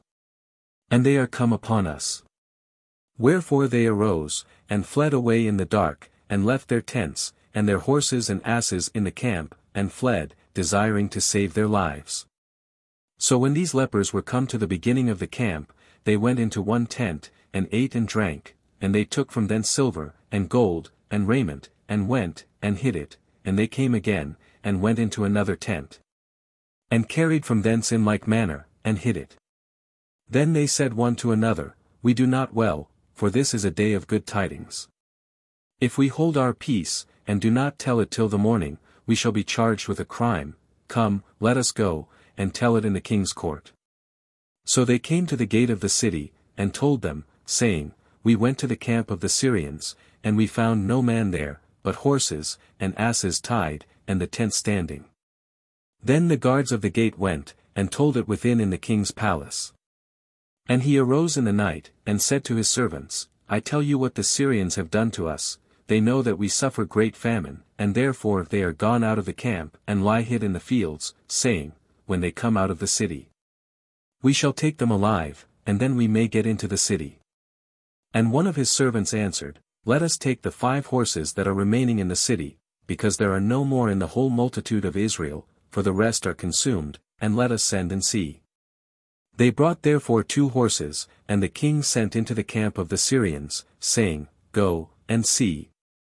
And they went after them, as far as the Jordan, and behold, all the way was full of garments, and vessels, which the Syrians had cast away, in their fright, and the messengers returned, and told the king. And the people going out, pillaged the camp of the Syrians, and a bushel of fine flour was sold for a stater, and 2 bushels of barley for a stater, according to the word of the Lord. And the king appointed that lord on whose hand he leaned, to stand at the gate, and the people trod upon him in the entrance of the gate, and he died, as the man of God had said, when the king came down to him. And it came to pass, according to the word of the man of God, which he spoke to the king, when he said, 2 bushels of barley shall be for a stater, and a bushel of fine flour for a stater, at this very time tomorrow, in the gate of Samaria. When that lord answered the man of God, and said, Although the Lord should make floodgates in heaven, could this come to pass which thou sayest? And he said to him, Thou shalt see it with thy eyes, and shalt not eat thereof. And so it fell out to him, as it was foretold, and the people trod upon him in the gate, and he died. 4 Kings chapter 8. After 7 years famine foretold by Eliseus, the Sunamitess returning home, recovereth her lands, and revenues. Eliseus foresheweth the death of Benhadad, king of Syria, and the reign of Hazael. Joram's wicked reign in Judah. He dieth, and his son Ochoziah succeedeth. And Eliseus spoke to the woman, whose son he had restored to life, saying, Arise, and go thou, and thy household, and sojourn wheresoever thou canst find, for the Lord hath called a famine, and it shall come upon the land 7 years. And she arose, and did according to the word of the man of God, and going with her household, she sojourned in the land of the Philistines many days. And when the 7 years were ended, the woman returned out of the land of the Philistines, and she went forth to speak to the king for her house and for her lands. And the king talked with Giezi, the servant of the man of God, saying, Tell me all the great things that Eliseus hath done. And when he was telling the king how he had raised one dead to life, the woman appeared, whose son he had restored to life, crying to the king for her house, and her lands. And Giezi said, My lord, O king, this is the woman, and this is her son, whom Eliseus raised to life. And the king asked the woman, and she told him. And the king appointed her an eunuch, saying, Restore her all that is hers, and all the revenues of the lands, from the day that she left the land to this present. Eliseus also came to Damascus, and Ben-Hadad, king of Syria was sick. And they told him, saying, The man of God is come hither. And the king said to Hazael, Take with thee presents, and go to meet the man of God, and consult the Lord by him, saying, Can I recover of this my illness? And Hazael went to meet him, taking with him presents, and all the good things of Damascus, the burdens of 40 camels. And when he stood before him, he said, Thy son, Ben-Hadad, the king of Syria, hath sent me to thee, saying, Can I recover of this my illness? And Eliseus said to him, Go tell him, Thou shalt recover, but the Lord hath shewed me that he shall surely die. Tell him, Thou shalt recover. By these words the prophet signified that the king's disease was not mortal, and that he would recover if no violence were used. Or he might only express himself in this manner, by way of giving Hazael to understand that he knew both what he would say and do, that he would indeed tell the king he should recover, but would be himself the instrument of his death. And he stood with him, and was troubled so far as to blush, and the man of God wept. And Hazael said to him, Why doth my lord weep? And he said, Because I know the evil that thou wilt do to the children of Israel. Their strong cities thou wilt burn with fire, and their young men thou wilt kill with the sword, and thou wilt dash their children, and rip up their pregnant women. And Hazael said, But what am I, thy servant, a dog, that I should do this great thing? And Eliseus said, The Lord hath shewed me that thou shalt be king of Syria. And when he was departed from Eliseus he came to his master, who said to him, What said Eliseus to thee? And he answered, He told me, Thou shalt recover. And on the next day, he took a blanket, and poured water on it, and spread it upon his face, and he died, and Hazael reigned in his stead. In the 5th year of Joram, son of Achab, king of Israel, and of Jehoshaphat, king of Judah, reigned Joram, son of Jehoshaphat, king of Judah. And of Jehoshaphat, etc. That is, Jehoshaphat being yet alive, who sometime before his death made his son Joram king, as David had done before by his own son Solomon. He was 32 years old when he began to reign, and he reigned 8 years in Jerusalem. And he walked in the ways of the kings of Israel, as the house of Achab had walked, for the daughter of Achab was his wife, and he did that which was evil in the sight of the Lord. But the Lord would not destroy Judah, for David his servant's sake, as he had promised him, to give him a light, and to his children always. In his days Edom revolted from being under Judah, and made themselves a king. And Joram came to Sirah, and all the chariots with him, and he arose in the night, and defeated the Edomites that had surrounded him, and the captains of the chariots, but the people fled into their tents. 8.22 So Edom revolted from being under Judah, unto this day. Then Libnah also revolted at the same time. But the rest of the acts of Joram, and all that he did, are they not written in the book of the words of the days of the kings of Judah? And Joram slept with his fathers, and was buried with them in the city of David, and Ochozias, his son, reigned in his stead. In the 12th year of Joram, the son of Achab, king of Israel, reigned Ochozias, son of Joram, king of Judah. Ochozias was 22 years old when he began to reign, and he reigned 1 year in Jerusalem. The name of his mother was Athaliah the daughter of Omri king of Israel. Daughter. That is, granddaughter. For she was daughter of Achab son of Omri, ver. 18. And he walked in the ways of the house of Achab, and he did evil before the Lord, as did the house of Achab, for he was the son-in-law of the house of Achab. He went also with Joram, son of Achab, to fight against Hazael, king of Syria, in Ramoth-Galad, and the Syrians wounded Joram. And he went back to be healed, in Jezreel, because the Syrians had wounded him in Ramoth, when he fought against Hazael, king of Syria. And Ochozias, the son of Joram, king of Judah, went down to visit Joram, the son of Achab, in Jezreel, because he was sick there. 4 Kings chapter 9. Jehu is anointed king of Israel, to destroy the house of Achab and Jezebel. He killeth Joram king of Israel, and Ochozias king of Judah. Jezebel is eaten by dogs. And Eliseus the prophet, called one of the sons of the prophets, and said to him, Gird up thy loins, and take this little bottle of oil in thy hand, and go to Ramoth-Galad. And when thou art come thither, thou shalt see Jehu the son of Joshaphat the son of Nimshi, and going in, thou shalt make him rise up from amongst his brethren, and carry him into an inner chamber.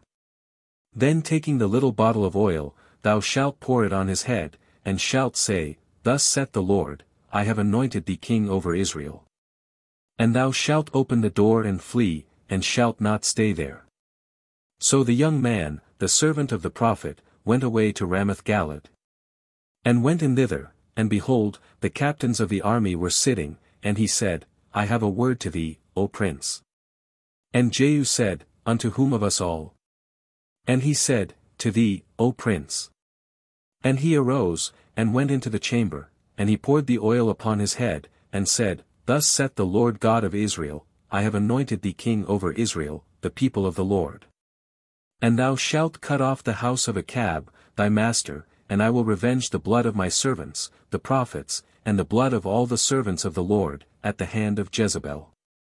And I will destroy all the house of Achab, and I will cut off from Achab, him that pisseth against the wall, and him that is shut up, and the meanest in Israel.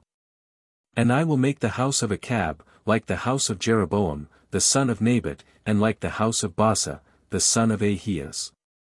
And the dogs shall eat Jezebel, in the field of Jezreel, and there shall be no one to bury her.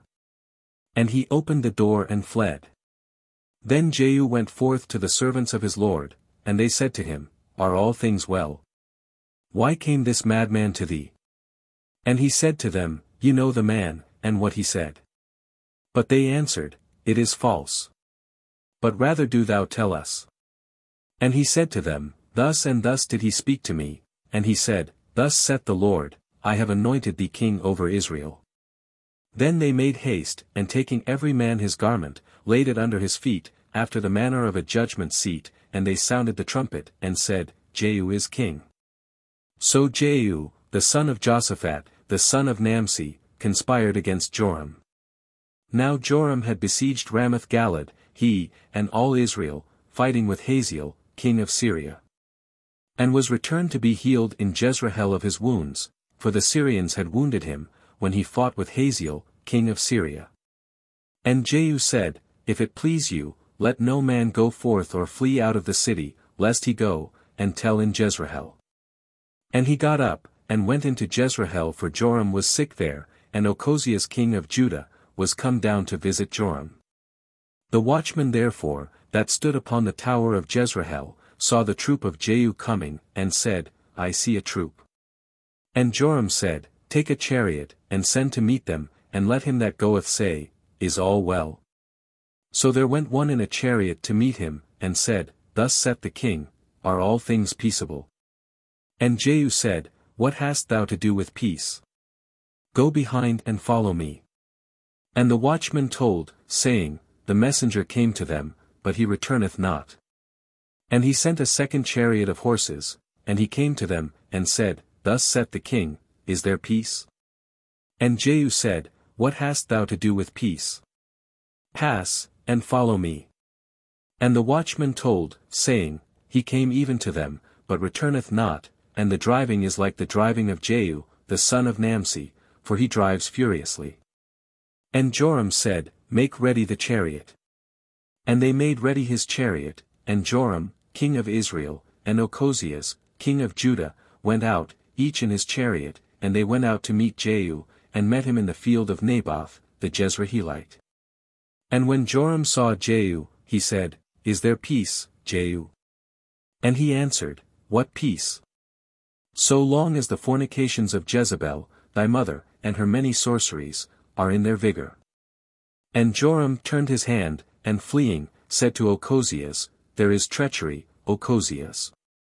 But Jehu bent his bow with his hand, and shot Joram between the shoulders, and the arrow went out through his heart, and immediately he fell in his chariot. And Jehu said to Badasar, his captain, Take him, and cast him into the field of Naboth, the Jezreelite, for I remember, when I and thou, sitting in a chariot, followed Achab, this man's father, that the Lord laid this burden upon him. Saying, If I do not requite thee in this field, saith the Lord, for the blood of Naboth, and for the blood of his children, which I saw yesterday, saith the Lord. So now take him, and cast him into the field, according to the word of the Lord. But Ochozias, king of Judah, seeing this, fled by the way of the garden house, and Jehu pursued him, and said, Strike him also in his chariot. And they struck him in the going up to Gavur, which is by Jeblum, and he fled into Megiddo, and died there.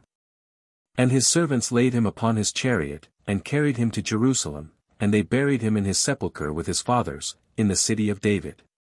In the 11th year of Joram, the son of Achab, Ochozias reigned over Judah. And Jehu came into Jezreel. But Jezebel, hearing of his coming in, painted her face with stibic stone, and adorned her head, and looked out of a window. At Jehu coming in at the gate, and said, Can there be peace for Zambri, that hath killed his master?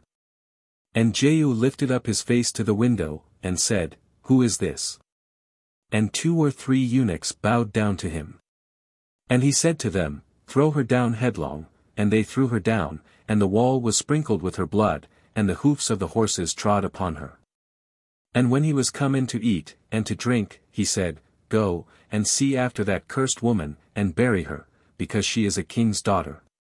And when they went to bury her, they found nothing but the skull, and the feet, and the extremities of her hands. And coming back they told him. And Jehu said, It is the word of the Lord, which he spoke by his servant Elias, the Thesbite, saying, In the field of Jezreel the dogs shall eat the flesh of Jezebel. And the flesh of Jezebel shall be as dung upon the face of the earth in the field of Jezreel, so that they who pass by shall say, Is this that same Jezebel? 4 Kings chapter 10.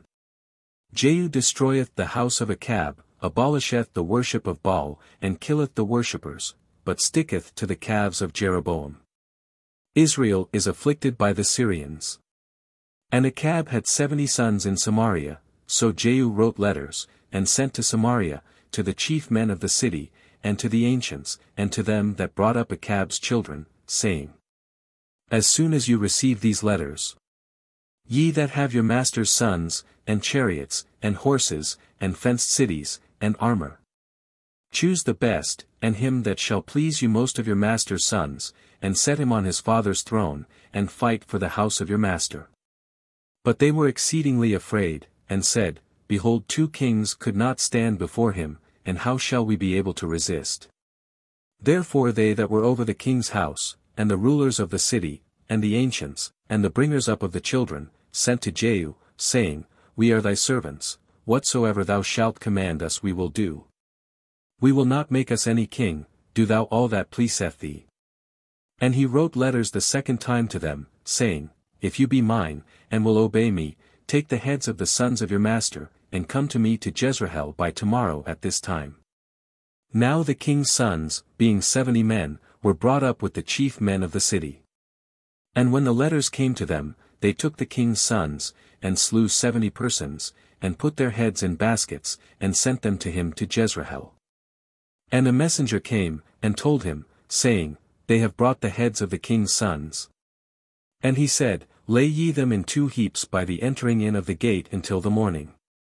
And when it was light, he went out, and standing, said to all the people, You are just, if I conspired against my master, and slew him, who hath slain all these? See therefore now that there hath not fallen to the ground any of the words of the Lord, which the Lord spoke concerning the house of Achab, and the Lord hath done that which he spoke in the hand of his servant Elias. So Jehu slew all that were left of the haunts of Achab in Jezreel, and all his chief men, and his friends, and his priests, till there were no remains left of him. And he arose, and went to Samaria, and when he was come to the shepherd's cabin in the way, he met with the brethren of Ochozias, king of Judah, and he said to them, Who are you? And they answered, We are the brethren of Ochozias, and are come down to salute the sons of the king, and the sons of the queen. And he said, Take them alive. And they took them alive, and killed them at the pit by the cabin, 42 men, and he left not any of them. And when he was departed thence, he found Jonadab, the son of Rechab, coming to meet him, and he blessed him. And he said to him, Is thy heart right as my heart is with thy heart? And Jonadab said, It is. If it be, said he, Give me thy hand. He gave him his hand. And he lifted him up to him into the chariot.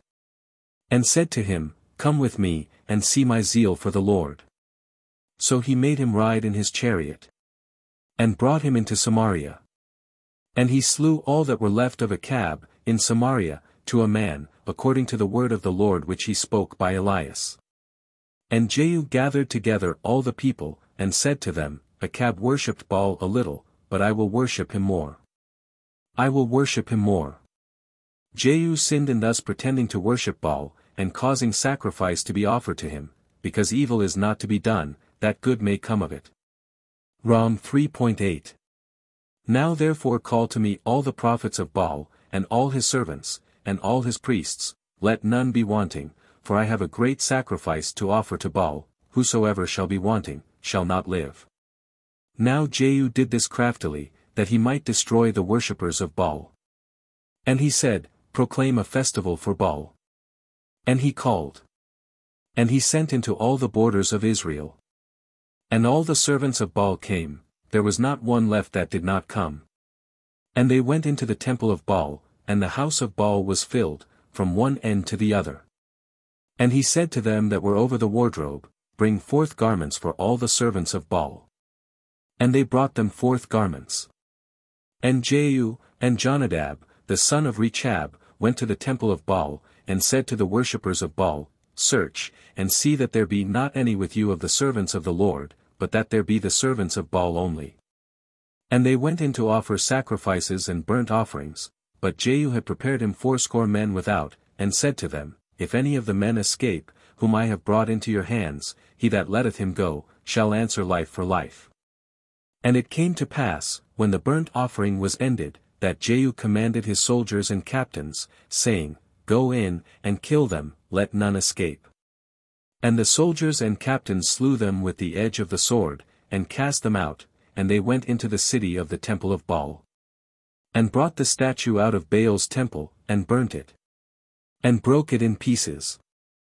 They destroyed also the temple of Baal, and made a jakes in its place unto this day. So Jehu destroyed Baal out of Israel. But yet he departed not from the sins of Jeroboam, the son of Nebat, who made Israel to sin, nor did he forsake the golden calves that were in Bethel, and Dan. And the Lord said to Jehu, Because thou hast diligently executed that which was right and pleasing in my eyes, and hast done to the house of Achab according to all that was in my heart, thy children shall sit upon the throne of Israel to the 4th generation. But Jehu took no heed to walk in the law of the Lord, the God of Israel, with all his heart, for he departed not from the sins of Jeroboam, who had made Israel to sin. In those days the Lord began to be weary of Israel, and Hazael ravaged them in all the coasts of Israel. From the Jordan eastward, all the land of Galaad, and Gad, and Reuben, and Manasseh, from Aroer, which is upon the torrent Arnon, and Galaad, and Bazan. But the rest of the acts of Jehu, and all that he did, and his strength, are they not written in the book of the words of the days of the kings of Israel? And Jehu slept with his fathers, and they buried him in Samaria, and Jochaz, his son, reigned in his stead. And the time that Jehu reigned over Israel, in Samaria, was 28 years. 4 Kings 11. Athaliah's usurpation and tyranny. Jos is made king. Athaliah is slain. Now Athaliah, the mother of Ochozias, seeing that her son was dead, arose and slew all the royal seed. But Hozabah the daughter of King Joram, sister of Ochozias, took Jos, the son of Ochozias, and stole him from among the king's sons that were slain, out of the bedchamber with his nurse, and hid him from the face of Athaliah. So that he was not slain. And he was with her 6 years, hid in the house of the Lord. And Athaliah reigned over the land.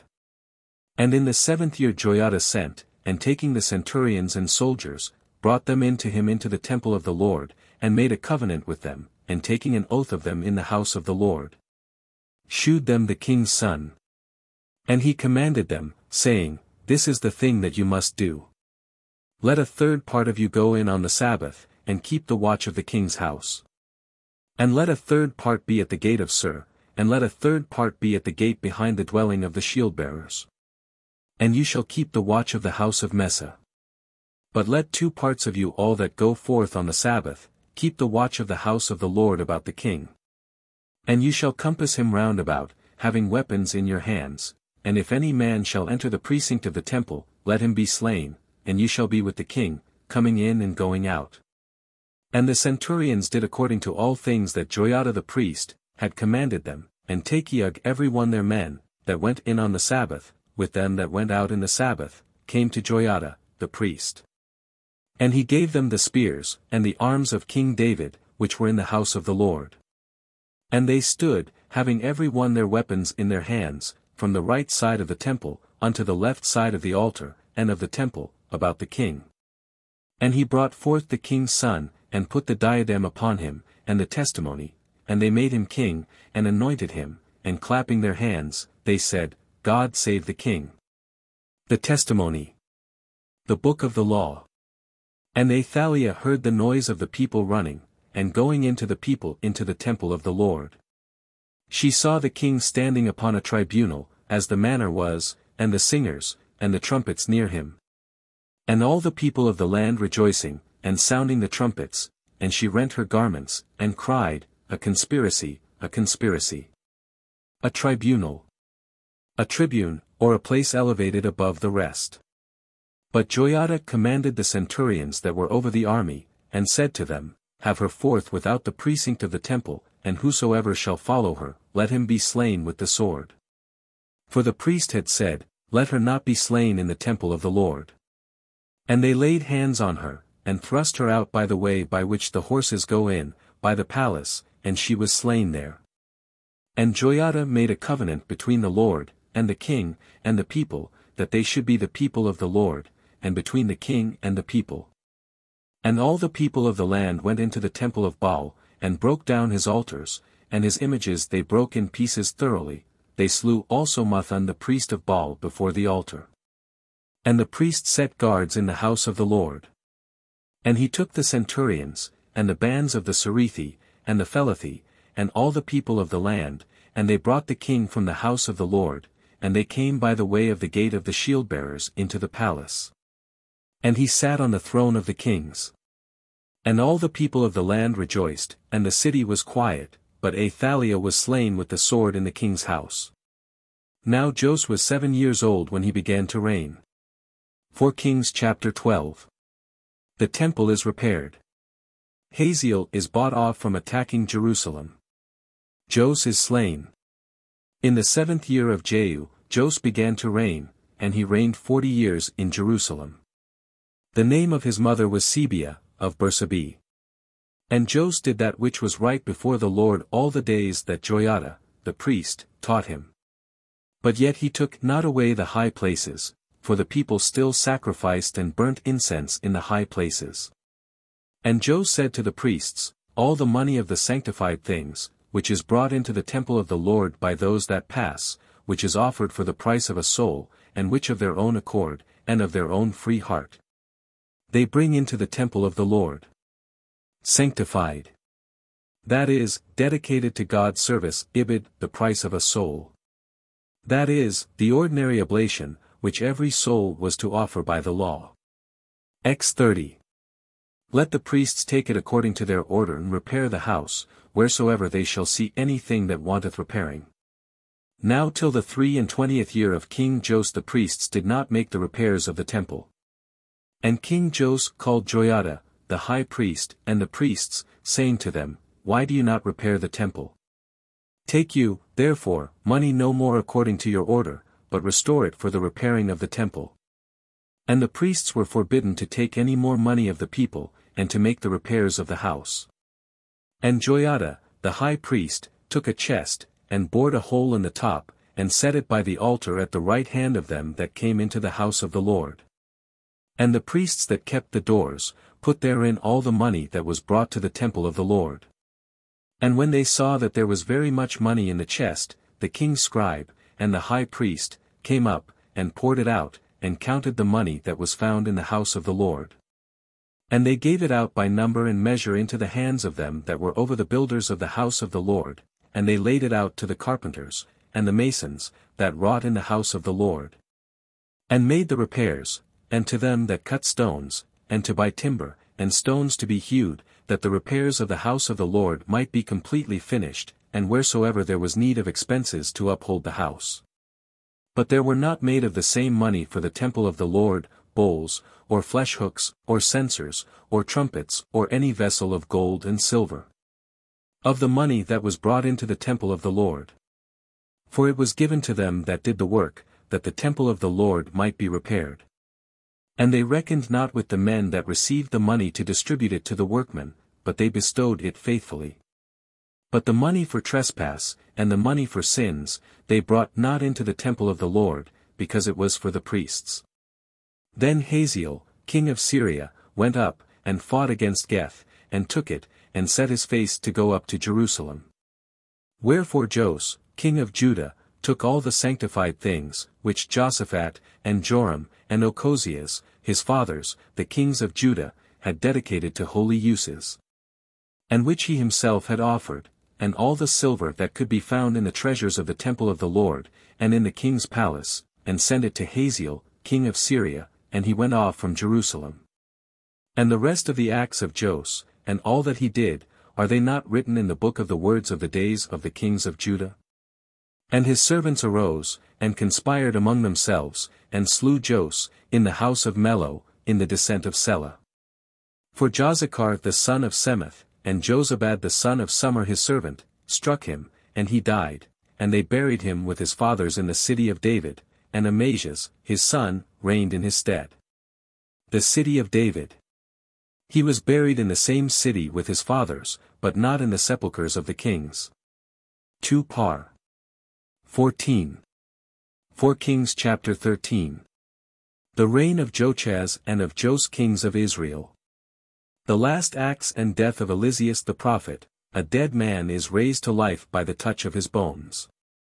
In the 23rd year of Jos son of Ochozias, king of Judah, Jochaz, the son of Jehu, reigned over Israel, in Samaria, 17 years.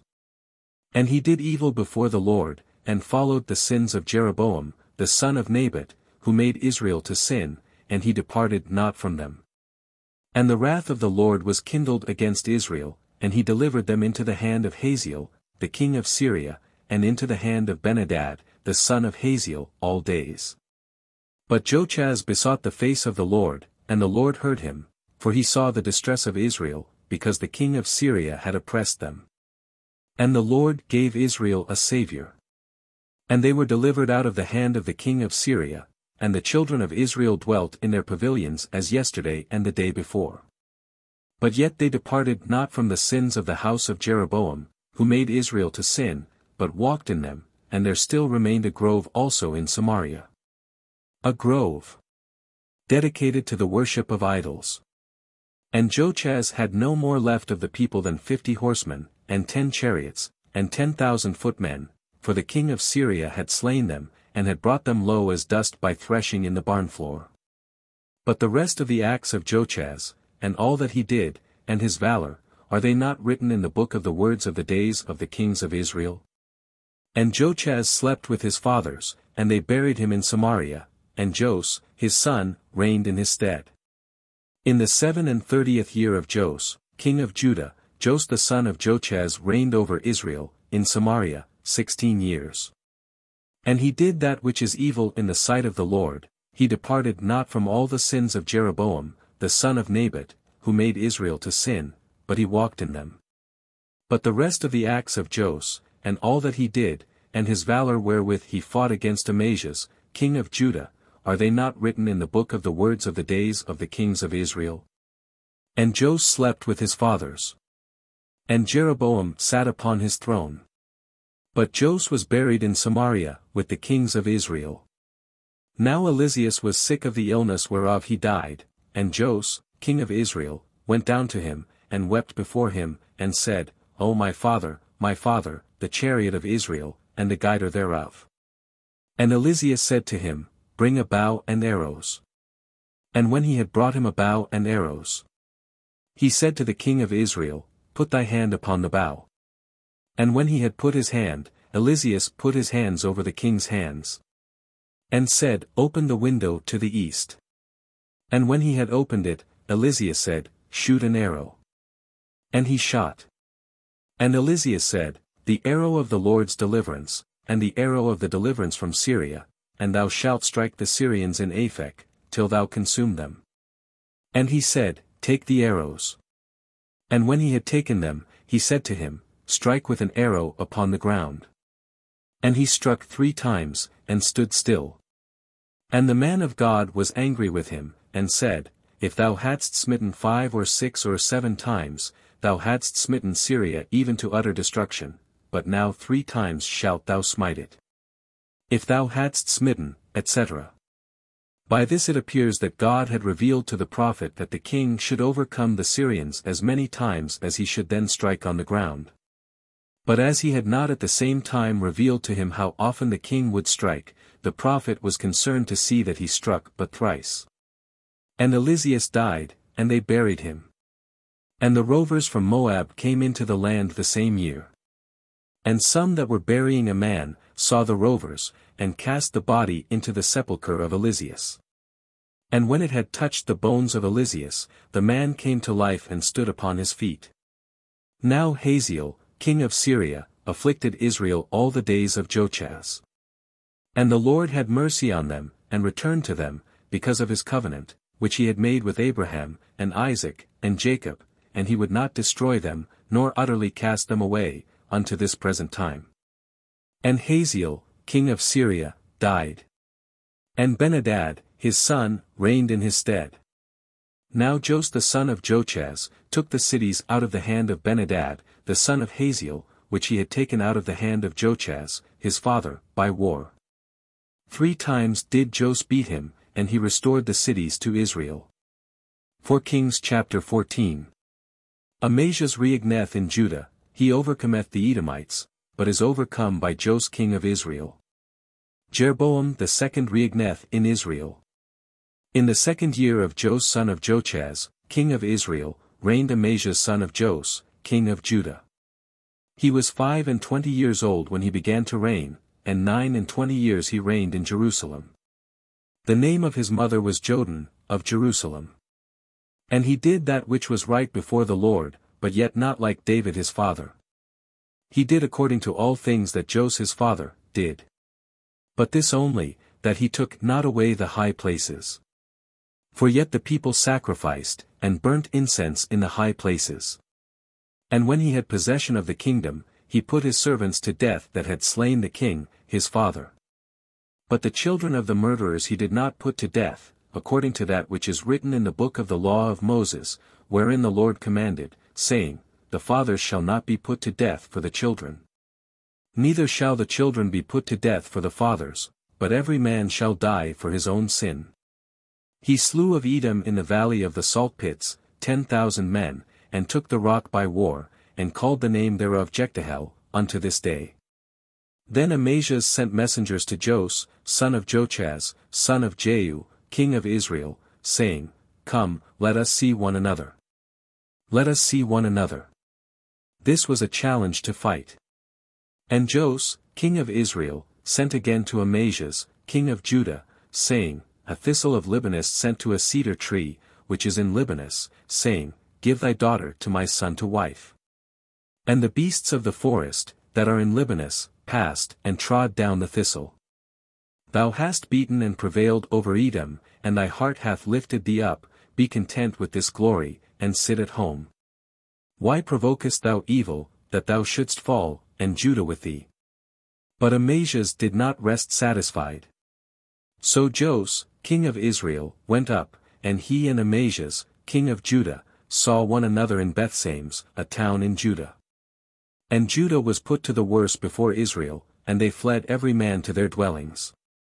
But Jos, king of Israel, took Amaziah, king of Judah, the son of Jos, the son of Ochozias, in Bethsames, and brought him into Jerusalem. And he broke down the wall of Jerusalem, from the gate of Ephraim to the gate of the corner, 400 cubits. And he took all the gold and silver, and all the vessels that were found in the house of the Lord, and in the king's treasures, and hostages, and returned to Samaria. But the rest of the acts of Jos, which he did, and his valor, wherewith he fought against Amaziah, king of Judah, are they not written in the book of the words of the days of the kings of Israel? And Jos slept with his fathers, and was buried in Samaria, with the kings of Israel, and Jeroboam, his son, reigned in his stead. And Amaziah, the son of Jos, king of Judah, lived after the death of Jos, son of Jochaz, king of Israel, 15 years. And the rest of the acts of Amaziah, are they not written in the book of the words of the days of the kings of Judah? Now they made a conspiracy against him in Jerusalem, and he fled to Lachish. And they sent after him to Lachish, and killed him there. And they brought him away upon horses, and he was buried in Jerusalem with his fathers, in the city of David.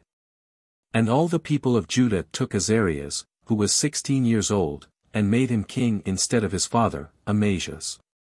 He built Elath, and restored it to Judah, after that the king slept with his fathers.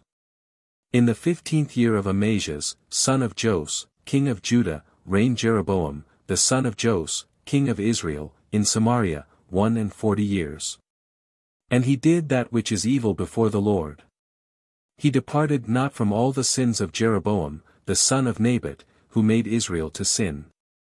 He restored the borders of Israel from the entrance of Hamath, unto the sea of the wilderness, according to the word of the Lord, the God of Israel, which he spoke by his servant, Jonas, the son of Amittai, the prophet, who was of Geth. Which is in Ophir. Ophir. The tribe of Zabulon. For the Lord saw the affliction of Israel, that it was exceedingly bitter, and that they were consumed even to them that were shut up in prison, and the lowest persons, and that there was no one to help Israel. And the Lord did not say that he would blot out the name of Israel from under heaven, but he saved them by the hand of Jeroboam, the son of Jos. But the rest of the acts of Jeroboam, and all that he did, and his valor, wherewith he fought, and how he restored Damascus and Hamath to Judah, in Israel, are they not written in the book of the words of the days of the kings of Israel? And Jeroboam slept with his fathers, the kings of Israel, and Zacharias, his son, reigned in his stead. 4 Kings chapter 15. The reign of Azarias, and Jotham in Judah, and of Zacharias, Shallum, Menahem, Phaseah, and Phaseah in Israel. In the 27th year of Jeroboam, king of Israel, reigned Azarias, son of Amaziah, king of Judah. Azarias. Otherwise called Ozias. He was 16 years old when he began to reign, and he reigned 52 years in Jerusalem. The name of his mother was Jechiliah, of Jerusalem. And he did that which was pleasing before the Lord, according to all that his father, Amaziah, had done. But the high places he did not destroy, for the people sacrificed, and burnt incense in the high places. And the Lord struck the king, so that he was a leper unto the day of his death, and he dwelt in a free house apart, but Jotham, the king's son, governed the palace, and judged the people of the land. A leper. In punishment of his usurping the priestly function. 2 Par. 26. And the rest of the acts of Azarias, and all that he did, are they not written in the book of the words of the days of the kings of Judah? And Azarias slept with his fathers, and they buried him with his ancestors in the city of David, and Jotham, his son, reigned in his stead. In the 38th year of Azarias, king of Judah, reigned Zacharias, son of Jeroboam, over Israel, in Samaria, 6 months. And he did that which is evil before the Lord. As his fathers had done, he departed not from the sins of Jeroboam the son of Nebat, who made Israel to sin. And Shallum, the son of Jabes, conspired against him, and struck him publicly, and killed him, and reigned in his place. Now the rest of the acts of Zacharias, are they not written in the book of the words of the days of the kings of Israel? This was the word of the Lord, which he spoke to Jehu, saying, Thy children, to the 4th generation, shall sit upon the throne of Israel. And so it came to pass. Shallum, the son of Jabes, began to reign in the 39th year of Azarias, king of Judah, and reigned 1 month in Samaria. And Menahem, the son of Gadi, went up from Thirsa, and he came into Samaria, and struck Shallum, the son of Jabes, in Samaria, and slew him, and reigned in his stead. And the rest of the acts of Shallum, and his conspiracy which he made, are they not written in the book of the words of the days of the kings of Israel? Then Menahem destroyed Thapsah and all that were in it, and the borders thereof from Thirsa, because they would not open to him, and he slew all the women thereof that were with child, and ripped them up. In the 39th year of Azarias, king of Judah, reigned Menahem, son of Gadi, over Israel, 10 years, in Samaria. And he did that which was evil before the Lord, he departed not from the sins of Jeroboam, the son of Nebat, who made Israel to sin, all his days. And Phul, king of the Assyrians, came into the land, and Menahem gave Phul 1,000 talents of silver to aid him and to establish him in the kingdom. And Menahem laid a tax upon Israel, on all that were mighty and rich, to give the king of the Assyrians, each man 50 siklets of silver, so the king of the Assyrians turned back, and did not stay in the land. And the rest of the acts of Menahem, and all that he did, are they not written in the book of the words of the days of the kings of Israel? And Menahem slept with his fathers, and Phaseah, his son, reigned in his stead. In the 50th year of Azarias, king of Judah, reigned Phaseah, the son of Menahem, over Israel, in Samaria, 2 years. And he did that which was evil before the Lord, he departed not from the sins of Jeroboam, the son of Nebat, who made Israel to sin.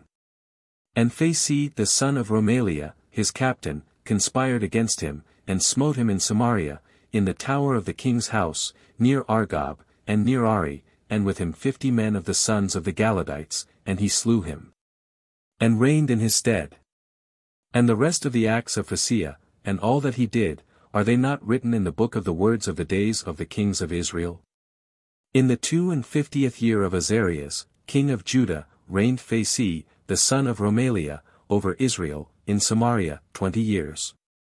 And he did that which was evil before the Lord, he departed not from the sins of Jeroboam, the son of Nebat, who made Israel to sin. In the days of Phaseah, king of Israel, came Tiglath-Pileser, king of Assyria, and took Ion, and Abel-Domam-Maachah, and Jano, and Seeds, and Azar, and Galad, and Galilee, and all the land of Naphtali, and carried them captives into Assyria. Now Ozi, son of Elah, conspired, and formed a plot against Phaseah, the son of Romaliah, and struck him, and slew him, and reigned in his stead in the 20th year of Jotham, the son of Ozias. In the 20th year of Jotham. That is, in the 20th year, from the beginning of Jotham's reign. The sacred writer chooses rather to follow here this date than to speak of the years of Achaz, who had not yet been mentioned. But the rest of the acts of Phaseah, and all that he did, are they not written in the book of the words of the days of the kings of Israel? In the 2nd year of Phaseah, the son of Romaliah king of Israel, reigned Jotham, son of Ozias, king of Judah.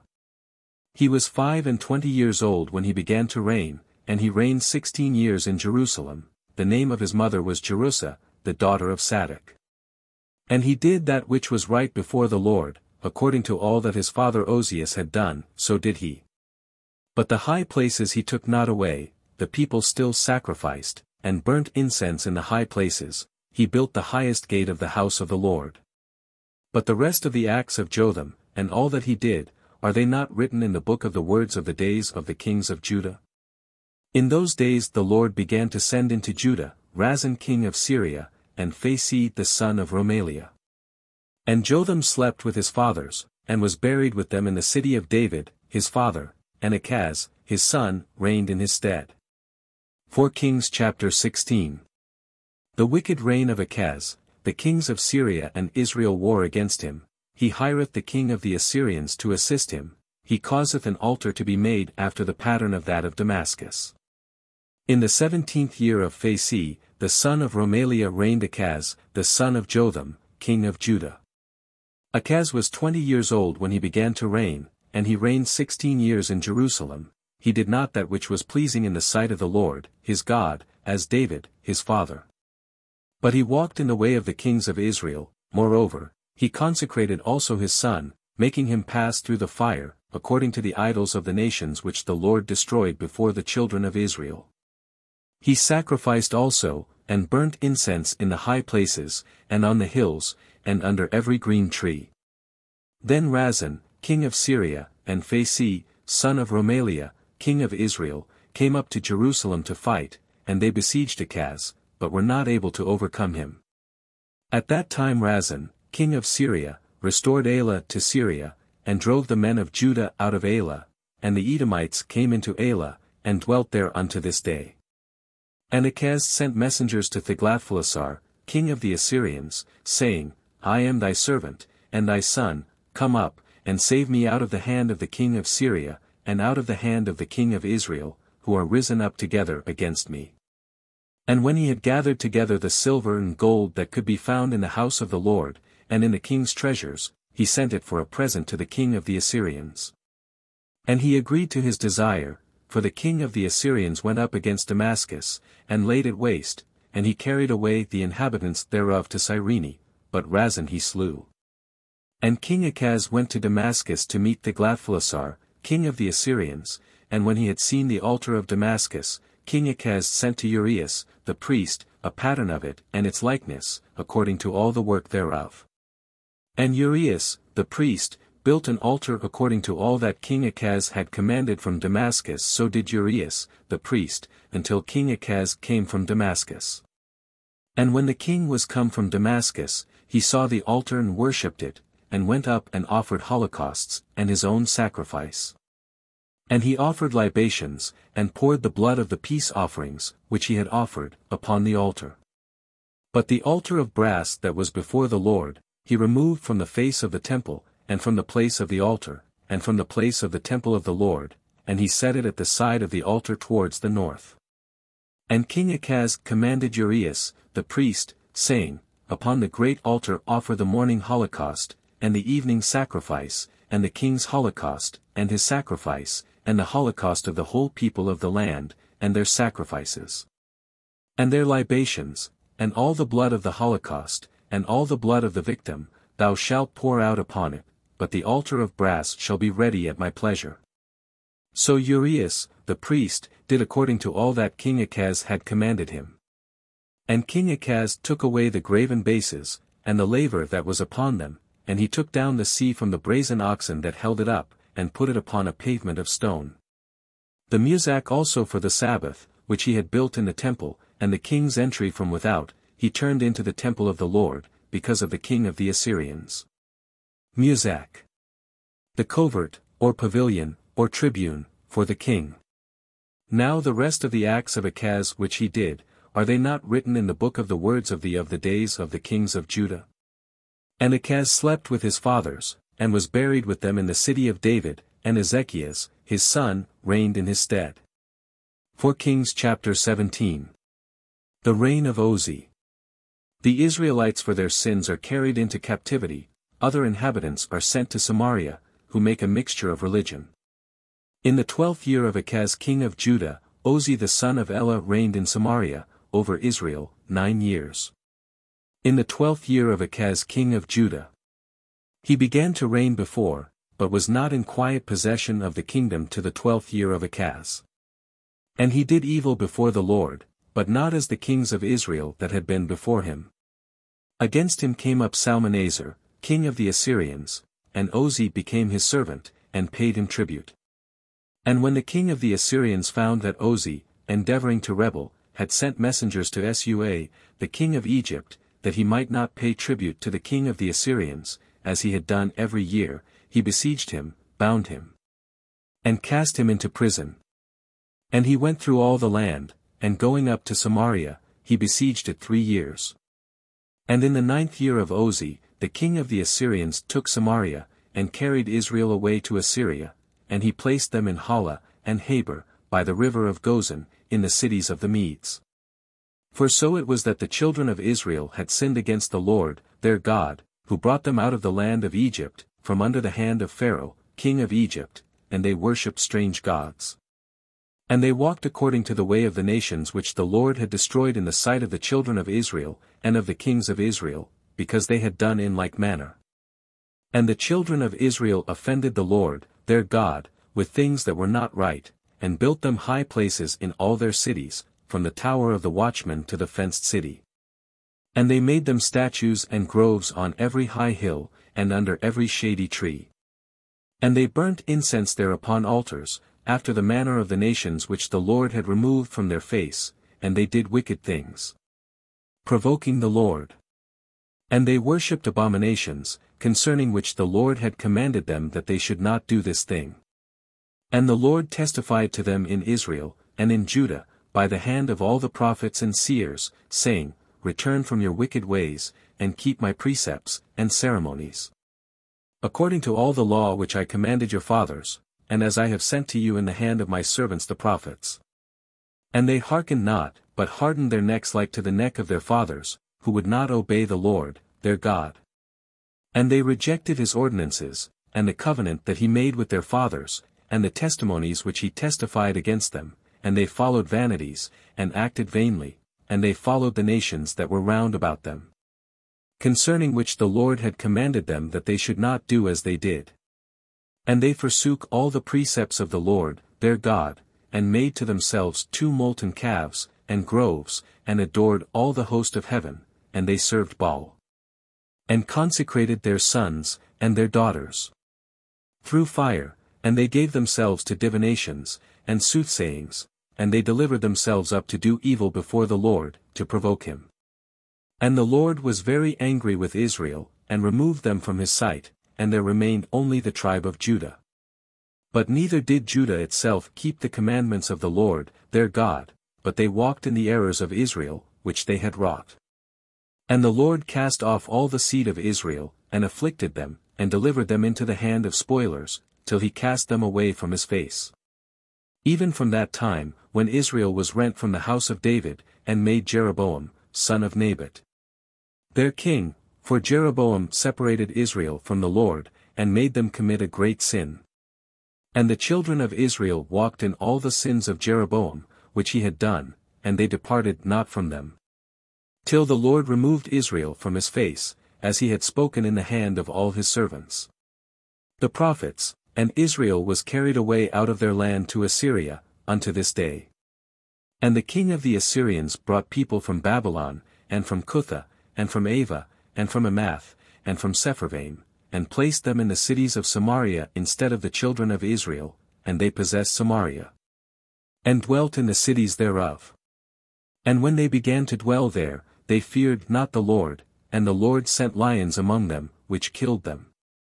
And it was told the king of the Assyrians, and it was said, The nations which thou hast removed, and made to dwell in the cities of Samaria, know not the ordinances of the God of the land, and the Lord hath sent lions among them, and behold they kill them, because they know not the manner of the God of the land.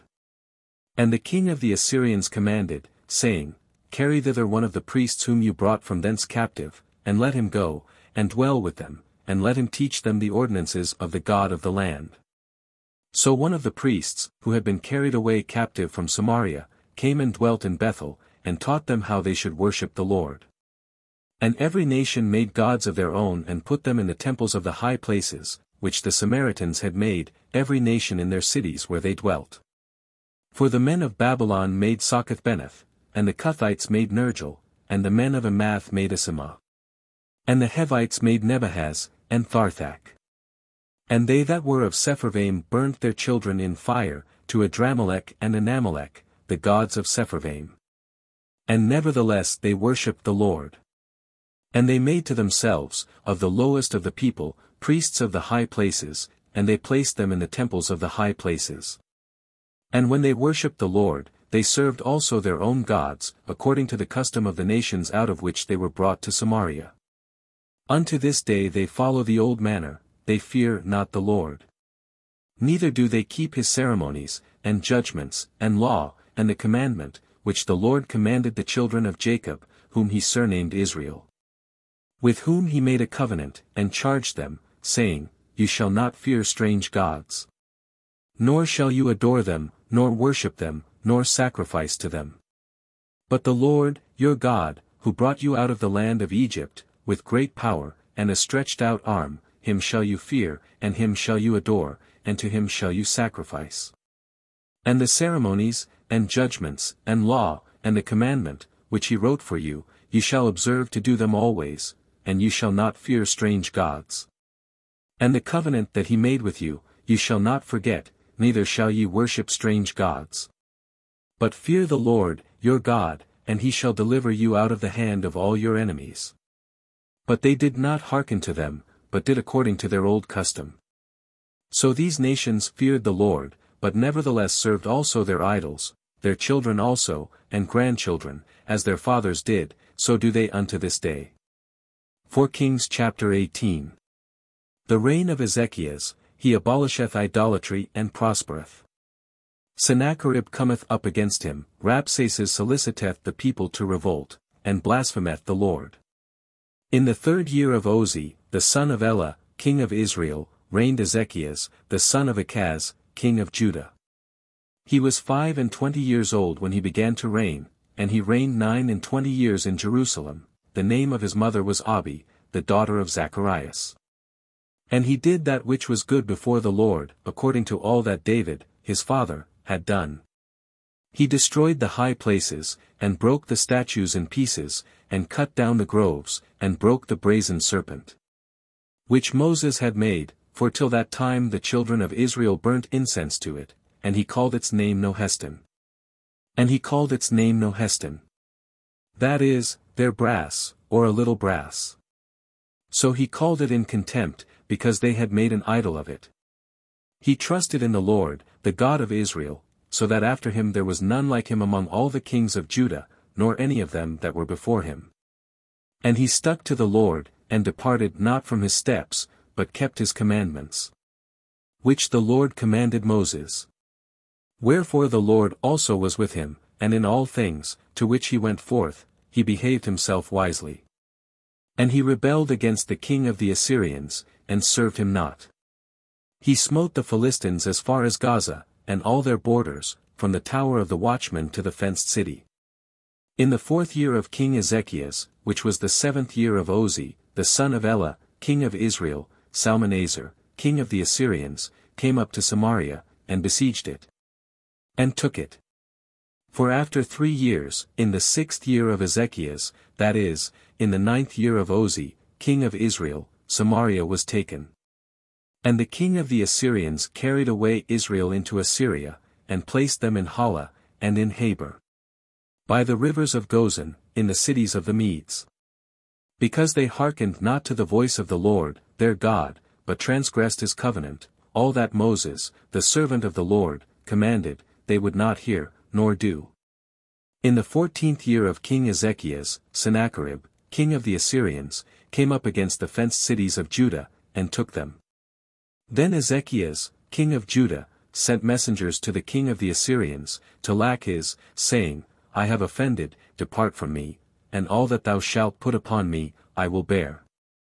And the king of the Assyrians put a tax upon Ezekias, king of Judah, of 300 talents of silver, and 30 talents of gold.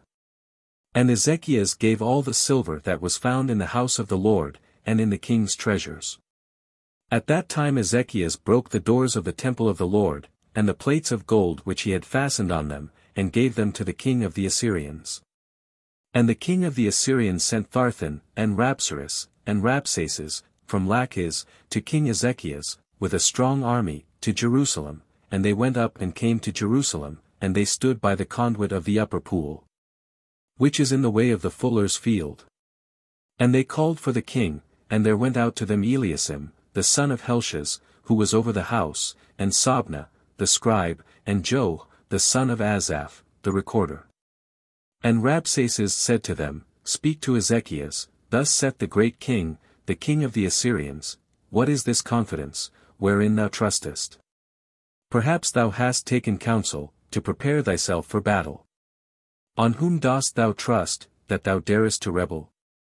Dost thou trust in Egypt a staff of a broken reed, upon which if a man lean, it will break and go into his hand, and pierce it? So is Pharaoh, king of Egypt, to all that trust in him. But if you say to me, We trust in the Lord, our God, is it not he, whose high places and altars Ezekias hath taken away, and hath commanded Judah and Jerusalem, you shall worship before this altar in Jerusalem?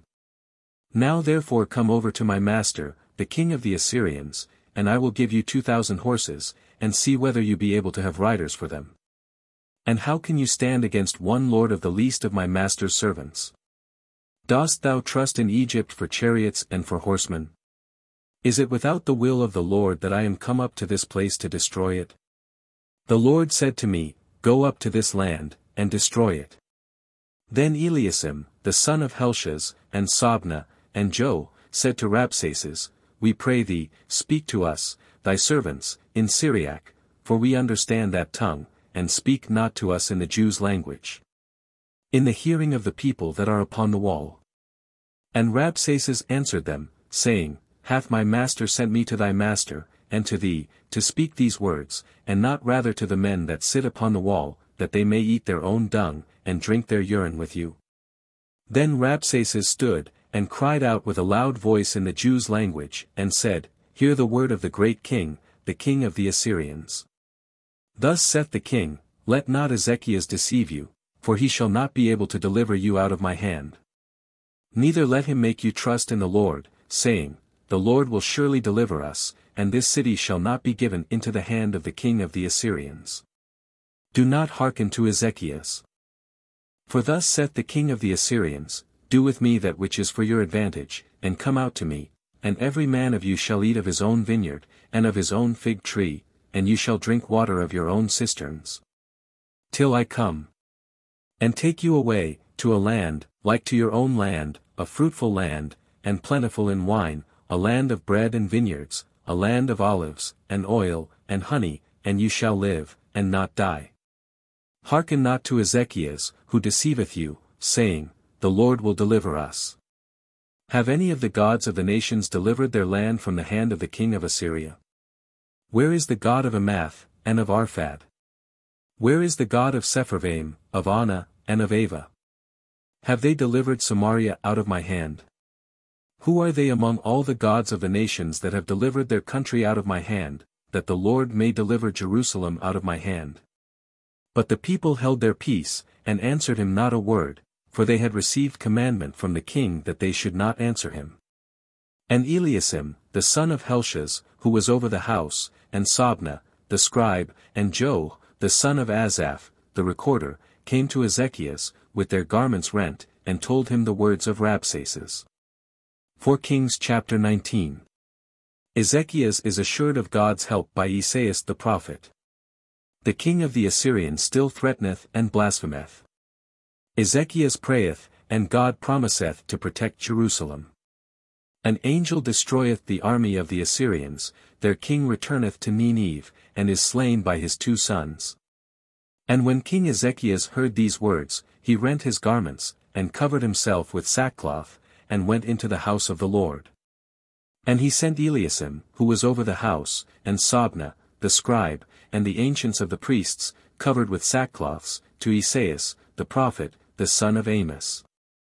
And they said to him, Thus saith Ezekias, This day is a day of tribulation, and of rebuke, and of blasphemy, the children are come to the birth, and the woman in travail hath not strength.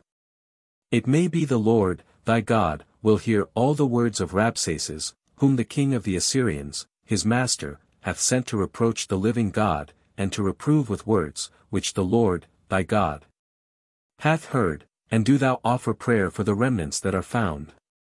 So the servants of King Ezekias came to Esaias. And Esaias said to them, Thus shall you say to your master, Thus saith the Lord, Be not afraid for the words which thou hast heard, with which the servants of the king of the Assyrians have blasphemed me. Behold, I will send a spirit upon him, and he shall hear a message, and shall return into his own country, and I will make him fall by the sword in his own country. And Rabsaces returned, and found the king of the Assyrians besieging Labna, for he had heard that he was departed from Lachish. And when he heard of Tharaka, king of Ethiopia, behold, he is come out to fight with thee, and was going against him, he sent messengers to Ezekias, saying, Thus shall you say to Ezekias, king of Judah, Let not thy God deceive thee, in whom thou trustest, and do not say, Jerusalem shall not be delivered into the hands of the king of the Assyrians.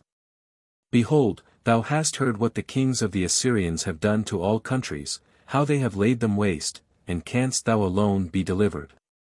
Have the gods of the nations delivered any of them, whom my fathers have destroyed, to wit, Gozan, and Haran, and Reseph, and the children of Eden, that were in Thalasar? Where is the king of Amath, and the king of Arphad, and the king of the city of Sepharvaim, and of Anna, and of Ava? And when Ezekias had received the letter of the hand of the messengers, and had read it, he went up to the house of the Lord, and spread it before the Lord. And he prayed in his sight, saying, O Lord God of Israel, who sittest upon the cherubims. Thou alone art the God of all the kings of the earth, thou madest heaven and earth. Incline thy ear, and hear, open, O Lord, thy eyes and see, and hear all the words of Sennacherib, who hath sent to upbraid unto us the living God. Of a truth, O Lord, the kings of the Assyrians have destroyed nations, and the lands of them all. And they have cast their gods into the fire, for they were not gods, but the work of men's hands, of wood and stone, and they destroyed them. Now therefore, O Lord our God, save us from his hand, that all the kingdoms of the earth may know that thou art the Lord, the only God. And Esaias, the son of Amos, sent to Ezekias, saying, Thus saith the Lord, the God of Israel, I have heard the prayer thou hast made to me concerning Sennacherib, king of the Assyrians. This is the word that the Lord hath spoken of him, the virgin, the daughter of Shaun, hath despised thee, and laughed thee to scorn, the daughter of Jerusalem hath wagged her head behind thy back. Whom hast thou reproached, and whom hast thou blasphemed? Against whom hast thou exalted thy voice, and lifted up thy eyes on high? Against the Holy One of Israel.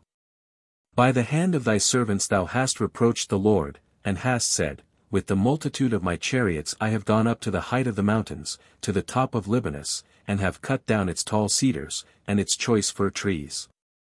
And I have entered into the furthest parts thereof, and the forest of its Carmel. Carmel. A pleasant fruitful hill in the forest. These expressions are figurative, signifying under the names of mountains and forests, the kings and provinces whom the Assyrians had triumphed over. I have cut down, and I have drunk strange waters, and have dried up with the soles of my feet all the shut-up waters. Hast thou not heard what I have done from the beginning? From the days of old I have formed it, and now I have brought it to effect, that fenced cities of fighting men should be turned to heaps of ruins. I have formed it, etc. All thy exploits, in which thou takest pride, are no more than what I have decreed. And are not to be ascribed to thy wisdom or strength, but to my will and ordinance, who have given to thee to take and destroy so many fenced cities, and to carry terror wherever thou comest, Ibid, heaps of ruin.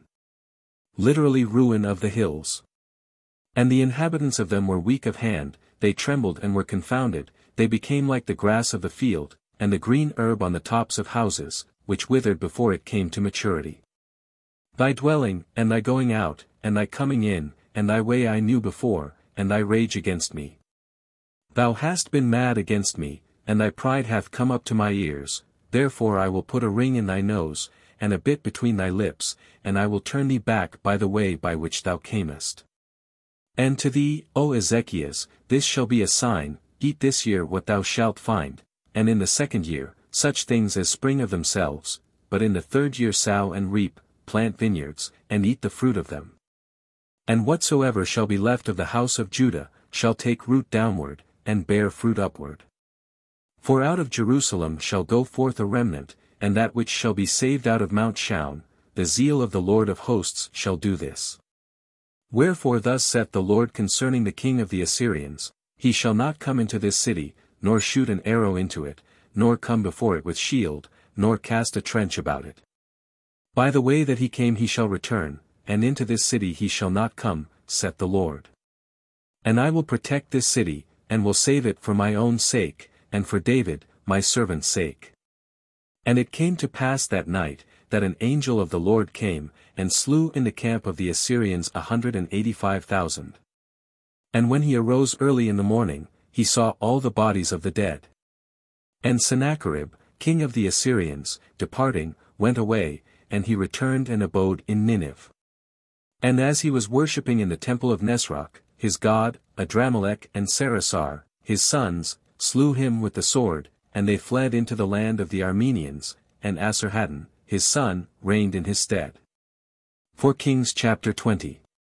Ezekias being sick, is told by Esaias that he shall die, but praying to God, he obtaineth longer life, and in confirmation thereof receiveth a sign by the son's returning back.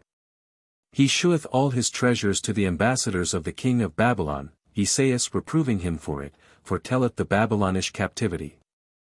In those days Ezekias was sick unto death, and Esaias, the son of Amos, the prophet, came and said to him, Thus saith the Lord God, Give charge concerning thy house, for thou shalt die, and not live. And he turned his face to the wall, and prayed to the Lord, saying, I beseech thee, O Lord, remember how I have walked before thee in truth, and with a perfect heart, and have done that which is pleasing before thee. And Ezekias wept with much weeping. And before Esaias was gone out of the middle of the court, the word of the Lord came to him, saying, Go back, and tell Ezekias, the captain of my people, Thus saith the Lord, the God of David, thy father, I have heard thy prayer. And I have seen thy tears, and behold I have healed thee, on the third day thou shalt go up to the temple of the Lord. And I will add to thy days 15 years, and I will deliver thee and this city out of the hand of the king of the Assyrians, and I will protect this city for my own sake, and for David, my servant's sake. And Esaias said, Bring me a lump of figs. And when they had brought it, and laid it upon his boil, he was healed. And Ezekias had said to Esaias, What shall be the sign that the Lord will heal me, and that I will go up to the temple of the Lord the third day? And Esaias said to him, This shall be the sign from the Lord, that the Lord will do the word which he hath spoken. Wilt thou that the shadow go forward 10 lines, or that it go back so many degrees?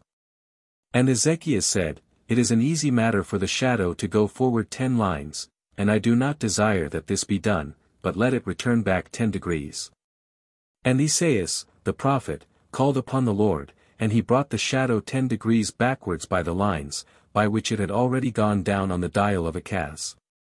At that time Berodach Baladan, the son of Baladan, king of the Babylonians, sent letters and presents to Ezekias, for he had heard that Ezekias had been sick. And Ezekias rejoiced at their coming, and he shewed them the house of his aromatical spices, and the gold, and the silver, and divers precious odors, and ointments, and the house of his vessels, and all that he had in his treasures. There was nothing in his house, nor in all his dominions, that Ezekias shewed them not. And Esaias, the prophet, came to King Ezekias, and said to him, What said these men? Or from whence came they to thee? And Ezekias said to him, From a far country, they came to me out of Babylon. And he said, What did they see in thy house? Ezekias said, They saw all the things that are in my house, there is nothing among my treasures that I have not shewed them. And Esaias said to Ezekias, Hear the word of the Lord. Behold, the days shall come, that all that is in thy house, and that thy fathers have laid up in store unto this day, shall be carried into Babylon, nothing shall be left, saith the Lord. And of thy sons also that shall issue from thee, whom thou shalt beget, they shall take away, and they shall be eunuchs in the palace of the king of Babylon. Ezekias said to Esaias, The word of the Lord, which thou hast spoken, is good, let peace and truth be in my days. And the rest of the acts of Ezekias, and all his might, and how he made a pool, and a conduit, and brought waters into the city, are they not written in the book of the words of the days of the kings of Judah? And Ezekias slept with his fathers, and Manasses, his son reigned in his stead. 4 Kings chapter 21. The wickedness of Manasses, God's threats by his prophets. His wicked son Ammon succeedeth him, and is slain by his servants. Manasses was 12 years old when he began to reign, and he reigned 55 years in Jerusalem, the name of his mother was Hephzibah. And he did evil in the sight of the Lord, according to the idols of the nations, which the Lord destroyed from before the face of the children of Israel. And he turned, and built up the high places, which Ezekias, his father, had destroyed, and he set up altars to Baal, and made groves, as Achab, the king of Israel, had done, and he adored all the host of heaven, and served them. And he built altars in the house of the Lord, of which the Lord said, In Jerusalem I will put my name. And he built altars for all the host of heaven, in the two courts of the temple of the Lord. And he made his son pass through fire, and he used divinations, and observed omens, and appointed pythons, and multiplied soothsayers, to do evil before the Lord, and to provoke him. Pythons. That is, diviners by spirits.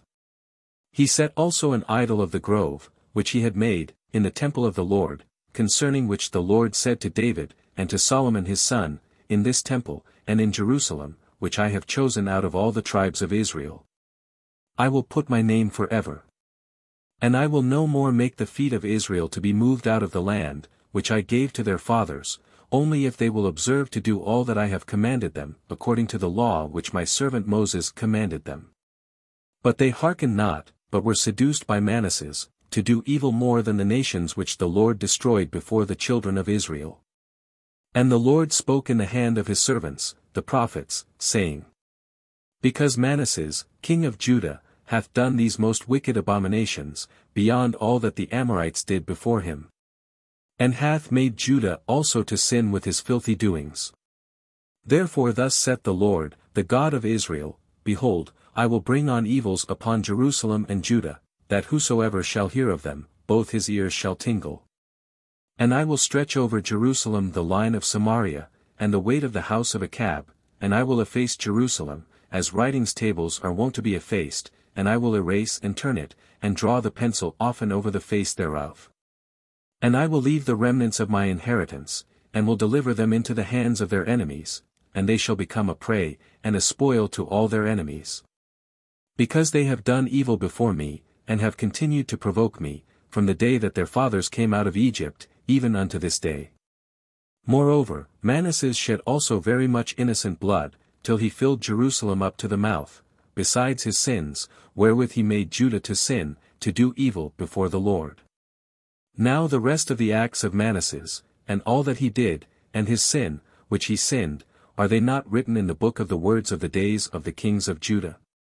And Manasses slept with his fathers, and was buried in the garden of his own house, in the garden of Oza, and Amon, his son, reigned in his stead. 22 years old was Amon when he began to reign, and he reigned 2 years in Jerusalem. The name of his mother was Meselmeth, the daughter of Haruz, of Jeteba. And he did evil in the sight of the Lord, as Manasses, his father, had done. And he walked in all the way in which his father had walked, and he served the abominations which his father had served, and he adored them. And forsook the Lord, the God of his fathers, and walked not in the way of the Lord. And his servants plotted against him, and slew the king in his own house. But the people of the land slew all them that had conspired against King Amon, and made Josias, his son, their king in his stead. But the rest of the acts of Amon, which he did, are they not written in the book of the words of the days of the kings of Judah? And they buried him in his sepulchre, in the garden of Oza, and his son, Josias, reigned in his stead. 4 Kings chapter 22. Josias repaireth the temple. The book of the law is found, upon which they consult the Lord, and are told that great evils shall fall upon them, but not in the time of Josias. Josias was 8 years old when he began to reign. He reigned 31 years in Jerusalem. The name of his mother was Idida, the daughter of Hadiah, of Biscath. And he did that which was right in the sight of the Lord, and walked in all the ways of David, his father. He turned not aside to the right hand, or to the left. And in the 18th year of King Josias, the king sent Shaphan, the son of Asha, the son of Meshullam, the scribe of the temple of the Lord, saying to him, 22:4. Go to Helshaz, the high priest, that the money may be put together which is brought into the temple of the Lord, which the doorkeepers of the temple have gathered of the people. And let it be given to the workmen by the overseers of the house of the Lord, and let them distribute it to those that work in the temple of the Lord, to repair the temple. That is, to carpenters and masons. And to such as mend breaches, and that timber may be bought, and stones out of the quarries, to repair the temple of the Lord. But let there be no reckoning made with them of the money which they receive, but let them have it in their power, and in their trust. And Helshaz, the high priest, said to Shaphan, the scribe, I have found the book of the law in the house of the Lord, and Helshaz gave the book to Shaphan, and he read it. The book of the law. That is, Deuteronomy. And Shaphan, the scribe, came to the king, and brought him word again concerning that which he had commanded. And said, Thy servants have gathered together the money that was found in the house of the Lord, and they have given it to be distributed to the workmen, by the overseers of the works of the temple of the Lord. And Shaphan, the scribe, told the king, saying, Helshaz, the priest, hath delivered to me a book. And when Shaphan had read it before the king, and the king had heard the words of the law of the Lord, he rent his garments. And he commanded Helshaz, the priest, and Ahikam, the son of Shaphan, and Achobor, the son of Micah, and Shaphan, the scribe, and Asaiah, the king's servant, saying, Go and consult the Lord for me, and for the people, and for all Judah. Concerning the words of this book which is found, for the great wrath of the Lord is kindled against us, because our fathers have not hearkened to the words of this book, to do all that is written for us. So Helshaz, the priest, and Ahikam, and Achobor, and Shaphan, and Asaiah, went to Huldah, the prophetess, the wife of Shallum, the son of Thecua, the son of Eras, keeper of the wardrobe, who dwelt in Jerusalem, in the second, and they spoke to her. The second. A street, or part of the city, so called, in Hebrew, Massam. And she said to them, Thus saith the Lord, the God of Israel, Tell the man that sent you to me. Thus saith the Lord, Behold, I will bring evils upon this place, and upon the inhabitants thereof. All the words of the law which the king of Judah hath read. Because they have forsaken me, and have sacrificed to strange gods, provoking me by all the works of their hands, therefore my indignation shall be kindled against this place. And shall not be quenched. But to the king of Judah, who sent you to consult the Lord, thus shall you say, Thus saith the Lord, the God of Israel, forasmuch as thou hast heard the words of the book. And thy heart hath been moved to fear. And thou hast humbled thyself before the Lord, hearing the words against this place, and the inhabitants thereof, to wit, that they should become a wonder and a curse, and thou hast rent thy garments, and wept before me. I also have heard thee, saith the Lord. Therefore I will gather thee to thy fathers, and thou shalt be gathered to thy sepulchre in peace, that thy eyes may not see all the evils which I will bring upon this place. 4 Kings chapter 23. Josias readeth the law before all the people. They promise to observe it. He abolisheth all idolatry, celebrateth the fays, is slain in battle by the king of Egypt. The short reign of Jochaz, in whose place Joachim is made king. And they brought the king word again what she had said. And he sent, and all the ancients of Judah and Jerusalem were assembled to him. And the king went up to the temple of the Lord, and all the men of Judah, and all the inhabitants of Jerusalem with him, the priests, and the prophets, and all the people. Both little and great, and in the hearing of them all he read all the words of the book of the covenant, which was found in the house of the Lord. And the king stood upon the step, and he made a covenant with the Lord, to walk after the Lord, and to keep his commandments, and his testimonies, and his ceremonies, with all their heart, and with all their soul. And to perform the words of this covenant, which were written in that book, and the people agreed to the covenant. The king stood upon the step. That is, his tribune, or tribunal, a more eminent place, from whence he might be seen and heard by the people. And the king commanded Helshaz, the high priest, and the priests of the second order, and the doorkeepers, to cast out of the temple of the Lord all the vessels that had been made for Baal, and for the grove, and for all the host of heaven, and he burnt them without Jerusalem, in the valley of Cedron, and he carried the ashes of them to Bethel. And he destroyed the soothsayers, whom the kings of Judah had appointed to sacrifice in the high places in the cities of Judah, and round about Jerusalem, them also that burnt incense to Baal, and to the sun, and to the moon, and to the 12 signs, and to all the host of heaven. And he caused the grove to be carried out from the house of the Lord, without Jerusalem, to the valley of Cedron, and he burnt it there, and reduced it to dust, and cast the dust upon the graves of the common people. He destroyed also the pavilions of the effeminate, which were in the house of the Lord, for which the women wove as it were little dwellings for the grove. And he gathered together all the priests out of the cities of Judah, and he defiled the high places, where the priests offered sacrifice, from Gabaa to Bersabee, and he broke down the altars of the gates that were in the entering in of the gate of Josue, governor of the city, which was on the left hand of the gate of the city.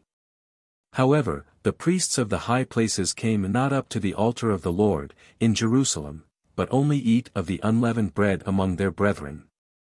And he defiled Topheth, which is in the valley of the son of Enom, that no man should consecrate there his son, or his daughter, through fire, to Moloch. And he took away the horses which the kings of Judah had given to the sun, at the entering in of the temple of the Lord, near the chamber of Nathamelech the eunuch, who was in Pharurim, and he burnt the chariots of the sun with fire. And the altars that were upon the top of the upper chamber of Achaz, which the kings of Judah had made, and the altars which Manasses had made in the 2 courts of the temple of the Lord, the king broke down, and he ran from thence, and cast the ashes of them into the torrent Cedron. The high places also that were at Jerusalem, on the right side of the mount of offense, which Solomon, king of Israel, had built to Ashtaroth, the idol of the Sidonians, and to Chamos, the scandal of Moab, and to Melcham, the abomination of the children of Ammon, the king defiled. And he broke in pieces the statues, and cut down the groves, and he filled their places with the bones of dead men. Moreover, the altar also that was at Bethel, and the high place, which Jeroboam, the son of Nebat, who made Israel to sin, had made, both the altar, and the high place, he broke down and burnt, and reduced to powder, and burnt the grove. And as Josias turned himself, he saw there the sepulchres that were in the mount, and he sent and took the bones out of the sepulchres, and burnt them upon the altar, and defiled it according to the word of the Lord, which the man of God spoke, who had foretold these things. And he said, What is that monument which I see? And the men of that city answered, It is the sepulchre of the man of God, who came from Judah, and foretold these things which thou hast done upon the altar of Bethel. And he said, Let him alone, let no man move his bones. So his bones were left untouched with the bones of the prophet, that came out of Samaria. Moreover all the temples of the high places which were in the cities of Samaria, which the kings of Israel had made to provoke the Lord, Josias took away, and he did to them according to all the acts that he had done in Bethel. And he slew all the priests of the high places, that were there, upon the altars, and he burnt men's bones upon them, and returned to Jerusalem. And he commanded all the people, saying, Keep the feast to the Lord your God, according as it is written in the book of this covenant. Now there was no such a feast kept from the days of the judges, who judged Israel, nor in all the days of the kings of Israel, and of the kings of Judah. As was this feast, that was kept to the Lord in Jerusalem, in the 18th year of King Josias.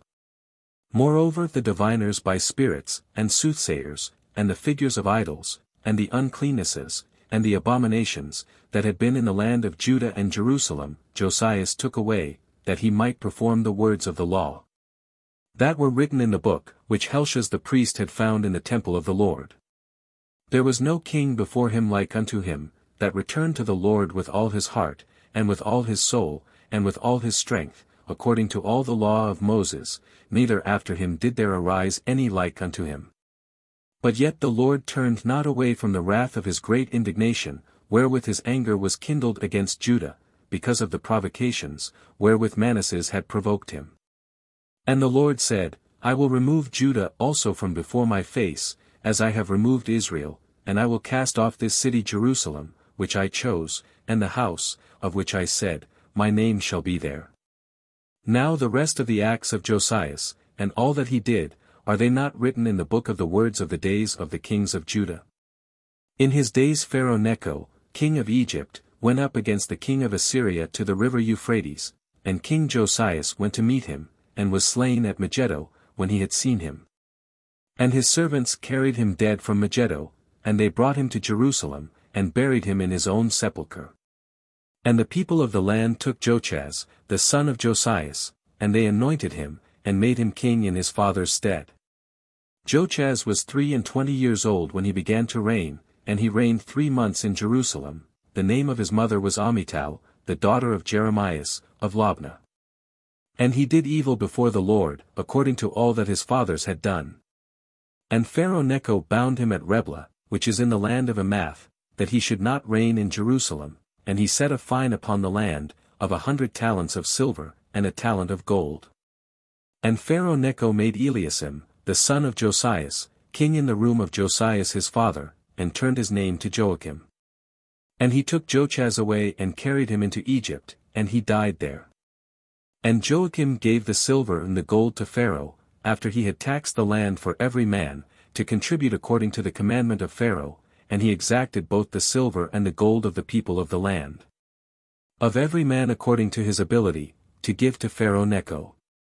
Joachim was 25 years old when he began to reign, and he reigned 11 years in Jerusalem. The name of his mother was Zebidah, the daughter of Phadiah, of Rumah. And he did evil before the Lord according to all that his fathers had done. 4 Kings chapter 24. The reign of Joachim, Jochan, and Sedecias. In his days Nebuchadnezzar, king of Babylon came up, and Joachim became his servant 3 years, then again he rebelled against him. And the Lord sent against him the rovers of the Chaldees, and the rovers of Syria, and the rovers of Moab, and the rovers of the children of Ammon, and he sent them against Judah, to destroy it, according to the word of the Lord, which he had spoken by his servants, the prophets. The Lord sent against him the rovers, latrunculos, bands or parties of men, who pillaged and plundered wherever they came. And this came by the word of the Lord against Judah, to remove them from before him for all the sins of Manasseh which he did. And for the innocent blood that he shed, filling Jerusalem with innocent blood, and therefore the Lord would not be appeased. But the rest of the acts of Joachim, and all that he did, are they not written in the book of the words of the days of the kings of Judah? And Joachim slept with his fathers. And Jochan, his son, reigned in his stead. And the king of Egypt came not again any more out of his own country, for the king of Babylon had taken all that had belonged to the king of Egypt, from the river of Egypt, unto the river Euphrates.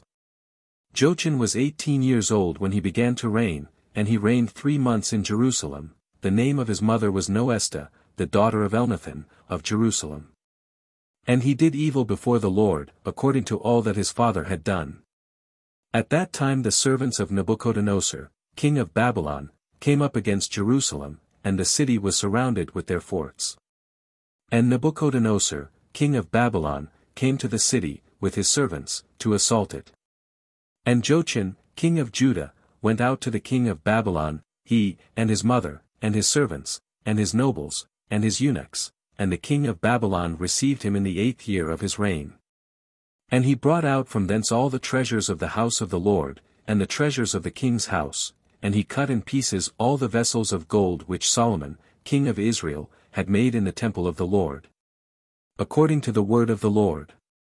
And he carried away all Jerusalem, and all the princes, and all the valiant men of the army, to the number of 10,000, into captivity, and every artificer and smith, and none were left, but the poor sort of the people of the land. And he carried away Jochan into Babylon, and the king's mother, and the king's wives, and his eunuchs, and the judges of the land he carried into captivity, from Jerusalem, into Babylon. And all the strong men, 7,000, and the artificers, and the smiths, 1,000, all that were valiant men, and fit for war, and the king of Babylon led them captives into Babylon. And he appointed Mattanias, his uncle, in his stead, and called his name Sedecias. Sedecias was 21 years old when he began to reign, and he reigned 11 years in Jerusalem. The name of his mother was Amital, the daughter of Jeremias, of Libnah. And he did evil before the Lord, according to all that Joachim had done.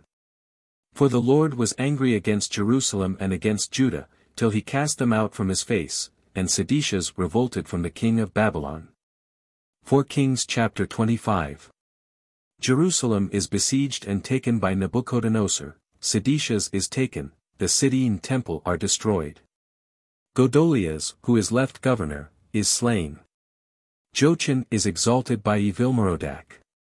And it came to pass in the 9th year of his reign, in the 10th month, the 10th day of the month, that Nebuchadnezzar, king of Babylon, came, he and all his army, against Jerusalem, and they surrounded it, and raised works round about it. And the city was shut up and besieged till the 11th year of King Seditius. The 9th day of the month, and a famine prevailed in the city, and there was no bread for the people of the land. And a breach was made into the city, and all the men of war fled in the night between the two walls by the king's garden. Now the Chaldees besieged the city round about, and Seditius fled by the way that leadeth to the plains of the wilderness. And the army of the Chaldees pursued after the king, and overtook him in the plains of Jericho, and all the warriors that were with him were scattered, and left him. So they took the king, and brought him to the king of Babylon, to Riblatha. And he gave judgment upon him. And he slew the sons of Seditius before his face, and he put out his eyes, and bound him with chains, and brought him to Babylon. In the 5th month, the 7th day of the month, the same is the 19th year of the king of Babylon, came Nebuzaradan, commander of the army, a servant of the king of Babylon, into Jerusalem.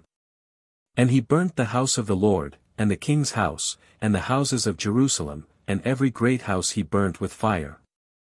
And all the army of the Chaldees, which was with the commander of the troops, broke down the walls of Jerusalem round about.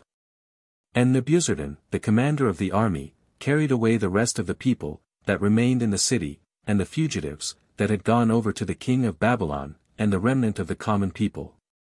But of the poor of the land he left some dressers of vines and husbandmen.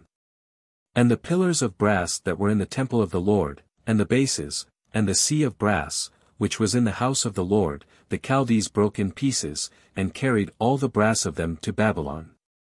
They took away also the pots of brass, and the mazers, and the forks, and the cups, and the mortars, and all the vessels of brass, with which they ministered. Moreover also the censers, and the bowls, such as were of gold in gold, and such as were of silver in silver, the general of the army took away. That is, 2 pillars, 1 sea, and the bases which Solomon had made in the temple of the Lord. The brass of all these vessels was without weight. 1 pillar was 18 cubits high, and the chapiter of brass, which was upon it, was 3 cubits high, and the network, and the pomegranates that were upon the chapiter of the pillar, were all of brass, and the 2nd pillar had the like adorning. And the general of the army took Sarajas, the chief priest, and Sophonias, the 2nd priest, and 3 doorkeepers.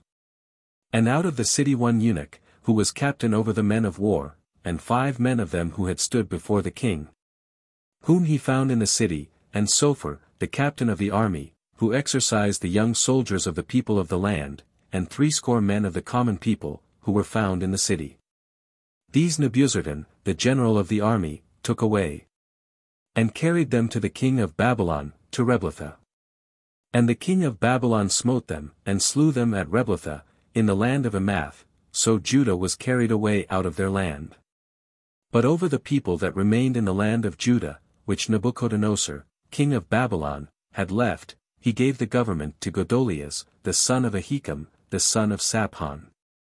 And when all the captains of the soldiers had heard this, they and the men that were with them, to wit, that the king of Babylon had made Godolias governor, they came to Godolias to Maspha, Ismail, the son of Nethanias, and Johanan, the son of Kari, and Sariah, the son of Thanhumeth, the Netophathite, and Jezonias, the son of Machathi, they and their men. And Godolias swore to them and to their men, saying, Be not afraid to serve the Chaldees, stay in the land, and serve the king of Babylon, and it shall be well with you. But it came to pass in the 7th month, that Ismail, the son of Nethanias, the son of Elishama, of the seed royal came, and 10 men with him, and smote Godolias, so that he died, and also the Jews and the Chaldees that were with him in Maspha. And all the people, both little and great, and the captains of the soldiers, rising up, went to Egypt, fearing the Chaldees. And it came to pass in the 37th year of the captivity of Joachim, king of Judah, in the 12th month, the 27th day of the month, Evil-Merodach, king of Babylon, in the year that he began to reign, lifted up the head of Joachim, king of Judah, out of prison. And he spoke kindly to him, and he set his throne above the throne of the kings that were with him in Babylon. And he changed his garments which he had in prison, and he ate bread always before him, all the days of his life.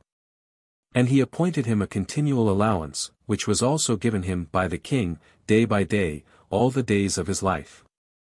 Book 13:1 Paralipomenon. The first book of Paralipomenon. These books are called by the Greek interpreters, Paralipomenon, that is, of things left out, or omitted. Because they are a kind of a supplement of such things as were passed over in the books of the kings. The Hebrews call them Diber Hajamim, that is, the words of the days, or the chronicles. Not that they are the books which are so often quoted in the kings, under the title of the words of the days of the kings of Israel, and of the kings of Judah, for the books of Paralipomenon were written after the books of kings, but because in all probability they have been abridged from those ancient words of the days, by Esdras or some other sacred writer. 1 Paralipomenon Chapter 1. The genealogy of the patriarchs down to Abraham, the posterity of Abraham and of Esau. Adam, Seth, Enos, Cainan, Malaleel, Jared, Henoch, Methusael, Lamech, Noah, Sem, Cham, and Japheth. The sons of Japheth, Gomer, and Magog, and Madai, and Javan, Thubal, Mozach, Theras. And the sons of Gomer, Asenez, and Riphath, and Thagorma. And the sons of Javan, Elisa and Tharsis, Sethim and Dodanim. The sons of Cham, Chus, and Mesrai, and Phut, and Shinon.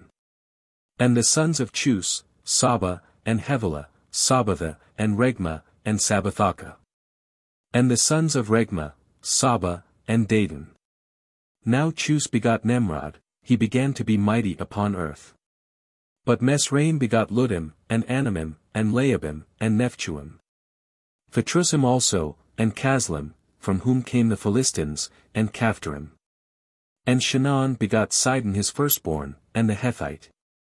And the Jebusite, and the Amorite, and the Girgite. And the Hevite, and the Erosite, and the Sinite. And the Aradian, and the Samorite, and the Hamathite. The sons of Sem, Elam and Assur, and Arphaxad, and Lud, and Aram, and Hus, and Hul, and Gether, and Mozach. And Arphaxad begot Sael, and Sael begot Heber. And to Heber were born two sons, the name of the one was Phaleg, because in his days the earth was divided, and the name of his brother was Jecton.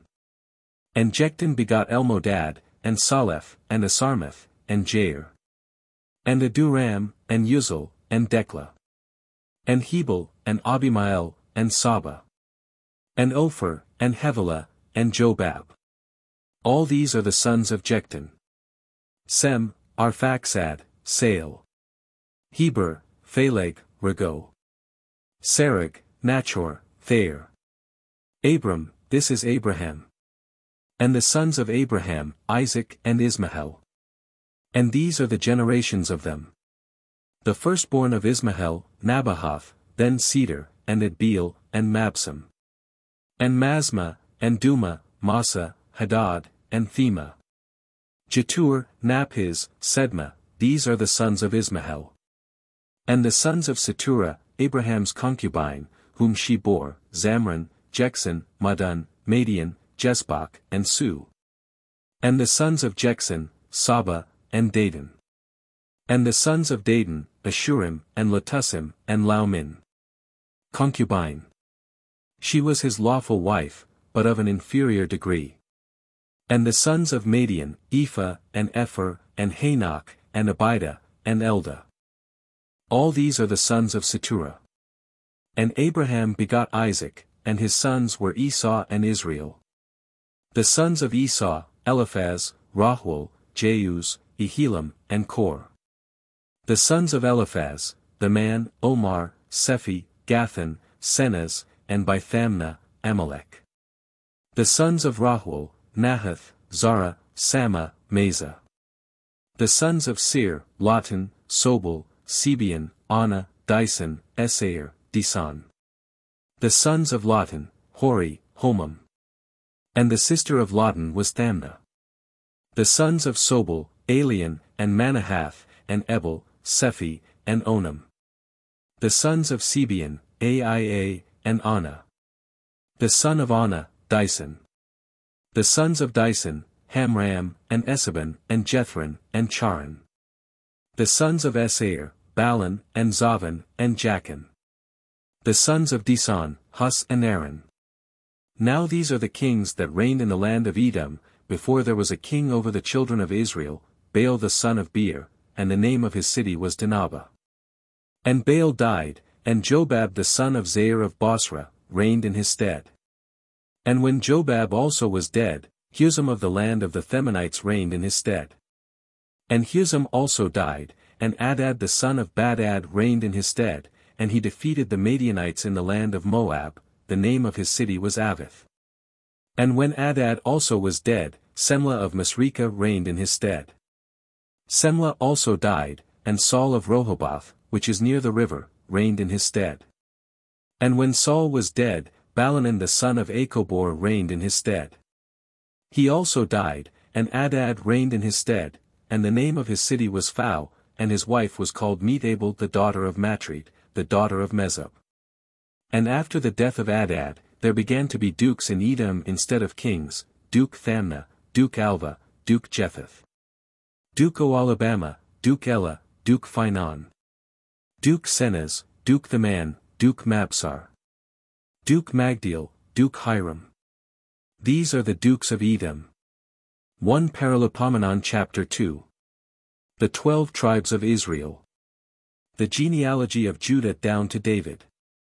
Other genealogies of the tribe of Judah. And these are the sons of Israel, Reuben, Simeon, Levi, Judah, Issachar, and Zabulon. Dan, Joseph, Benjamin, Naphtali, Gad, and Aser. The sons of Judah, Onan and Selah. These three were born to him of the Shannonitess the daughter of Su. And the firstborn of Judah, was wicked in the sight of the Lord, and he slew him. And Tamar his daughter-in-law bore him Phares and Zara. So all the sons of Judah were 5. And the sons of Phares were Hesron and Hamul. And the sons also of Zair, Zamri, and Ethan, and Iman, and Calcol, and Dara, 5 in all. And the sons of Charmi, Achar, who troubled Israel, and sinned by the theft of the anathema. Achar. Alias Achan. Jos 7, Ibid. The anathema. The thing devoted or accursed, viz., the spoils of Jericho. The sons of Ethan, Azarias. And the sons of Hesron that were born to him, Jeremiel, and Ram, and Callubai. And Ram begot Amminadab, and Amminadab begot Nahasson, prince of the children of Judah. Ram. He is commonly called Aram. But it is to be observed here, once for all, that it was a common thing among the Hebrews for the same persons to have different names, and that it is not impossible among so many proper names, as here occur in the first 9 chapters of this book, that the transcribers of the ancient Hebrew copies may have made some slips in the orthography. And Nahasson begot Salma, the father of Booz. And Booz begot Obed, and Obed begot Isai. And Isai begot Eliab his firstborn, the second Abinadab, the third Sima. The fourth, Nathaniel, the fifth Raddai. The sixth Asam, the seventh David. And their sisters were Sarviah, and Abigail. The sons of Sarviah, Abisai, Joab, and Asael, 3. And Abigail bore Amasa, whose father was Jethur the Ismaelite. And Caleb the son of Hesron took a wife named Azubah, of whom he had Jerioth, and her sons were Jaser, and Sobab, and Arden. Caleb. Alias Callubai, ver. 9. And when Azubah was dead, Caleb took to wife Ephratah, who bore him her. And her begot Uri, and Uri begot Bezaleel. And afterwards Hesron went in to the daughter of Machir the father of Galad, and took her to wife when he was 80 years old, and she bore him Segub. And Segub begot Jair, and he had 23 cities in the land of Galad. And he took Jesser, and Aram the towns of Jair, and Canath, and the villages thereof, 80 cities. All these, the sons of Machir father of Galad. And when Hesron was dead, Caleb went into Ephrata. Hesron also had to wife Abiah who bore him Ashur the father of Thecua. And the sons of Jerahmeel the firstborn of Hesron, were Ram his firstborn, and Bunah, and Aram, and Asam, and Achiah. And Jerahmeel married another wife, named Atara, who was the mother of Onam. And the sons of Ram the firstborn of Jerahmeel, were Muz, Jamin, and Achar. And Onam had sons Sameh, and Jada. And the sons of Sameh, Nadab, and Abisur. And the name of Abisur's wife was Abihail, who bore him Ahaban, and Mahlid. And the sons of Nadab were Sailed and Abhiam. And Sailed died without children. But the son of Abhiam was Jesai, and Jesai begot Seson. And Seson begot Oholai. And the sons of Jada the brother of Sameh, Jether and Jonathan. And Jether also died without children. But Jonathan begot Phaleth, and Ziza. These were the sons of Jerahmeel. And Seson had no sons, but daughters and a servant an Egyptian, named Jerah. And he gave him his daughter to wife, and she bore him Ethai. And Ethai begot Nathan, and Nathan begot Zabad. And Zabad begot Ophlo, and Ophlo begot Obed. Obed begot Jehu, Jehu begot Azarias. Azarias begot Heles, and Heles begot Elasa. Elasa begot Sisamoy, Sisamoy begot Selum. Selum begot Icamia, and Icamia begot Elishama. Now the sons of Caleb the brother of Jerahmeel were Mesa his firstborn, who was the father of Siph, and the sons of Marisa father of Hebron. And the sons of Hebron, Kor, and Thaphuah, and Resam, and Sama. And Sama begot Raam, the father of Jerkam, and Resam begot Sammai. The son of Sammai, Maon, and Maon the father of Bethsur. And Ephah the concubine of Caleb bore Haran, and Mosa, and Gazez. And Haran begot Gazez. And the sons of Jehadai, Ragam, and Jothan, and Gesan, and Phalet, and Ephah, and Soph. And Maachah the concubine of Caleb bore Saber, and Larana. And Soph the father of Madmenah begot Su the father of Machbena, and the father of Gabah. And the daughter of Caleb was Oxa. These were the sons of Caleb, the son of Hur the firstborn of Ephrata, Sobal the father of Kiriathaim. Salma the father of Bethlehem, Hariph the father of Bethgader. And Sobal the father of Kiriathaim had sons, he that saw half of the places of rest. He that saw, etc. The Latin interpreter seems to have given us here, instead of the proper names, the meaning of those names in the Hebrew. He has done in like manner, ver. 55. And of the kindred of Kiriathaim, the Jethrites, and Aphiathites, and Semithites, and Mazarites. Of them came the Sorites, and Esthalites. The sons of Salma, Bethlehem, and Netophathi, the crowns of the house of Joab, and half of the place of rest of Sarai. And the families of the scribes that dwell in Jabes, singing and making melody, and abiding in tents. These are the Sinites, who came of Calor, Chamath, father of the house of Rechab. 1 Paralipomenon chapter 3. The genealogy of the house of David. Now these were the sons of David that were born to him in Hebron, the firstborn Amnon of Achinom the Jezreelitess, the second Daniel of Abigail the Carmelitess. The third Absalom the son of Maachah the daughter of Tolmai king of Jesser, the fourth Adonias the son of Agith. The fifth Cephatias of Abidal, the sixth Jethrehem of Eglah his wife. So 6 sons were born to him in Hebron, where he reigned 7 years and 6 months. And in Jerusalem he reigned 33 years. And these sons were born to him in Jerusalem, Sima, and Sobab, and Nathan, and Solomon, for of Bethsabe the daughter of Amiel. Jabar also and Elishama. And Eliphaleth, and Noj, and Nepheg, and Japhia. And Elishama, and Eliada, and Elipheleth, 9. All these the sons of David, beside the sons of the concubines, and they had a sister Thamar. The concubines. The inferior wives. And Solomon's son was Roboam, whose son Abiah begot Asa. And his son was Josaphat, the father of Joram, and Joram begot Ochozias, of whom was born Jos. And his son Amazias begot Azarias. And Jotham the son of Azarias begot Achaz, the father of Ezekias, of whom was born Manasses. And Manasses begot Amon the father of Josias. And the sons of Josias were, the firstborn Johanan, the second Joachim, the third Sedecias, the fourth Shallum. Of Joachim was born Jeconias, and Sedecias. The sons of Jeconias were Assur, Salathiel, Melchoram, Phadiah, Sensor and Jesimiah, Sama, and Nadabiah. Of Phadiah were born Zorobabel and Semei. Zorobabel begot Mosallam, Hananias, and Salamith their sister. Hasaba also, and Ohal, and Barachias, and Hasadias, Josabized, 5. And the son of Hananias was Phaltias the father of Jezias, whose son was Rephaiah. And his son was Arnan, of whom was born Abdiah, whose son was Sekenias. The son of Sekenias was Semiah, whose sons were Hattis, and Jegal, and Bariah, and Neriah, and Saphat, 6 in number. 6. Counting the father in the number. The sons of Neriah, Elioenai, and Ezekias, and Ezracham, 3. The sons of Elioenai, Oduiah, and Eliasub, and Phaliah, and Akub, and Johanan, and Dalaiah, and Anani, 7. 1 Paralipomenon chapter 4.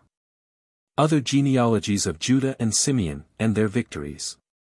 The sons of Judah, Phares, Hesron, and Charmi and Hur, and Sobal. And Reah the son of Sobal begot Jahath, of whom were born Ahumai, and Lad. These are the families of Sarthi. And this is the posterity of Etam, Jezrahel, and Jesima, and Jedibos, and the name of their sister was Asalelphuni. And Phanuel the father of Geder, and Ezer the father of Hosa, these are the sons of Hur the firstborn of Ephrathah the father of Bethlehem. And Assur the father of Thecua had 2 wives, Hala and Nara. And Nara bore him Ozam, and Hepher, and Amani, and Ahasthari, these are the sons of Nara. And the sons of Hala, Sereth, Izar, and Ethnan. And Kos begot Anab, and Soboba, and the kindred of Aharhel the son of Aram. And Jabes was more honorable than any of his brethren, and his mother called his name Jabes, saying, Because I bore him with sorrow. Jabes. That is, sorrowful. And Jabes called upon the God of Israel, saying, If blessing thou wilt bless me, and wilt enlarge my borders, and thy hand be with me, and thou save me from being oppressed by evil. And God granted him the things he prayed for. And Caleb the brother of Sua begot Mahir, who was the father of Eston.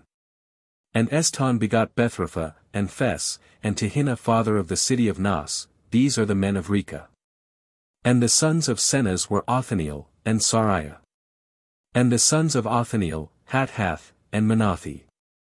Manathi begot Ophrah, and Sariah begot Joab the father of the valley of artificers, for artificers were there. And the sons of Caleb the son of Jephone, were Hir, and Ela, and Naam. And the sons of Ela, Senaz. The sons also of Jalaleel, Ziph, and Zepha, Theriah, and Israel. And the sons of Esra, Jether, and Meard, and Epher, and Jalon, and he begot Miriam, and Sammai, and Jespah the father of Estemo. And his wife Jediah, bore Jared the father of Geder, and Heber the father of Socho, and Icuthiel the father of Zano. And these are the sons of Bethiah the daughter of Pharaoh, whom Meard took to wife. And the sons of his wife Odiah the sister of Naam the father of Celia, Garmi, and Estemo, who was of Machati. The sons also of Simon, Amnon, and Rinnah the son of Hanan, and Telon. And the sons of Jesai Zoheth, and Ben-Zoheth.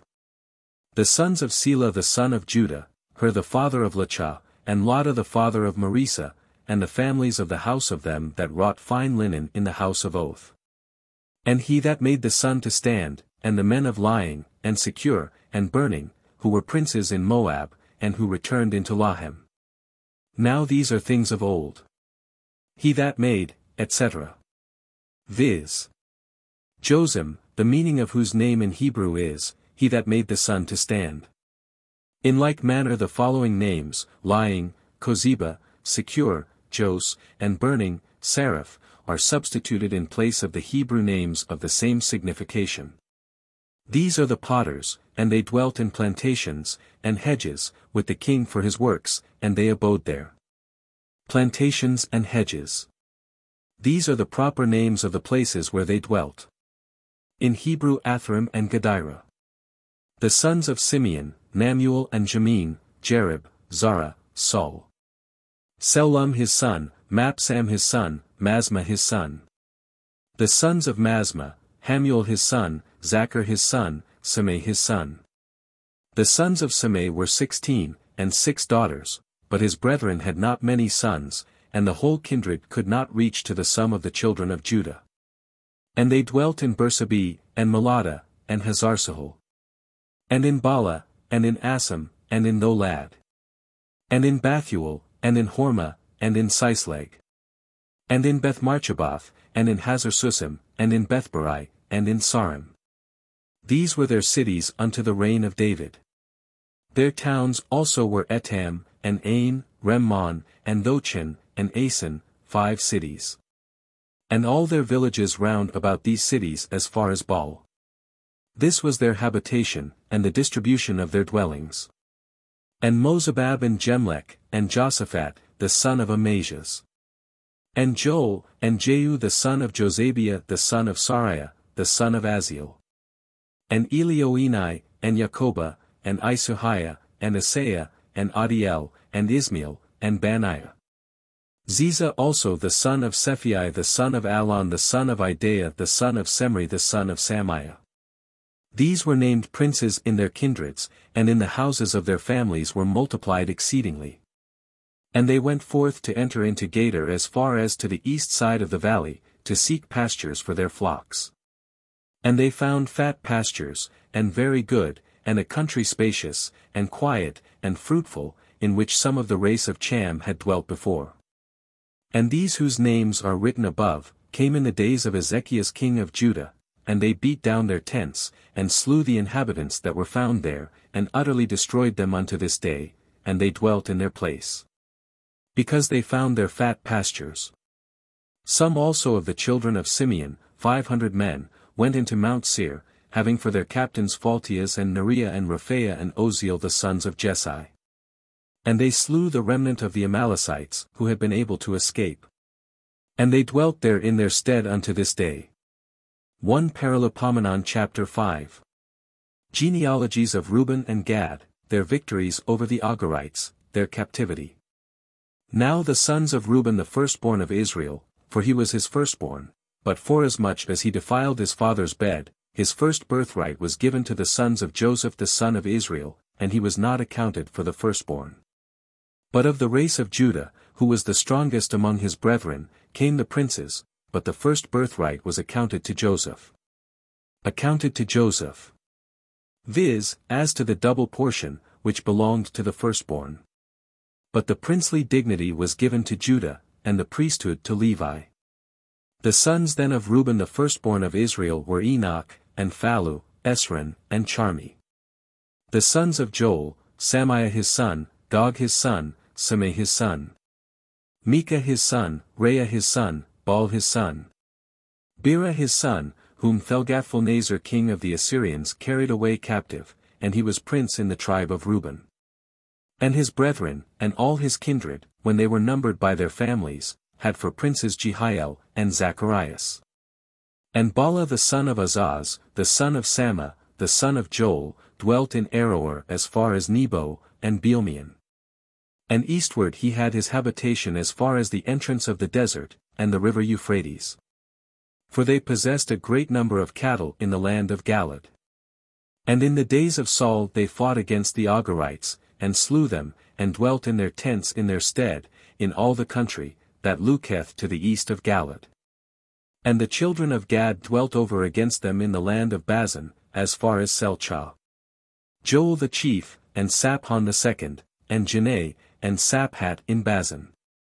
And their brethren according to the houses of their kindreds, were Michael and Mosallam, and Sebe, and Jorai, and Jachin, and Zai, and Heber, 7.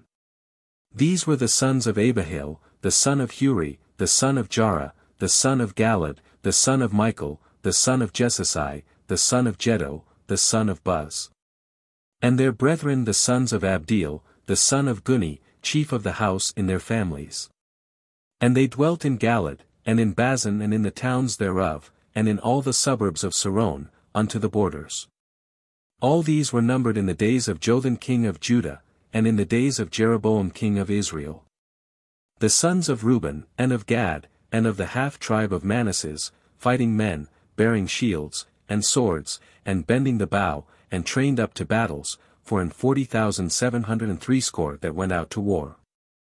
They fought against the Agarites, but the Aturians, and Naphiz, and Nodab gave them help. And the Agarites were delivered into their hands, and all that were with them, because they called upon God in the battle, and he heard them, because they had put their faith in him. And they took all that they possessed, of camels 50,000, and of sheep 250,000, and of asses 2,000, and of men 100,000 souls. And many fell down slain, for it was the battle of the Lord. And they dwelt in their stead till the captivity. And the children of the half-tribe of Manasseh possessed the land, from the borders of Bazan unto Baal, Hermon, and Sanir, and Mount Hermon, for their number was great. And these were the heads of the house of their kindred, Epher, and Jesai, and Eliel, and Ezrael, and Jeremiah, and Odoiah, and Jediel, most valiant and powerful men, and famous chiefs in their families. But they forsook the God of their fathers, and went astray after the gods of the people of the land, whom God destroyed before them. And the God of Israel stirred up the spirit of Phul king of the Assyrians. And the spirit of Thelgathphalneser king of Assur, and he carried away Reuben, and Gad, and the half-tribe of Manasseh, and brought them to Lahalah, and to Habor, and to Erah, and to the river of Gozan, unto this day. 1 Paralipomenon chapter 6. The genealogies of Levi, and of Aaron, the cities of the Levites. The sons of Levi were Jerson, Kath, and Merari. The sons of Kath, Amram, Izhar, Hebron, and Oziel. The children of Amram, Aaron, Moses, and Mary. The sons of Aaron, Nadab and Abihu, Eleazar and Ithamar. Eleazar begot Phinehas, and Phinehas begot Abiju. And Abiju begot Bachi, and Bachi begot Ozi. Ozi begot Zarias, and Zarias begot Meraioth. And Meraioth begot Amarias, and Amarias begot Akitab. Akitab begot Sadak, and Sadak begot Achimas. Achimas begot Azarias, Azarias begot Johanan. Johanan begot Azarias. This is he that executed the priestly office in the house which Solomon built in Jerusalem. And Azarias begot Amarias, and Amarias begot Akitab. And Akitab begot Sadak, and Sadak begot Sellum. Sellum begot Helshaz, and Helshaz begot Azarias. Azarias begot Sarias, and Sarias begot Hosadek. Now Hosadek went out, when the Lord carried away Judah, and Jerusalem, by the hands of Nebuchadnezzar. So the sons of Levi were Jerson, Kath, and Merari. And these are the names of the sons of Jerson, Lobni and Simei. The sons of Kath, Amram, and Izhar, and Hebron, and Oziel. The sons of Merari, Mahali and Musi. And these are the kindreds of Levi according to their families. Of Jerson, Lobni his son, Jahath his son, Zama his son. Joah his son, Addo his son, Zara his son, Jethri his son. The sons of Kath, Aminadab his son, Kor his son, Assur his son. Elkanah his son, Abiasaph his son, Assur his son. Nahath his son, Uriel his son, Ozias his son, Saul his son. The sons of Elkanah, Amasai, and Achimath. And Elkanah The sons of Elkanah, Sophi his son, Nahath his son. Eliab his son, Jeraham his son, Elkanah his son. The sons of Samuel, the firstborn Vasani, and Abiah. And the sons of Merari, Mahali, Labni his son, Sameh his son, Oza his son. Sama his son, Hagiah his son, Asaiah his son. These are they, whom David set over the singing men of the house of the Lord, after that the ark was placed. And they ministered before the tabernacle of the testimony, with singing, until Solomon built the house of the Lord in Jerusalem, and they stood according to their order in the ministry. And these are they that stood with their sons, of the sons of Kath, Hemam a singer, the son of Joel, the son of Samuel. The son of Elkanah, the son of Jeraham, the son of Eliel, the son of Thohu. The son of Suph, the son of Elkanah. The son of Mahath, the son of Amasai. The son of Elkanah, the son of Joel, the son of Azarias, the son of Sophonias. The son of the Hath, the son of Assur, the son of Abiasaph, the son of Kor. The son of Izar, the son of Kath, the son of Levi. The son of Israel. And his brother Asaph, who stood on his right hand, Asaph the son of Barachias, the son of Sama. The son of Michael, the son of Baaiah, the son of Melchiah. The son of Athani, the son of Zara, the son of Adiah. The son of Ethan, the son of Zama, the son of Semei. The son of Jeth, the son of Jerson, the son of Levi. And the sons of Merari their brethren, on the left hand, Ethan the son of Cusi, the son of Abdi, the son of Melach. The son of Hasabiah, the son of Amasai, the son of Helshaz. The son of Amasai, the son of Boni, the son of Summer. The son of Mahali. The son of Muzi, the son of Merari, the son of Levi. Their brethren also the Levites, who were appointed for all the ministry of the tabernacle of the house of the Lord. But Aaron and his sons offered burnt offerings upon the altar of holocausts, and upon the altar of incense, for every work of the Holy of Holies, and to pray for Israel according to all that Moses the servant of God had commanded. And these are the sons of Aaron, Eleazar his son, Phinehas his son, Abiju his son. Bachi his son, Ozi his son, Zerahiah his son. Meraioth his son, Amarias his son, Akitab his son. Sadok his son, Achimas his son. And these are their dwelling places by the towns and confines, to wit, of the sons of Aaron, of the families of the Kathites, for they fell to them by lot.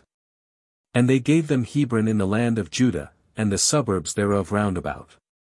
But the fields of the city, and the villages to Caleb son of Jephone.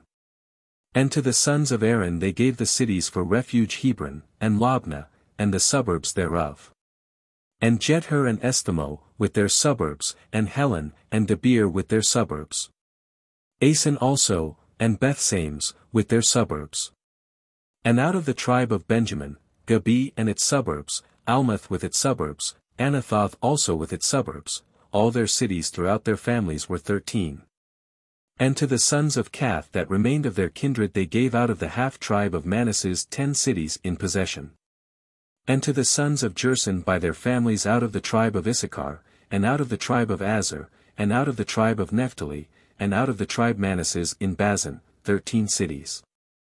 And to the sons of Merari by their families out of the tribe of Reuben, and out of the tribe of Gad, and out of the tribe of Zabulon, they gave by lot 12 cities. And the children of Israel gave to the Levites the cities, and their suburbs. And they gave them by lot, out of the tribe of the sons of Judah, and out of the tribe of the sons of Simeon, and out of the tribe of the sons of Benjamin, these cities which they called by their names. And to them that were of the kindred of the sons of Kath, and the cities in their borders were of the tribe of Ephraim. And they gave the cities of refuge Sichem with its suburbs in Mount Ephraim, and Gezer with its suburbs. Jechman also with its suburbs, and Bethhoron in like manner. Helen also with its suburbs, and Gethreman in like manner. And out of the half-tribe of Manasseh, Aner and its suburbs, Balaam and its suburbs, to wit, to them that were left of the family of the sons of Kath. And to the sons of Jersom, out the kindred of the half-tribe of Manasseh, Golan, in Bazan, and its suburbs, and Ashtaroth with its suburbs. Out of the tribe of Issachar, Seeds and its suburbs, and Dabrith with its suburbs.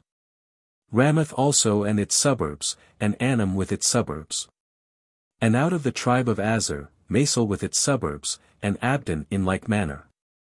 Hukak also and its suburbs, and Rohal with its suburbs. And out of the tribe of Naphtali, Seeds in Galilee and its suburbs, Hammon with its suburbs, and Kiriathaim, and its suburbs. And to the sons of Merari that remained, out of the tribe of Zabulon, Remmano and its suburbs, and Thabor with its suburbs. Beyond the Jordan also over against Jericho, on the east side of the Jordan and out of the tribe of Reuben, Bozer in the wilderness with its suburbs, and Jassa with its suburbs. Cadmoth also and its suburbs, and Mephath with its suburbs. Moreover also out of the tribe of Gad, Ramoth in Galad and its suburbs, and Manaim with its suburbs. Hesbon also with its suburbs, and Jazer with its suburbs. 1 Paralipomenon chapter 7. Genealogies of Issachar, Benjamin, Naphtali, Manasseh, Ephraim, and Azer. Now the sons of Issachar were Thola, and Phua, Jasub and Simran, 4. The sons of Thola, Ozi and Rephaiah, and Jeriel, and Jemai, and Jebsam, and Samuel, chiefs of the houses of their kindreds.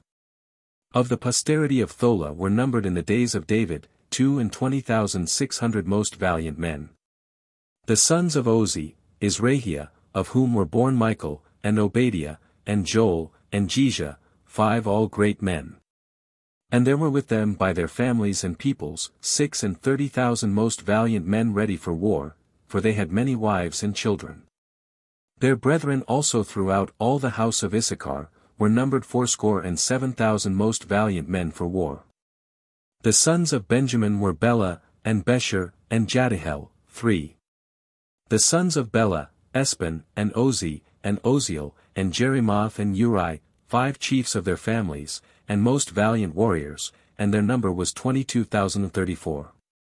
And the sons of Besher were Zemira, and Jos, and Eleazar, and Elioenai, and Amai, and Jerimoth, and Abia, and Anathoth, and Almath, all these were the sons of Besher.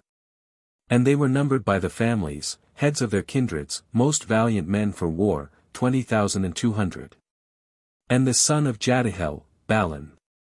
And the sons of Balin, Jeuz and Benjamin, and Aod, and Chenana, and Zethan and Tharsis, and Ahisahar. All these were sons of Jadihel, heads of their kindreds, most valiant men, 17,250 to go out to war. Sepham also and Hapham the sons of Hir, and Hazam the sons of Ahir. And the sons of Naphtali were Jazel, and Guni, and Jezer, and Selum, sons of Bala. And the son of Manasseh, Ezrael, and his concubine the Syrian bore Machir the father of Galad. And Machir took wives for his sons Haphim, and Saphan, and he had a sister named Macha, the name of the second was Salpad, and Salpad had daughters. And Macha the wife of Machir bore a son, and she called his name Phares, and the name of his brother was Sares, and his sons were Ulam and Resan. And the son of Ulam, Baden. These are the sons of Galad, the son of Machir, the son of Manasseh. And his sister named Queen bore Goodliman, and Abizer, and Mohola. And the sons of Semida were Ahiu, and Sechem, and Lesi and Anium. And the sons of Ephraim were Suthala, Bared his son, Dahath his son, Elada his son, Dahath his son, and his son Zabad. And his son Suthala, and his son Ezer, and Elad, and the men of Geth born in the land slew them. Because they came down to invade their possessions. And Ephraim their father mourned many days, and his brethren came to comfort him. And he went in to his wife, and she conceived and bore a son, and he called his name Beriah, because he was born when it went evil with his house. Beriah. This name signifies in evil, or in affliction. And his daughter was Sarah, who built Betheron, the nether and the upper, and Ozensra. And Rapha was his son, and Reseph, and Thael, of whom was born Than. Who begot Ladan, and his son was Ammiad, who begot Elishama. Of whom was born Nun, who had Josue for his son. And their possessions and habitations were Bethel with her daughters, and eastward Noran, and westward Gezer and her daughters, Sichem also with her daughters, as far as Asa with her daughters. And by the borders of the sons of Manasseh Bethsan and her daughters, Thanach and her daughters, Megiddo and her daughters, Dor and her daughters, in these dwelt the children of Joseph, the son of Israel. The children of Azar were Jemnah, and Jeshua, and Jeshui, and Bariah, and Sarah their sister. And the sons of Bariah, Heber, and Melchiel, he is the father of Barsaith. And Heber begot Jephlat, and Summer, and Hotham, and Suah their sister. The sons of Jephlat, Phozek, and Kamal, and Asaph, these are the sons of Jephlat. And the sons of Summer, Ahi, and Roaga, and Haba, and Aram.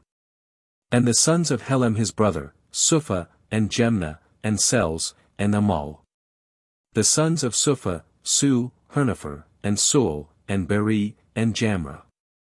Bozer and Had, and Sama, and Salusa, and Jethran, and Bera. The sons of Jether, Jephon, and Phasphah, and Era. And the sons of Alia, Eri, and Haniel, and Rejah. All these were sons of Azar, heads of their families, choice and most valiant captains of captains, and the number of them that were of the age that was fit for war, was 26,000. 1 Paralipomenon chapter 8. The posterity of Benjamin is further declared down to Saul. His issue. Now Benjamin begot Baal his firstborn, Aspel the second, Ahara the third. Noha the fourth, and Rapha the fifth. And the sons of Baal were Adar, and Gera, and Abiad.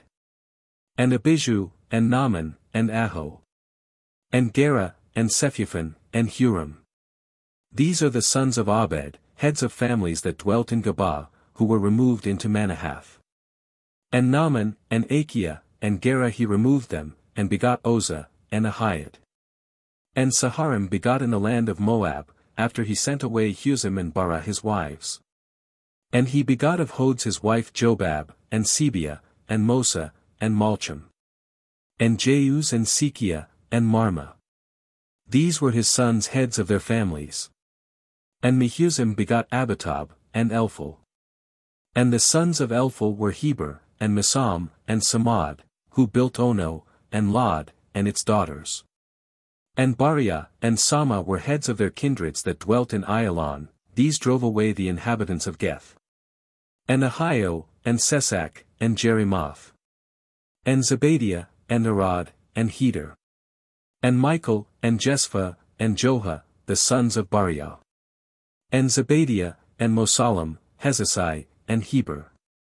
And Jesamari, and Jesliah, and Jobab, sons of Elphel. And Jasim, and Zechri, and Zabdi. And Elioenai, and Sealtai, and Eliel. And Adiah, and Bariah, and Samareth, the sons of Semei. And Jespham, and Heber, and Eliel. And Abdon, and Zechri, and Hanan. And Hananiah, and Elam, and Anathothia. And Jephdiah, and Phanuel the sons of Sesak. And Samsari, and Sahoriah, and Otholiah. And Jerjah, and Eliah, and Zechri, the sons of Jeraham. These were the chief fathers, and heads of their families who dwelt in Jerusalem. And at Gabaon dwelt Abigabaon, and the name of his wife was Maachah. And his firstborn son Abdon, and Sur, and Sis, and Baal, and Nadab. And Geder, and Ahio, and Zachar. And Masaloth. And Masaloth begot Sama, and they dwelt over against their brethren in Jerusalem with their brethren. And Ne begot Sis, and Sis begot Saul. And Saul begot Jonathan and Melchishua, and Abinadab, and Espel. Espel. Alias Isboseth. And the son of Jonathan was Meribel, and Meribel begot Micah. Meribel. Alias Mephibosheth. 2 Kings 4.4. And the sons of Micah were Phithan, and Melech, and Farah, and Ahaz. And Ahaz begot Joadah, and Joadah begot Alamath, and Asmoth, and Zamri, and Zamri begot Mosa. And Mosa begot Banah, whose son was Rapha, of whom was born Elasa, who begot Asel. And Asel had 6 sons whose names were Ezracham, Bakru, Ismahel, Saris, Abdiah, and Hanan. All these were the sons of Asel. And the sons of Esek, his brother, were Ulam the firstborn, and Jeuz the second, and Eliphalet the third. And the sons of Ulam were most valiant men, and archers of great strength, and they had many sons and grandsons, even to 150. All these were children of Benjamin. 1 Paralipomenon chapter 9. The Israelites, priests, and Levites, who first dwelt in Jerusalem after the captivity. A repetition of the genealogy of Saul. And all Israel was numbered, and the sum of them was written in the book of the kings of Israel, and Judah, and they were carried away to Babylon for their transgression. Now the first that dwelt in their possessions, and in their cities, were the Israelites, and the priests, and the Levites, and the Nathanians. Nathanians. These were the posterity of the Gabonites, whose office was to bring wood, water, etc. for the service of the temple. And in Jerusalem dwelt of the children of Judah, and of the children of Benjamin, and of the children of Ephraim, and of Manasseh. Othai the son of Ammiad, the son of Omri, the son of Omri, the son of Bani of the sons of Phares the son of Judah. And of Siloni, Asaiah the firstborn, and his sons. And of the sons of Zara, Jehuel and their brethren, 690. And of the sons of Benjamin, Salo the son of Mosallam, the son of Oduiah, the son of Asano. And Jobaniah the son of Jeraham, and Elah the son of Ozi, the son of Mokori and Mosallam the son of Saphatias, the son of Rahuel, the son of Jobaniah. And their brethren by their families, 956. All these were heads of their families, by the houses of their fathers. And of the priests, Jediah, Joiarib, and Jachin. And Azarias the son of Helshaz, the son of Mosallam, the son of Sadok, the son of Meraioth, the son of Akitab, high priest of the house of God. And Adaias the son of Jeraham, the son of Phasur, the son of Melchias, and Masai the son of Adiel, the son of Jezrah, the son of Mosallam, the son of Mosalamith, the son of Emer. And their brethren heads in their families 1,760, very strong and able men for the work of the ministry in the house of God. And of the Levites, Semiah the son of Hasub the son of Ezracham, the son of Hasbiah of the sons of Merari. And Bakbakar the carpenter, and Galal, and Mathaniah the son of Micah, the son of Zechri the son of Asaph. And Abdiah the son of Semiah, the son of Galal, the son of Iditham, and Barachiah the son of Asa, the son of Elkanah, who dwelt in the suburbs of Netophathi. And the porters were Shallum, and Akub, and Telmon, and Ahiman, and their brother Shallum was the prince. Until that time, in the king's gate eastward, the sons of Levi waited by their turns. But Shallum the son of Kor, the son of Abiasaph, the son of Kor, with his brethren in his father's house, the Korites were over the works of the service. Keepers of the gates of the tabernacle, and their families in turns were keepers of the entrance of the camp of the Lord. And Phinehas the son of Eleazar, was their prince before the Lord. And Zacharias the son of Mosalamiah, was porter of the gate of the tabernacle of the testimony. All these that were chosen to be porters at the gates were 212, though they were registered in their proper towns, whom David and Samuel the seer appointed in their trust. As well them as their sons, to keep the gates of the house of the Lord, and the tabernacle by their turns. In 4 quarters were the porters, that is to say, toward the east, and west, and north, and south. And their brethren dwelt in village, and came upon their Sabbath days from time to time. To these 4 Levites were committed the whole number of the porters, and they were over the chambers, and treasures, of the house of the Lord. And they abode in their watches round about the temple of the Lord, that when it was time, they might open the gates in the morning. And some of their stock had the charge of the vessels for the ministry, for the vessels were both brought in and carried out by number. Some of them also had the instruments of the sanctuary committed unto them, and the charge of the fine flour, and wine, and oil, and frankincense, and spices. And the sons of the priests made the ointments of the spices. And Mattathias a Levite, the firstborn of Shallum the Korite, was overseer of such things as were fried the frying pan. And some of the sons of Cath their brethren, were over the loaves of proposition, to prepare always new for every Sabbath. These are the chief of the singing men of the families of the Levites, who dwelt in the chambers, by the temple, that they might serve continually day and night in their ministry. The heads of the Levites, princes in their families, abode in Jerusalem. And in Gabaon dwelt Jehiel the father of Gabaon, and the name of his wife was Maachah. His firstborn son Abdon, and Sur, and Sis, and Baal, and Ne, and Nadab. Geder also, and Ahio, and Zacharias, and Masaloth. And Masaloth begot Samon. These dwelt over against their brethren in Jerusalem, with their brethren. Naunah begot Sis, and Sis begot Saul, and Saul begot Jonathan and Melchishua, and Abinadab, and Espal. And the son of Jonathan was Meribel, and Meribel begot Micah. And the sons of Micah were Pithon, and Melech, and Thara, and Ahaz. And Ahaz begot Jarah, and Jarah begot Alamath, and Asmoth, and Zamri. And Zamri begot Mosa. And Mosa begot Banah, whose son Raphaah begot Elasa, of whom was born Asel. And Asel had 6 sons whose names are, Ezracham Bakru, Ismahel, Sariah, Abdiah, Hanan. These are the sons of Asel. 1 Paralipomenon chapter 10. Saul is slain for his sins, he is buried by the men of Jabes. Now the Philistines fought against Israel, and the men of Israel fled from before the Philistines, and fell down wounded in Mount Jelbo. And the Philistines drew near pursuing after Saul, and his sons, and they killed Jonathan, and Abinadab, and Melchishua the sons of Saul. And the battle grew hard against Saul, and the archers reached him, and wounded him with arrows. And Saul said to his armor-bearer, Draw thy sword, and kill me, lest these uncircumcised come, and mock me. But his armor-bearer would not, for he was struck with fear, so Saul took his sword, and fell upon it. And when his armor-bearer saw it, to wit, that Saul was dead, he also fell upon his sword and died. So Saul died, and his 3 sons, and all his house fell together. And when the men of Israel, that dwelt in the plains, saw this, they fled, and Saul and his sons being dead, they forsook their cities, and were scattered up and down, and the Philistines came, and dwelt in them. And the next day the Philistines taking away the spoils of them that were slain, found Saul and his sons lying on Mount Jelbo. And when they had stripped him, and cut off his head, and taken away his armor, they sent it into their land, to be carried about, and shown in the temples of the idols and to the people.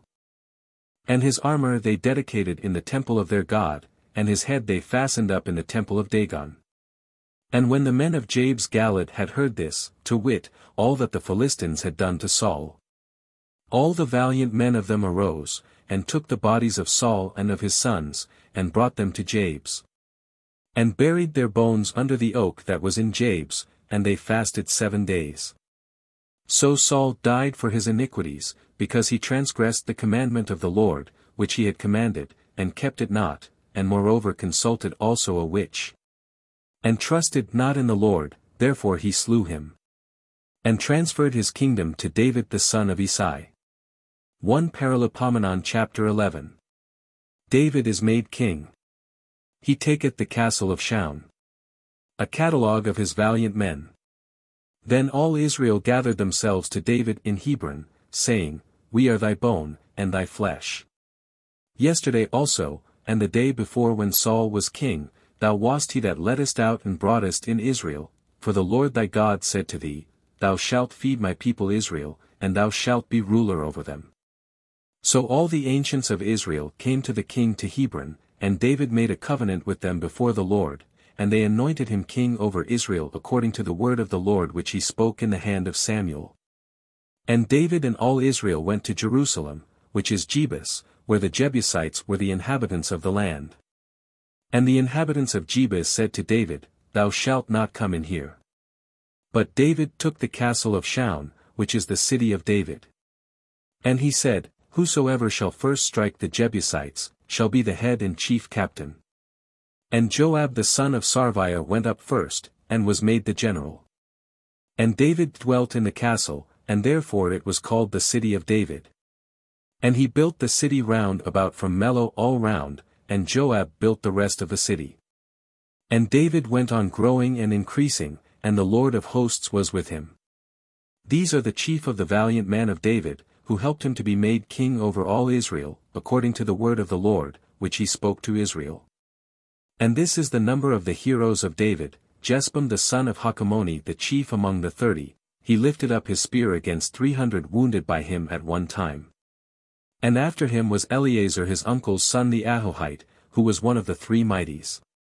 He was with David in Fesdammim, when the Philistines were gathered to that place to battle, and the field of that country was full of barley, and the people fled from before the Philistines. But these men stood in the midst of the field, and defended it, and they slew the Philistines, and the Lord gave a great deliverance to his people. And 3 of the 30 captains went down to the rock, wherein David was, to the cave of Adullam, when the Philistines encamped in the valley of Raphaim. And David was in a hold, and the garrison of the Philistines in Bethlehem. And David longed, and said, "Oh, that some man would give me water of the cistern of Bethlehem, which is in the gate."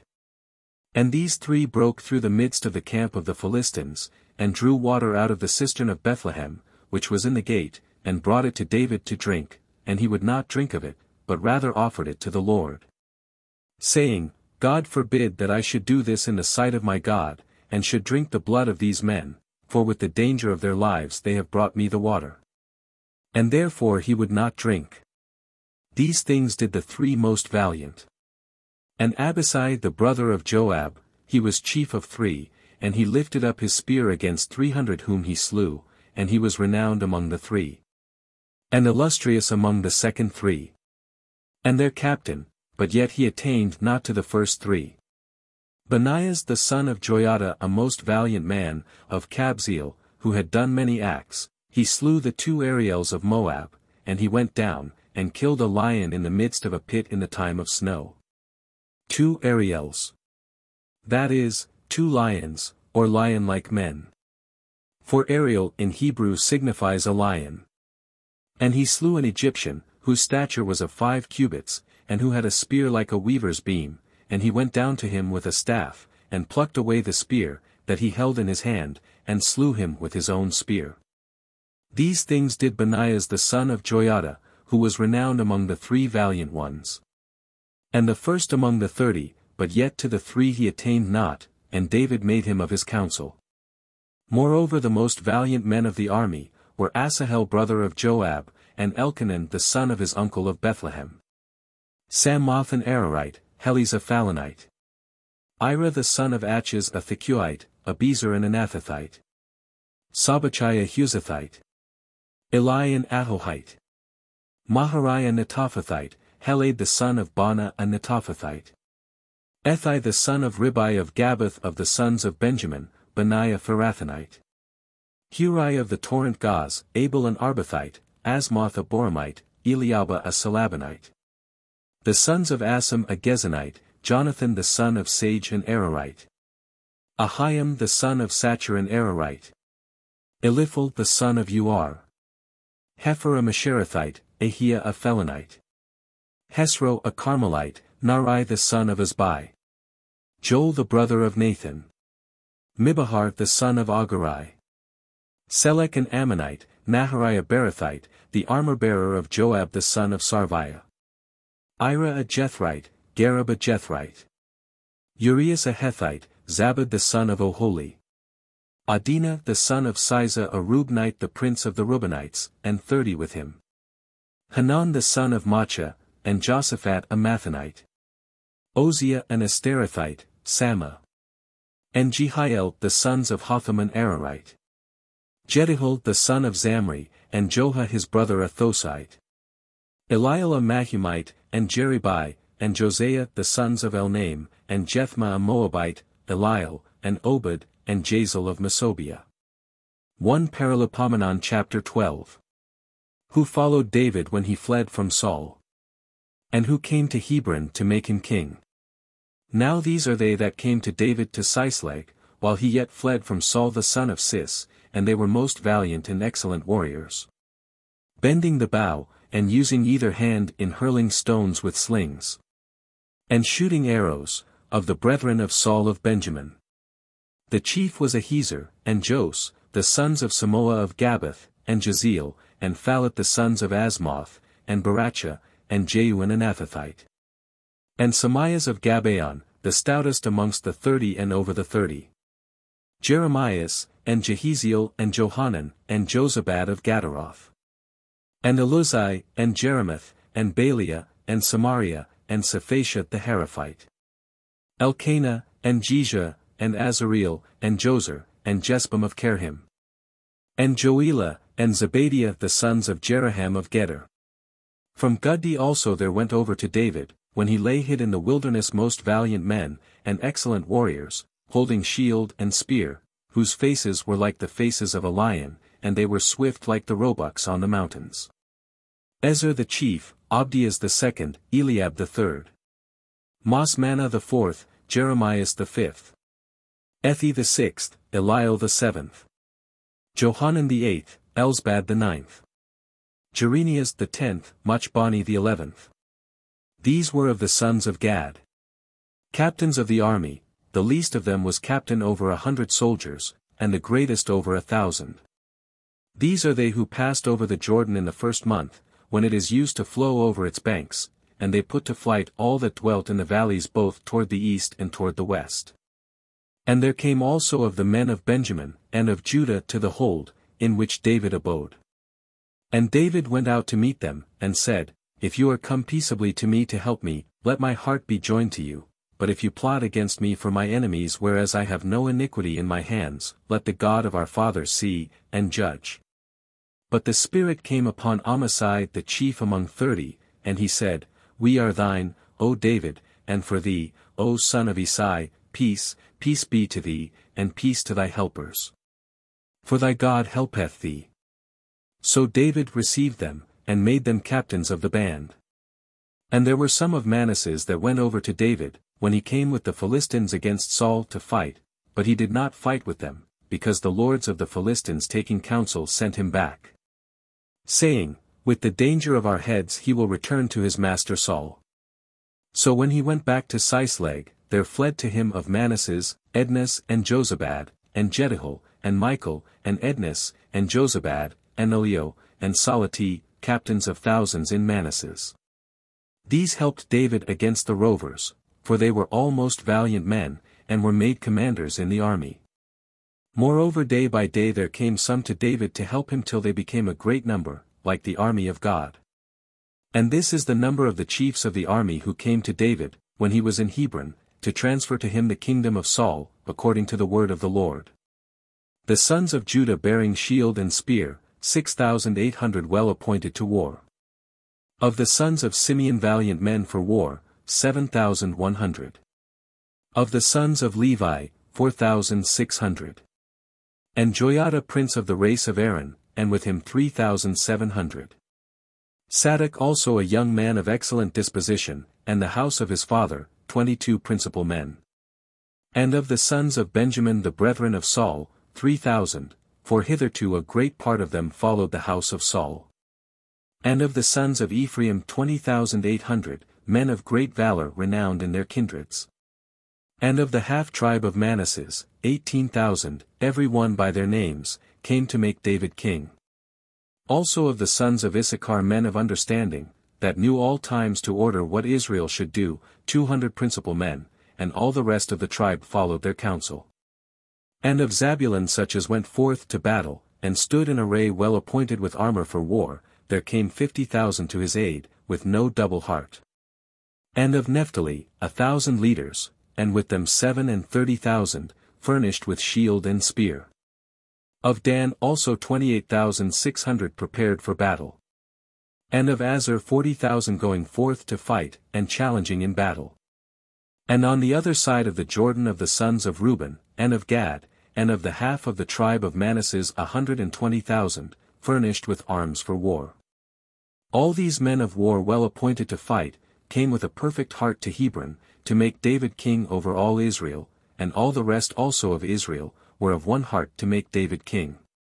And they were there with David 3 days eating and drinking, for their brethren had prepared for them.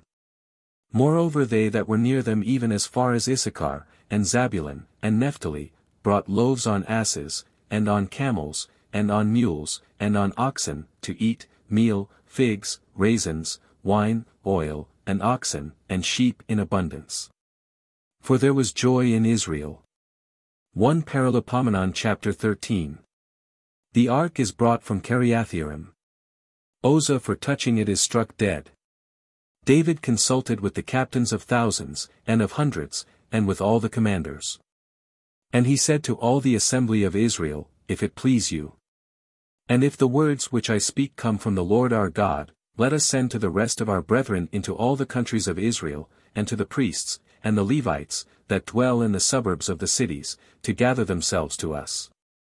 And let us bring again the ark of our God to us, for we sought it not in the days of Saul. And all the multitude answered that it should be so, for the word pleased all the people. So David assembled all Israel from Tyre of Egypt, even to the entering into Hamath, to bring the ark of God from Kiriath-Jearim. And David went up with all the men of Israel to the hill of Kiriath-Jearim which is in Judah, to bring thence the ark of the Lord God sitting upon the cherubims, where his name is called upon. And they carried the ark of God upon a new cart out of the house of Abinadab. And Uzzah and his brother drove the cart. And David and all Israel played before God with all their might with hymns, and with harps, and with psalteries, and timbrels, and cymbals, and trumpets.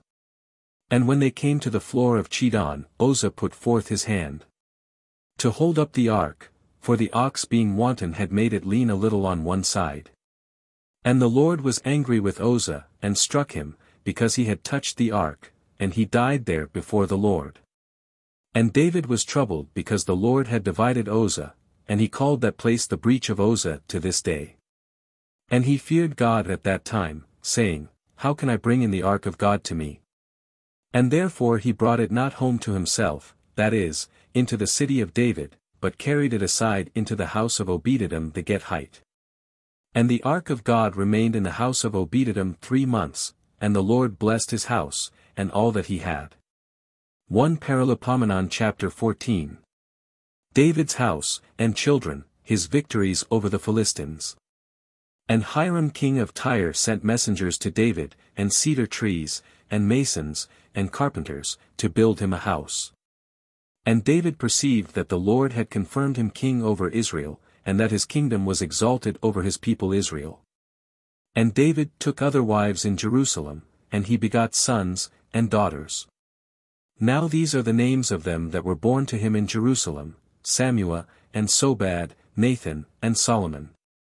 Jebahar, and Elishua, and Eliphalet. And Noga, and Nepheg, and Japhia. Elishama, and Baliada, and Eliphalet. And the Philistines hearing that David was anointed king over all Israel, went all up to seek him, and David heard of it, and went out against them. And the Philistines came and spread themselves in the vale of Rephaim. And David consulted the Lord, saying, Shall I go up against the Philistines, and wilt thou deliver them into my hand? And the Lord said to him, Go up, and I will deliver them into thy hand. And when they were come to Balphorasim, David defeated them there, and he said, God hath divided my enemies by my hand, as waters are divided, and therefore the name of that place was called Balphorasim. And they left there their gods, and David commanded that they should be burnt. Another time also the Philistines made an eruption, and spread themselves abroad in the valley. And David consulted God again, and God said to him, Go not up after them, turn away from them, and come upon them over against the pear trees. And when thou shalt hear the sound of one going in the tops of the pear trees, then shalt thou go out to battle. For God is gone out before thee to strike the army of the Philistines. And David did as God had commanded him, and defeated the army of the Philistines, slaying them from Gabaon to Gazra. And the name of David became famous in all countries, and the Lord made all nations fear Aim. 1 Paralipomenon chapter 15. The ark is brought into the city of David, with great solemnity. Michal derideth David's devotion. He made also houses for himself in the city of David, and built a place for the ark of God, and pitched a tabernacle for it. Then David said, No one ought to carry the ark of God, but the Levites, whom the Lord hath chosen to carry it, and to minister unto himself forever. And he gathered all Israel together into Jerusalem, that the ark of God might be brought into its place, which he had prepared for it. And the sons of Aaron also, and the Levites. Of the children of Kath, Uriel was the chief, and his brethren 120. Of the sons of Merari, Asaiah the chief, and his brethren 220. Of the sons of Jersam, Joel the chief, and his brethren 130. Of the sons of Elisaphan, Samias the chief, and his brethren 200. Of the sons of Hebron, Eliel the chief, and his brethren 80. Of the sons of Oziel, Amminadab the chief, and his brethren 112. And David called Sadok, and Abiathar the priests, and the Levites, Uriel, Asaiah, Joel, Samiah, Eliel, and Amminadab. And he said to them, You that are the heads of the Levitical families, be sanctified with your brethren. And bring the ark of the Lord the God of Israel to the place, which is prepared for it. Lest as the Lord at first struck us, because you were not present, the same should now also come to pass, by our doing something against the law. So the priests and the Levites were sanctified, to carry the ark of the Lord the God of Israel. And the sons of Levi took the ark of God as Moses had commanded, according to the word of the Lord, upon their shoulders, with the staves. And David spoke to the chiefs of the Levites, to appoint some of their brethren to be singers with musical instruments, to wit, on psalteries, and harps, and cymbals, that the joyful noise might resound on high. And they appointed Levites, Hemam the son of Joel, and of his brethren Asaph the son of Barachias, and of the sons of Merari, their brethren, Ethan the son of Cassiah. And with them their brethren, in the second rank, Zacharias, and Ben, and Jeziel, and Semiramoth, and Jehiel, and Ani, and Eliab, and Benaias, and Maasias, and Mathathias, and Eliphalu, and Messenias, and Obededom, and Jehiel, the porters. Now the singers, Heman, Asaph, and Ethan, sounded with cymbals of brass. And Zacharias, and Oziel, and Semiramoth, and Jehiel, and Ani, and Eliab, and Maasias, and Benaias, sung mysteries upon psalteries. And Mathathias, and Eliphalu, and Messenias and Obededom, and Jehiel and Ozaziu, sung a song of victory for the octave upon harps. And Conenius chief of the Levites, presided over the prophecy, to give out the tunes, for he was very skillful. The prophecy, to give out the tunes. Singing praises to God is here called prophecy, the more, because these singers were often inspired men. And Barachias, and Elkanah, were doorkeepers of the ark. And Sabinias, and Josaphat, and Nathaniel, and Amasai, and Zacharias, and Benaias, and Eleazar the priests, sounded with trumpets, before the ark of God, and Obededom and Jehias were porters of the ark. So David and all the ancients of Israel, and the captains over thousands, went to bring the ark of the covenant of the Lord out of the house of Obededom with joy. And when God had helped the Levites who carried the ark of the covenant of the Lord, they offered in sacrifice 7 oxen, and 7 rams. And David was clothed with a robe of fine linen, and all the Levites that carried the ark, and the singing men, and Conenius the ruler of the prophecy among the singers, and David also had on him an ephod of linen. And all Israel brought the ark of the covenant of the Lord with joyful shouting, and sounding with the sound of the cornet, and with trumpets, and cymbals, and psalteries, and harps. And when the ark of the covenant of the Lord was come to the city of David, Michal the daughter of Saul looking out at a window, saw King David dancing and playing, and she despised him in her heart. 1 Paralipomenon chapter 16. The ark is placed in the tabernacle. Sacrifice is offered. David blesseth the people, disposeth the offices of Levites, and mocketh a psalm of praise to God.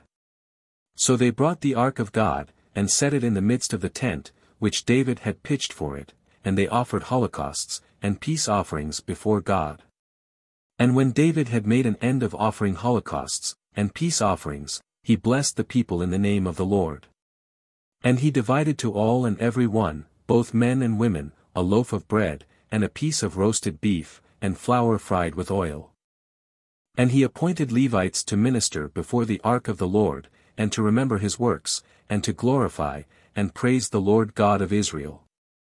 Asaph the chief, and next after him Zacharias, moreover Jehiel, and Semiramoth, and Jehiel, and Mathathias, and Eliab, and Benaias, and Obededom, and Jehiel over the instruments of psaltery, and harps, and Asaph sounded with cymbals.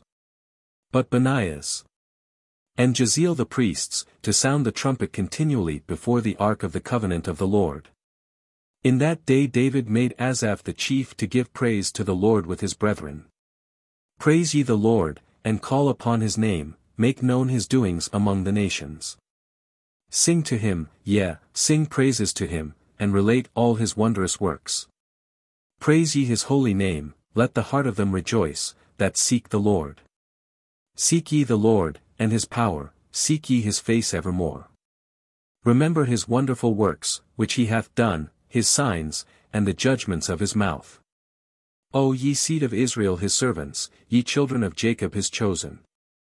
He is the Lord our God, his judgments are in all the earth. Remember for ever his covenant, the word, which he commanded to 1,000 generations. The covenant which he made with Abraham, and his oath to Isaac. And he appointed the same to Jacob for a precept, and to Israel for an everlasting covenant.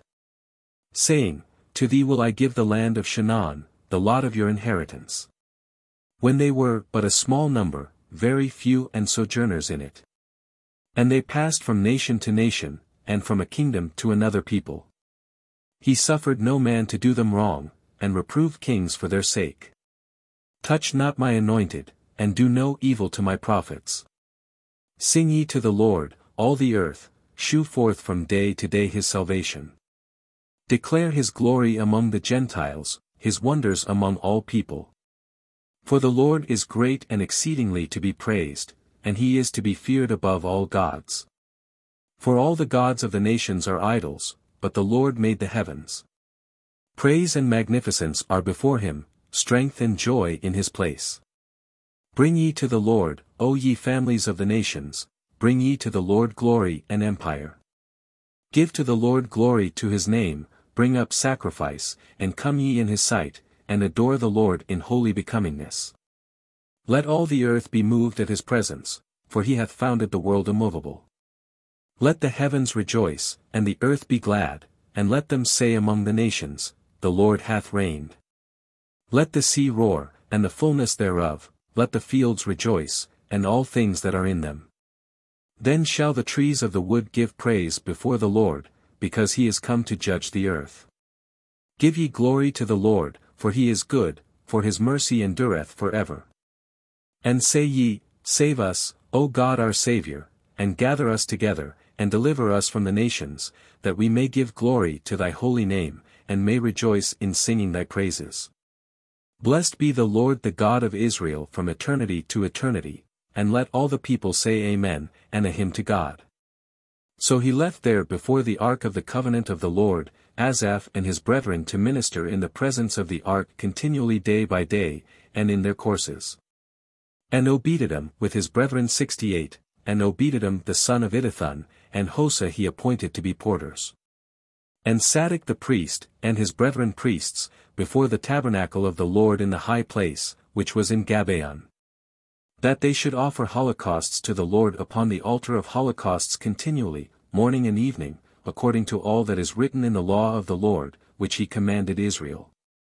And after him Heman, and Idithun, and the rest that were chosen, every one by his name to give praise to the Lord, because his mercy endureth for ever. And Heman and Idithun sounded the trumpet, and played on the cymbals, and all kinds of musical instruments to sing praises to God, and the sons of Idithun he made porters. And all the people returned to their houses, and David to bless also his own house. 1 Paralipomenon chapter 17. David's purpose to build a temple, is rewarded by most ample promises, David's thanksgiving. Now when David was dwelling in his house, he said to Nathan the prophet, Behold, I dwell in a house of cedar, and the ark of the covenant of the Lord is under skins. And Nathan said to David, Do all that is in thy heart, for God is with thee. Now that night the word of God came to Nathan, saying, Go, and speak to David my servant, thus saith the Lord, Thou shalt not build me a house to dwell in. For I have not remained in a house from the time that I brought up Israel, to this day, but I have been always changing places in a tabernacle, and in a tent, abiding with all Israel. Did I ever speak to any one, of all the judges of Israel whom I charged to feed my people, saying, Why have you not built me a house of cedar? Now therefore thus shalt thou say to my servant David, Thus saith the Lord of hosts, I took thee from the pastures, from following the flock, that thou shouldst be ruler of my people Israel. And I have been with thee whithersoever thou hast gone, and have slain all thy enemies before thee, and have made thee a name like that of one of the great ones that are renowned in the earth. And I have given a place my people Israel, they shall be planted, and shall dwell therein, and shall be moved no more, neither shall the children of iniquity waste them, as at the beginning. Since the days that I gave judges to my people Israel, and have humbled all thy enemies. And I declare to thee, that the Lord will build thee a house. And when thou shalt have ended thy days to go to thy fathers, I will raise up thy seed after thee, which shall be of thy sons, and I will establish his kingdom. He shall build me a house, and I will establish his throne forever. I will be to him a father, and he shall be to me a son, and I will not take my mercy away from him, as I took it from him that was before thee. But I will settle him in my house, and in my kingdom forever, and his throne shall be most firm forever. According to all these words, and according to all this vision, so did Nathan speak to David. And King David came and sat before the Lord, and said, Who am I, O Lord God, and what is my house, that thou shouldst give such things to me? But even this hath seemed little in thy sight, and therefore thou hast also spoken concerning the house of thy servant for the time to come, and hast made me remarkable above all men, O Lord God. What can David add more, seeing thou hast thus glorified thy servant, and known him? O Lord, for thy servant's sake, according to thy own heart, thou hast shown all this magnificence, and wouldst have all the great things to be known. O Lord, there is none like thee, and here is no other God beside thee, of all whom we have heard of with our ears. For what other nation is there upon earth like thy people Israel, whom God went to deliver, and make a people for himself, and by his greatness and terrors cast out nations before their face whom he had delivered out of Egypt? And thou hast made thy people Israel to be thy own people forever, and thou, O Lord, art become their God. Now therefore, O Lord, let the word which thou hast spoken to thy servant, and concerning his house, be established forever, and do as thou hast said. And let thy name remain and be magnified forever, and let it be said, The Lord of hosts is God of Israel, and the house of David his servant remaineth before him. For thou, O Lord my God, hast revealed to the ear of thy servant, that thou wilt build him a house, and therefore thy servant hath found confidence to pray before thee. And now, O Lord, thou art God, and thou hast promised to thy servant such great benefits. And thou hast begun to bless the house of thy servant, that it may be always before thee, for seeing thou blessest it, O Lord, it shall be blessed forever. 1 Paralipomenon chapter 18. David's victories. His chief officers. And it came to pass after this, that David defeated the Philistines, and humbled them, and took away Gath, and her daughters out of the hands of the Philistines. And he defeated Moab, and the Moabites were made David's servants, and brought him gifts.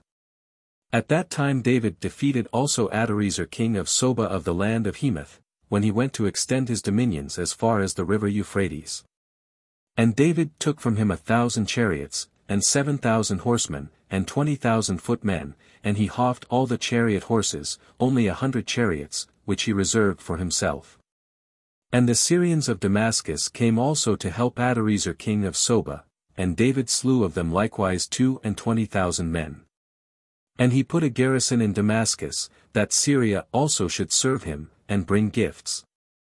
And the Lord assisted him in all things to which he went. And David took the golden quivers which the servants of Adherence had, and he brought them to Jerusalem. Likewise out of the Bath and Chun, cities of Adherence, he brought very much brass, of which Solomon made the brazen sea, and the pillars, and the vessels of brass. Now when thou king of Hemath heard that David had defeated all the army of Adrezer king of Soba, he sent Aduram his son to King David to desire peace of him, and to congratulate him that he had defeated and overthrown Adrezer, for thou was an enemy to Adrezer. And all the vessels of gold, and silver and brass King David consecrated to the Lord, with the silver and gold which he had taken from all the nations, as well from Edom, and from Moab, and from the sons of Ammon, as from the Philistines, and from Amalek. And Abishai the son of Sarvius slew of the Edomites in the vale of the salt pits, 18,000. And he put a garrison in Edom, that Edom should serve David, and the Lord preserved David in all things to which he went. So David reigned over all Israel, and executed judgment and justice among all his people. And Joab the son of Sarviah was over the army, and Joshaphat the son of Ahilud recorder. And Sadok the son of Achitub, and Achimelech the son of Abiathar, were the priests, and Susa, scribe. And Benaias the son of Joiada was over the bands of the Cerethi, and the Phelethi, and the sons of David were chief about the king. 1 Paralipomenon chapter 19. The Ammonites abuse David's ambassadors, both they and their confederates are overthrown. Now it came to pass that Nos the king of the children of Ammon died, and his son reigned in his stead. And David said, I will shew kindness to Hanan the son of Nos, for his father did a favor to me. And David sent messengers to comfort him upon the death of his father. But when they were come into the land of the children of Ammon, to comfort Hanan, the princes of the children of Ammon said to Hanan, Thou thinkest perhaps that David to do honor to thy father hath sent comforters to thee, and thou dost not take notice, that his servants are come to thee to consider, and search, and spy out thy land. Wherefore Hanan shaved the heads and beards of the servants of David, and cut away their garments from the buttocks to the feet, and sent them away. And when they were gone, they sent word to David, who sent to meet them, for they had suffered a great affront, and ordered them to stay at Jericho till their beards grew and then to return. And when the children of Ammon saw that they had done an injury to David, Hanan and the rest of the people sent 1,000 talents of silver, to hire them chariots and horsemen out of Mesopotamia and out of Syria Macha, and out of Soba. And they hired 32,000 chariots, and the king of Macha, with his people. And they came and camped over against Medaba. And the children of Ammon gathered themselves together out of their cities, and came to battle. And when David heard of it, he sent Joab, and all the army of valiant men. And the children of Ammon came out and put their army in array before the gate of the city, and the kings, that were come to their aid, stood apart in the field. Wherefore Joab, understanding that the battle was set against him before and behind, chose out the bravest men of all Israel, and marched against the Syrians. And the rest of the people he delivered into the hand of Abishai his brother. And they went against the children of Ammon.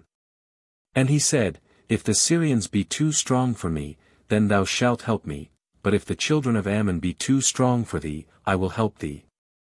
Be of good courage and let us behave ourselves manfully for our people, and for the cities of our God, and the Lord will do that which is good in his sight. So Joab and the people that were with him, went against the Syrians to the battle, and he put them to flight. And the children of Ammon seeing that the Syrians were fled, they likewise fled from Abishai his brother, and went into the city, and Joab also returned to Jerusalem. But the Syrians seeing that they had fallen before Israel, sent messengers, and brought to them the Syrians that were beyond the river, and Sophach, general of the army of Adrezer, was their leader. And it was told David, and he gathered together all Israel, and passed the Jordan, and came upon them, and put his army in array against them, and they fought with him. But the Syrian fled before Israel, and David slew of the Syrians 7,000 chariots, and 40,000 footmen, and Sophach the general of the army. 7,000 chariots. That is, of men who fought in chariots. And when the servants of Adrezer saw themselves overcome by Israel, they went over to David, and served him, and Syria would not help the children of Ammon any more. 1 Paralipomenon chapter 20. Rabbah is taken. Other victories over the Philistines. And it came to pass after the course of a year, at the time that kings go out to battle, Joab gathered together an army and the strength of the troops, and wasted the land of the children of Ammon, and went and besieged Rabbah. But David stayed at Jerusalem, when Joab smote Rabbah, and destroyed it. And David took the crown of Melcham from his head, and found in it a talent weight of gold, and most precious stones, and he made himself a diadem of it. He took also the spoils of the city which were very great. And the people that were therein he brought out, and made harrows, and sleds, and chariots of iron to go over them. So that they were cut and bruised to pieces. In this manner David dealt with all the cities of the children of Ammon, and he returned with all his people to Jerusalem. After this there arose a war at Gezer against the Philistines, in which Sabachai the Huzathite slew Sapphai of the race of Raphaim, and humbled them. Another battle also was fought against the Philistines, in which Adiodatus the son of Saltus a Bethlehemite slew the brother of Goliath the Gethite, the staff of whose spear was like a weaver's beam. There was another battle also in Geth, in which there was a man of great stature, whose fingers and toes were 24, 6 on each hand and foot, who also was born of the stock of Rapha. He reviled Israel, but Jonathan the son of Sama the brother of David slew him. These were the sons of Rapha in Geth, who fell by the hand of David and his servants. 1 Paralipomenon chapter 21. David's sin in numbering the people is punished by a pestilence, which saith upon his offering sacrifice in the thrashing floor of Ornan. And Satan rose up against Israel, and moved David to number Israel. And David said to Joab, and to the rulers of the people, Go, and number Israel from Bersabee even to Dan, and bring me the number of them that I may know it.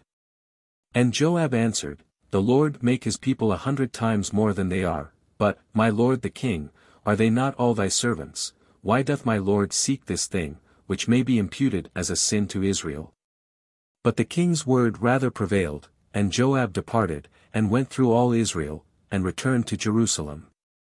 And he gave David the number of them, whom he had surveyed, and all the number of Israel was found to be 1,100,000 men that drew the sword, and of Judah 470,000 fighting men. The number, etc. The difference of the numbers here in 2 Kings 24 is to be accounted for, by supposing the greater number to be that which was really found, and the lesser to be that which Joab gave in. But Levi and Benjamin he did not number, for Joab unwillingly executed the king's orders. And God was displeased with this thing that was commanded, and he struck Israel. And David said to God, I have sinned exceedingly in doing this, I beseech thee take away the iniquity of thy servant, for I have done foolishly.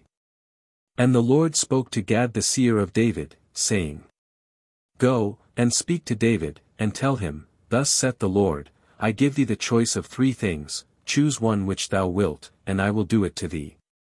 And when Gad was come to David, he said to him, Thus saith the Lord, choose which thou wilt. Either 3 years' famine, or 3 months to flee from thy enemies, and not to be able to escape their sword, or 3 days to have the sword of the Lord. And pestilence in the land, and the angel of the Lord destroying in all the coasts of Israel, now therefore see what I shall answer him who sent me. 3 years' famine. Which joined with the 3 foregoing years of famine mentioned, 2 Kings 21. And the 7th year of the land's resting, would make up the 7 years proposed by the prophet, 2 Kings 24.13. And David said to Gad, I am on every side in a great strait, but it is better for me to fall into the hands of the Lord, for his mercies are many, than into the hands of men. So the Lord sent a pestilence upon Israel. And there fell of Israel 70,000 men. And he sent an angel to Jerusalem, to strike it, and as he was striking it, the Lord beheld, and took pity for the greatness of the evil, and said to the angel that destroyed, It is enough, now stop thy hand. And the angel of the Lord stood by the thrashing floor of Ornan the Jebusite. Ornan. Otherwise Araunah. And David lifting up his eyes, saw the angel of the Lord standing between heaven and earth, with a drawn sword in his hand, turned against Jerusalem, and both he and the ancients clothed in haircloth, fell down flat on the ground. And David said to God, Am not I he that commanded the people to be numbered? It is I that have sinned, It is I that have done the evil, but as for this flock, what hath it deserved? O Lord my God, let thy hand be turned, I beseech thee, upon me, and upon my father's house, and let not thy people be destroyed. And the angel of the Lord commanded Gad to tell David, to go up, and build an altar to the Lord God in the thrashing floor of Ornan the Jebusite. And David went up, according to the word of Gad, which he spoke to him in the name of the Lord. Now when Ornan looked up, and saw the angel, he and his 4 sons hid themselves, for at that time he was thrashing wheat in the floor. And as David was coming to Ornan, Ornan saw him, and went out of the thrashing floor to meet him, and bowed down to him with his face to the ground. And David said to him, Give me this place of thy thrashing floor, that I may build therein an altar to the Lord, but thou shalt take of me as much money as it is worth, that the plague may cease from the people. And Ornan said to David, Take it, and let my lord the king do all that pleaseth him, and moreover the oxen also I give for a holocaust, and the drays for wood, and the wheat for the sacrifice, I will give it all willingly. And King David said to him, It shall not be so, but I will give thee money as much as it is worth, for I must not take it from thee, and so offer to the Lord holocausts free cost. So David gave to Ornan for the place, 600 sickles of gold of just weight. 600 sickles, etc. This was the price of the whole place, on which the temple was afterwards built, but the price of the oxen was 50 sickles of silver. 2 Kings 24.24. And he built there an altar to the Lord, and he offered holocausts, and peace offerings, and he called upon the Lord, and he heard him by sending fire from heaven upon the altar of the holocaust. And the Lord commanded the angel, and he put up his sword again into the sheath. And David seeing that the Lord had heard him in the thrashing floor of Ornan the Jebusite, forthwith offered victims there.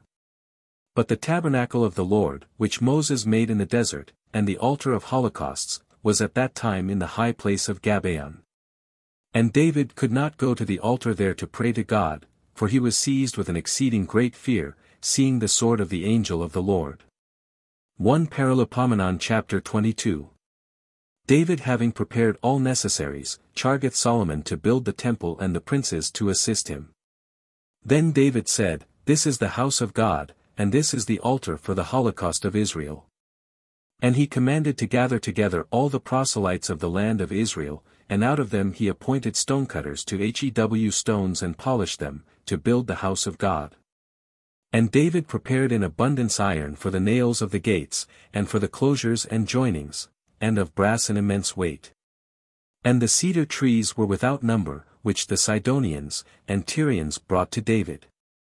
And David said, Solomon my son is very young and tender, and the house which I would have to be built to the Lord, must be such as to be renowned in all countries, therefore I will prepare him necessaries. And therefore before his death he prepared all the charges. And he called for Solomon his son, and commanded him to build a house to the Lord the God of Israel. And David said to Solomon, My son, it was my desire to have built a house to the name of the Lord my God. But the word of the Lord came to me, saying, Thou hast shed much blood, and fought many battles, so thou canst not build house to my name, after shedding so much blood before me. The son, that shall be born to thee, shall be a most quiet man, for I will make him rest from all his enemies round about, and therefore he shall be called peaceable, and I will give peace and quietness to Israel all his days. He shall build a house to my name, and he shall be a son to me, and I will be a father to him, and I will establish the throne of his kingdom over Israel forever. Now then, my son, the Lord be with thee, and do thou prosper, and build the house to the Lord thy God, as he hath spoken of thee. The Lord also give thee wisdom and understanding, that thou mayest be able to rule Israel, and to keep the law of the Lord thy God. For then thou shalt be able to prosper, if thou keep the commandments and judgments, which the Lord commanded Moses to teach Israel. Take courage and act manfully, fear not, nor be dismayed. Behold, I in my poverty have prepared the charges of the house of the Lord, of gold 100,000 talents, and of silver 1,000,000 of talents, but of brass, and of iron there is no weight. For the abundance surpasseth all account, timber also and stones I have prepared for all the charges. Thou hast also workmen in abundance, hewers of stones, and masons, and carpenters, and of all trades the most skillful in their work. In gold, and in silver, and in brass, and in iron, whereof there is no number. Arise then, and be doing, and the Lord will be with thee. David also charged all the princes of Israel, to help Solomon his son, saying, You see, that the Lord your God is with you, and hath given you rest round about, and hath delivered all your enemies into your hands. And the land is subdued before the Lord, and before his people. Give therefore your hearts and your souls, to seek the Lord your God, and arise, and build a sanctuary to the Lord God, that the ark of the covenant of the Lord, and the vessels consecrated to the Lord, may be brought into the house, which is built to the name of the Lord. 1 Paralipomenon chapter 23. David appointeth Solomon king. The distribution of the Levites and their offices. David being old and full of days, made Solomon his son king over Israel. And he gathered together all the princes of Israel, and the priests and Levites. And the Levites were numbered from the age of 30 years, and upwards, and there were found of them 38,000 men. Of these 24,000 were chosen, and distributed unto the ministry of the house of the Lord, and 6,000 were the overseers and judges.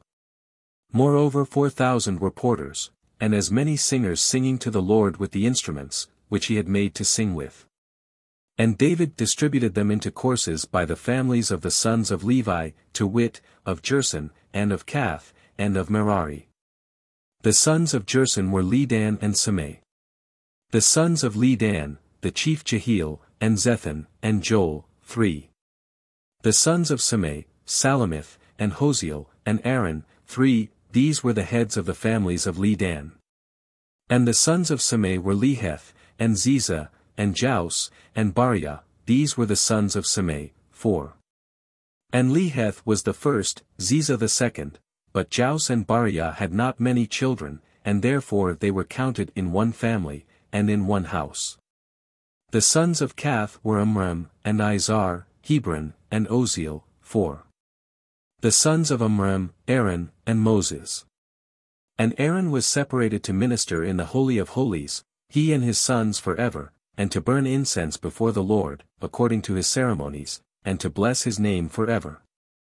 The sons also of Moses, the man of God, were numbered in the tribe of Levi. The sons of Moses were Gershom and Eleazar. The sons of Gershom, Sabuel the first.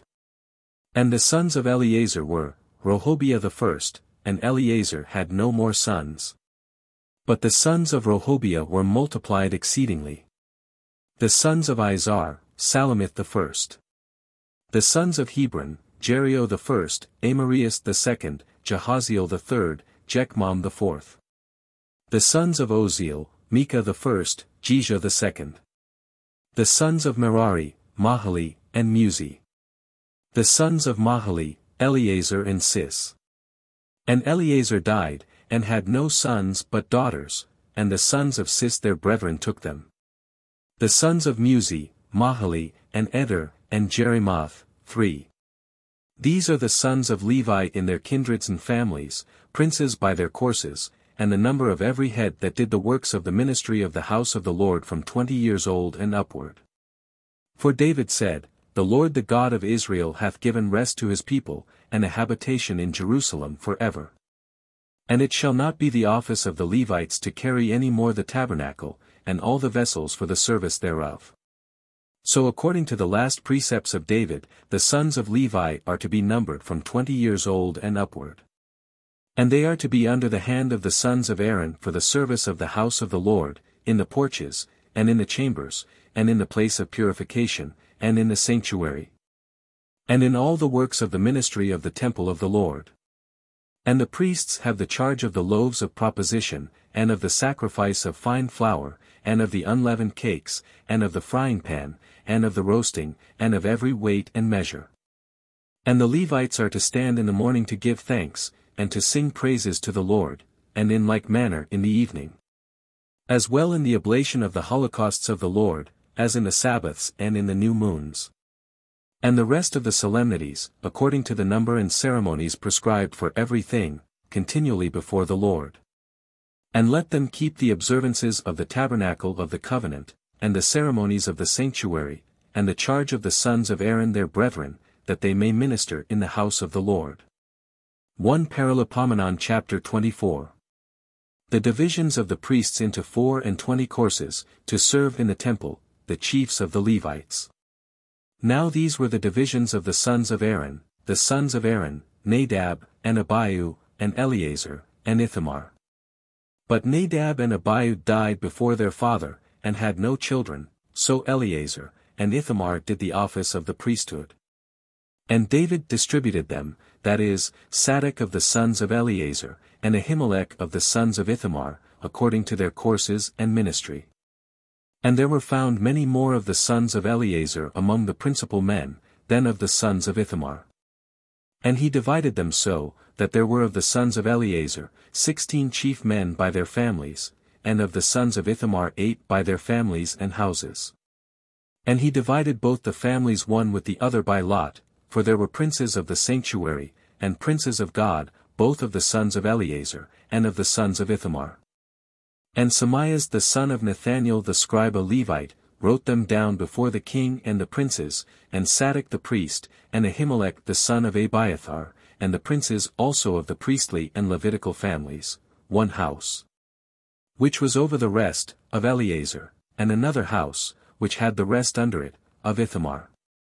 Now the first lot came forth to Joiarib, the second to Jedai, the third to Haram, the fourth to Seorim, the fifth to Melchiah, the sixth to Mammon, the seventh to Achos, the eighth to Abia, the ninth to Jeshua, the 10th to Sekiniah, the 11th to Eliasib, the 12th to Jasim, the 13th to Hoppa, the 14th to Isbab, the 15th to Belga, the 16th to Emer, the 17th to Hezer, the 18th to Apsis, the 19th to Phatiah, the 20th to Hezekiel, the 21st to Jachin, the 22nd to Gamul, the 23rd to Delio, the 24th to Mazo.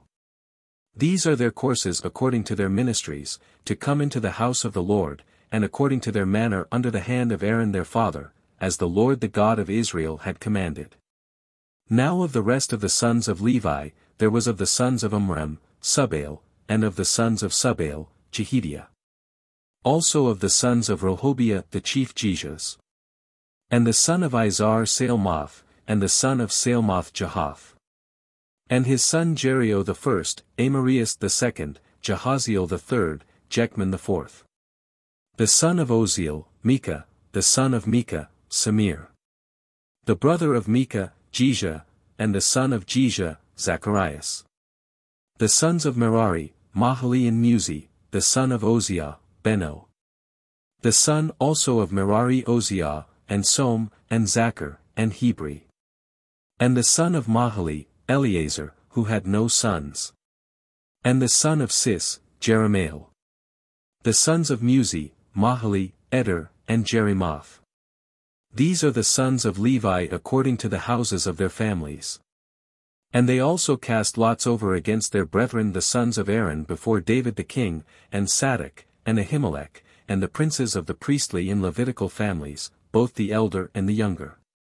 The lot divided all equally. 1 Paralipomenon chapter 25. The number and divisions of the musicians. Moreover David and the chief officers of the army separated for the ministry the sons of Asaph, and of Heman, and of Idithun, to prophesy with harps, and with psalteries, and with cymbals according to their number serving in their appointed office. Of the sons of Asaph, Zachar, and Joseph, and Nethaniah, and Asarela, sons of Asaph, under the hand of Asaph prophesying near the king.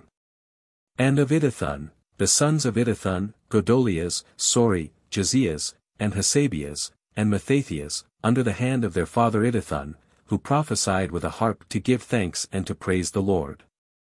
Of Heman also, the sons of Heman, Bacho, Mathanio, Oziel, Subuel, and Jerimoth, Hananias, Hanani, Eliatha, Gedelthi, and Romemthezer, and Jespacasa, Meloti, other. Mahaziath. All these were the sons of Heman the seer of the king in the words of God, to lift up the horn, and God gave to Heman 14 sons and 3 daughters. All these under their father's hand were distributed to sing in the temple of the Lord, with cymbals, and psalteries and harps, for the service of the house of the Lord near the king, to wit, Asaph, and Idithun, and Heman. And the number of them with their brethren, that taught the song of the Lord, all the teachers, were 288. And they cast lots by their courses, the elder equally with the younger, the learned and the unlearned together. And the first lot came forth to Joseph, who was of Asaph. The second to Godolias, to him and his sons, and his brethren 12. The third to Zachar, to his sons and his brethren 12. The fourth to Isari, to his sons and his brethren 12. The fifth to Nathaniah, to his sons and his brethren 12. The sixth to Bacho, to his sons and his brethren 12. The seventh to Israela, to his sons and his brethren 12. The eighth to Josiah, to his sons and his brethren 12. The ninth to Mattanias, to his sons and his brethren 12. The 10th to Samias, to his sons and his brethren 12. The 11th to Azareel, to his sons and his brethren 12. The 12th to Hasabiah, to his sons and his brethren 12. The 13th to Subael, to his sons and his brethren 12. The 14th to Mathathias, to his sons and his brethren 12. The 15th to Jerimoth, to his sons and his brethren 12. The 16th to Hananias, to his sons and his brethren 12.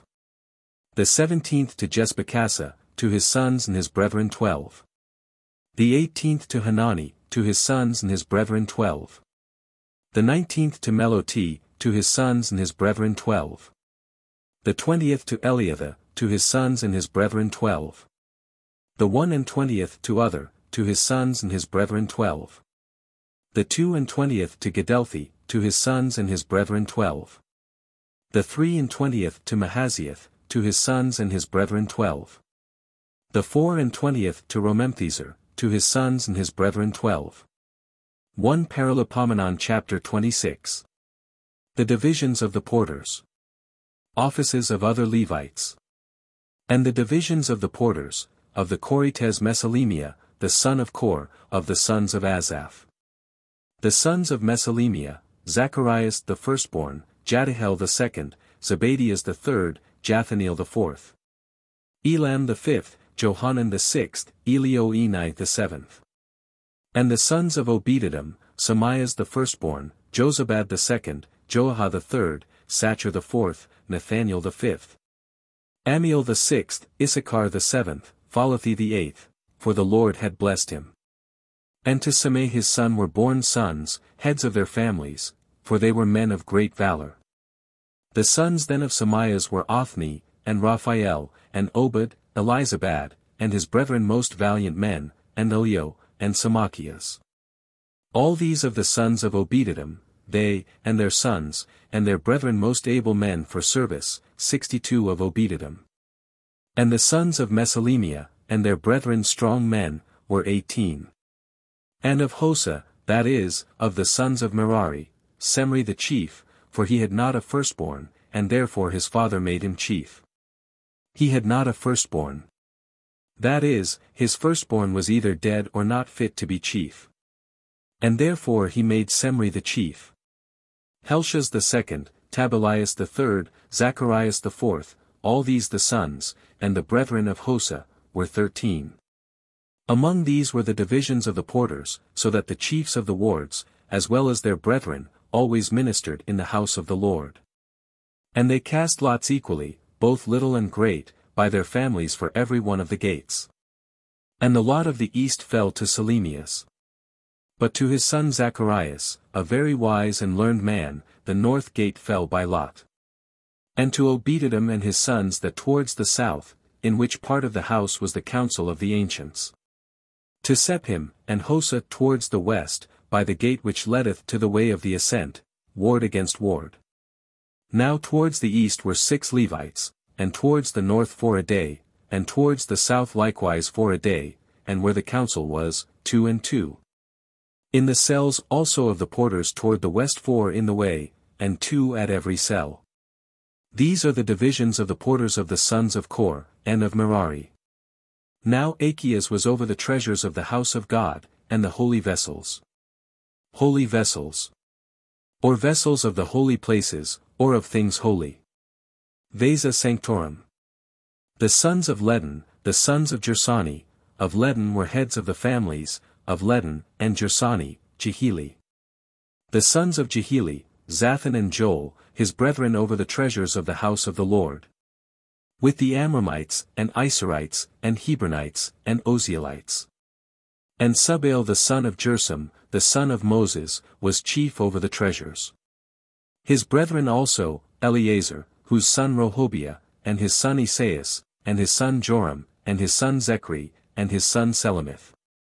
Which Selomith and his brethren were over the treasures of the holy things, which King David, and the heads of families, and the captains over thousands and over hundreds, and the captains of the host had dedicated. Out of the wars. And the spoils won in battles, which they had consecrated to the building and furniture of the temple of the Lord.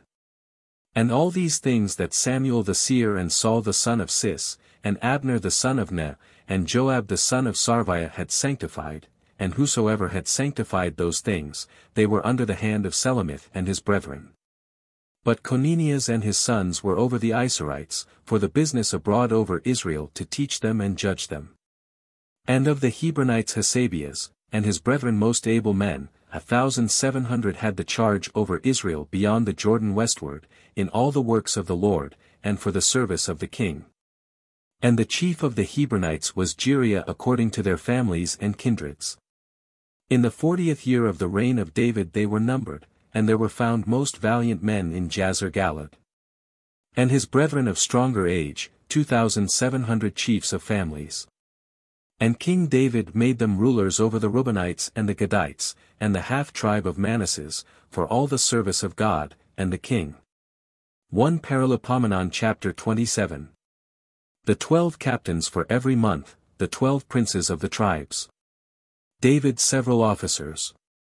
Now the children of Israel according to their number, the heads of families, captains of thousands and of hundreds, and officers, that served the king according to their companies, who came in and went out every month in the year. Under every chief were 24,000. Over the first company the first month Jesboam, the son of Zabdiel was chief, and under him were 24,000. Of the sons of Phares, the chief of all the captains in the host in the first month. The company of the second month was under Dudiah, an Ahohite, and after him was another named Masaloth, who commanded a part of the army of 24,000. And the captain of the third company for the third month, was Benaias the son of Joiada the priest, and in his division were 24,000. This is that Benaias the most valiant among the 30, and above the 30. And Ammizabad his son commanded his company. The fourth, for the fourth month, was Asahel the brother of Joab, and Zebadias his son after him, and in his company were 24,000. The fifth captain for the fifth month, was Samod a Jezerite, and his company were 24,000. The sixth, for the sixth month, was Hira the son of Achaz a Thicuite, and in his company were 24,000. The seventh, for the seventh month, was Helis a Phalonite of the sons of Ephraim, and in his company were 24,000. The eighth, for the eighth month, was Sobachai a Huzathite of the race of Zerahi, and in his company were 24,000. The ninth, for the ninth month, was Abizer an Anathothite of the sons of Gemini, and in his company were 24,000. The tenth, for the 10th month, was Marai, who was a Netophathite of the race of Zerai, and in his company were 24,000. The 11th, for the 11th month, was Benaias, a Pharathonite of the sons of Ephraim, and in his company were 24,000. The 12th, for the 12th month, was Holdai a Netophathite, of the race of Gothaniel, and in his company were 24,000. Now the chiefs over the tribes of Israel were these: over the Reubenites, Eleazar the son of Zechri was ruler; over the Simonites, Saphatias the son of Macha. Over the Levites, Hasabias the son of Camuel; over the Aaronites, Sadok. Over Judah, Elio the brother of David; over Issachar, Omri the son of Michael. Over the Zabulonites, Jesmaeas the son of Adias, over the Naphtalites, Jerimoth the son of Osriel. Over the sons of Ephraim, Ozi the son of Ozaziel, over the half-tribe of Manasses, Joel the son of Phadiah. And over the half-tribe of Manasses in Galaad, Jaddo the son of Zacharias, and over Benjamin, Jazel the son of Abner. And over Dan, Ezrahel the son of Jeroham, these were the princes of the children of Israel. But David would not number them from 20 years old and under, because the Lord had said that he would multiply Israel like the stars of heaven.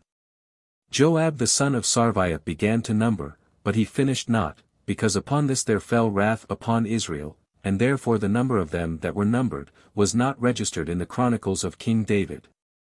And over the king's treasures was Asmoth the son of Adiel, and over those stores which were in the cities, and in the villages, and, in the castles, was Jonathan the son of Ozias. And over the tillage, and the husbandman, who tilled the ground, was Ezri the son of Caleb. And over the dressers of the vineyards, was Samias a Romathite, and over the wine cellars, Zabdias an Aphonite. And over the olive yards and the fig groves, which were in the plains, was Balaam a Gederite, and over the oil cellars, Jos. And over the herds that fed in Saron, was Setrai a Saronite, and over the oxen in the valleys, Saphat the son of Adli. And over the camels, Yubal an Ishmaelite, and over the asses, Jadias a Meronothite. And over the sheep Jazais and Agarane. All these were the rulers of the substance of King David. And Jonathan David's uncle, a counselor, a wise and learned man, he and Jehiel the son of Hachmoni were with the king's sons. And Achitophel was the king's counselor, and Chusai the Arakite, the king's friend. And after Achitophel was Joiada the son of Benaias, and Abiathar. And the general of the king's army was Joab. 1 Paralipomenon chapter 28. David's speech, in a solemn assembly, his exhortation to Solomon. He giveth him a pattern of the temple. And David assembled all the chief men of Israel, the princes of the tribes, and the captains of the companies, who waited on the king, and the captains over thousands, and over hundreds. And them who had the charge over the substance and possessions of the king, and his sons with the officers of the court, and the men of power, and all the bravest of the army at Jerusalem. And the king rising up and standing said, Hear me, my brethren and my people, I had a thought to have built a house, in which the ark of the Lord, and the footstool of our God might rest, and prepared all things for the building. And God said to me, Thou shalt not build a house to my name, because thou art a man of war, and hast shed blood. But the Lord God of Israel chose me of all the house of my father, to be king over Israel forever, for of Judah he chose the princes, and of the house of Judah, my father's house, and among the sons of my father. It pleased him to choose me king over all Israel. And among my sons, for the Lord hath given me many sons, he hath chosen Solomon my son, to sit upon the throne of the kingdom of the Lord over Israel. And he said to me, Solomon thy son shall build my house, and my courts, for I have chosen him to be my son, and I will be a father to him. And I will establish his kingdom forever, if he continue to keep my commandments, and my judgments, as at this day. Now then before all the assembly of Israel, in the hearing of our God, keep ye, and seek all the commandments of the Lord our God, that you may possess the good land, and may leave it to your children after you forever. And thou my son Solomon, know the God of thy father, and serve him with a perfect heart, and a willing mind, for the Lord searcheth all hearts, and understandeth all the thoughts of minds. If thou seek him, thou shalt find him, but if thou forsake him, he will cast thee off forever. Now therefore seeing the Lord hath chosen thee to build the house of the sanctuary, take courage, and do it. And David gave to Solomon his son a description of the porch, and of the temple, and of the treasures, and of the upper floor, and of the inner chambers, and of the house for the mercy seat. As also of all the courts, which he had in his thought. And of the chambers round about, for the treasures of the house of the Lord, and for the treasures of the consecrated things. And of the divisions of the priests and of the Levites, for all the works of the house of the Lord. And for all the vessels of the service of the temple of the Lord. Gold by weight for every vessel for the ministry. And silver by weight according to the diversity of the vessels and uses. He gave also gold for the golden candlesticks, and their lamps, according to the dimensions of every candlestick, and the lamps thereof. In like manner also he gave silver by weight for the silver candlesticks, and for their lamps according to the diversity of the dimensions of them. He gave also gold for the tables of proposition, according to the diversity of the tables, in like manner also silver for other tables of silver. For flesh hooks also, and bowls, and censers of fine gold, and for little lions of gold, according to the measure he gave by weight, for every lion. In like manner also for lions of silver he set aside a different weight of silver. And for the altar of incense, he gave the purest gold, and to make the likeness of the chariot of the cherubim spreading their wings, and covering the ark of the covenant of the Lord. All these things, said he, came to me written by the hand of the Lord that I might understand all the works of the pattern. And David said to Solomon his son, Act like a man, and take courage, and fear not, and be not dismayed, for the Lord my God will be with thee, and will not leave thee, nor forsake thee, till thou hast finished all the work for the service of the house of the Lord. Behold, the courses of the priests and the Levites, for every ministry of the house of the Lord, stand by thee, and are ready, and both the princes, and the people know how to execute all thy commandments. 1 Paralipomenon chapter 29.